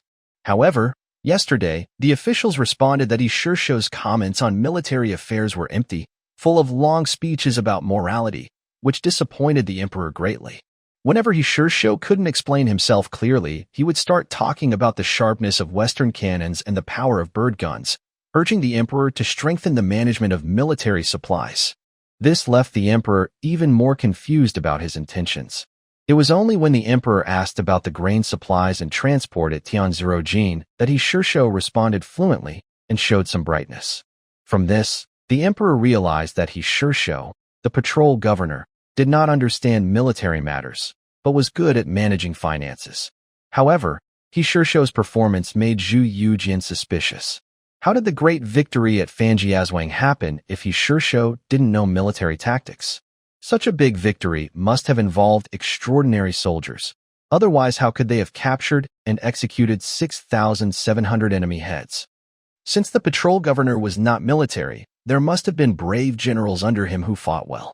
But among the generals at Tianzhou, no one was known to be particularly outstanding. Suddenly, Zhu Yujian remembered the name Li Ji. It had happened twice now. Whenever this minor official's name appeared in reports, a magnificent victory followed. First, in the battle at Ruzhou, they defeated Gao Xiong and Li Ziqing, killing Ma Shouying. Then, at Fanjiazwang, they achieved another great victory, capturing and executing over 6,700 enemies and killing the false Qing official Yang Guli. Each time, Li Ji managed to take the head of a general among thousands of troops and made great contributions. Could this be just a coincidence? Or did Li Ji have extraordinary skills? Did he contribute greatly to these victories? Zhu Yujian looked at the corpse of Yang Guli hanging in the air in front of the imperial city. He saw the common people throwing stones and spitting on Yang Guli's body. Over the years, the people of the Ming dynasty had accumulated deep hatred and fear of the Manchu enemies. Now, with the enemy noble's body in front of them, they could vent their hatred and reduce some of their fear of the Manchu. If this fear continued to grow, the Ming's official army would become more afraid to fight, and more officials and civilians would surrender to the Manchu. After watching for a while, Zhu Yujian praised, Yang Guli was a tall and strong Manchu. The general who killed him fought very well. Wang Qingyan said, Your Majesty is wise. Yang Guli was the highest-ranking Manchu leader we have defeated in decades. Zhu Yujian turned to Wang Qingyan and said, Tomorrow, I will lead officials to worship at the ancestral temple and report this victory over Yang Guli to our ancestors. Wang Qingyan bowed and replied, Long live your majesty. The soldiers achieved great success and must be rewarded. Otherwise, the soldiers' desire to fight and defend the country might be dampened. Emperor Chongzhen paused for a moment and then said, I will increase the reward for this victory, where the brave from Fan family village defeated Yang Guli. Li Ji, who led the soldiers, will receive a suit of armor and 500 taels of silver. I hope he will achieve more success in the future. Thank you to MWB for the 1,000 reward. I really appreciate it. Thanks to Guangfu Day for the 588 reward. Thank you.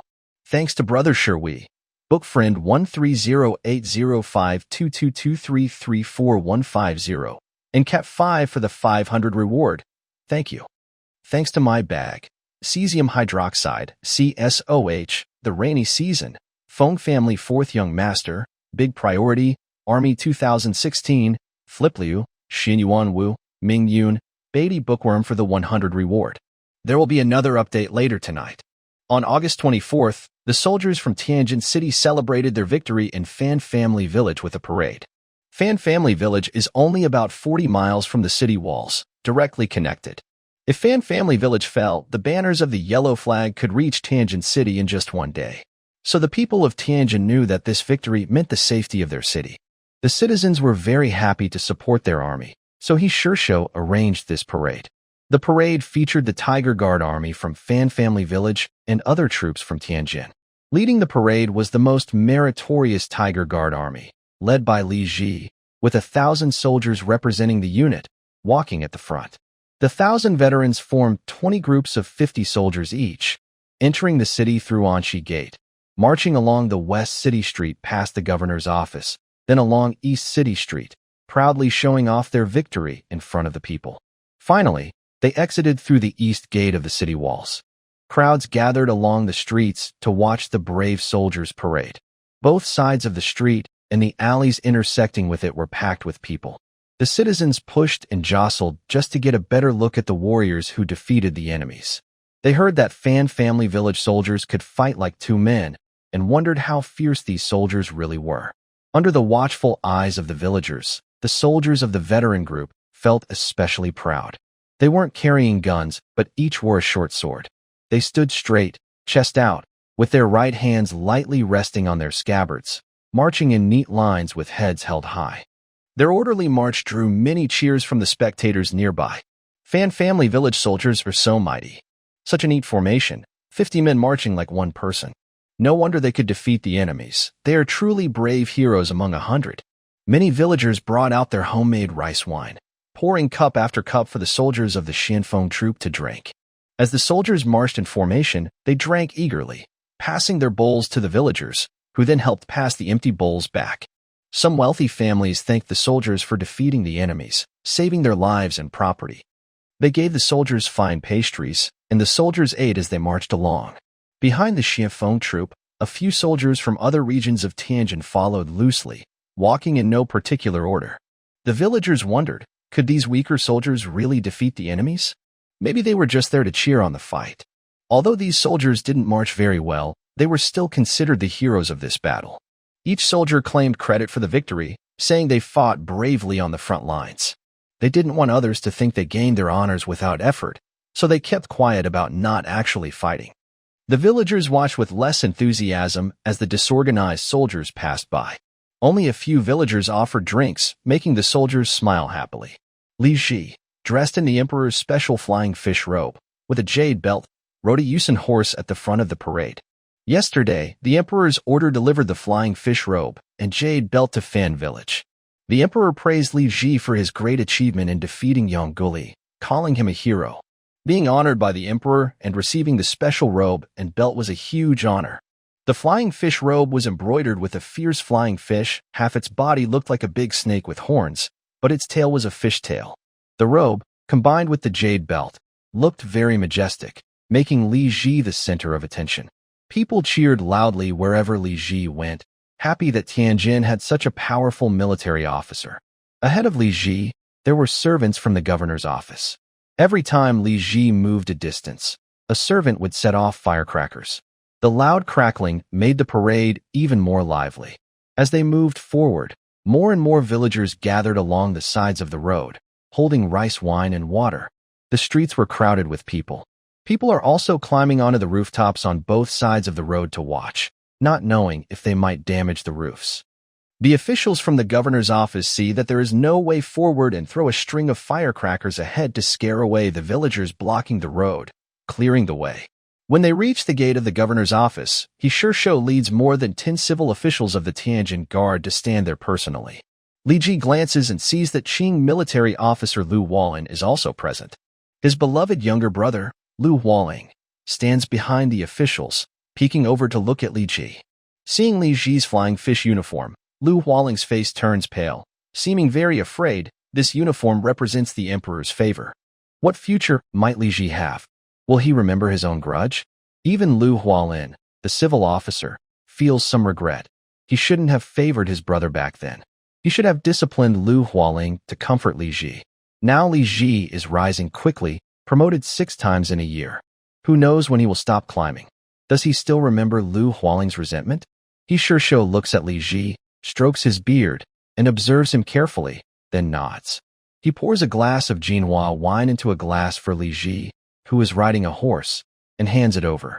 Li Ji quickly dismounts, takes the wine, and drinks it all in one gulp, shouting happily. He sure looks at Li Ji's well-organized troops behind him, nods, and says, "Indeed, they are all good young men of our great Ming. No wonder they defeated the eastern barbarians so thoroughly." He sure pours another glass of wine for Li Ji, then for himself, and passes the wine jar to the back, instructing a dozen civil officials to fill their cups. Only then does he raise his glass and say, "I, along with the civil officials of Tianjin, toast to integrity." Li Ji finishes the sweet wine and says, "I thank the governor and everyone else." He sure and the civil officials all drink the strong wine together. After drinking 2 cups, Li Ji continues riding forward. The other patrol soldiers and generals gradually arrive at the governor's office. He sure no longer personally pours wine for these merit-claiming soldiers. Instead, servants come forward to serve, and he sure just touches his lips to the cup to show respect. Li Ji rides eastward, leading 1,000 soldiers from the selected guard to near the well at Jingbianfang on the east side of the city. They see that the original streets are now lined with villagers, squeezed to leave only a narrow path for the guard to pass. Li Ji is here. Look, look, Li Ji is back. Brother Ji has returned victorious. They say he killed over 1,500 enemies. Wow. Why is Brother Ji wearing a dragon robe? Only the emperor can wear a dragon robe, right? You're so silly. Look carefully. That's a robe made from a python, worn by officials. No, that's not a python robe. It's a royal gift flying fish outfit. It looks bright like a python, but it's not.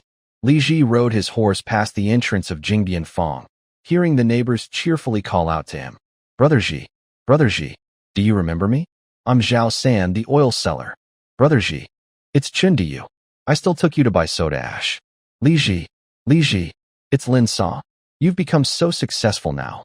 Do you remember me, Lin Sa? Li Ji couldn't reply to everyone one by one. He simply tipped his hat to the neighbors and said loudly, if I get promoted this time, I will hold a banquet at Jingbian Fong someday, and everyone is invited. Hearing this, the crowd at Jingbian Fong cheered loudly. August 26th. Early in the morning, Li Ji saw his wife, Cui He, already dressed and sitting on the bed, lost in thought. Li Ji held her hand and asked with a smile, Wife, what are you thinking about? Cui He pouted and said, I want to eat sour food. You haven't bought me any. Li Ji smiled. Pregnant women like sour food. We didn't prepare any oranges at home. That was my mistake. Cui He pouted again. Jiaoer bought me oranges, but I don't want to eat those. I want the ones you buy. Li Ji asked, Why do you want the ones I buy? Cui He cheerfully said, Even though you drove away the enemies and saved our family and made great achievements, there are still many things to do as a father. For example, buying oranges is something a father should do.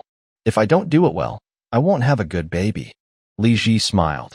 Knowing he had been busy these days and had neglected Cui He a bit, he hugged her and said, Good wife, I'll go buy the oranges for you now. The sourer the better. The sourest ones will make my teeth hurt. Just the moderately sour ones are fine. All right, I'll buy the moderately sour ones. I'll taste them before I buy. Li Ji dressed up, took 100 coins, and headed to the northern market in the city. When the market people saw Lord Chow personally come, they respectfully made way. The orange vendors, knowing Lady Chow was pregnant, still dared to shout and sell in front of Li Ji. Sour oranges. Selling sour oranges. Orange that will make you cry. Li Ji approached a busy stall, bought about 10 oranges that were somewhat sour but not sweet, and packed them into a bamboo basket. Cui He saw that Li Ji really went to buy oranges and happily went into the courtyard, holding Li Ji's arm as they walked back to the main house. The two of them peeled and ate oranges inside the main room. Li Ji took a bite and found it too sour, but Cui He happily chewed and enjoyed it, eating one after another. Aren't you afraid your teeth will rot from the sourness? No, the oranges my husband bought are the best. Li Ji chatted casually with Cui He. Suddenly, he saw a servant quietly walk in. Master, the patrol office sent someone to say your promotion has been approved. You need to go to the patrol office to pick it up. He was getting a promotion. Li Ji looked at Cui He. Cui He waved his hand and said, Hurry and go, husband. Don't stay with me. I'm fine as long as I have oranges to eat. Li Ji bade farewell to Cui He and headed to the patrol office.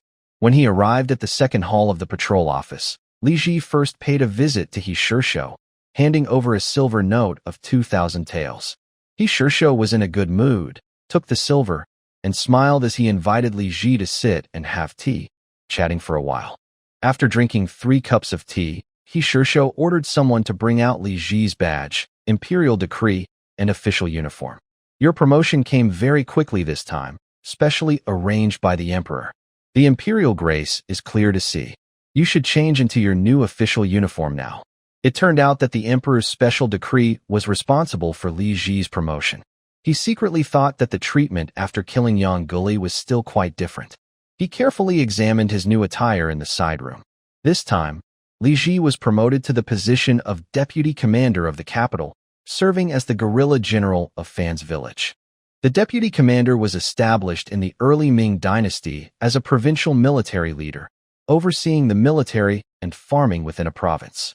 He was a second-rank official directly under the 5 armies military governor's office. The deputy commander was the assistant to the commander, also holding a high rank, a second-rank official. However, by the late Ming dynasty, the military system was in decline, and the deputy commander's position had become mostly honorary, representing the military rank without actual power. Only the position as guerrilla of Fan's village indicated Li Ji's actual role. Li Ji looked at the official uniform and hat of the deputy commander. Unlike the pearl hat of the fourth-rank officials, the two-rank hat was made of fine Hittian jade, making it more prestigious. The top of the hat was still decorated with gold. The official uniform was bright red, embroidered with auspicious clouds and sea waves, with a fierce lion in the center. The waist belt was made of carved rhinoceros horn, adding to the commanding presence of the uniform. Li Ji took off his previous official uniform as a guard officer and put on this new uniform of the deputy commander. Li Ji looked again at the waist badge. Unlike the one made of gold, this badge was made of ivory, white and clear. It was carved with 4 cloud dragons, very finely detailed.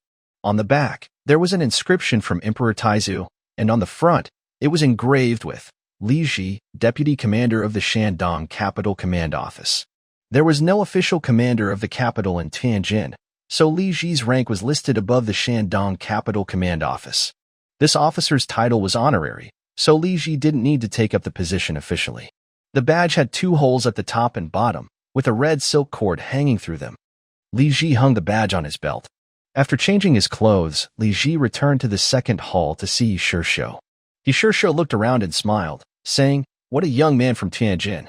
One day, you'll enter the emperor's court." Li Ji quickly bowed and said, "Thanks to the governor's support." Shishou stroked his beard and said, "Now, you are the garrison commander of Fanjiazwang, ranked among the generals."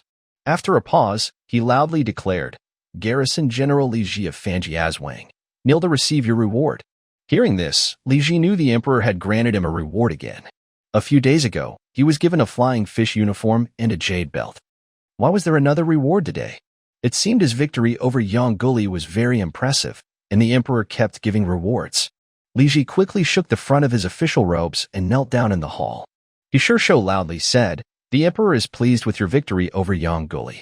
He grants you a set of armor and 500 taels of silver. The emperor's imperial decree says, 'You are a great hero of victory, and we hope you will achieve more success.'" It seemed the emperor remembered Li Ji's name. Li Ji responded, "Thank you, your majesty, for your great kindness." Shishou nodded and said, "Get the items now." Li Ji stood up and took the silver, feeling it heavy and a bit hard to hold. He quickly placed it on the tea table and then took the armor. The armor was made by the Military Equipment Bureau. It was sturdy and well-crafted, weighing about 20 jane, around 10 kilograms. It was a waist-high iron armor made of square iron plates. The chest had 2 heart-protecting mirrors, and inside, there was a thick silk lining. The armor also came with a helmet. The outside of the helmet was decorated with 6 divine symbols, and below the high brim, there was an engraving of the great Emperor Zhenwu. The armor's defense seemed average, but it was very finely made and would look very impressive when worn. Shishou stroked his beard and said, "Li Ji, being granted this armor by the emperor is a great honor. It shows the emperor wants you to take care of yourself and hopes you will achieve more success." Li Ji responded, "The emperor's grace is vast. I am full of the desire to serve and repay the kindness." Shishou smiled and said, "That's good to hear. Your subordinates' rewards have also arrived. Please bring them to Fan Family Village." After a moment, Shishou added, "Li Ji, now that you are a guerrilla general, you should pay attention to the dignity of the imperial officials when you travel.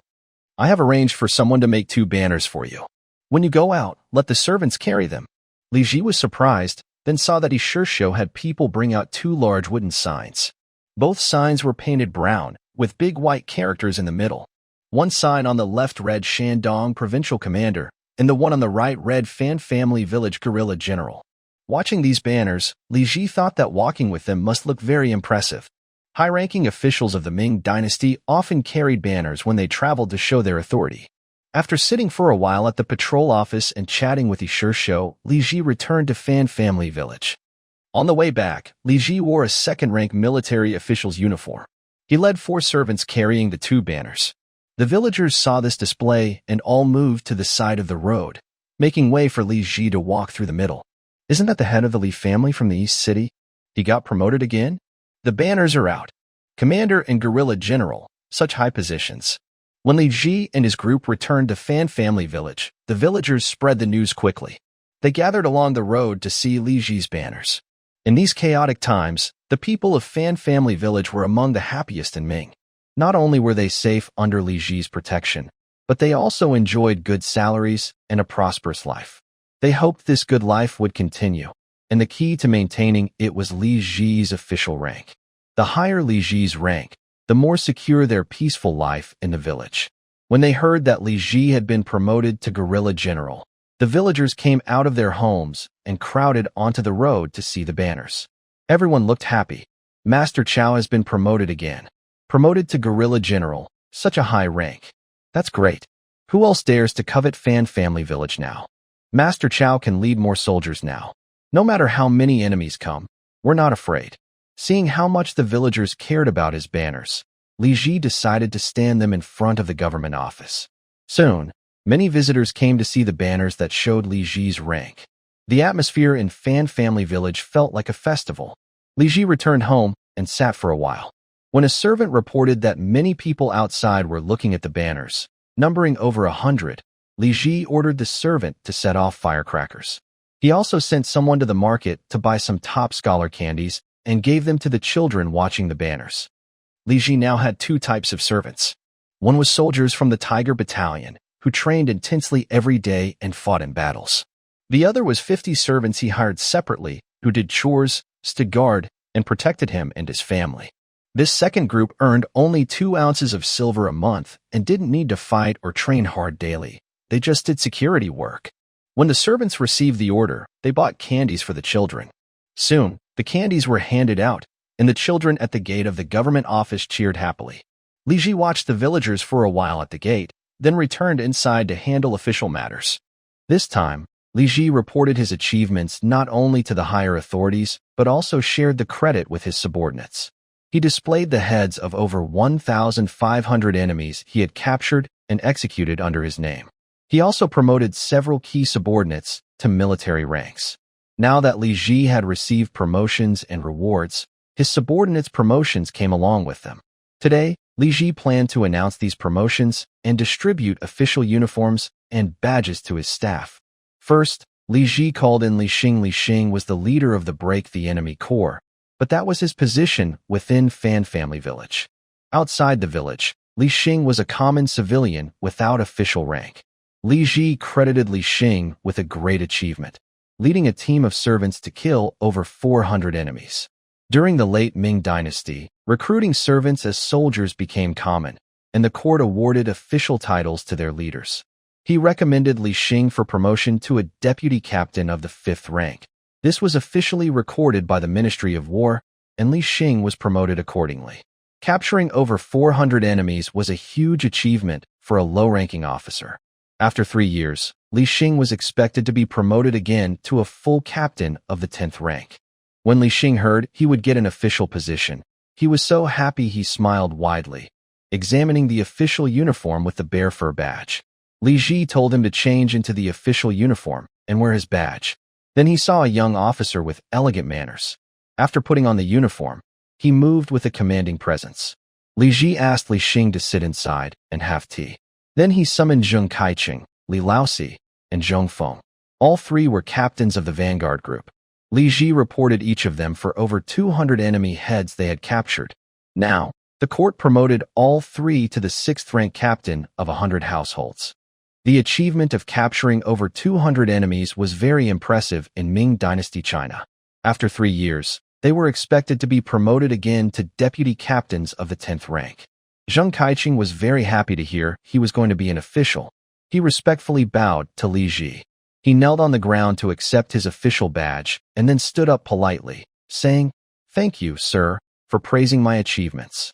Now we can also become military officials." Of course, Zheng Kaiqing was grateful to Li Ji. As Li Ji rose quickly in rank, Zheng Kaiqing also became a 100 household officer in just 2 years. Remember, Li Ji had spent 4,000 taels of silver to buy his own 100 household position.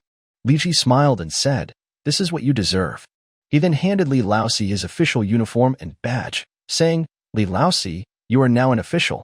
Li Laosi pouted and said, "Boss, I've been working with you. I don't need to be an official in the court." Li Ji smiled and said, "Later, when I lead you into battle, you need a title too. Otherwise, other officers might look down on us." Li Laosi nodded and knelt to receive his uniform and badge, then changed his clothes. Li Ji also handed the badge to Zhang Feng and asked, "Zhang Feng, how about working with me?" Zhang Feng quickly bowed and said loudly, "Following the boss means good food and drink, fighting the enemies, and having an official position. It's really the best thing." Li Ji chuckled and said, "Your words are not bad." Li Xing sat nearby and laughed. "Zhang Feng, you're always so carefree. You probably won't make a good official. Otherwise, your uniform would be worn out in a few days." Zhang Feng hurriedly said, "Li Xing, don't talk nonsense. I'll be careful and won't tear my clothes." Li Xing clapped his hands and said, "Now I am called Deputy Qianhu. Don't call me Li Xing anymore. Look at my official uniform, how much more respectable I am than you." Zhang Feng pouted, but said nothing. Li Ji then called over his uncle Zheng Yuan, his uncle Li Dao, his second grandfather Li Yusheng, and his cousin Zheng Hui. Li Ji also reported over 100 enemies' heads in the name of the captain of the household guards, and all 4 of them became 100 household officials directly. Zheng Yuan and Li Dao never thought they could become officials in their lives. They were very happy when they changed into official clothes. Li Dao looked at himself in a bronze mirror and said softly, "I've become an official and bought a house. Now I just need a wife." Zheng Hui was responsible for managing the clerks in the government office. He didn't expect that even a distant relative like himself could get a small official position. He stood there very happy, but a little nervous. Second grandfather Li Yusheng wore a 100 household uniform and looked like he was several years younger. He leaned on his cane and said, "It's not easy. Not easy at all. Li Ji, I didn't expect that following you would bring so many military officials into our family." Li Ji smiled and said, "There are even bigger positions to come." Li Yusheng tapped his cane and loudly said, "Then I will wait and see." After a pause, he added, "Li Ji, I am getting old. My grandson Li Jinping has done well these years and has made no mistakes. He became a supervisor early last year, so it's been a year and a half. Your business has expanded so much that many elders are now managers. Why don't you give him a managerial position at the weaving workshop?" Seeing Li Yusheng trying to speak up for Li Jinping again, Li Ji felt a bit overwhelmed and said, "That depends on uncle's opinion." Zheng Yuan looked at Li Yusheng and Li Ji, then said, "Li Jinping has done well as a supervisor, but he hasn't shown anything special. Let's wait another year and see." Li Ji quickly agreed. "Yes, let's observe for another year." Li Yusheng looked at Zheng Yuan and Li Ji, then snorted through his nose. "Thanks to Xian Yuanwu for the 1300 tip. I really appreciate it. Thanks to Emilawu 1992 and book friend 16091705212715 for the 500 tips. Thanks. Thanks to Xiaoya Hongyan for the 200 tips. Thanks to Doom Board Life, Zhou Jialuan, book friend 1410160225194447, at Just Alive, Big Priority, Step-by-Step Memory, Fliplio. Book friend 1610302220000997, Hot Weather, Fourth Young Master Feng, and Fluffy Pigeon for the 100 tips.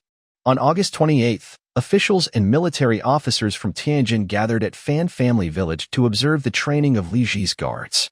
Li Ji defeated the Zhang Wang banner at Fan Family Village, killed Yang Guli in battle, and captured over 7,600 Dong slaves' heads.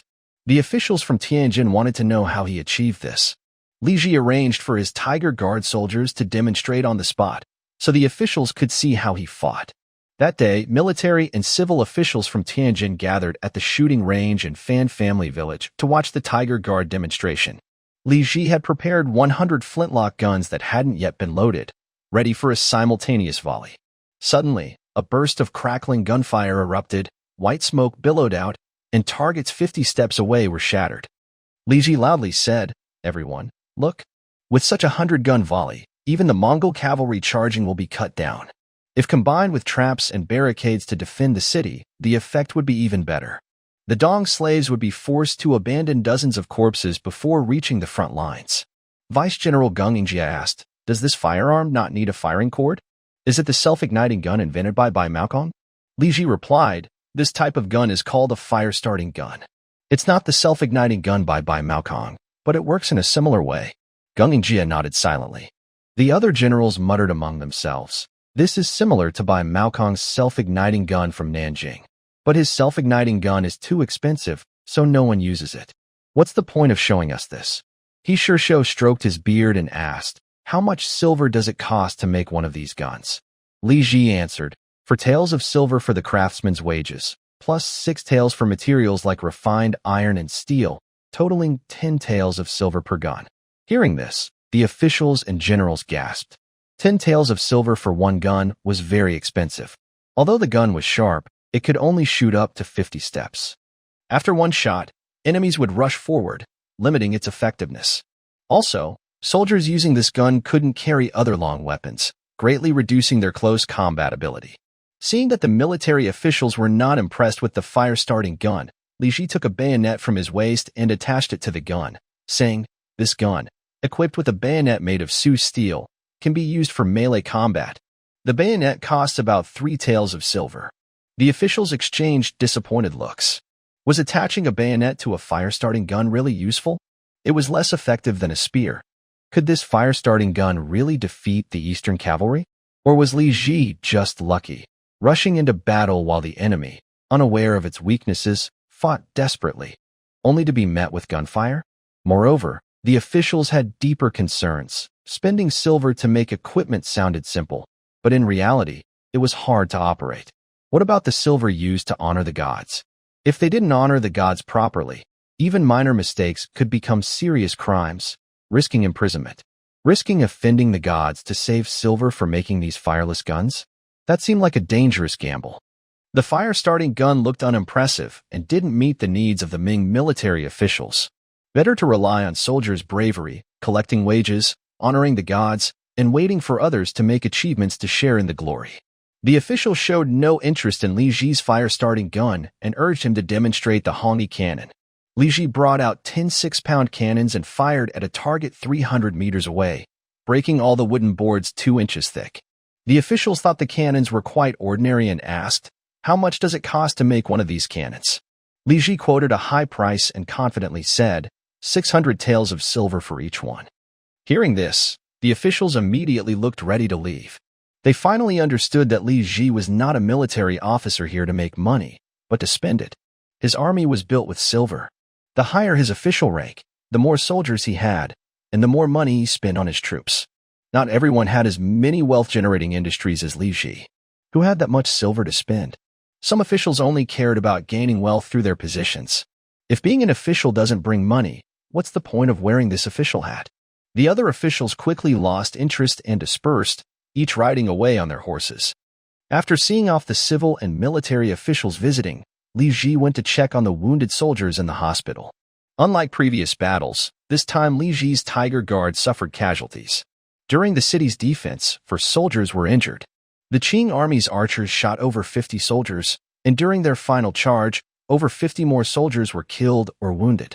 Now, 38 soldiers had died, and there were 73 wounded in the hospital, 23 of whom were seriously injured and might also die. Li Ji entered the hospital and heard the groans of the injured. The medical skills of Ming Dynasty were not yet outdated for this time.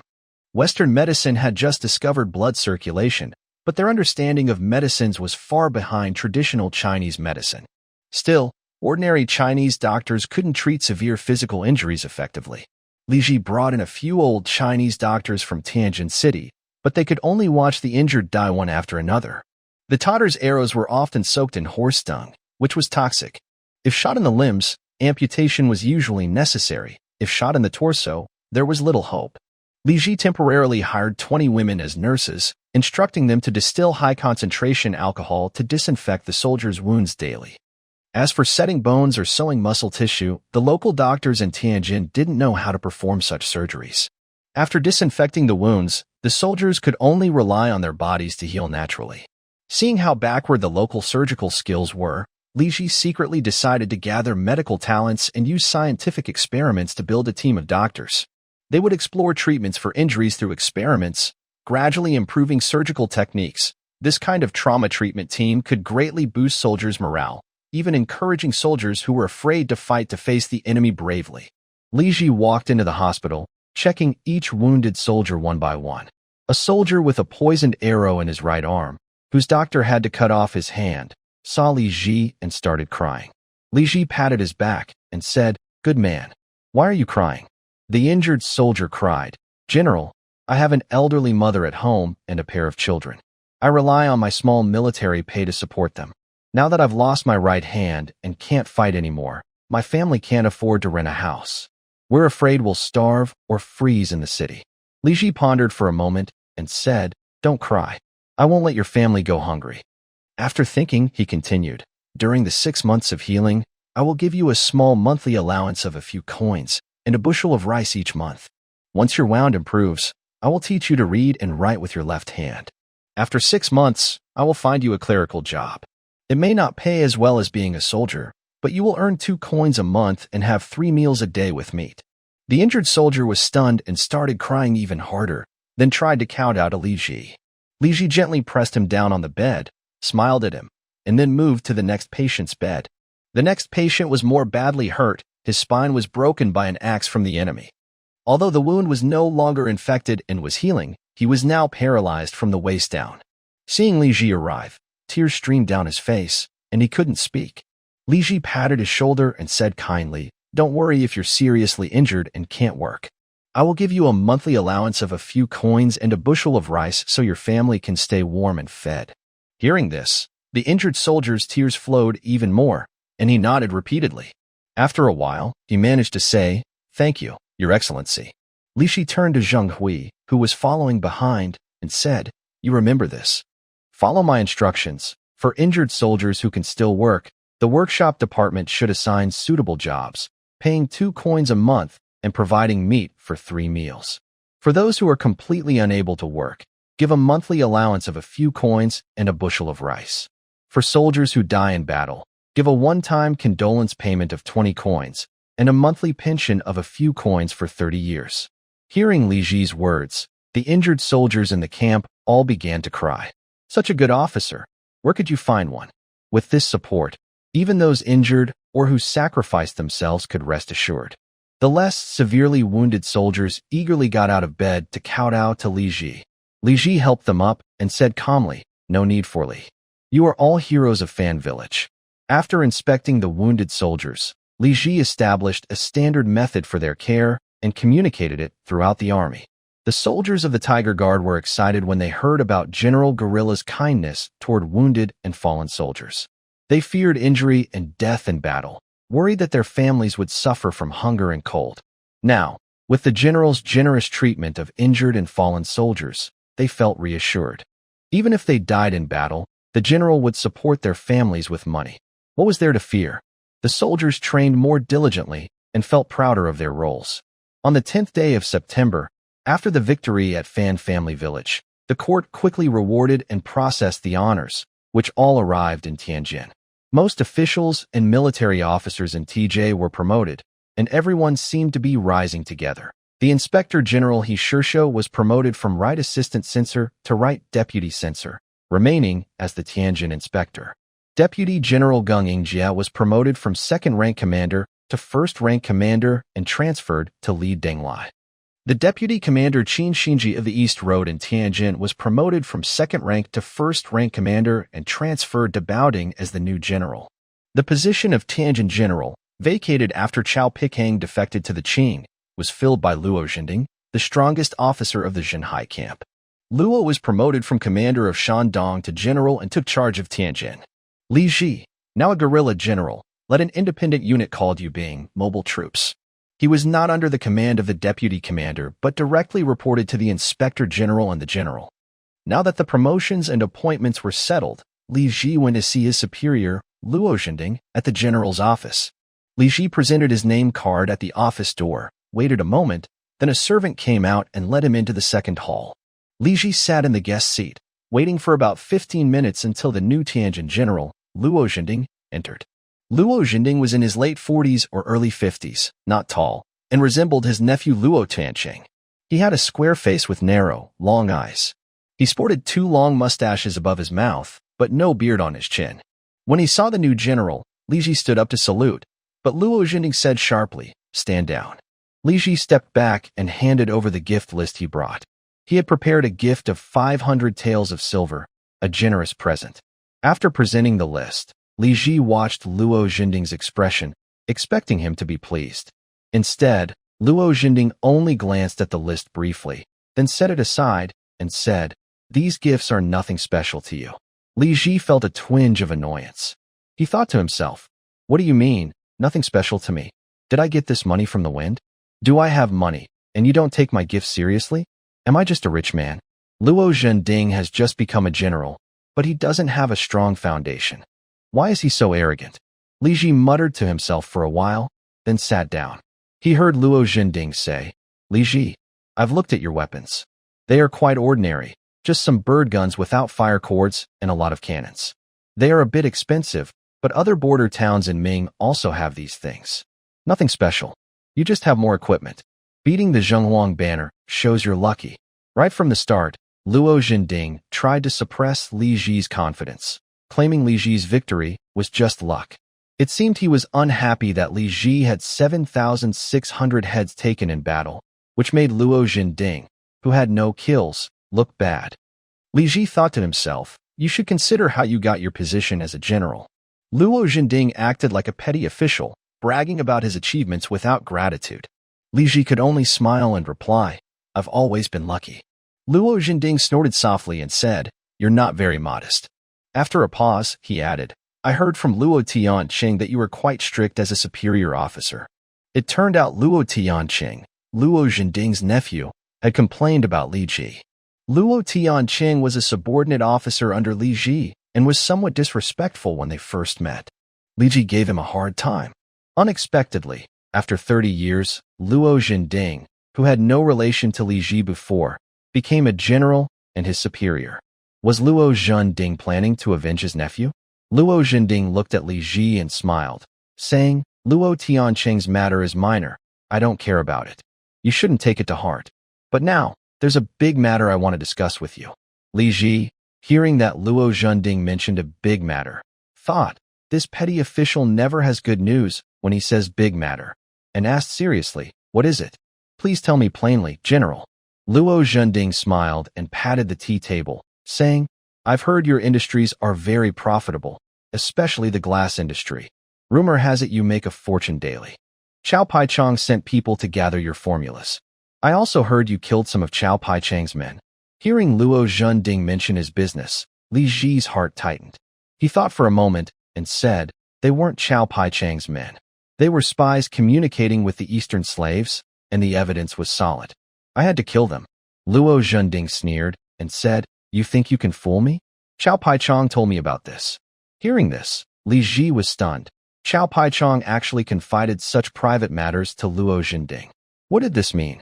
Could it be that Luo Jinding was involved in the theft of the glass formula last time? It seems that Luo Jinding, even if he didn't participate directly, at least supported Chao Picang. Li Ji sneered silently and said nothing. Luo Jinding patted the coffee table and said, "I think the style of the general is different from Chao Picang. Chao Picang is petty and likes to do things secretly. I prefer to be open about it.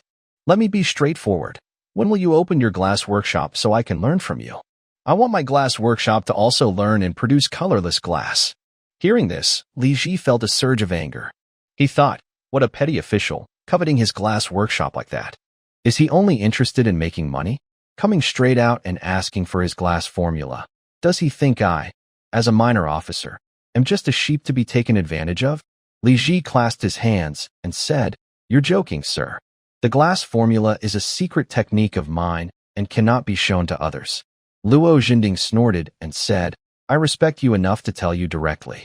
If you don't appreciate the kindness, I can send someone to check Fangjia village and get your formula anyway. As a general, I have the right to inspect Fangjia village, including your glass workshop. Trying to threaten me?" Li Ji looked at the fierce Luo Jinding and smiled. "If you want to inspect Fangjia village's private property, have you asked the governor?" When he heard the word governor, Luo Jinding paused and his arrogance faded. After thinking for a moment, he put on a smile and said, "Li Ji, you are a smart person and know when to step back. The governor may protect you now, but this time you've made a big contribution. Naturally, he will promote you soon, probably within half a year. Once he becomes an official in the court, no one will protect you anymore. Instead of waiting for me to act, why not just hand over your glass formula now? The governor's promotion is coming, and no one will protect me? The court officials have no influence? Trying to scare me? At least for now." I still have someone backing me. Li Ji knew arguing further with this petty officer was useless. He said calmly, we'll see when the time comes. I look forward to seeing the general's methods then. Luo Jinding's brow furrowed at his words, as if he was about to lose his temper. Li Ji, however, was too lazy to bother with him. He stopped wasting words and strode out of the general's residence. Thanks to Chi Feng Zui Xiaoao for the 500 donation. Much appreciated. Thank you for the great achievements, Zhou Jielun, Xiao Yuhong Yun, Fei Shi Zai Shua. You do a pai zi. I like green tea. Yer piao piao piao. Never forget, never remember, and the 100 tips. After leaving the general's office, Li Ji immediately went to the governor's office to ask Governor He Shishou for help in dealing with Luo Jinding. Now, everyone in the governor's office knows the guerrilla General Li Ji, so they directly took him into the second hall. After waiting a while, Li Ji saw He Shishou. He Shishou had just been promoted to a higher official position and was very pleased with Li Ji's great achievements. When he saw Li Ji, he warmly said, Li Ji, I was just saying I haven't seen you in a few days, and here you are. Li Ji cupped his hands and said, Congratulations, sir, on your promotion to the right vice grand secretary. He Shishou laughed heartily and said, I didn't expect to get promoted either. It's also thanks to your victory at Fanjia Village. Li Ji said, the victory at Fanjia Village was entirely due to your strategic planning. Now that your name is known across the land, I believe your next step will be to be appointed as the minister of the 6 ministries by the emperor. He Shishou stroked his beard and said, that hasn't been decided yet. Besides the Ministry of War, the other ministries still have their ministers, so I might not be called to Beijing at this time. We have to wait until there's an opening. Li Ji nodded, secretly thinking it would be better if He Shishou didn't go to Beijing to serve, as having a governor in Tianjin would make his safety much more secure.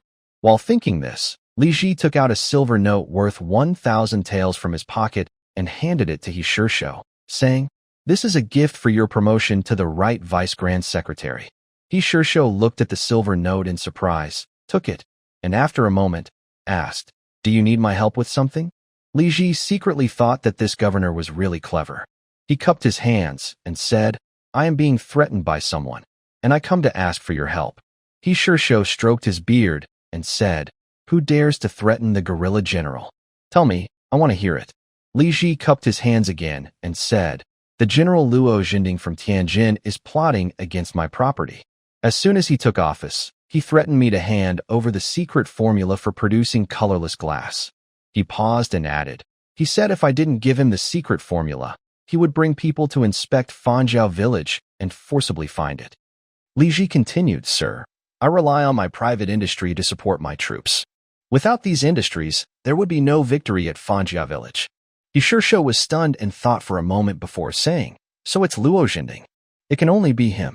Li Ji cupped his hands and asked, Sir, what should I do now?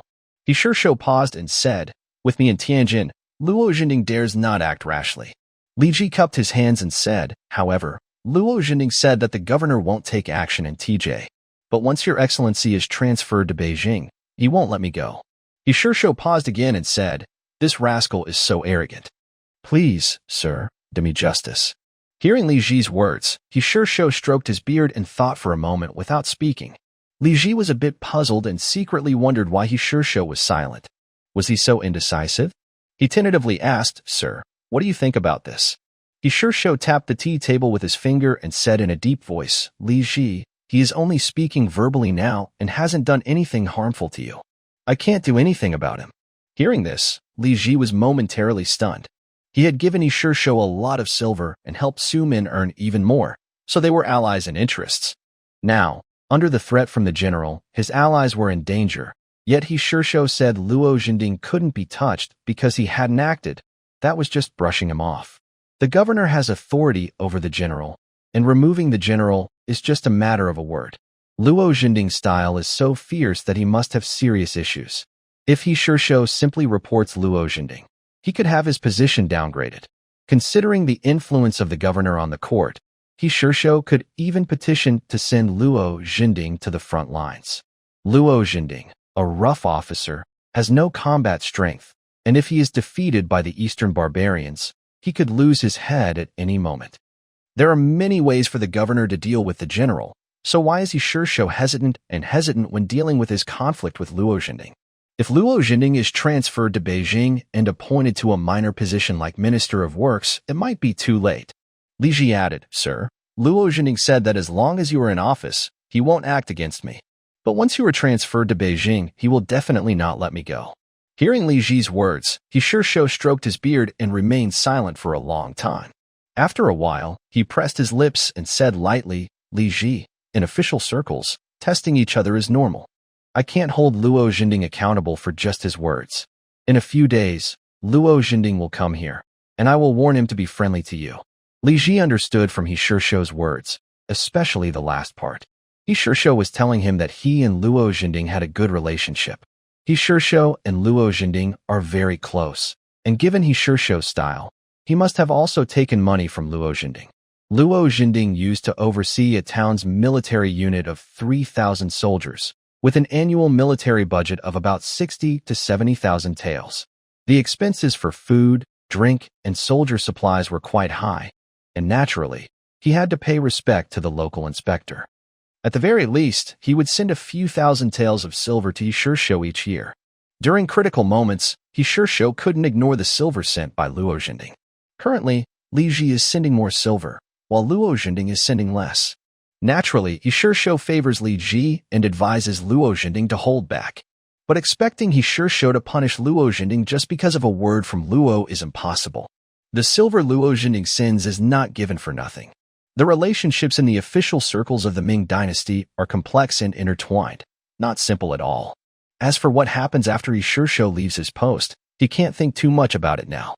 Since Luo Jinding plans to send silver outward, it's easier to understand his ambitions regarding Li Ji's assets.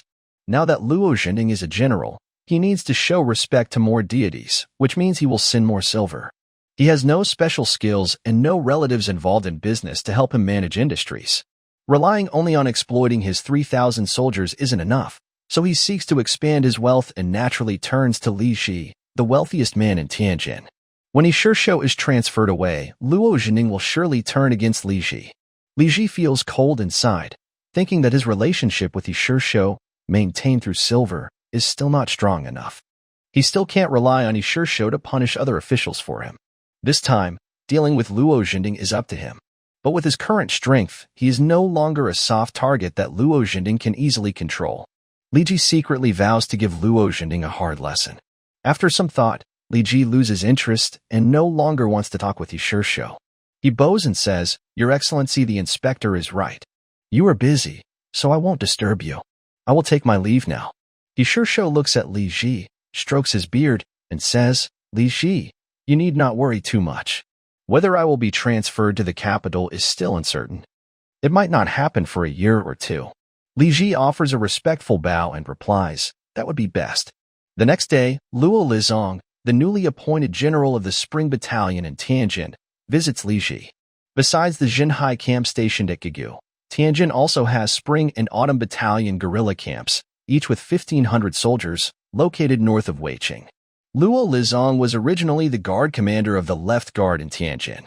After the victory at Dajiazhuang, he was rewarded with over 100 ranks and was promoted to the guerrilla commander of the Spring Battalion in Tianjin. He was grateful for Li Ji's promotion and optimistic about Li Ji's future, so he came to visit Li Ji.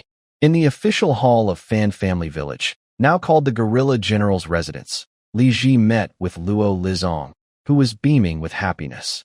At the start, Luo Lizong presented a gift list worth 70 or 80 taels and said with clasped hands, Thanks to my talented brother's great victory, we all have risen in status.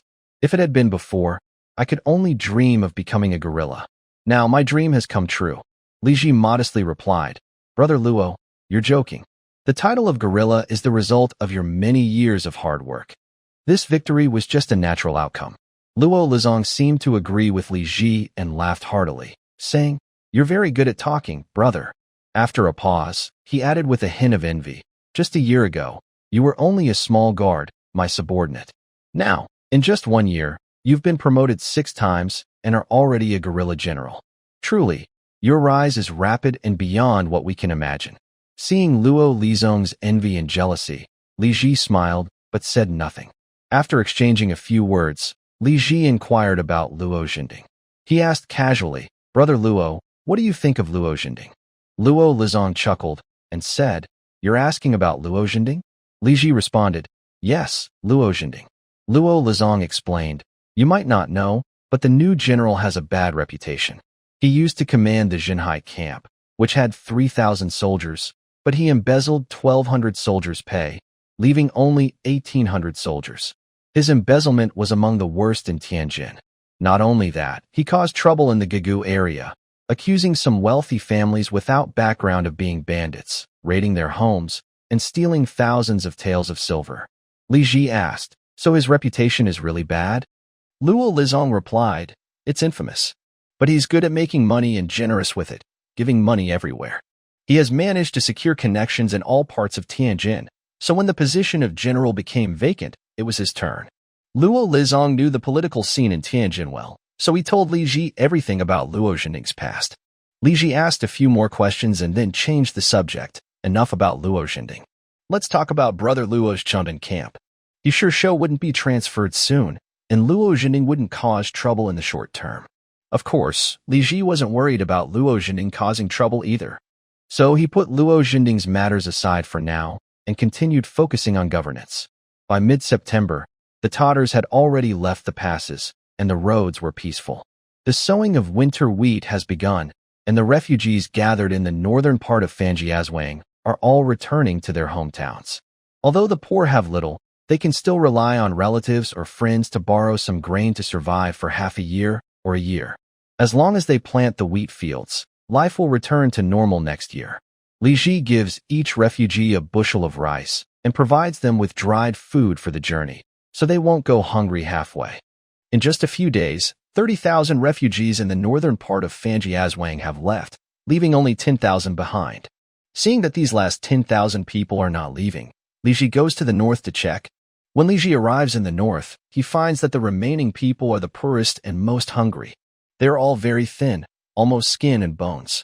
There are men, women, children, and many are with their families, curled up in small holes in the ground, looking at him with fearful eyes. Li Ji walks around the refugee camp, and a few elderly people, leaning on crutches, shakily come forward. When they reach Li Ji, they bow to him. Li Ji quickly helps them up. Great General, we are not staying in Fanjiazwang to eat free rice. We are truly out of options. Li Ji nods and asks, Do the common people have no relatives or friends to rely on? Can they borrow a year's worth of grain? The elderly sigh and reply, The people who stayed behind are the most miserable. Their relatives are either too poor or have suffered the same disasters.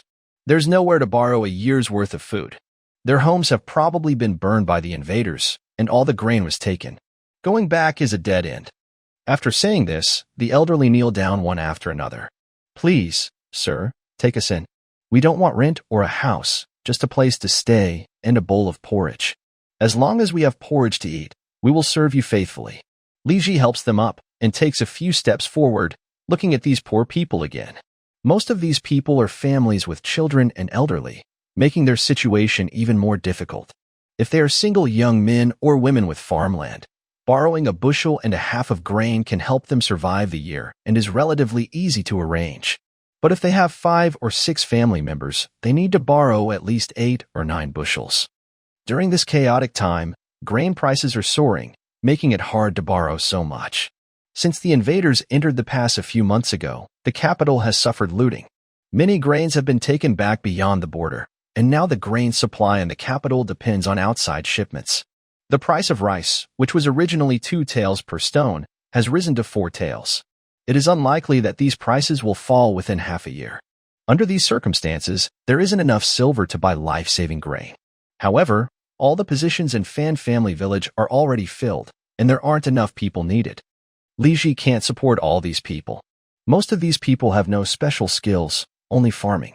But then Li Ji thought, currently, Fan Family Village imports grain from outside, which puts a lot of pressure on logistics. Now, grain is expensive in the capital, and Li Ji spends a lot of silver maintaining the village.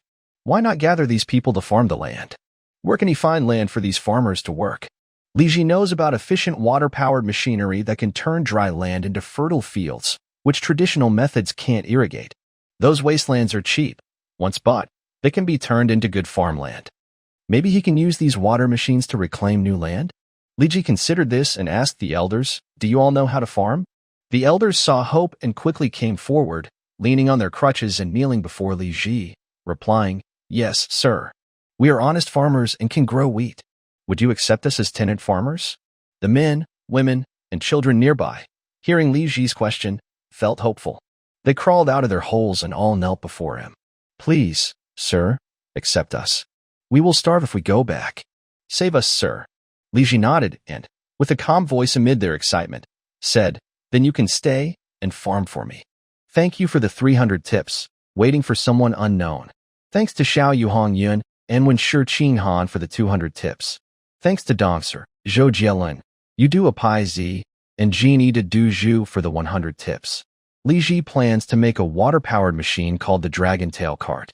This device is also known as the Archimedes, said to be invented by Archimedes. It uses a spiral inside a cylinder to lift water. The Dragon Tail Cart has an outer iron shell, with a long rotating shaft covered in spiral blades inside. The shaft keeps turning, causing water at the bottom of the blades to roll and gradually raise the water level. A bearing is installed on the upper part of the shaft to reduce friction. The lower part of the shaft extends into the water, and Li Ji uses a brass ball pressed against a copper sleeve to reduce friction during rotation. The main parts of the water wheel are cast from wrought iron and painted inside and out to prevent rust. This water wheel is efficient and easy to operate. One person can operate it as quickly as 10 people working a traditional wooden wheel. Even today, this type of water wheel is widely used in industry to move fluids and powders. During the late Ming Dynasty, Su Guangqi and Lin Zexa promoted this water wheel, but due to the complex manufacturing process and political corruption, it was not widely adopted. Li Ji, a skilled cannon maker with casting skills, could easily produce this type of water wheel. After casting over 80 cannons, he paused his work and was ready to start making these wheels. He drew the plans and handed them to the craftsman to create molds. Li Ji explained the process on site. The craftsman spent a few days making iron molds for the rotating blades and outer casing, which were assembled successfully. Then, they mass-produced the wheels by pouring molten metal into the molds. The first water wheel was quickly completed. Li Ji installed it on a small river to test its water pumping ability. When he turned the axle, water flowed out rapidly. The water wheel kept pumping water until 4 acres of land were fully irrigated, which took only half an hour. This means one person could irrigate 10 acres of land in a day, much better than other water wheels. People watching the water wheel were amazed as it pumped water loudly and steadily. They cheered and celebrated, happy that the general had invented something new that would bring more benefits to the people. The high efficiency of the water wheel is very important for farming. Growing wheat requires precise timing for irrigation, usually a few days before or after certain dates. There are different types of water, like bottom water, winter water, first water, second water, and third water. Traditional water wheels are not very efficient, so they can only irrigate a few acres near the river during the limited irrigation period. Using low-efficiency water wheels to irrigate more land would waste time and reduce crop yields. A high-efficiency water wheel allows more fields to be irrigated on time. Another advantage of this type of water wheel is its wide range of use. As long as water can flow over the blades at the bottom, it can work, whether in a pond or a small river. It only needs a little surface water, unlike other types that require fast-flowing water and specific depths. Li Ji's cast iron water wheel is 6 meters long, weighs about 130 jin, around 65 kilograms, and can lift water over 3 meters high from the river. The main parts are made of cast iron, and with labor and bearings, each cost about 12 taels of silver. This makes it suitable for large-scale use.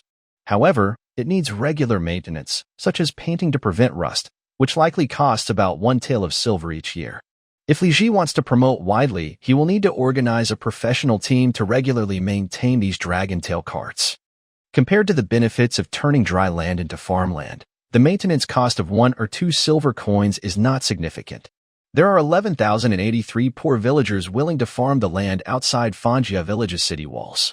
Li Ji ordered people to make a detailed list, confirming that 2,311 men and 2,178 strong women can work the land, totaling 4,489 people. There are also 4,215 children and 2,379 elderly and weak individuals. Based on the agricultural level of this time, Li Ji decided to assign each man and strong woman 20 acres of land, requiring about 90,000 acres of dry land.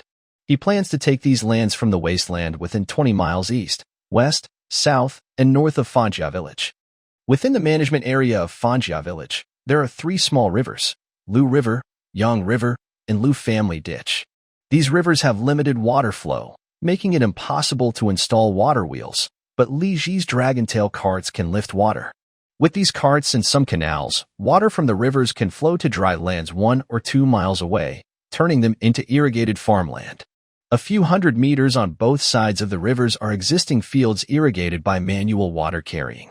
Li Ji does not plan to change ownership of these fields, but intends to build irrigation channels perpendicular to the rivers every 200 meters, transferring water from the carts to fields farther from the rivers.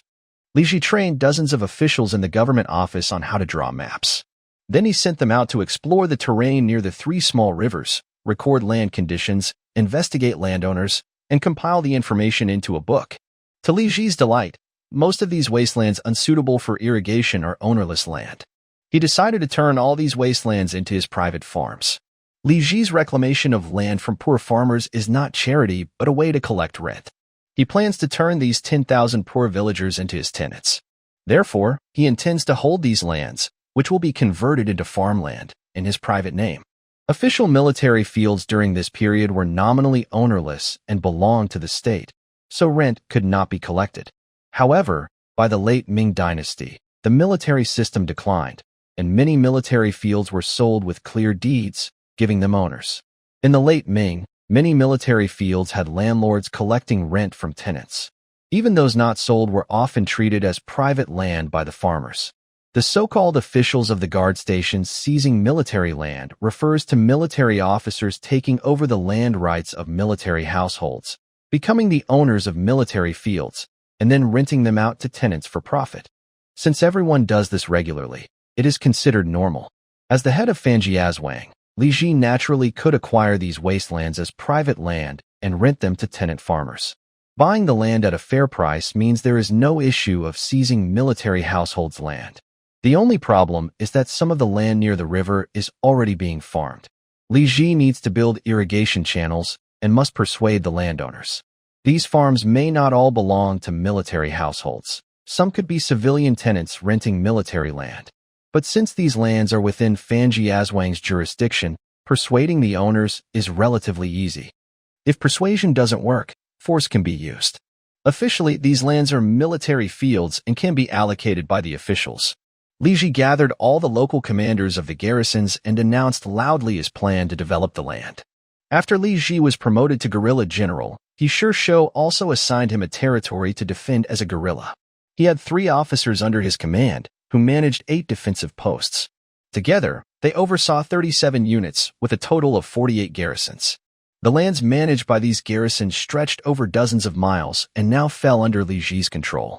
Li Ji loudly declared, to expand the grain output of Fanjiazwang's garrison farms, I have decided to launch a new campaign to cultivate 90,000 mu of new farmland. When his subordinates heard the number 90,000 mu, they were stunned. They secretly thought that the guerrilla leader was making a big move.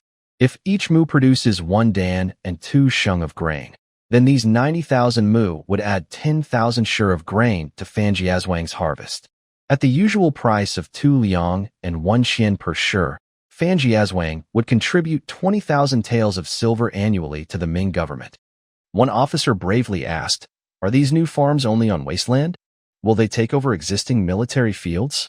Li Ji looked at him and replied, "All on wasteland. In the first year, these new farms will not pay grain. Starting from the second year, they will." Hearing this, the military officers and guards looked pleased. Developing new farms on wasteland wouldn't harm their interests, and starting from the second year, the increased grain contribution would boost their achievements. They were happy to support this plan. These wastelands of the guard stations are now bought by me, Li Ji, at 21 per mu. From now on, these lands are my private property. After you return, prepare the land deeds for your districts and send them to me quickly. I will send the silver to your official offices. Hearing there was silver to be gained, the officers below the garrison officers were even happier, smiling broadly. These wastelands were useless before, so it was best to buy them for the guerrilla leader. Li Ji also said, to develop new fields, we need to build irrigation channels in the old fields. This requires everyone to coordinate with the current landowners. Based on the area, I will give a subsidy of 20 taels per mu to the landowners whose land the channels pass through. The subsidy of 20 taels per mu was already quite high, as dry land yields were limited and market prices were only about 15 taels per mu. Li Shi took out a new land map prepared by officials and handed it to the leaders of each village. Then he said, all the places where we need to build irrigation channels are marked on the map. If anything is unclear, you can ask Zheng Hui from Baihu. I will give you 10 days to persuade the landowners. After finishing the land survey, Li Ji began to promote the construction of the irrigation system. At the same time, Li Shi started expanding the Longwei workshop. Relying only on 5 artillery craftsmen to cast the Longwei carts was too slow. So he also recruited 30 copper and iron smiths from nearby counties who could make bronze bells, and they worked together with the artillery craftsmen to produce the carts. 35 people could produce 7 carts a day. The irrigation system depended on 3 small rivers with varying depths. Some parts had shallow channels that could be lifted into the irrigation ditches with 1 Longwei cart. Others had deeper channels that required 2 carts working in relay to pump water. In total, 80,000 mu of dry land needed over 800 carts. Li Ji planned to have 800 carts ready before the spring wheat planting in February, producing about 7 carts daily, which was barely enough. Of course, these water wheels weren't built for free. Li Ji planned to charge tenants a 30% rent, and the money spent on making the water wheels could be recovered in half a year. Meanwhile, Li Ji organized refugees to build the irrigation channels. The channels he designed were 1.5 meters wide at the top, half a meter wide at the bottom, with a trapezoidal cross-section. The bottom of the channel was slightly raised above ground level, so farmers could easily divert water by opening the channel. Near the river, the ground was higher. Farther away, it was lower, so water would naturally flow outward. Each channel irrigated 200 mu of dry land. There were 450 channels in total, each about 900 meters long. The channels were built from rammed earth, with no other materials needed. The refugees only needed to work hard to build them. Hard physical work requires eating enough food. Li Ji stopped the porridge stall and began providing these refugees with enough white rice. These poor people worked hard to develop new fields, and they shouldn't go hungry. The poor people were very grateful that the general was willing to take them in and provide enough rice. Later, they heard that after the general cultivated new fields, he would give each able-bodied man and strong woman 20 acres of dry land, which made them even more excited. Nowadays, with water sources for irrigation, planting winter wheat on dry land can yield about 1 shur of grain per year. A family of 2 adults planting 40 acres can harvest about 40 shur annually. The general only takes 30% of the land rent, which includes the grain paid as tax. That year, they could keep about 28 shur of rice and flour for themselves. For a family of 5, eating enough for a year, they could consume about 13 or 14 shur of rice and flour, leaving around 14 shur to exchange for silver. That amount of rice could be exchanged for 28 taels of silver. Besides enough food for the year, they would have over 20 taels of silver for expenses. How good are these days? Every month, each household has more than 2 taels of pocket money. Is this the life of ordinary people in Ming Dynasty? Or is it the chaos of wartime? Compared to early Ming, farmland was more scarce at the end of Ming. Population increased, but water facilities declined, leading to less farmland. The average land each person could farm was very limited.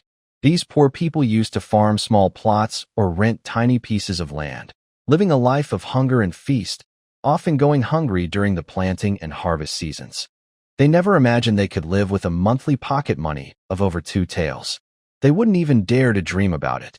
Of course, in the first year, the rent for the general's rented land would be a bit tight financially.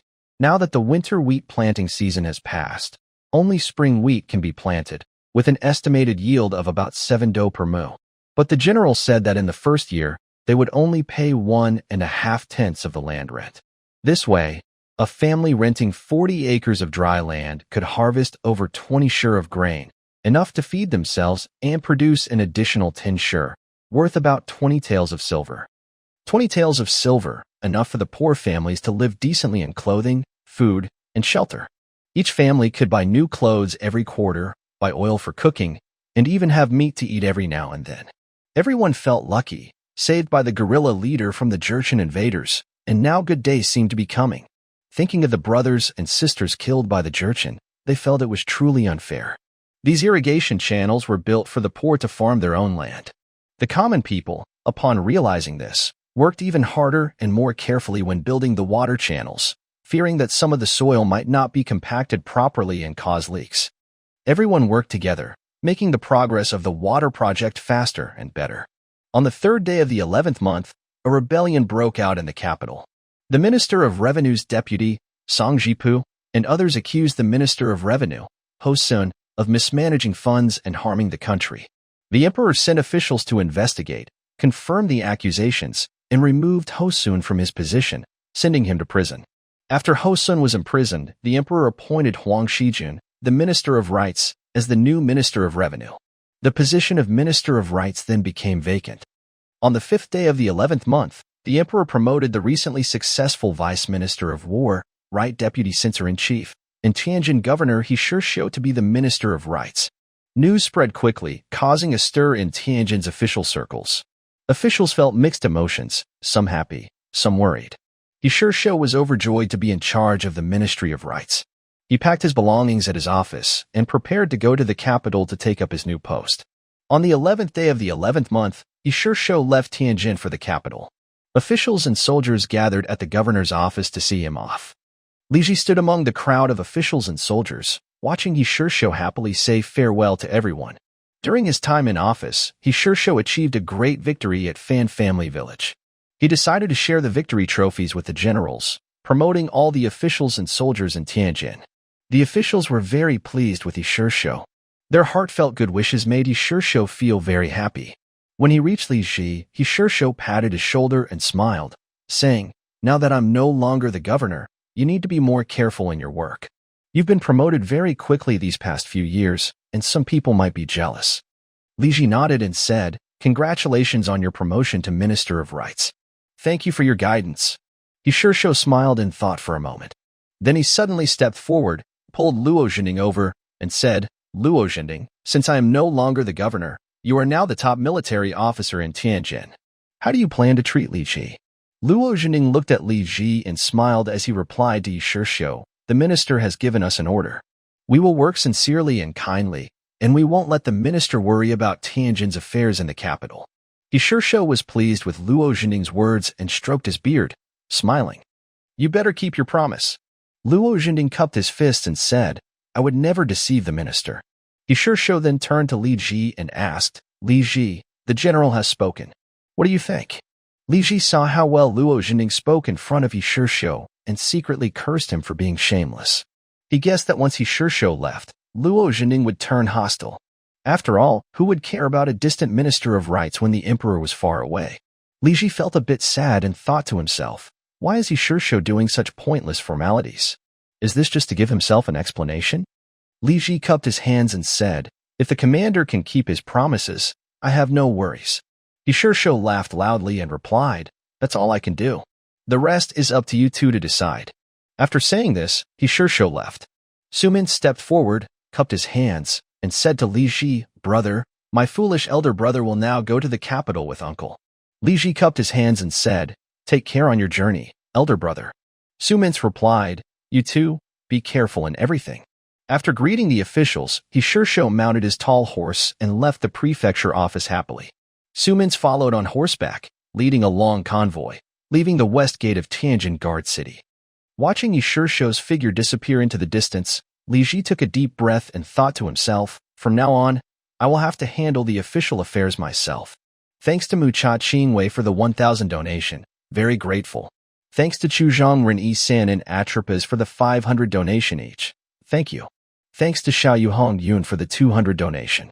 Thanks to Ensure Ching Han, book friend 1607101759400198, and big priority for the 100 donation. After seeing off He Shishou, Li Ji secretly thought the situation was bad. When he returned to Fan's village, he checked the supplies again. He called Zheng Hui and asked, Has the saltpeter and gunpowder been replenished recently? Zheng Hui replied, there was already enough stock in the warehouse for more than half a year. At the end of last month, merchants from Tianjin brought in another batch, so now we have enough for the Tiger Guard for a year. Li Ji nodded and asked, how long can the food last? There's 45,000 sure of rice and 21,000 sure of flour, enough for the people in the city to eat for 2 years. With enough food and gunpowder, Li Ji was no longer worried about Luo Zhenning causing trouble. He could relax. If necessary, he could fight a war and support himself for a year. With the weak soldiers and sickly troops in Tianjin, Li Ji believed he could take over the entire city in 3 months. In these chaotic times, having soldiers in hand meant not much to fear. Luo Zhending's excessive actions forced Li Ji to go all out. On November 13th, 2 days after sending Yishirsho to the capital, Luo Zhending arrived at Fan's village with his men. Luo Zhending held a flag and banner, leading 50 horsemen and household guards into Fan's village, causing the villagers on both sides of the road to scatter in fear. As he entered the city, Luo Zhending looked around eagerly, increasingly convinced that the Fang family village was wealthy and very desirable. One of Luo Zhending's aides pointed at the villagers of Fang family village and said, Sir, look at these villagers. Their clothes have no patches, which means they make new clothes every quarter. The tea houses and taverns are full of people, showing they have extra money beyond daily needs. Such wealth shows how generous Li Ji's monthly allowance is and how profitable his industries are. If you take control of these industries, becoming a regional commander will be easy. Luo Zhending agreed with the aide's words but only snorted and said nothing. He led a large group on horseback to Li Ji's official office and loudly ordered the servants and guards, General is here. Tell your master to come out quickly and show the way. The guards, confused, hurried inside to report. Li Ji received the message and thought to himself that Luo Zhending was truly impatient. He had only been gone 2 days, and Luo Zhending was already acting. Was he desperate for money?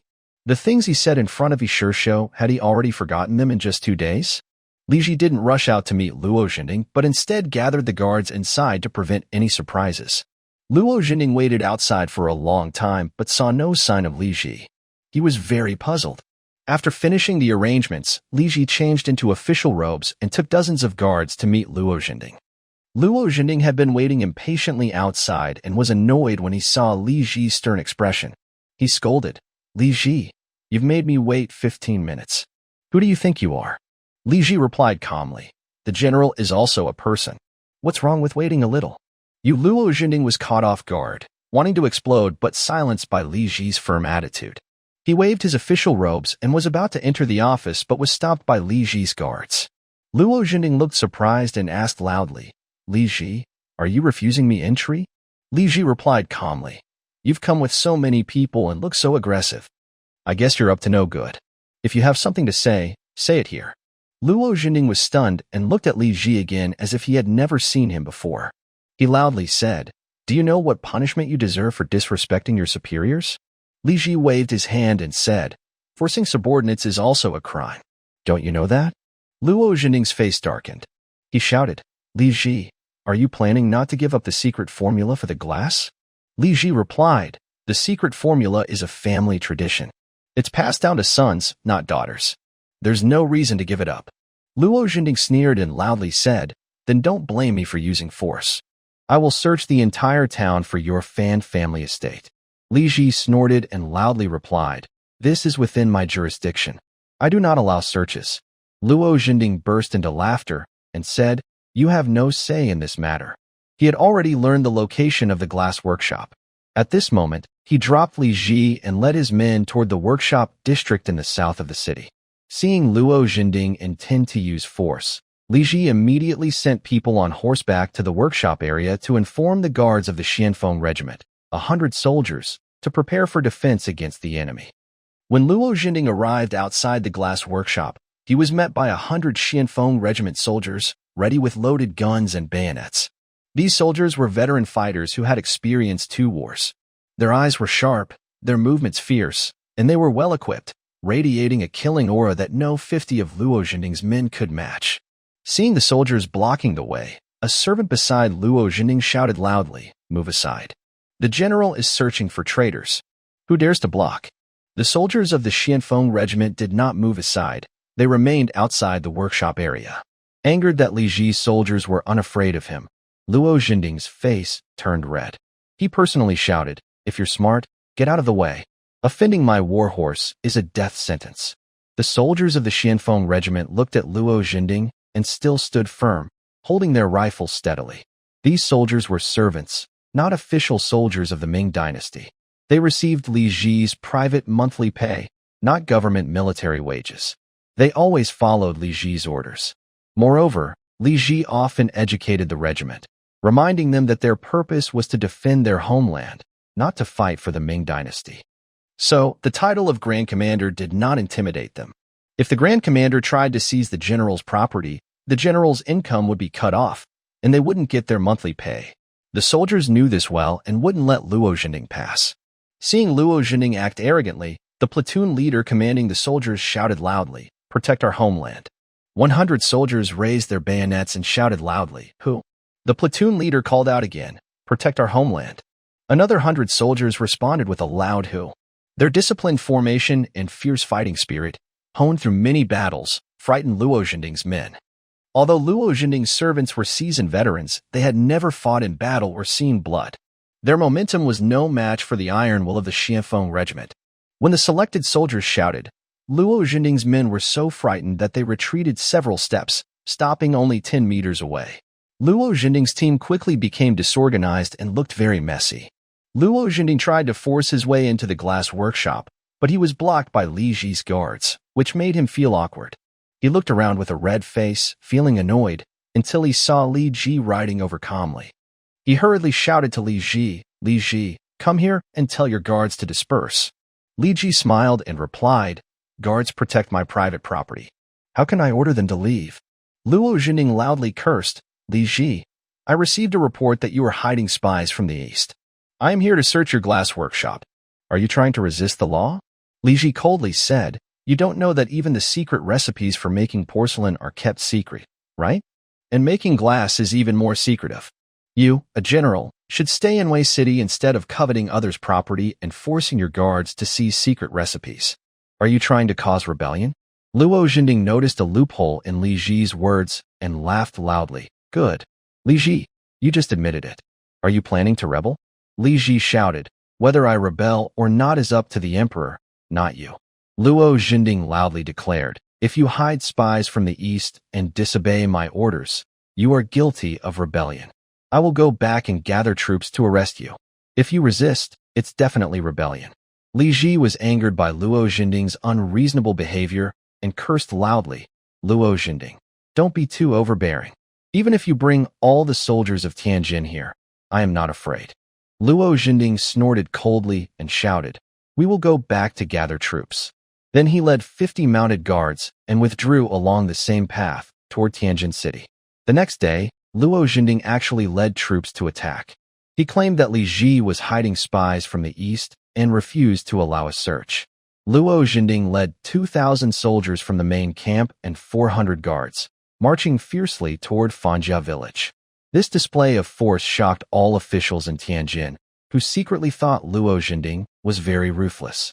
With such a large army pressing in, Li Ji's resistance would be considered rebellion, and he could not protect the glass and soap workshops if he didn't resist. Everyone in Tianjin was watching eagerly, wondering how Li Ji would respond. Military officials sent scouts to Fanjia village to observe the situation. Soon, soldiers gathered at the front of Fanjia village. When Luo Jinding was 20 miles outside Fan village, scouts reported to Li Ji that Luo Jinding was advancing. Li Ji paced back and forth in the guerrilla general's residence, making his final decision. Luo Jinding's troops were not very strong. Li Ji was confident that with just 1,000 men, he could defeat them. But what worried Li Ji was Luo Jinding claiming he was attacking Shangguan, which could be seen as rebellion. Attacking Shangguan was a big deal, either very serious or not. But if he didn't fight Luo Jinding, all his secret recipes at Fan village could be stolen. Then someone else might produce the same soap, glass, and cheap fine cloth, and his income would drop sharply. He couldn't afford to keep the soldiers of the Fofeng and Pola groups anymore. All his chances to stand out in this era would be lost. He would become just a common guerrilla, possibly being removed by other military officials for not knowing how to behave. He had risen 6 ranks in a year, earning admiration and envy. The saying a tree that stands out is easily broken by the wind meant he was vulnerable to criticism and attack. Li Ji didn't want to end like that. While thinking, another group of scouts returned from the wild, shouting loudly, "Sir, the general's troops are 10 miles away." Finally, Li Ji made up his mind. This day would come sooner or later. He had to face the enemy with strength. Li Ji couldn't always rely on bribing high officials to suppress those who coveted his position. He trusted he sure shows integrity, but others in power might not. Sooner or later, someone would challenge him directly.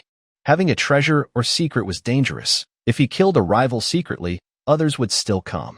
Li Ji wasn't skilled in assassination as a traveler, so that wasn't his strength. His strength was the powerful mini rifle he held. This was his real ability. If he didn't prove himself through strength and break through today's challenge, his rise would be just an illusion. And more importantly, just because Luo Jinding claimed he was rebelling didn't mean Li Ji was truly rebelling. Even if he defeated Luo Jinding's main camp, only the emperor could decide if he was truly rebelling. For a strong army that had made many victories, the emperor wouldn't easily force him to surrender. Li Ji believed that even if he killed soldiers in the main camp, the emperor wouldn't punish him much. Now, Ming was surrounded and in trouble. Good generals with loyalty and strength were very rare. Even the notorious pirate Zheng Zhilong, who had killed countless Ming soldiers, was eventually pacified and promoted. Li Ji defeated the Qing superiors Yang Guli and Ma Shouying, who were highly meritorious. His confidence was greater than Zheng Zhilong's, and he was less likely to be easily labeled a rebel by the emperor. Li Ji decided to change into the emperor's gifted flying fish armor, wear the jade belt, and put on a cloak. He stepped out of the official hall and loudly shouted, "The vanguard group, follow me out of the city to meet the enemy." The messenger quickly rode to the camp and delivered Li Ji's order. 2,000 veteran soldiers immediately obeyed and followed Li Ji as they charged out of Fanjiakan. They were 8, 6, and 4 miles away from the enemy army. Zheng Kaiqing rode beside Li Ji, looking at his flying fish armor, and said, "Sir, Luo Jinding is falsely accusing us of rebellion." Li Ji asked, "If I had rebelled, would you be afraid?" Zheng Kaiqing's face turned pale, and he gritted his teeth. "I'm not afraid. Even if you turned into a traitor, I would still follow you." Zhong Feng, riding nearby, excitedly said, "If you become the Grand Marshal, I want to be made a general." Old Li Si said calmly, "No matter what the Lord does, I, Old Li Si, will always follow." Seeing his loyal and trustworthy subordinates, Li Ji laughed heartily. They were 3, 2, and 1 mile away from Luo Jinding's troops. In front, they could see the dust rising from the general's camp. Li Ji secretly thought Luo Jinding was seeking death. He shouted loudly, "The vanguard group, load your guns, prepare for battle." Through his telescope, Li Ji saw Luo Jinding's central banner far behind the soldiers of the general's camp. It was clear Luo Jinding was very afraid of being killed by Li Ji's cannons and firearms.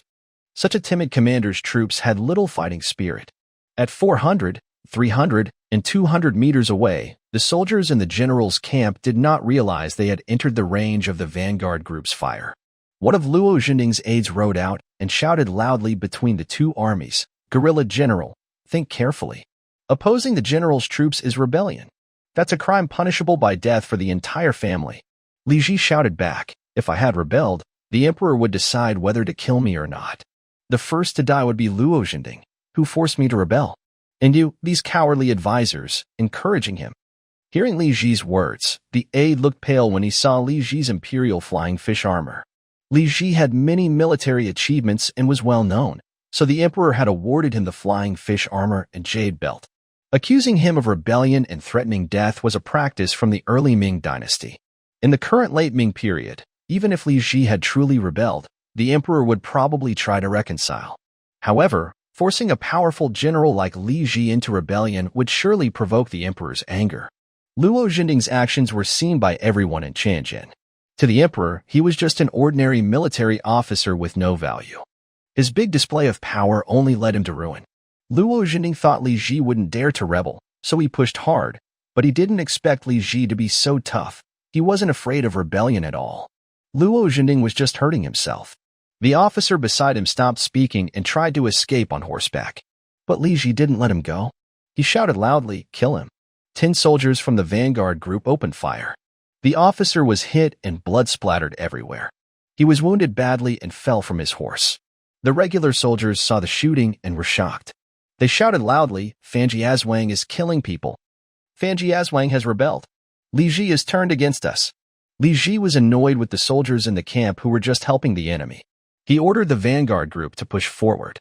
The enemy soldiers were only about 100 meters away. Li Ji shouted, "Fire!" The army's horn sounded, and 625 soldiers raised their guns and shot at the enemy 100 meters away. Bang! Bang! Smoke billowed out as 625 bullets flew toward the trembling camp. The shots hit nearly 500 soldiers. The front line of Luo Jinding's army fell like grass blown by the wind. The sound of soldiers falling and screams filled the air. Wounded soldiers moaned and rolled on the ground, crying out in pain. Blood splattered everywhere, staining the soldiers who were lucky enough not to be hit. "Fan Jiazwang soldiers are killing people," someone shouted. "Run! Quick, run!" In just one round of shooting, Luo Jinding's camp collapsed. Chao Pikhang led 3,000 veterans to surrender to the enemy. Luo Jinding's army was made up of new recruits with no fighting experience. They couldn't fight and quickly broke apart. Luo Jinding himself ran faster than his soldiers. Before the fleeing soldiers could catch him, he turned his horse and rode toward Tianjin Fortress. Seeing the camp full of abandoned weapons, banners, and chaos, Zhongfeng licked his lips and asked, "Sir, should we chase them?" Li Ji shook his head and said calmly, "No need. Let's return to Fan Jiazwang. I will report everything to the emperor and explain what happened. Thank you to Chu Zhongren-san, Adalobos, and Taisong Wang for your generous rewards. Is gratitude like gold?" Hand in hand, the wind blows the sunshine. Deep Blue Dreams 007. Red Cloud at Dawn. Xinyuan Wu. Book Friend 1610302. 20099. 7th 100th Reward. Inside the palace of Qianqing in the imperial city, Emperor Zhu Yujian of Ming looked at two official reports with a stern face. The first report came from General Luo Jinding of Tianjin, stating that Fan Village's militia leader, Li Ji, was hiding spies from the eastern and refused to allow an investigation. Luo led troops to search, but Li Ji rebelled fiercely, attacking the general and his men, killing and injuring 500 soldiers, and killing one senior officer. Luo warned that if such rebels like Li Ji are ignored, what will happen to the country? The second report was from Li Ji himself, defending his actions. It said that Luo Jinding was jealous of Li's glass workshop and used the investigation as an excuse to steal secret formulas. Li saw through this and, under pressure, was forced to temporarily repel Luo and then explain the situation to the court. Li claimed that all his wealth was used to hire 4,000 soldiers to serve the court. He insisted that he was forced by Luo and was loyal, not rebellious. Zhu Yujian placed the two reports on the imperial desk and said loudly, "This really disturbs my peace." Wang Qingyin stepped closer and looked at the reports. He asked, "Your Majesty, isn't this the same Li Ji who defeated Yang Guli?" Zhu nodded and replied, "I am not a fool. How could I be deceived? Li Ji defeated Yang Guli, yet he keeps spies from the eastern? Luo Jinding is just making up stories to steal his property. Now, with the Ming fires burning everywhere, Li Ji's bravery is rare. We shouldn't let treacherous officials force him into rebellion."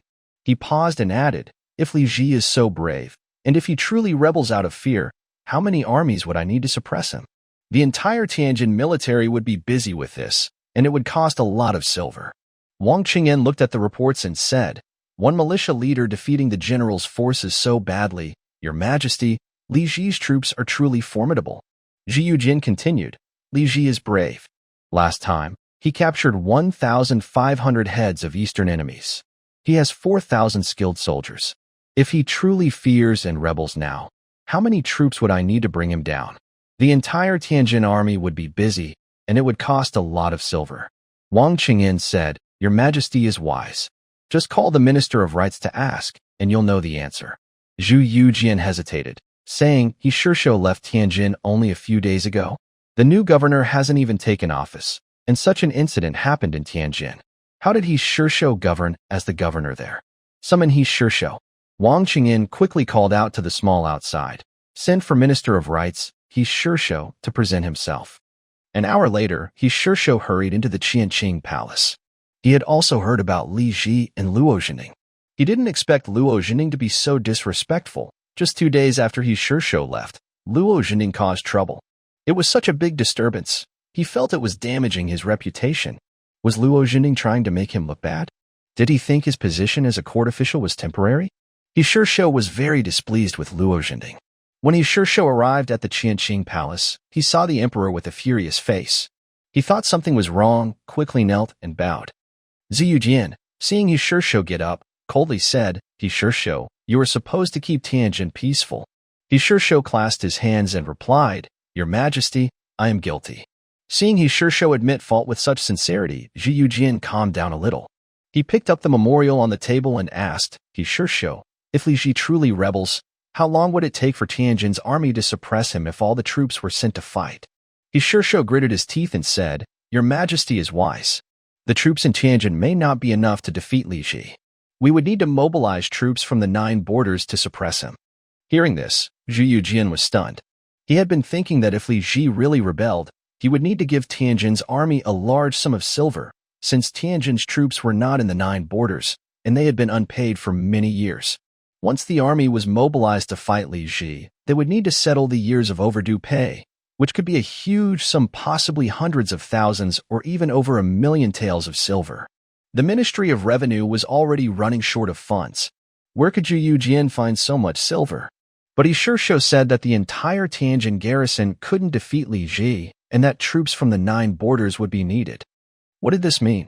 The Ming dynasty was already facing constant threats: northern Jurchen tribes, Central Plains bandits, and their military strength was stretched thin. To mobilize border troops over Li Ji, would the border defenses hold? Could they still suppress the bandits? For the sake of Li Ji, the already fragile situation of the Ming dynasty would worsen even faster. Ziyu Jian sat on the throne, awkwardly saying, Li Ji is so brave? He Shishou clasped his hands and said, Li Ji sustains his army with his private wealth, having 4,000 household guards and equipped with firearms and cannons. Ordinary guards and soldiers are no match for him. I heard that Luo Zhenning's general camp faced Li Ji's 2,000 soldiers and collapsed after just one encounter. Your Majesty, at this critical moment, do not let Li Ji become truly rebellious out of fear. It is best to issue a kind edict to comfort Li Ji and stabilize him first. Ziyu Jian took a deep breath but said nothing. With a loud slap, Ziyu Jian slammed the memorial on the desk and said firmly, Luo Zhenning, a respected general, was defeated by Li Ji's troops after just one clash. How many soldiers have he lost? What use is such a military officer? He almost caused a major mistake for me for personal gain. Send my order quickly to Li Ji. Tell him not to worry. I know his loyalty. Ziyu Jian loudly declared. Wang Qingyan, clarify in your report that Luo Zhenning forced loyal officials to rebel, with malicious intent. Immediately dismiss Luo Zhenning from his post and investigate him to the capital.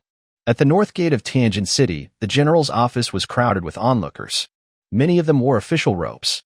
They jostled around a group of Imperial Guard riders, pointing at a tall prisoner cart in the middle of the crowd.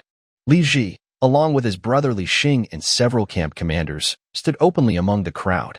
Li Ji wore a royal-favored flying fish robe and a jade belt, exuding a commanding presence that made the surrounding crowd hesitant to push forward. Around Li Ji were some senior military officials of Tianjin, who seemed eager to flatter him and spoke with smiles. Next to Li Ji was the guerrilla Luo Lizong of the Chunbin camp, who smiled and said, Who would have thought Luo Zhenning was so clever in his schemes? But in the end, this is how it turned out. Beside him, the newly appointed general of the East Road in Tianjin, Lu De, said, Guerrilla General's loyalty is clear. The Emperor's keen insight will surely see through Luo Zhenning's plans. Li Ji proudly gestured westward toward the capital and loudly declared, The Emperor has sent me a verbal imperial order, saying, Do not worry. I know your loyalty. Several nearby officials nodded in agreement and said, The Emperor is wise. Thank you to Drunken Scholar for the 12,000 tip. It's the first time someone has tipped so much. I really appreciate it. However, I don't have a manuscript prepared. I write about 5,000 words a day at a slow pace. Alas, I am a clumsy writer. I'll try harder when I publish the book. After a while, under the of several Imperial Guard riders, Luo Zhenning was led out of the general's office with his hands tied behind his back. At this moment, Luo Zhenning had his official robe stripped from him, wearing only a tight-fitting shirt, looking very disheveled. He had just been promoted to the position of general, a time of great pride and happiness. But suddenly the emperor stripped him of his official duties and ordered him to be taken to the capital. He was very scared and, in his fear, tears welled up on his face. When he left the general's residence and saw Li Ji, he was stunned for a moment. Then he suddenly broke free from 2 guards dressed in fine clothes, and with a loud thud, he knelt before Li Ji. Everyone was shocked. Luo Jinding, smiling politely, loudly said, "General Yuji, spare my life." Tears streaming down his face, Luo Jinding tried to smile, but he was around 50 years old. His tears and forced smile made him look worse than crying. Li Ji looked at Luo Jinding as if he saw something dirty and took a step back, saying, "The emperor wants to question you. How can I forgive you?" Luo Jinding, with a sad face, crawled forward on the ground and loudly said, "As long as General Yuji spares me, I will report to the emperor.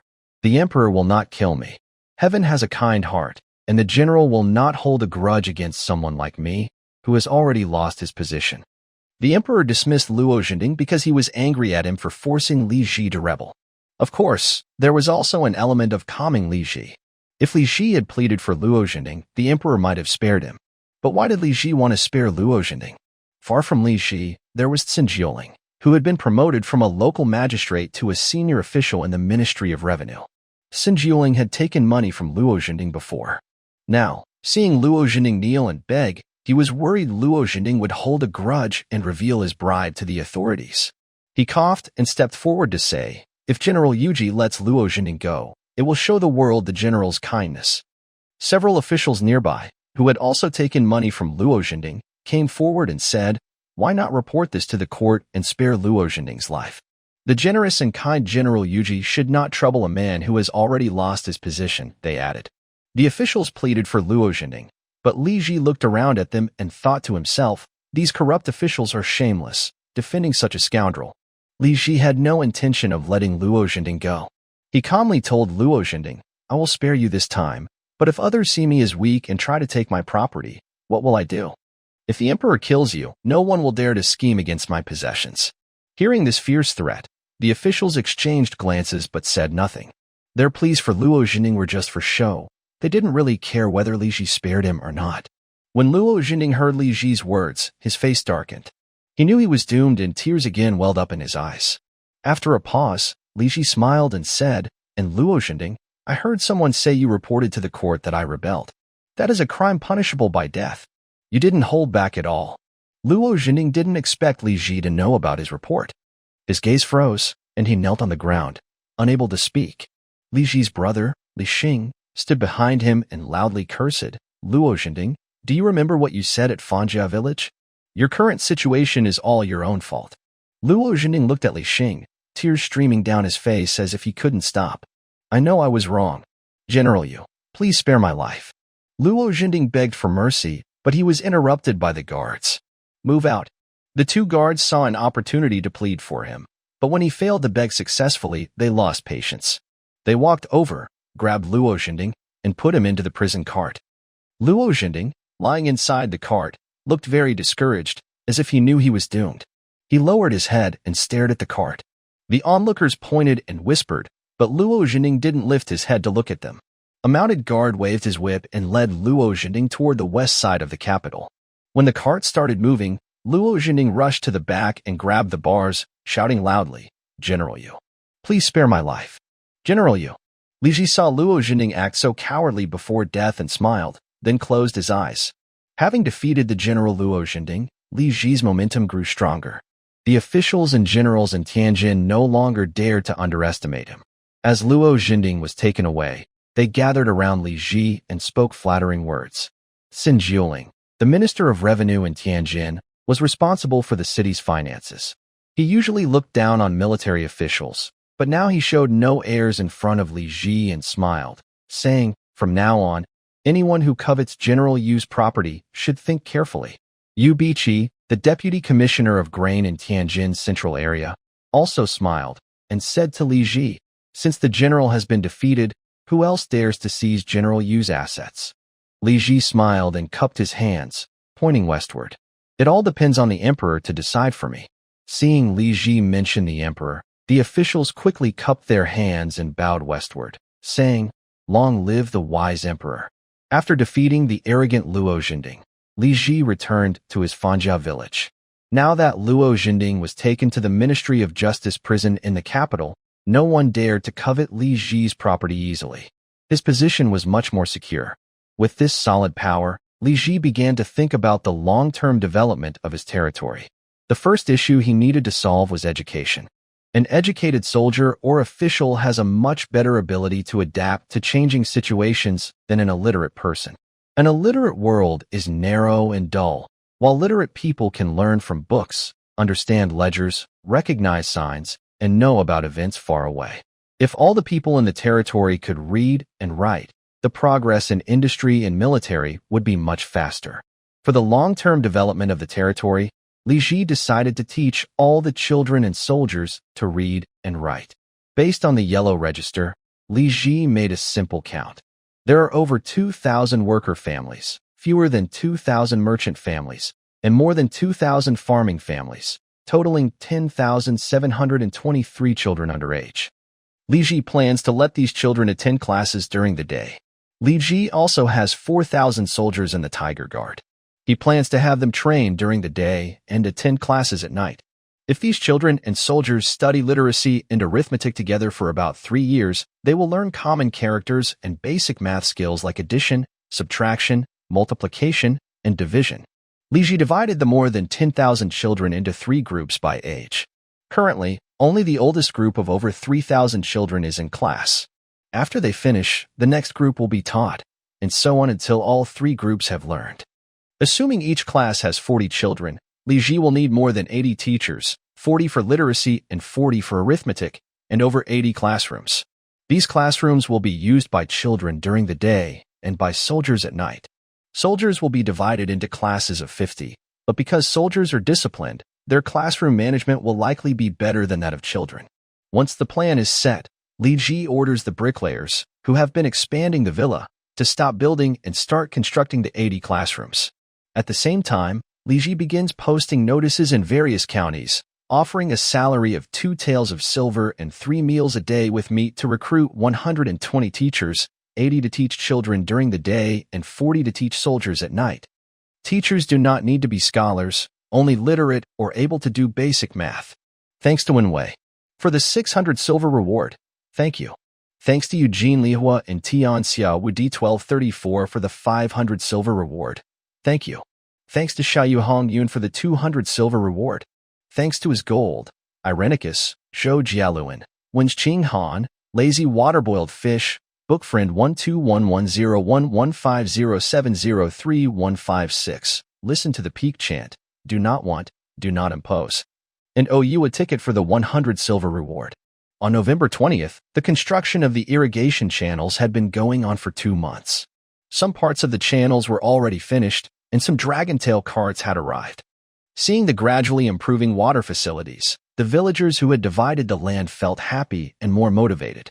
Dai Quan's family was rescued by the local soldiers from Fan Village. It has been 3 months since they escaped from the enemy's grasp. During these months, Dai's family's situation has improved more than ever before. Dai Quan is 30 years old. His wife is 28. His father, who is 50, lives with them, and they have 2 children around 10 years old.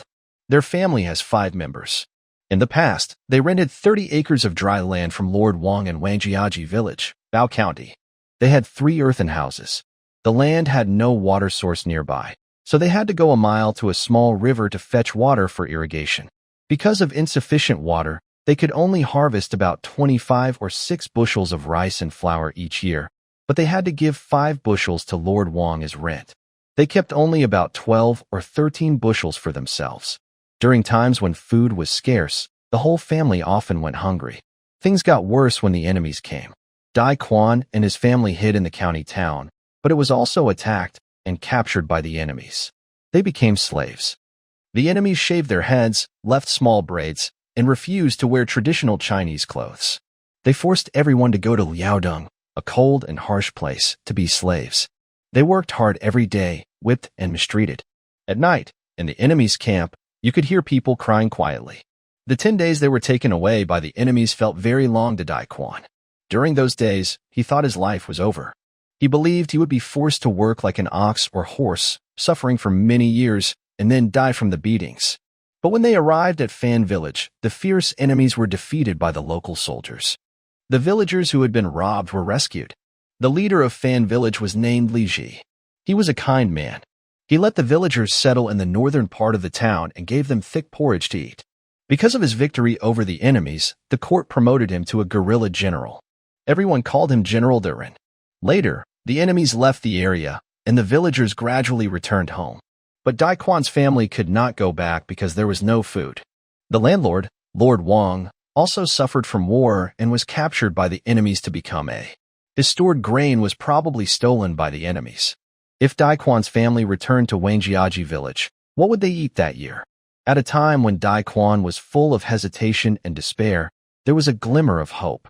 News arrived that the general would lead everyone to develop new farmland. When Daquan heard this, tears streamed down his face. Good news kept coming. It was said that the general would give each able-bodied man and strong woman 20 acres of dry land, with only a 30% annual rent. The dry fields given to the poor were well irrigated with water channels. Hearing this, Daquan's family cheered and felt hopeful. 40 acres of good land, with only 30% rent. Although Daquan was not good at math, he learned from others that if they farmed these fields well, they could harvest about 27 or 28 bushels of grain a year, enough for their family to live a good life. The general sent Zheng Baihu to organize everyone to build irrigation channels, install water wheels, and also summoned many bricklayers from nearby areas to help the poor build houses. By November, half of the irrigation channels were finished and about half of the water wheels were working. Zheng Baihu's people also allocated a piece of land by the water channel to Daquan's family. Indeed, 40 acres, waiting for planting in spring. Daquan tried out the water wheel. He asked his wife to open the water channel beside their land. Then he turned the water wheel by the river. The flowing water was lifted into the water channel and flowed into their dry land. At this rate, during the irrigation season, he could water all 40 acres in just 4 days. No more hauling water from the river by hand. What made Daquan even happier was that the house given to him was also finished. It was a 2-room brick and tile house, very spacious, built in a planned small village. The house was made with high-quality red bricks and covered with black tiles. It was said that cement, invented by the general, was used in construction. The house was very sturdy and didn't leak even in heavy rain. Daquan's family used to live in a leaky, thatched, earthen house. How could they have lived in such a good brick house? Even Wang Laoi's house was not as good. On the day they received the house, the whole family celebrated with singing and dancing all day. The person who allocated the house told Daquan that the 2 houses cost 10 taels of silver. It was like a loan from the general, to be paid back over 5 years. After that, Daquan would pay a little more in rent, an extra bushel of rice and flour each year. A bushel of rice and flour wasn't much. The general only collected 30% rent, and Daquan knew he had a surplus of about 27 or 28 bushels of grain each year, so he could afford the extra rice and flour. Daquan believed good days were just ahead. Every day, he worked hard with his wife at the water channel construction site, very motivated. His efforts caught the attention of officials in Fangjia village, who marked him as an active worker. Usually, light tasks like cooking and fire-making are given priority to Daquan and his wife. When it comes to distributing food to the poor, Daquan is also asked to do the job. Gaining the officials' trust, Daquan works even harder. One day, while tamping soil at the construction site, Daquan hears the clerk call his name, saying that the oxen are being distributed. Is the general really giving us oxen? Daquan hands his rope to a nearby farmer, pats the dirt off his hands, and follows the clerk to the ox distribution site. At the site, Daquan sees hundreds of yellow oxen gathered under a hill, with a dozen active villagers waiting for their turn. The supervisor, Zheng Baihu, personally checks the ledger. The clerk who brought Daquan says, the general is very kind. Every 5 people borrow 1 ox, which is looked after by honest folks. You, your wife, and 3 others from your village will share 1 ox. The ox is worth 30 taels, borrowed from the general, to be repaid over 5 years. Each person will pay an extra 6 bushels of grain annually. In the past, they rented oxen from Old Wang, but now they will have their own. Farmers naturally love their oxen. Daquan looks at the strong yellow oxen with shining eyes. The general is so kind to us. Daquan quickly agrees to the clerk's words. The clerk, noticing Daquan's hesitation, asks, "Do you know how much grain you'll still have after paying for the ox?" Daquan hesitates and replies, "I cannot figure it out, sir." The clerk smiles and says, "Your family farms 40 acres of dry land. With a harvest of 1 shur of grain per acre, you get 40 shur in total. 12 shur go to the general as rent, leaving 28 shur. 1 shur is paid as house money, leaving 27 shur.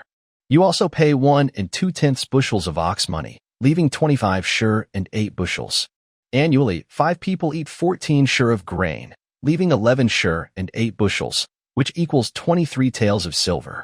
After a year, they can save over 20 taels of silver, enough to buy warm clothes and meat for the children." Hearing this, Daquan's face turns bright red with happiness. He says, "The general is so kind. I will always remember this kindness." The clerk smiles and adds, "In the first year, the spring wheat yield will be lower and a bit harder, but you only need to pay 1.5 times the land rent, so you can save 15 taels of silver." Seeing that they can save so much silver in just the first year, Daquan nods eagerly. The clerk, seeing Daquan happy, reminds him, "You must manage the 5 people's oxen well. The cow shed must be built sturdy, and cow dung inside should be cleaned regularly.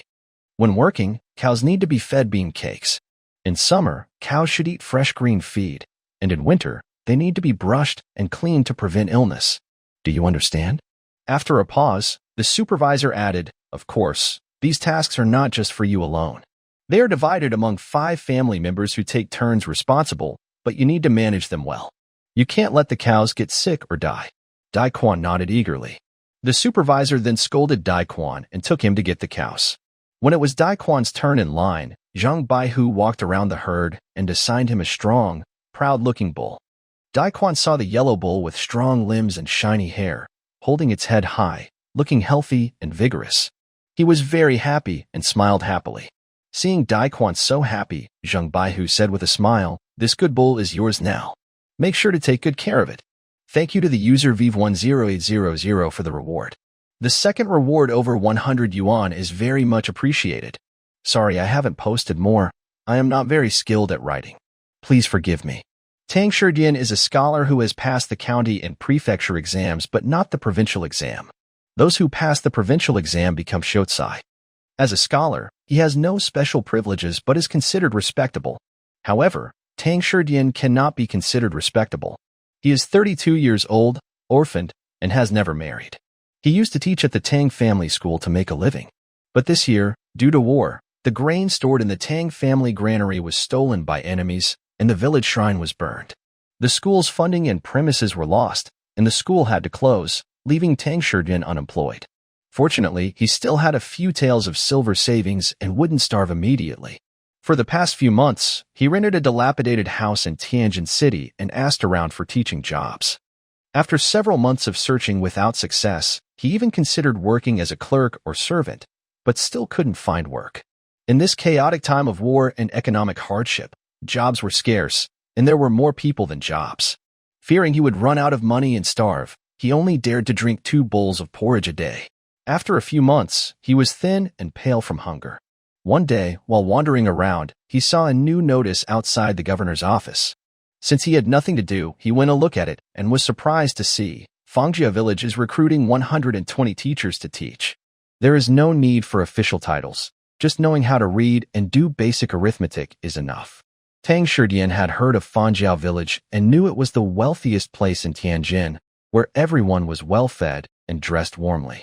When Fangjia Village announced they were hiring teachers, it felt like a lucky break from heaven. Tang Shidian's spirits lifted, and he hurried toward Fangjia Village. On the way, passing by Liuhe River, Tang Shidian saw over 1,000 people working together to build an irrigation canal. Could the guerrilla general of Fangjia Village also be involved in water management and land reclamation? He had never heard of military officials in Ming China showing such initiative. Tang Shidian watched for a while and saw that the farmers organized their work well, and they were efficient at building the canal by tamping soil along the riverbank. Although he had heard that Fangjia Village was wealthy, stepping inside for the first time, Tang Shidian was truly amazed. It was November, and the weather was cold. The villagers in Fangjia Village wore new or nearly new coats with few patches. They did not look as poor as the common people in Tianjin, who often wore patched clothes and looked thin and hungry.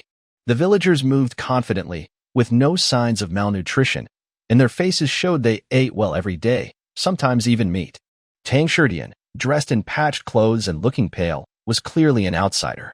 The roads were lined with two-story houses, white walls and black-tiled roofs, looking grand and impressive. Shops lined the streets, bustling with customers. Business was thriving. Occasionally, he passed by tea houses and restaurants filled with wealthy residents drinking tea and wine.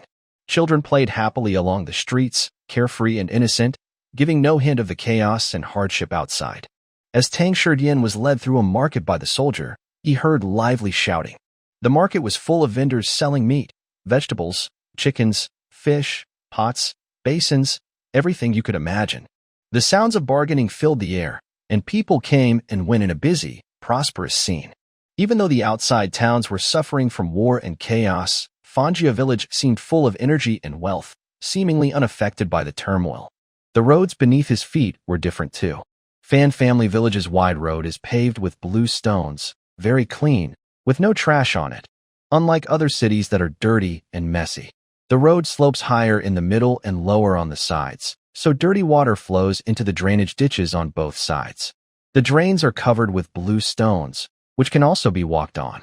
Every few dozen meters, there is a large trash bin, and villagers throw their garbage into these bins. The whole city looks prosperous and clean, almost like a paradise.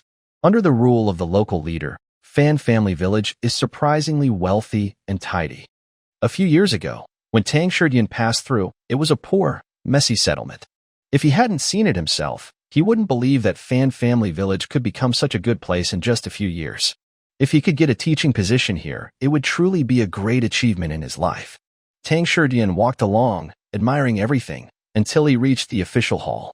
A soldier who was guiding him led him into a side room to wait. The official in charge gave him a red-painted wooden plaque with number 21 written on it, telling him to come out for the interview when called. In the room, several students were already sitting, probably all applying to be teachers. The soldier who brought Tang Shidian into the city also stayed outside the room, waiting, seeming worried that Tang Shidian, who had no protector, might cause trouble in the city. Besides this soldier, 5 others stood nearby, probably watching each applicant. Tang Shidian understood this well. Such a peaceful city needs strong security, or it might be ruined by bad people. After sitting in the room for a while, he was called out by an official and taken to meet General Li Ji in the main hall. It turned out that the task of checking the applicants' backgrounds was personally done by the local leader. Seeing this high-ranking official made Tang Shidian nervous. As he entered the hall, he was about to kneel and salute, but the general waved him to stand. Li Ji pointed to a chair in the hall and asked him to sit across from him. Tang Shidian was very grateful at that moment, grateful that the general was kind and humble enough to let a young scholar sit and talk. He nervously sat down, only half on the chair, when the general asked, "Have you ever been a teacher?" Tang Shidian quickly replied, "I have taught children for 10 years, at the village school, teaching local kids." "Oh, you teach literacy?" Li Ji became interested and said, "How many years does it usually take for children to understand notices and official documents?" Tang Shidian respectfully said, "For children around 10 years old, it takes about 3 years to understand common notices and documents. For children under 10, whose minds are not fully developed, it may take 4 or 5 years." Li Ji nodded and asked, "Do you have any official titles?" Tang Shidian blushed and replied, "I am just a student without any official rank, a child scholar." Li Ji smiled and said, "Being a child scholar is good. Have you read many books of the sages? But here, I only teach basic characters and sentences so children and soldiers can understand notices. I don't teach moral lessons of the sages. Do you have any problem with that?" Tang Shidian clasped his hands and said, "Not teaching moral lessons, just teaching literacy, and the students are willing." "Oh." Tang Shidian thought for a moment and said, "Currently, the fires of war are burning everywhere. It is the time for brave men to wield swords and build achievements. It would be too old-fashioned to keep talking about sage teachings every day. Now, the focus is on recruiting warriors, practicing archery and horse riding, and training soldiers, so that the 9 provinces can be peaceful. Once everything is settled, it's not too late to teach the sages learning." Hearing this, Li Ji nodded secretly, thinking that this child scholar, who had read so many wise books, was not foolish. Li Ji smiled and asked, "What books have you read?" Tang Shijin clasped his hands and said, "Besides the sage books, I have also read 6 strategies, Han Fizi, Sun Tzu, Tao Te Ching, and Mozi. My reading is quite varied." Li Ji thought to himself that this was a sensible person and asked, "I want the people and soldiers of Fan Village to learn to read and understand books. What do you think?" Tang Shijin replied, "If the common people could read and understand, they wouldn't be easily deceived by bad people. When officials publish notices, the people can quickly understand them. Many talented people among the common folk can be chosen as officials. If soldiers can read, they will understand what's right and wrong, have better judgment and reactions, and be more motivated in battle." Li Ji nodded and said, "Good, very well said. I appoint you as the head teacher of the children's language class, with 40 students. You will organize the teaching, develop the curriculum, and earn 3 taels of silver a month. You will also be in charge of their 3 meals a day." Tang Shijin's face turned red with excitement when he heard this, feeling as if good news had fallen from the sky. The gloom of the past few months was gone. He staggered to his feet from the chair, clasped his hands, and said, "Thank you, General Yuji. Thanks to Zongqin for the 2,200 reward, such a generous gift. Thanks to Zue Wengjijio for the 2,000 reward. I truly appreciate it. Thank you very much for the 1,100 tips from Jianghu 8-linked kill. I really appreciate it. Thanks to the 600 tips from Invincible 1234. Thanks to Vainu and Do Not Want to Force Others for the 500 tips. Thanks to Wenwei, Xiaya Red Cloud, for the 200 tips. Thanks to his gold, Big Priority, Falling Star in the Moon River, Silver Winged Angel, and Book Friend 16110314375484 for the 100 tips. Yuchio is the water supervisor at the Ministry of Works and Daming. He usually helps officials with paperwork. But now, at nearly 50 years old, he faces a big problem. His eyes are getting old and blurry. His old eyes make it hard to read documents, so he can't handle official duties well. He can't always ask others to read for him, can he? Yuchio feels this is a serious crisis. He has worked his whole life, rising from a 6th grade civil servant, and now, at under 50, he wonders if he should retire early. Over the past 6 months, his eyesight has worsened. Every day, Yuchio squints at documents, worried that others will notice his failing eyesight, which makes reading even harder. Some clerks secretly call him "you the blind," and he overheard them. He feels both angry and worried. Then he heard that on the east side of the capital, there was a shop run by the Li family selling glasses that could cure old eyesight. Yuchio inquired and heard that Li's glasses really work. Several elderly people with serious eyesight problems had their vision restored after wearing them. Especially a good friend from Tianjin, who wrote a letter strongly recommending these glasses, claiming they worked instantly against old age eyesight issues. Without delay, Yuchio decided to go there with a family member. They arrived at Ginkgo Street on the east side of the capital. Yuchio saw the Li family shop sign fluttering in the wind, "Cures old eyes." Inside, he saw a few customers, indicating the shop was doing good business. He heard that a pair of glasses costs 10 taels of silver. How much money does the shop make in a day? As soon as Yuchio entered, a young servant greeted him politely and asked, "Sir, are you here for glasses?" A servant loudly asked the servant next to Yuchio, "Yes, my master needs glasses." "How do you make them?" The servant asked, "How long have your eyes been blurry?" Yuchio thought for a moment and replied, "About 3 years. It wasn't serious at first, but it's gotten worse this year." The servant said, "Let me try a pair with a 2.00 magnification for you." The servant brought over a box, and when opened, it was filled with clear glass pieces, probably the glasses. The young man tried on a pair of 200 degrees glasses given by the shopkeeper and asked about the effect. He looked as the shopkeeper placed 2 pieces of glass on a wooden frame onto his nose. Following the shopkeeper's instructions, he looked through the glasses at a nearby book. However, he still couldn't see the words clearly through the glasses. Seeing this, the shopkeeper gave him a pair of 250-degree glasses to try. Wearing the 250-degree glasses, he paused for a moment and then realized the world suddenly became much clearer. He could now see the small characters on the Analects clearly. A gentleman does not seek to be full when eating, nor comfort when living. He is quick to act, but cautious in speech. He follows the way and corrects himself. This is called loving to learn. A wave of joy filled his heart. These glasses really work. He could see the text clearly now. He wouldn't have to retire because of old age eyes. His official position was safe. The glasses from the Li family were truly magical. The shopkeeper then tried glasses with 275 degrees, 300 degrees, and 325 degrees for him, finally confirming that his current prescription was 275 degrees. Wearing the 275-degree glasses, he looked through several books in the shop easily and calmly. No one would call him blind anymore. He felt grateful. The Li family's good products were truly numerous. How much for a pair? He asked. 10 taels of silver, the shopkeeper replied. 10 taels of silver was not much. It helped him get rid of the trouble of old age eyes, greatly worth it. He told his servant to take out a silver pouch, and he handed 10 taels of silver to the shopkeeper. Wearing the glasses happily, he left the Li family eyewear shop. He decided to recommend this wonderful item to a few friends of his same age who were also officials, so they could all be free from the trouble of old age eyes.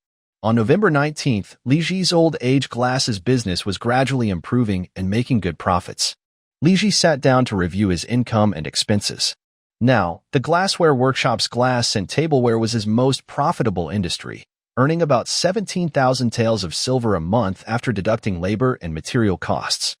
Next was the textile factory, which earned about 8,400 taels a month after expenses. Then came the soap workshop with a monthly profit of 8,200 taels. Finally, the old age glasses industry was also growing in Beijing, with a shop now open there. Business was improving steadily. Together in Beijing and Tianjin, they sold over 300 pairs of glasses each month, bringing in a profit of about 3,000 taels of silver for Li Ji. Adding to that, Fan Family Village's rent and mortgage payments bring in over 700 taels of income each month. After calculations, Li Ji's business can generate a profit of 37,000 taels per month. There is also the newly reclaimed dry farmland in Fan Family Village.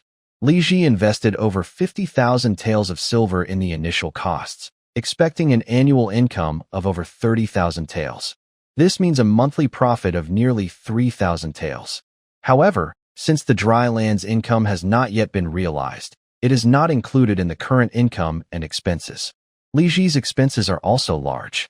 First, there are 4,000 soldiers in the scouting unit. Each soldier receives 3 taels of monthly pay, with meat in their 3 meals. On average, each soldier spends 4.5 chien of silver per month. After the military conflict in Jingji, the prices of rice and meat in Tianjin rose sharply. Li Ji changed the soldiers' meals to one with meat per day for 2 months, which they understood. But in a few months, when pigs from other regions arrive in Tianjin and meat prices fall, Li Ji will restore the original diet. These 4,000 soldiers will cost him 18,000 taels of silver each month. Additionally, the cost of gunpowder and sulfur for target practice training is about 1,000 taels per month. Next, the rifle workshop. It employs 200 gunsmiths who are paid 4 taels per month for making rifled muskets, totaling 800 taels monthly. The other 300 workers produce smoothbore muskets and are paid 3 taels per month, costing Li Ji 900 taels each month. The workshop produces 500 mini rifles per month, with material costs of 4,500 taels. The rifle workshop's monthly output of 500 mini rifles costs Li Ji 6,200 taels. The city defense artillery unit has 130 soldiers, costing nearly 600 taels per month for wages and meals. The officials, household staff, and teachers at the new school total 220 people, each earning 2 taels in wages and 1 tael 5 chien in meals, costing Li Ji about 770 taels monthly. The artillery and dragon tail cart workshops, with 35 workers, cost about 120 taels per month. The food department staff, 200 people, each earning 2 taels and receiving meat in their meals, costs 700 taels monthly. In total, Li Ji's monthly expenses amount to 27,000 taels. After all calculations, his net profit is 10,000 taels each month. With a monthly surplus of 10,000 taels, Li Ji has saved a considerable amount over the past year. Combined with the 13,000 taels of silver seized from the enemy camp during the defeat of Yongguli, Li Ji currently has savings of over 200,000 taels. This is a significant fortune. In times of chaos, strength is the most important. Holding on to this silver, Without spending it would only attract others' envy.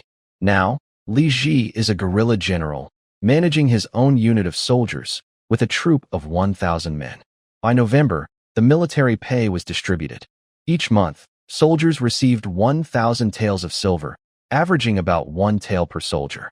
Compared to when they were on duty, this pay was less heavily taxed, so soldiers kept a larger share of their wages. Li Ji used this 1,000 taels to hire 300 auxiliary soldiers for city defense and maintaining order inside the city. These soldiers also received good meals, just like the regular troops. The combined pay and food expenses used up the entire 1,000 taels. However, adding only a few auxiliary soldiers was not enough. In these chaotic times at the end of the Ming dynasty, strength meant safety. Li Ji's other businesses were still making profits, so he was not worried about running out of money. He decided to use the remaining silver to recruit 4,000 more soldiers and add 2 more units. Currently, there is no public recruitment group. I will create one, and everyone can join once it's ready. Li Ji personally led the effort to recruit new soldiers. First, he needed the emperor's approval. As a guerrilla general, Li Ji wrote a letter directly to the Ministry of War, which then submitted it to the emperor. When the emperor heard that Li Ji, who had won many battles for the country, wanted to recruit soldiers using his private funds, he approved immediately. This time, 4,000 recruits were needed. Relying only on nearby counties around Fan Village was not enough. Li Ji ordered his servants to post notices in other counties in the capital region, announcing a 4-day physical exam and interview from November 23rd to 26th. They aimed to recruit healthy young men aged 18 to 30. The pay was 3 taels of monthly salary, with meat in every meal. This was much better than the pay for border troops of the Ming dynasty, making it very attractive. Sure enough, on November 23rd, over 10,000 young men came to apply. Li Ji's requirements for soldiers were that they be healthy, honest, and obedient. They needed to be trained to become brave fighters and also trustworthy enough not to leak secrets about the mini rifles. Applicants were checked for height, weight, and illnesses. They were also tested for night blindness and color blindness. Since Li Ji faced many different enemies, having night blindness or color blindness could cause failure on the battlefield. For elite troops like the Tiger Guard, any defeat was hard to bear. With so many applicants, Li Ji, along with over 50 senior officers including Li Xing, Zheng Kaiqing, and Li Laosi, personally interviewed the candidates. Each officer talked with applicants for about 5 minutes. In one day, they could interview 6 or 7,000 people. After 4 busy days, Li Ji finally recruited 4,000 soldiers. During the interviewer immediately tells the applicant whether they are accepted. Those who are recruited are very happy, smiling happily. Nowadays, with chaos everywhere and many industries struggling, farming is hard to do well. Being a soldier in Fan Family Village for a few months, with regular meals and meat, is very lucky. The monthly pay is not a joke. Former soldiers in Fan Family Village say it is paid on time every month and enough to support a family of 4. Most new recruits are young men who are not married. Saving 10 months' pay can accumulate to 30 taels of silver, enough to pay the bride price and marry. Although they are soldiers, the risk in Fan Family Village is very low. The village's troops are strong enough to fight off the Tatars' banners. No other enemies can defeat them. Even if they are injured or die in battle, the guerrilla general of Fan Family Village gives the families of the wounded or deceased a monthly allowance of 1 tael and 5 chien. Even if they die, their families will not be left without support. In short, once you join Fan Family Village, you will live a comfortable life forever. The new recruits feel like they have leapt into a dragon's gate, full of happiness. After recruiting the soldiers, they do not immediately enter the army. They wait until after the new year, when the barracks are built, and then gather in Fan Family Village. Li Ji recruited 4,000 soldiers and also sent servants to nearby counties to hire bricklayers. They plan to build the new barracks for the 4,000 soldiers within 2 months. With 8 soldiers sharing a room, they need 500 barracks. Li Ji also invited 1,000 bricklayers from various counties. Fan Family Village's villa area keeps expanding. Now, there are over 300 newly built, unoccupied villas.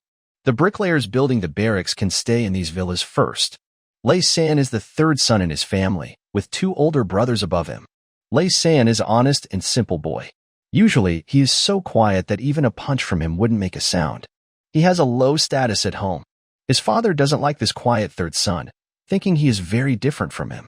When they eat, his father often says, "Don't take too much rice. The whole family needs some too." Because of this phrase, Lei San rarely eats enough. The Lei family is very poor. They rent 30 acres of dry land, with 5 family members. They have to give half of their crops every year, and for several months, they eat only bran. Lei San is the lowest-ranked son in his poor family and has no land in the village. He is ignored by others. But this time, Lei San went to Fan Family Village to enlist as a soldier and succeeded. This time, I don't know how many people went to apply for the position in Fan Family Village. Probably only 1 in 10 was selected, yet Lei San surprisingly got chosen. Several young men from Lei Family Village went, but only Lei San was picked. The other young villagers were jealous and confused. Why were such smart people not chosen, while the honest Lei San was selected? Lei San's family now had a soldier from Fan Family Village, which raised their status in the village, as if they had gained a special honor. Lei San's father had been wandering around the village these days, and neighbors would greet him politely, making him feel proud. But having pride is one thing. Lei San's father also had to think about practical matters. That evening, after dinner, Lei San's father called his 3 sons into the yard to talk about something important. He sat on a small chair, and his older and second son sat down too. He looked at Lei San standing and said, "Lei San, your luck is good. You joined Fan Family Village as a soldier and earn 3 taels of silver each month. You also get 3 meals with meat. That's your blessing." He paused and then seriously added, "But you must not keep everything for yourself." He brushed off some dirt from his pants and said, "Your older brother is 24 and not married yet because he lacks money. Since you'll have food in the army and don't spend much on daily needs, I'll save 3 taels of silver for your brother's marriage. You can keep 2.5 taels each month and save 30 taels to help your brother get married." Lei San nodded and said, "Okay, father." Hearing this, Lei San's older brother smiled happily and looked gratefully at their father. Lei San's father continued, "And your second brother, you can't spend the money recklessly either. Save 30 taels for his marriage too." Lei San thought for a moment and agreed. "All right." Seeing Lei San agree, his second brother also smiled proudly and stretched his arms and legs. Their father smiled and nodded, saying, "Lei San, I haven't raised you in vain." After a pause, he added, "Once your second brother gets married, you will give 8 chien from your 3 taels each month to your older brother, 8 chien to your second brother, and 8 chien to me. You can keep 6 chien for yourself. Since you're single, 6 chien is enough for you." Lei San was silent for a while after hearing this. His father rolled his eyes and said, "Lei San, why don't you agree? Isn't 6 chien enough?" After being accepted by Fan Family Village, Lei San felt more confident. Before, he thought he was just an extra person in this world, eating more than he needed. Family members or outsiders often mistreat me, and Lei San never dared to fight back. But now things are different. The Fan Family Village has hired me with a few months' wages, and Lei San feels needed and respected. He is confident enough to stand up against bullying. Regarding his father's forceful plans, Lei San has decided to resist. He firmly said, "After my second brother gets married, I can't keep giving money." His father's eyes widened, and he shouted, "Lei San, are you trying to rebel? I raised you for 18 years for nothing. If you're not going to give the money, then get out of my house now." Lei San puffed out his chest and replied, "It's easy for me to leave, but then the Fan Family Village can take me in early. If that happens, I won't save money for my older brother's weddings." His father's face turned red with anger. He wanted to yell, but couldn't find the words. Lei San's 2 brothers looked at each other, surprised. They never thought Lei San, who had been silent for so long, would actually stand up to their father.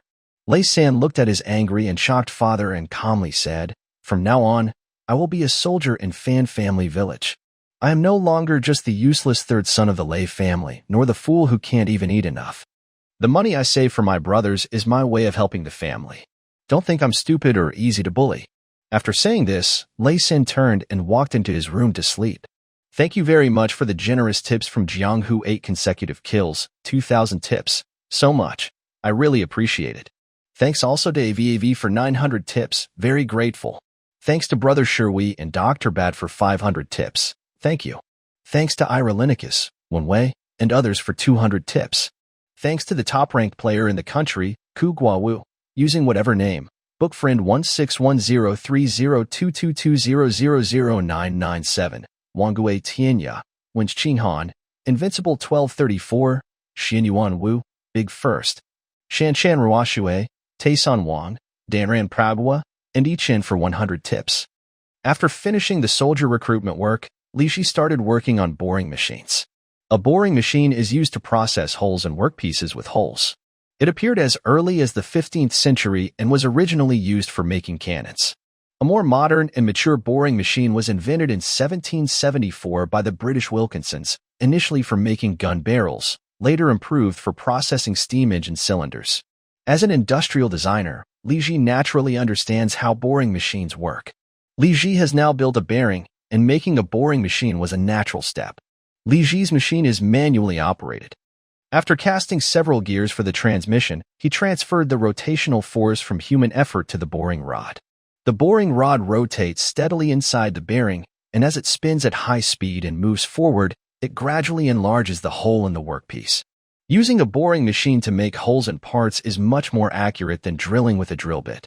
It can produce holes with higher precision. Li Ji's boring machine was made to process rifle barrels. He used the best steel he could find, Sioux steel. Although it wasn't alloy steel, after quenching and tempering, Sioux steel was good enough for cutting and shaping. Li Ji worked with 10 blacksmiths in the smithy for 15 days and made Ming's first boring machine. After completing the machine, Li Ji made a special clamp on the boring machine to hold the rifle barrel securely. Gunmakers then used the machine to bore the barrels. They started with a fine boring rod, then used a coarser one. In just one day, they finished boring one barrel. The finished barrel looked good, but Li Ji was still unsure. He tested the barrel by firing 4 times the normal amount of gunpowder. After firing, the barrel showed no cracks, so it was safe. The test was successful. The gunmakers admired the precision of the machine, marveling at how such a delicate device could be made. They thought the general must be a reincarnation of Liu Ban, the legendary inventor, because he kept coming up with new inventions. Working with the general promises a bright future. Your Excellency is brilliant. Your Excellency is like a fairy. I've been making muskets for 10 years and didn't know you could make such precise barrels. Hearing the praise from the craftsman, Li Ji smiled proudly. With this boring machine, the production of mini rifles can be greatly sped up. Now, a barrel can be bored in just one day, and one gunmaker can complete all the steps for making a mini rifle in 7 days. Compared to the previous month-long process, this machine triples the speed. Before having the boring machine, Li Ji could only hire more craftsmen to make rifles. He had already recruited all the gunmakers in nearby regions, and hiring more meant traveling to the capital or other distant places, which was costly and inefficient. But with the boring machine, making gun barrels is much faster, and Li Ji doesn't need to keep expanding his team. After making the boring machine, Li Ji could already see thousands of mini rifles stacked in his warehouse. With more rifles, soldiers can organize more shooting practice without worrying about wasting guns. Because of frequent training, the old mini rifles used by 4,000 veterans are almost at the end of their lifespan and need to be replaced. Additionally, 4,000 new soldiers require a large number of rifles for training, which means a high demand for guns. Old rifles can be disassembled and recycled. Their parts can be melted down and remade into new guns, which costs little in materials, only labor costs are needed. The use of boring machines greatly reduces the labor needed to make guns. Therefore, reusing scrap guns to make new ones is inexpensive. Li Ji immediately ordered 500 craftsmen to stop making mini rifles and instead focus on building boring machines. The goal was to produce 100 boring machines within a month.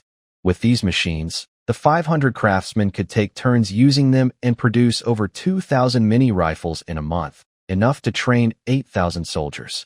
In mid-November, the weather in Tianjin had become very cold, with strong winds blowing. The makeshift shelters in the northern part of the city could no longer protect refugees from the harsh cold, as they were drafty. Fortunately, new houses for the refugees had already been built. In September, Li Ji recruited 1,500 bricklayers from nearby regions, and with the refugees helping out, over 2,000 refugee families' new homes were completed by mid-November. The refugee houses had tiled roofs, which kept out rain and wind. To save time, the brick walls were left unplastered, so they looked less neat. However, the refugees didn't mind much. Most of them had previously lived in leaky, thatched huts in their hometowns. Being able to live in brick and tile houses was already a great improvement. Once the refugees harvest their crops and their lives improve, they can later have the walls whitewashed. The houses built for the refugees were also quite small. The 1,500 bricklayers built a total of 3,200 houses, meaning 3 families shared one house. This wasn't a big problem because the houses were grouped in small villages with plenty of space between them. After the first year, when the refugees had harvested crops and earned money, they could expand or rebuild their houses in the available space. Additionally, the refugees lacked enough blankets and warm clothing. Although they carried their blankets and coats when they were taken by the invaders, these were their most valuable possessions. Even when taken to Liaodong, they still kept their blankets and coats. From the perspective of the Fan family estate, the winter clothing and bedding of these poor common people are very shabby, tattered cotton clothes and shared blankets for several people. Relying on such gear to survive the winter, it's inevitable to feel cold. Li Ji didn't want anyone in his territory to freeze or fall ill from the cold.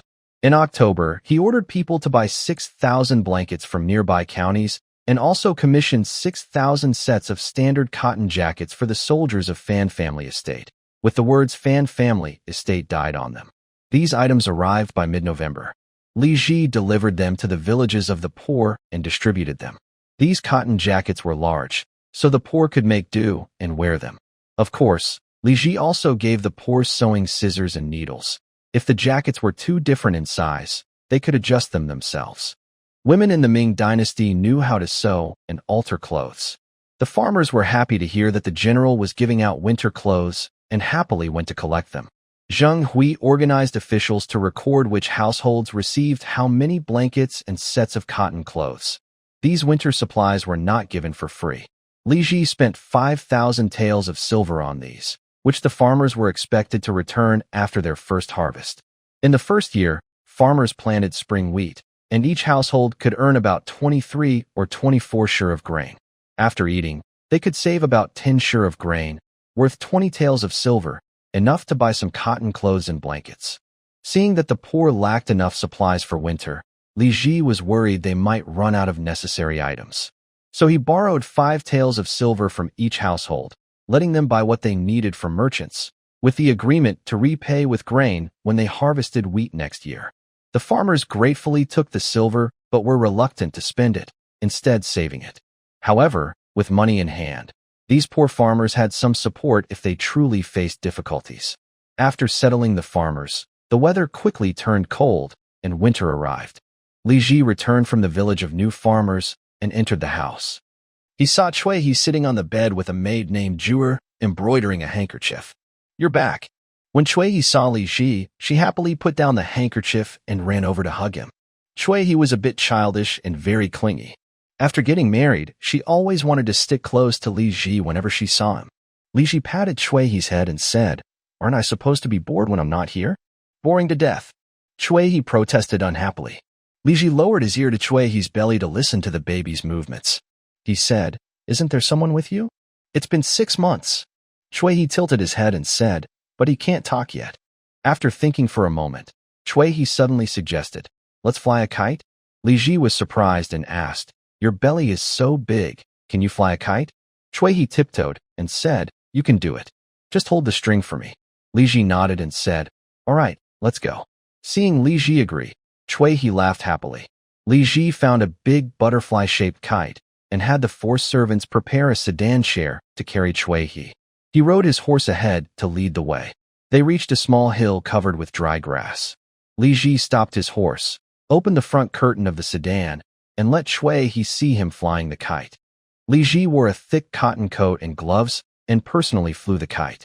The cold November wind howled as Li Ji ran a few steps pulling the kite. The kite soared into the sky in the north wind, trailing its tail. The string pulled the kite up, and it swayed and spun in the wind, as if struggling.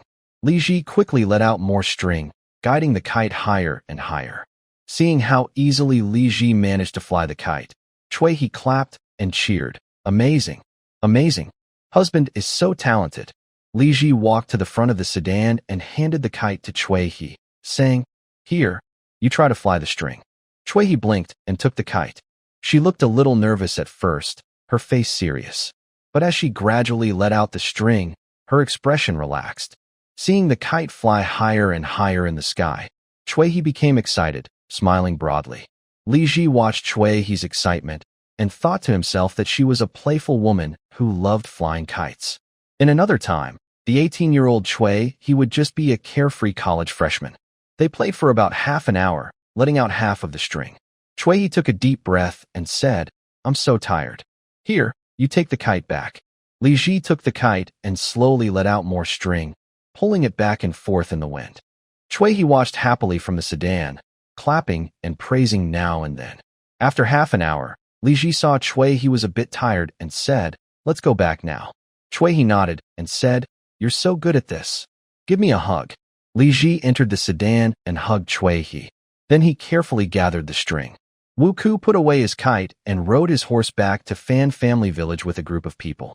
Wu Ku was an oil seller in Fan Family Village. He used to sell oil in Tianjin City, where his mother and 2 children lived. Life was hard. There were many oil sellers in Tianjin City, and everyone's business was poor. He could only earn 1 or 2 silver coins a month, sometimes not even that. Without enough money, Wu Ku's family of 5 often went hungry. He was always worried and wondered how to find a way to earn money and eat well. At the beginning of this year, he heard that Fan Family Village was very rich and that many businesses could make money. He decided to move there. He asked his nephew, who worked in a textile factory, to help him get into the village. Wu Ku sold oil in Fan Family Village. The local military leader of Fan Family Village wanted to prevent many refugees from gathering there. He said only workers from the Li family workshop could help outsiders do business, and each worker could only guarantee 1 outsider. Wu Ku's nephew, who he loved very much, helped him get this chance. When Wu Ku arrived in Fan Family Village, he found that doing business was much easier. The northern market served thousands of residents, but there were only 4 oil sellers. The people in the village were rich and bought a lot of oil. Although the price of oil was the same as in Tianjin, there were many more buyers. Wu Ku sold oil at small profit but in large amounts, earning about 2.5 silver coins a month. With his wife's income from weaving at home, their total monthly income was about 3 8/10 silver coins. This was enough for his family of 5 to live comfortably. They could eat well, make winter coats and summer clothes, and enjoy meat during festivals. Moreover, rent in Fan Family Village was cheaper. Wu Ku used to pay 3 silver coins a month for a leaky, broken house in Tianjin. Now, he rented 2 rooms in the general's mansion, safe from rain and wind, for only 2 silver coins and 1 copper coin. This good life was something Wu Ku never dared to imagine before. But at the end of this year, even better news came. The general gave free schooling to children, so they could go to school and learn. Reading and studying was very respectable. Wu Ku was born poor and had never gone to school in his life. He admired scholars very much. Whenever he saw someone reading, he would respectfully stand by and not speak. Even his oldest son and youngest daughter's names were chosen by a scholar he paid 100 coins to help him name. I heard that in the general's estate, anyone who has read books and can read and write will be promoted to a supervisor within a year or 2. They will earn 3 or 4 taels of silver each month, and their future is very different from that of illiterate people. In the past, Wu Ku was just an oil seller and couldn't afford to pay for his children's education. He couldn't afford to let his 2 children learn to read and write. But now, the general is providing free schooling for children, and Wu Ku didn't want to miss this opportunity. He went early to sign up at the official office. The official said both boys and girls could attend school. Boys would be in one class, girls in another. However, only children over 8 years old could start first, so Wu Ku's eldest son went to school, and his younger daughter had to wait a few more years. On December 20th, the school opened, and Wu Ku's eldest son started learning there. In just 2 days, his son learned to write his name. Wu Ku was very happy when he saw his son could write.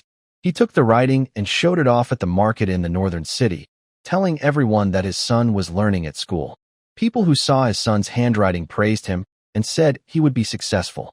Wu Ku felt very proud. That day, before closing his stall, Wu Ku showed off his son's calligraphy again outside, then went home. When he got home, Wu Ku saw his son practicing writing with clear water on the table. He was so happy. His son was studying so diligently. Soon, he would be able to recognize and understand words.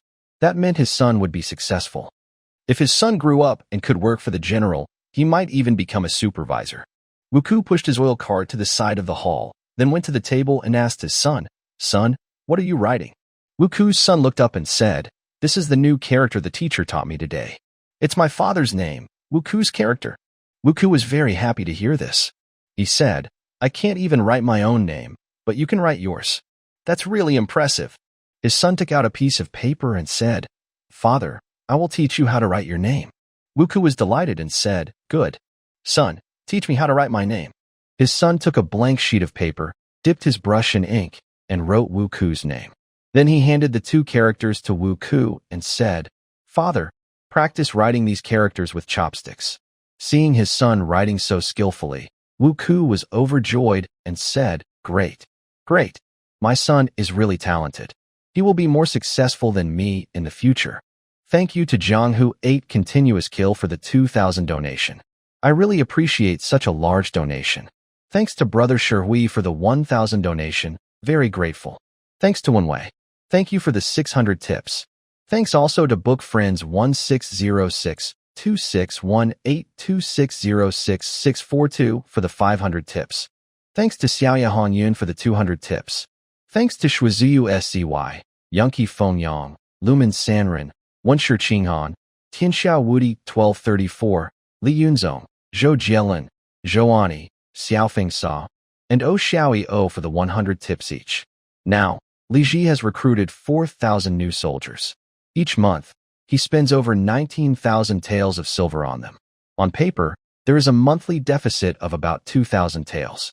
Of course, once all 4,000 soldiers have rifles, and the rifle workshop stops making new guns, the monthly cost for gun materials will drop by 4,000 taels. At that point, the deficit will decrease to about 6,000 taels a month. Additionally, the new farmland will generate rent after 2 years, bringing in 32,000 taels annually. Divided over 12 months, that's about 2,600 taels extra income each month, reducing the deficit to around 3,000 taels. Li Ji has savings of over 200,000 taels, so he can sustain this level of deficit for several years. However, the fact that his accounts show a deficit reminds Li Ji that he needs to find new sources of income. Li Ji first thought of expanding his current industries. Among the profitable ones, soap, glassware, and textiles, the most promising is soap. Soap has been on the market for nearly 3 years, and demand is growing stronger. Word of mouth has spread, and more people across the country are learning about its benefits. Su Min's regularly sells 500,000 bars of soap to Jiangnan each month, and they are all sold within the same month. Chui Wending sells 100,000 bars in the capital each month, also sold out immediately, never stockpiled. He has already raised the selling price to 30 yuan per bar. Li Ji's shop in Tianjin sells 100,000 bars, which are sold out immediately upon release.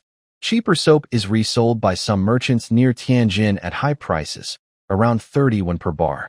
Because the low price attracts many merchants to buy in bulk, ordinary people in Tianjin sometimes find it hard to buy soap.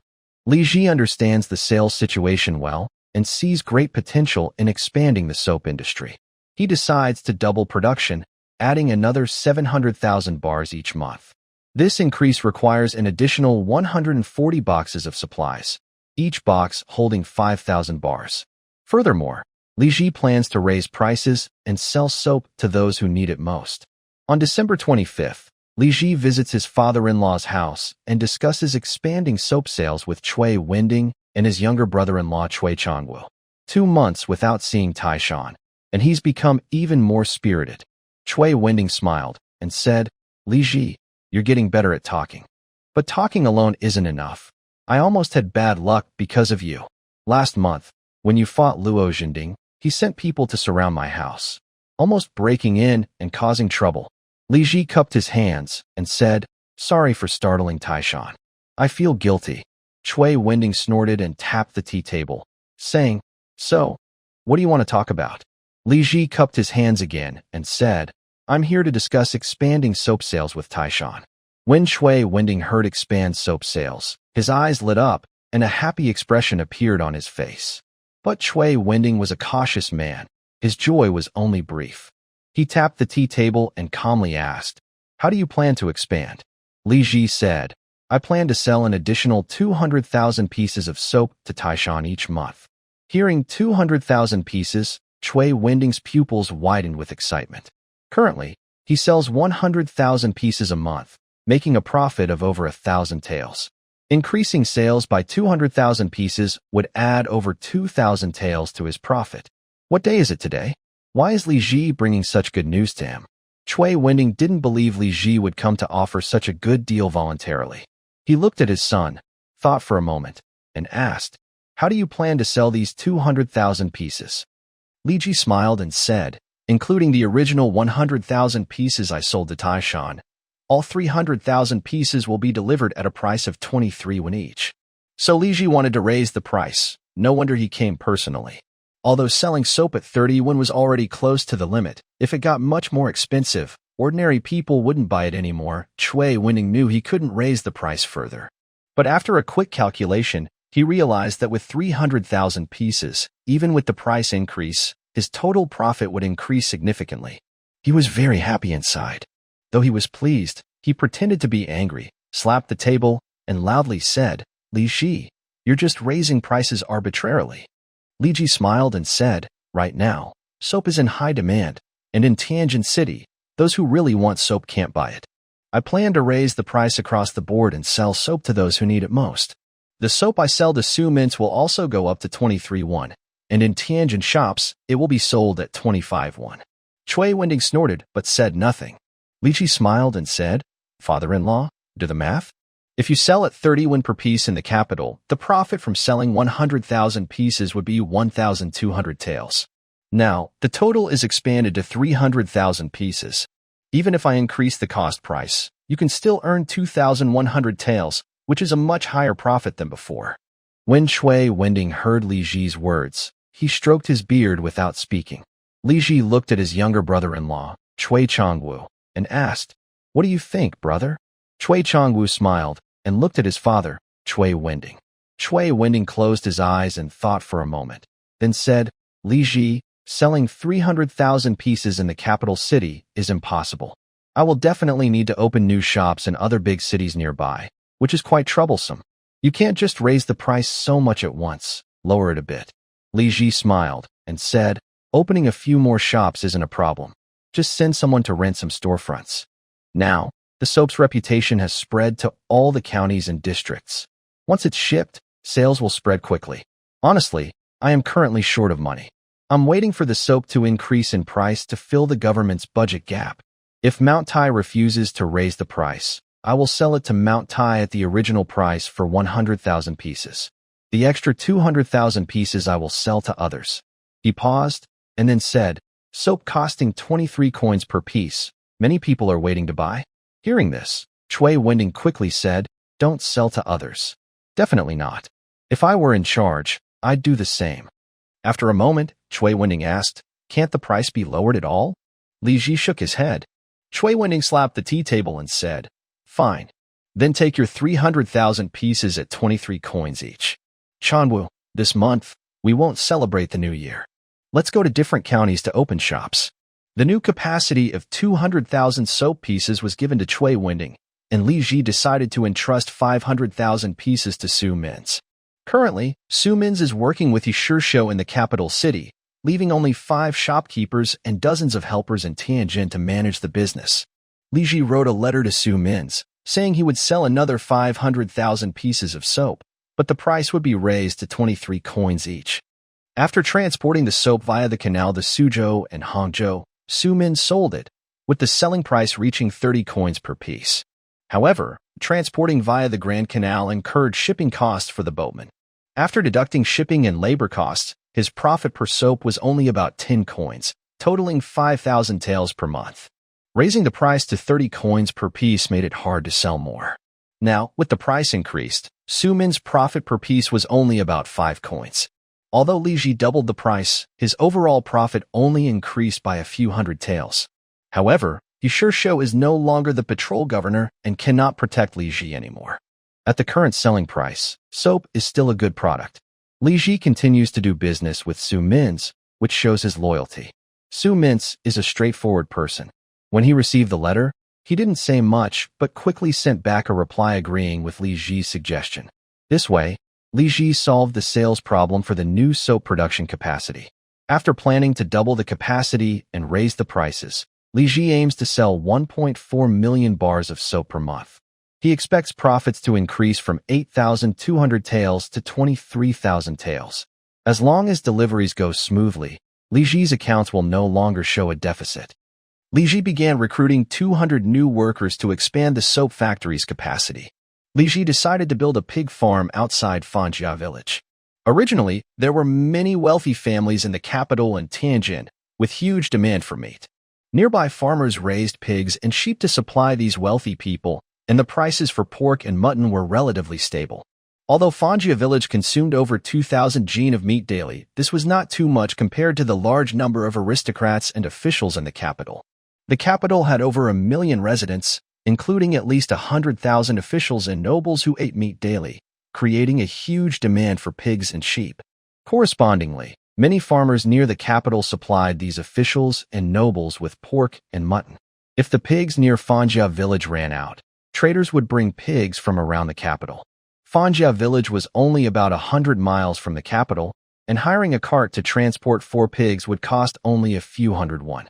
If the meat price in Fanjia was higher than in the capital, traders could profit by transporting pigs from nearby areas to Fanjia in just 2 days. Before the Manchu invasion in the 9th year of Chongzhen, the meat prices in Fanjia village were very stable, staying around 50 won per jin. Li Ji supplied each worker or soldier with 6 liang of meat daily, costing only 5 or 6 qian silver per month. However, after the war disaster in the 9th year of Chongzhen, the situation changed. When the Manchu forces broke through the border, they looted all the pigs and sheep from nearby villages and took them back to Liaodong. Under these circumstances, grain and meat supplies near the capital became insufficient. Meat prices soared along with rice prices, reaching over 100 won per jin in recent months, making it unaffordable for many wealthy families. To cut costs, Li Ji reduced the meat and workers' and soldiers' 3 daily meals to just 1 meal with meat. He would only restore 3-meal meat provision once prices dropped. But winning the war and defending Fanjia village, despite the fact that people couldn't afford meat, made Li Ji very unhappy. Now, Fanjia village had 10,000 farmers working the land, producing about 90,000 shur of grain annually, enough to feed 30,000 people. The grain supply in Fan family village is quickly becoming self-sufficient. Li Ji decided to build another pig farm, so that meat could also be produced locally. Having self-sufficient meat means the village won't be affected by natural disasters or calamities during the Chongzhen era, and it won't suffer shortages of meat when other areas are struck by disasters. Li Ji arranged for the bricklayers who repaired farmers' houses to select a piece of land outside the southern city wall and began constructing a large pig farm. After recruiting new soap workers and 4,000 soldiers, Li Ji's daily meat consumers numbered 11,500 people. These people consumed over 4,000 jin of meat daily, based on 200 jin per pig, with pigs being slaughtered after 1.5 years, and a 70% yield rate. The pig farm in Fan family village needed to raise 17,000 pigs. However, Li Ji had bigger plans. He expected his business to grow further and added a margin of safety, ultimately deciding to raise 30,000 pigs. This was a large project. Assuming 5 pigs per pen and 6 pens per pigsty, 1,000 pigsties would be needed. If one pig keeper manages 200 pigs, Li Ji would need to hire 150 pig keepers. These pig keepers had to be experienced and skilled, and Li Ji offered them 2 taels of monthly pay along with 3 meals a day, including meat. Although the wages were high, because the pigs were raised in a centralized system, many tasks could be done efficiently at scale, making the labor costs comparable to those of farmers raising pigs individually. At this time, there was no feed, so pigs were fed bran, rice husks, and pig grass. Occasionally, they were given broken rice. Pig grass included wild herbs like pigweed, shepherd's purse, and other wild plants, which could be gathered by farmers or even children during the slack farming seasons to increase farmers' income or give children some pocket money. The pigsties began construction on December 6th and were expected to be completed before the new year. Li Ji also sent 100 household guards and officials to buy piglets, initially purchasing 1,700 piglets to raise, with plans to add 1,700 piglets each month. Over a year and a half, these piglets would grow and be slaughtered in batches. After sending officials to buy piglets, Li Ji returned to the gunpowder workshop to start testing granular black powder. Modern rifles use granular gunpowder. Granular powder allows bullets to achieve higher initial speeds under the same chamber pressure. Using granular black powder in many rifles greatly enhances their power. To fight against multi-layered armor worn by the Qing army, increasing the power of the mini rifle was very important. Furthermore, because granular powder has larger air gaps between particles, it burns more completely. The residue after burning is less, making it easier for riflemen to clean the gun barrels. Cleaning the gun barrel became easier, which improved the firing speed of the musket. Li Ji took 10 portions of black gunpowder for rifles and repeatedly ground it on a wooden millstone until it turned into a light gray powder. Then, Li Ji mixed a small amount of water with buckwheat flour to make a paste, adding water gradually. He then poured this mixture over the 10 portions of ground black powder, kneading them together into a light gray ball. Next, Li Ji asked a blacksmith to make a multi-hole iron plate. Using the holes, he scraped the mixture to produce small gunpowder granules, collecting them in a basin. He then used a sieve to separate the granules by size, keeping only those of uniform size. After sieving, about half of the granules were uneven in size, so he kneaded them again and scraped them into smaller particles. The other half were nearly uniform in size. Li Ji divided these particles into 5 groups and dried them in the sun, creating a type of granular gunpowder. He was unsure what size of granules worked best for his mini rifle, so he made 10 different sizes, 5 of each, and tested them at the shooting range. After drying, Li Ji used the different granules to shoot at targets. Most of the granules performed average, with some too large and even less effective than powdered gunpowder. However, a few small granule types performed well, piercing 2 layers of Qing army helmets at 90 meters. One particular type pierced 2 layers of helmets at 100 meters. Li Ji returned to his musket workshop and used the best-performing granules as a template, slightly adjusting the size to produce 10 new types with slight differences. He tested these again at the shooting range, and the results surprised him. The best granule type pierced 2 layers of helmets at 120 meters and 3 layers at 80 meters. This new type of granular gunpowder meant Li Ji could attack Qing cavalry with gunfire before they even drew their bows. He immediately ordered his gunsmiths to start producing this type of granulated gunpowder. Seeing the performance of the new gunpowder, several senior officers, including Li Xing, were very excited. "Big brother, where did you get so many new ideas? You're amazing," Zhang Kaicheng said. "The inventor keeps coming up with new things. It's very impressive." Zhang Feng excitedly examined the granules, saying, "You're incredible. Now we don't have to fear the Mongol cavalry's sudden charge." "Thank you, Brother Shihui, for the 2,000 tip, and for the generous support. Thank you, Wen Wei, for the 200 tip. Thanks to the followers of heaven and earth, Dong Hong, the lonely and pitiful person, another paradise in the world, the one family of Qinghan, Wandering Bug, Crimson Cross, and you do a rascal for their 100 tip. Nowadays, the residents of Fan Family Village are relatively well off, with steady monthly income. Besides basic needs like food, clothing, shelter, and transportation, they have some savings.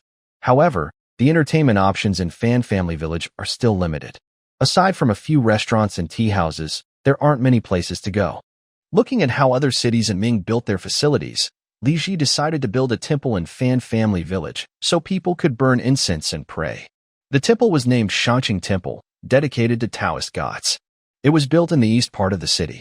Although many villas were built in the north, there was still plenty of open land in the east, west, and south for the temple. The plan was to build 3 main halls. The first, called Linggong Hall, dedicated to the gate gods who guard the city entrance. The second, called Taiching Hall, dedicated to the Supreme Old Lord. And the third, called San Wang Hall, with statues of Fuxi, Shenong, and Xinyuan. Outside the temple, there is a large square with a stage. Every month in the middle of the month, they hold 3 days of performances for the villagers to watch. With the temple, people can burn incense and enjoy temple fairs and performances. This will make life in Fan Family Village more fulfilling.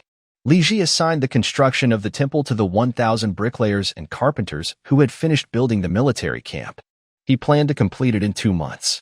The military camp was finished by mid-January of the 10th year of Chongzhen, so these workers had no other work. Since Fan Family Village was expanding quickly, Li Ji decided not to send them back but to have them build Shangqing Temple in the city. After finishing the temple, they could continue building villas.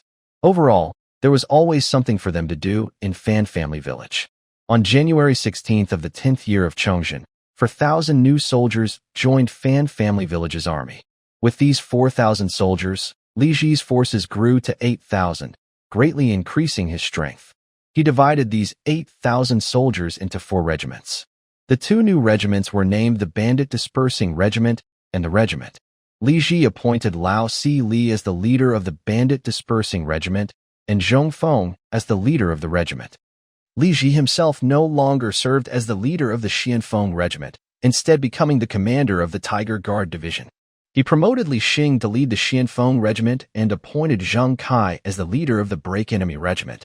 The soldiers of the Tiger Guard Division earned high wages and trained intensely. Every day, they practiced outside Fan Family Village, marching, fighting, shooting, and forming ranks to improve their combat skills constantly. Every day, soldiers have meat to eat and enjoy the envy of a few months' wages. The soldiers of the Tiger Battalion are full of fighting spirit and train without complaints. January 26th marks the 15th day since new recruit Lei San joined the camp. These 15 days of training have been very tough, even harder than busy farming seasons at home. Every morning at dawn, they are awakened by the assembly horn, led by the veteran squad leader to line up on the parade ground, standing for half a day.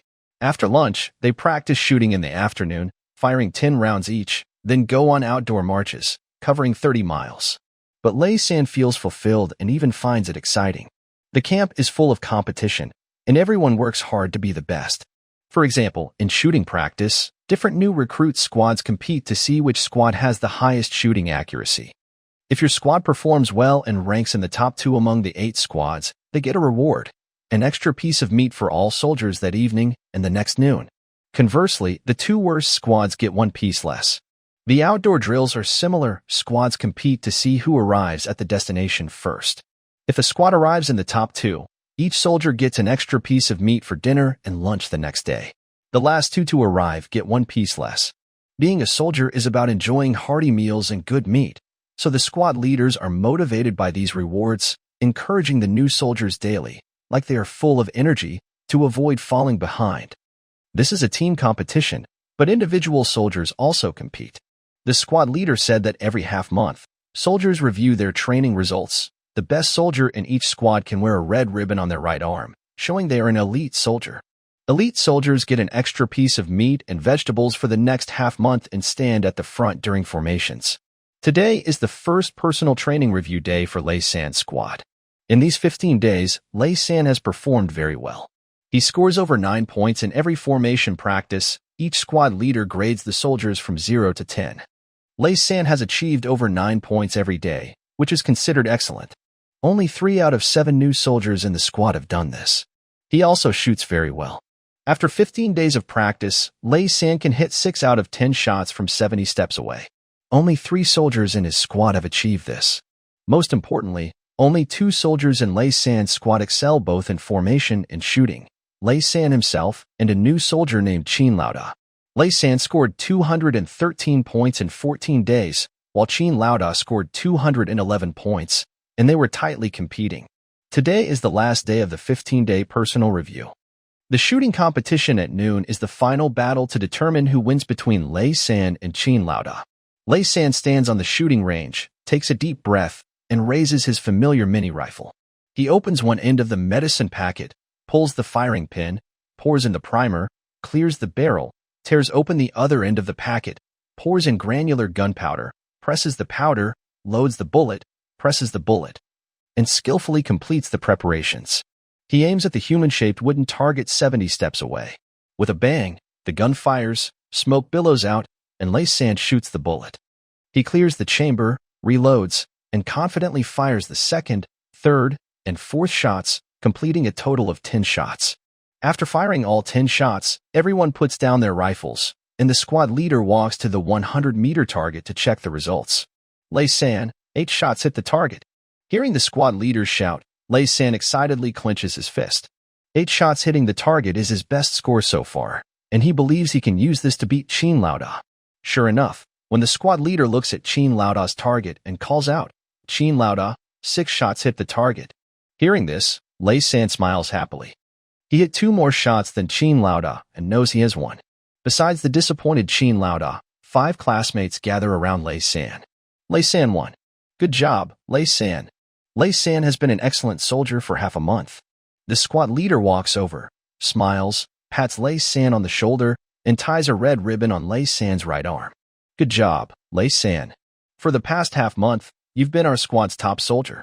Lei San had always been looked down upon by his father and brother at home, and he was often bullied in the village.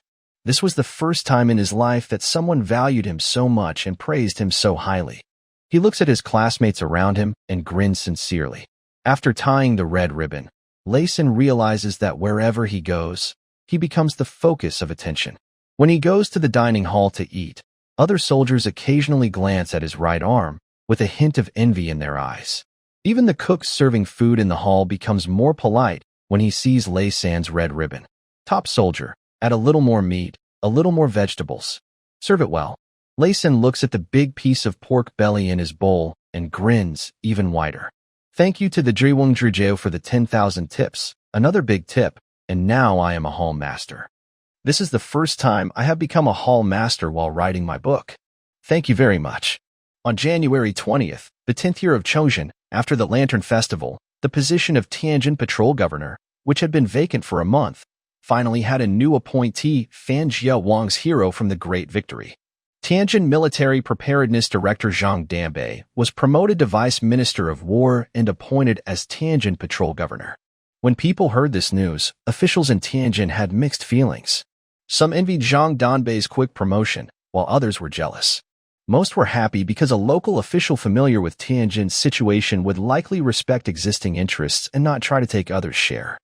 If an outsider was appointed as a strong new governor, it could cause trouble and threaten current benefits. When the new governor took office, many people came to give gifts, one after another, based on their ranks. On January 25th, Li Ji thought it was his turn and took a silver note to visit Zhang Danbei. Li Ji arrived at the familiar governor's office, thinking how it was still so run down, though the owner inside had changed. Honestly, Li Ji missed the days when he Shisho was governor. He was greedy for money, but he was straightforward when it came to doing his work. Li Ji and his attendants presented their cards and waited 2 minutes before being led into the second hall. In the second hall, there was a warm stove and incense burning, filling the air with a pleasant scent, making the cold outside seem distant. Zhang Danbei was someone who knew how to enjoy life. When he saw Li Ji, he first sipped his tea, then smiled. Clearly, he had been busy these days, welcoming visitors and talking so much his throat was dry. Li Ji tried to bow, but Zhang Danbei helped him up. General, you don't need to be so formal. Li Ji stood up and handed over a silver note worth 1,000 taels. Zhang Danbei took the note, nodded, and said, "Thank you, General Yuji." Hearing Zhang Danbei politely accept his money and thank him, Li Ji felt pleased. It seemed that after defeating Luo Zhending, his reputation had grown. Now, when he gave silver to officials, they appreciated him instead of taking it for granted. Respect and fear go hand in hand. With authority comes virtue. Li Ji cupped his hands and said, "I dare not, sir." Zhang Danbei replied, "Please, take a seat, General."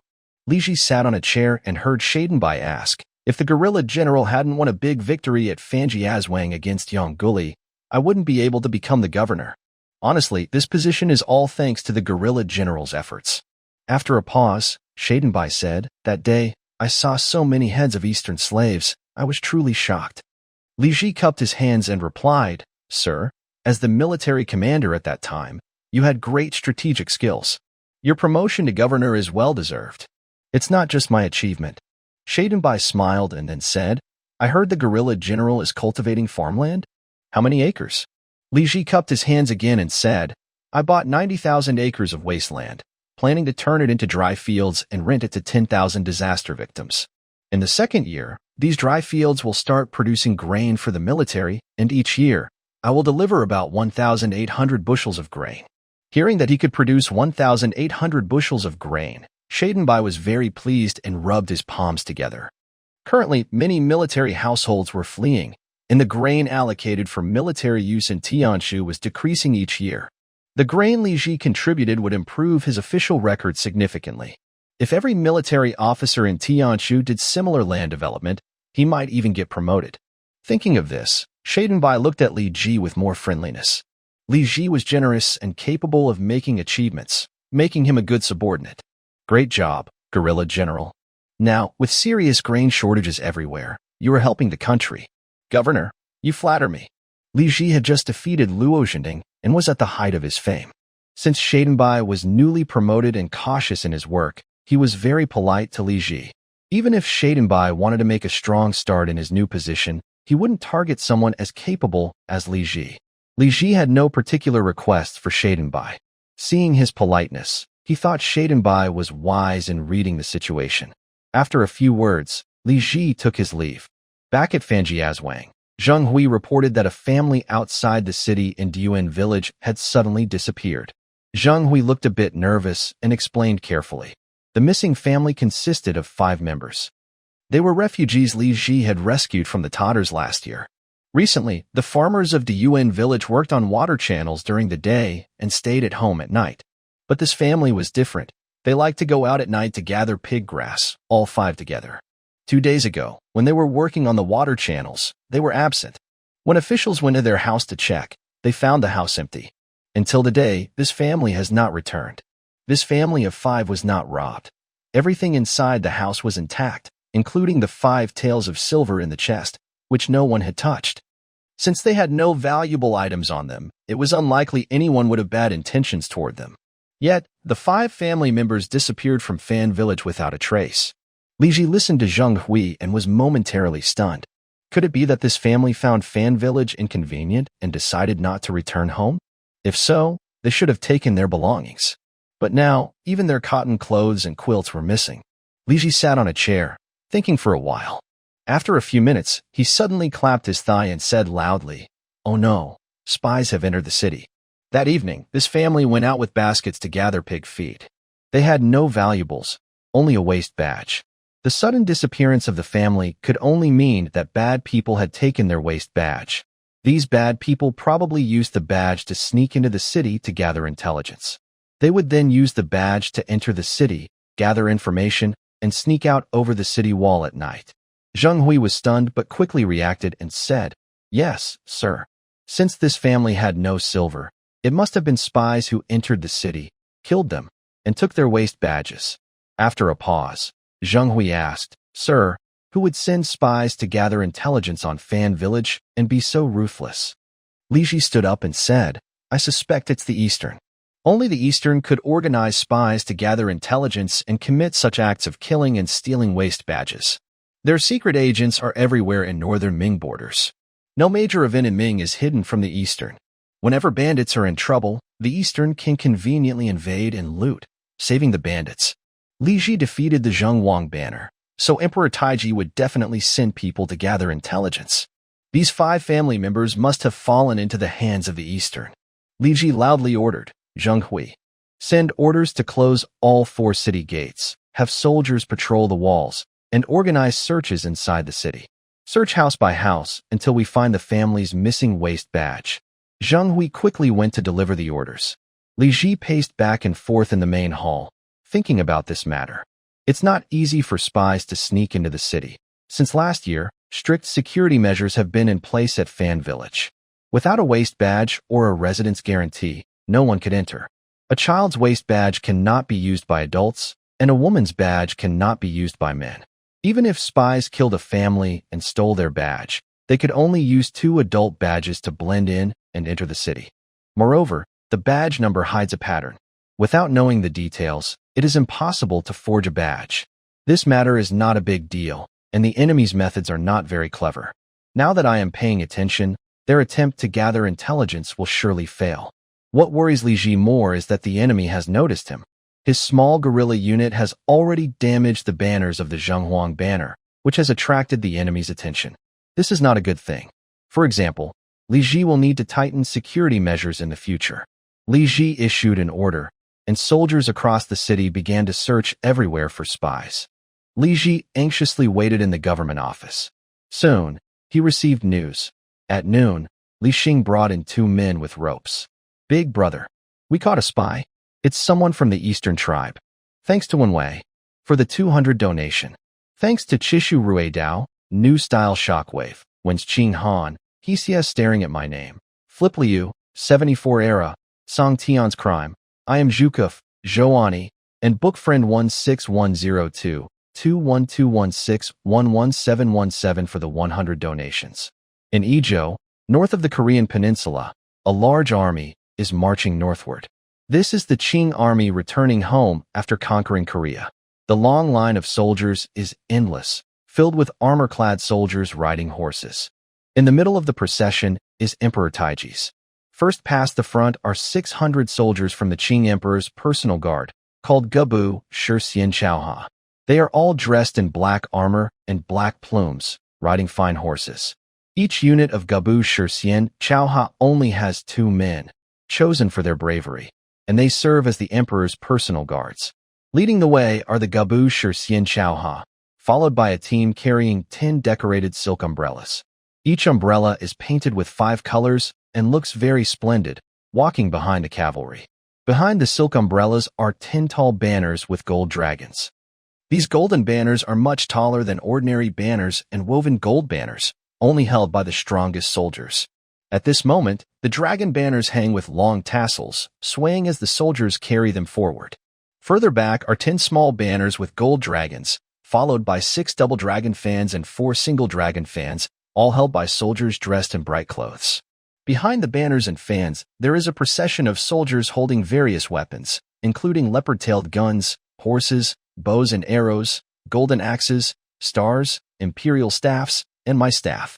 Each type has 10 soldiers carrying them. Behind these over 100 soldiers, there is Emperor Taiji's grand carriage. The carriage cover is made of silk, embroidered with clouds, ocean waves, peonies, cranes, dragons, and tigers, making it very beautiful. Emperor Taiji, who is chubby, sits on a carriage pulled by 6 horses, traveling under the cover. On both sides and behind the carriage, there are Qing officials armed with swords, guarding the emperor. Further back, there are musical instruments like gold, sheng, yun, guan, golden cymbals, copper cymbals, drums, swana horns, and horns, all being played loudly to perform northern music. This set of decorations and costumes was learned by Emperor Taiji from surrendered officials of the Ming dynasty. Since he declared himself emperor, he has used them to show imperial power. The grand procession moves steadily northward. This time, Emperor Taiji personally led the army to invade Korea, accusing it of breaking the alliance and helping Ming. The Qing army advanced rapidly, capturing Izhou and Anzhou, and approaching the capital, Pyongyang. The Korean king, Eung, was afraid and fled south to Hanyang with his eldest son and officials. His second son and family took refuge on Manhwa Island, seeking help from Ming. The Qing army crossed the Han River and camped west of Nam Hansen Fortress. Emperor Taiji sent envoys to demand surrender. Soon, Eung learned that Manhwa Island had fallen, reinforcements had been defeated, and in February, he presented the imperial seal and surrendered to Qing. This was the second attack by the Qing army, or later called the Later Jin. 10 years earlier, when Emperor Taiji first took power, he led troops into Korea with Aiming and others. Korea, threatened by Later Jin's military force, had no choice but to negotiate peace, maintaining a tributary relationship with Ming but also establishing a brotherly alliance with Later Jin. This second invasion was even more powerful, destroying Korea completely. Korea surrendered and bowed to Emperor Taiji, calling him an emperor and no longer interfering with Ming affairs. From then on, the eastern border of the Manchu Qing had no military forces to challenge it, allowing the Qing army to focus on dealing with Ming. During the victorious return to Beijing, Emperor Taiji led the parade, dressed in splendid clothes, returning triumphantly. The Grand Scholar Fan Wenqing from the Imperial Secretariat rode beside Emperor Taiji's carriage, speaking to him while standing tall. The scholar in charge of writing letters and documents for foreign relations, recording official reports, disputes, imperial edicts, and memorials, was considered the top civil official. Fan Wenqing was originally from Shenyang, a Ming city, and had joined the Manchu people during Nurhasai's time. Now he had reached a high position, overseeing the imperial secretariat. Fan Wenqing looked at the grand parade and said to the Emperor of Qing, "Your Majesty, now that Korea has surrendered and there are no more obstacles to the east, we can fully focus on attacking the Ming dynasty." Huang Taiji stroked his beard and replied, I don't know why, but I feel uneasy even after defeating Korea this time. Fan Wenqing's eyes shifted as he asked, Are you worried about the Zhonghuang banner? Huang Taiji didn't answer. Fan Wenqing took a deep breath and said, Last year, 40 soldiers from the Zhonghuang banner went to war and were completely defeated outside Fanjia village in the Ming territory. Only about 4,000 soldiers escaped. Yang Guli was killed in battle, and by Baila, Ma Jia, and the foot soldiers were almost wiped out, which is shocking. Later, intelligence reports said that the one who defeated Yang Guli was a guard named Li Ji from the Ming. Your Majesty, how could Li Ji, with such skill, defeat Yang Guli, who had 12,000 soldiers? When fighting the Ming in Korean armies, Qing soldiers often fought one against many, but at Fanjia village, they were defeated by the fewer soldiers led by Li Ji. The battle in August last year still surprises many Qing soldiers. Huang Taiji said calmly, the great general, who has achieved many military successes in his life, surprisingly lost the entire Zhonghuang banner in the last battle. Fan Wenqing said, it will take many years for the Zhonghuang banner to recover. Luckily, the Western Commander Ajij brought back over 100,000 people and livestock, replenishing Qing forces. Otherwise, this campaign would have been a loss. Last year, Your Majesty said Ajij's attack on Ming was ineffective, and that was very accurate. Huang Taiji sat in his carriage and thought for a while before asking, Have the spies sent to Fanjia village reported back? Fan Wenqing shook his head and said, Your Majesty, I don't know why, but Li Ji is very cautious. He has fortified Fanjia village like a steel drum. Without the protection of the villagers inside, outsiders can't enter. The villagers are grateful to Li Ji and refuse to cooperate with our spies. We have already sent 3 groups of spies to Fanjia village, but buying local people doesn't work. The warriors who tried to sneak in with fake passes were caught and killed by Li Ji. Huang Taiji closed his eyes and remained silent for a long time. After a while, he opened his eyes and said, This Li Ji is really a monster. He paused, then slowly added, I feel that sooner or later, he will become my greatest enemy, standing in the way of our warriors. Fan Wenqing thought for a moment and then said, But this person has fortified Fan village like a strong fortress. Our warriors can't even manage to sneak attack him. Huang Taiji considered for a moment and said, Send more spies to find out everything about Fan village. After saying this, Huang Taiji stopped talking and simply held the railing of the carriage, looking into the distance. Understood, Your Majesty. Fan Wenqing knew that Huang Taiji didn't want to say more, so he didn't ask further. He bowed slightly and moved to the side, standing guard on Huang Taiji's other side.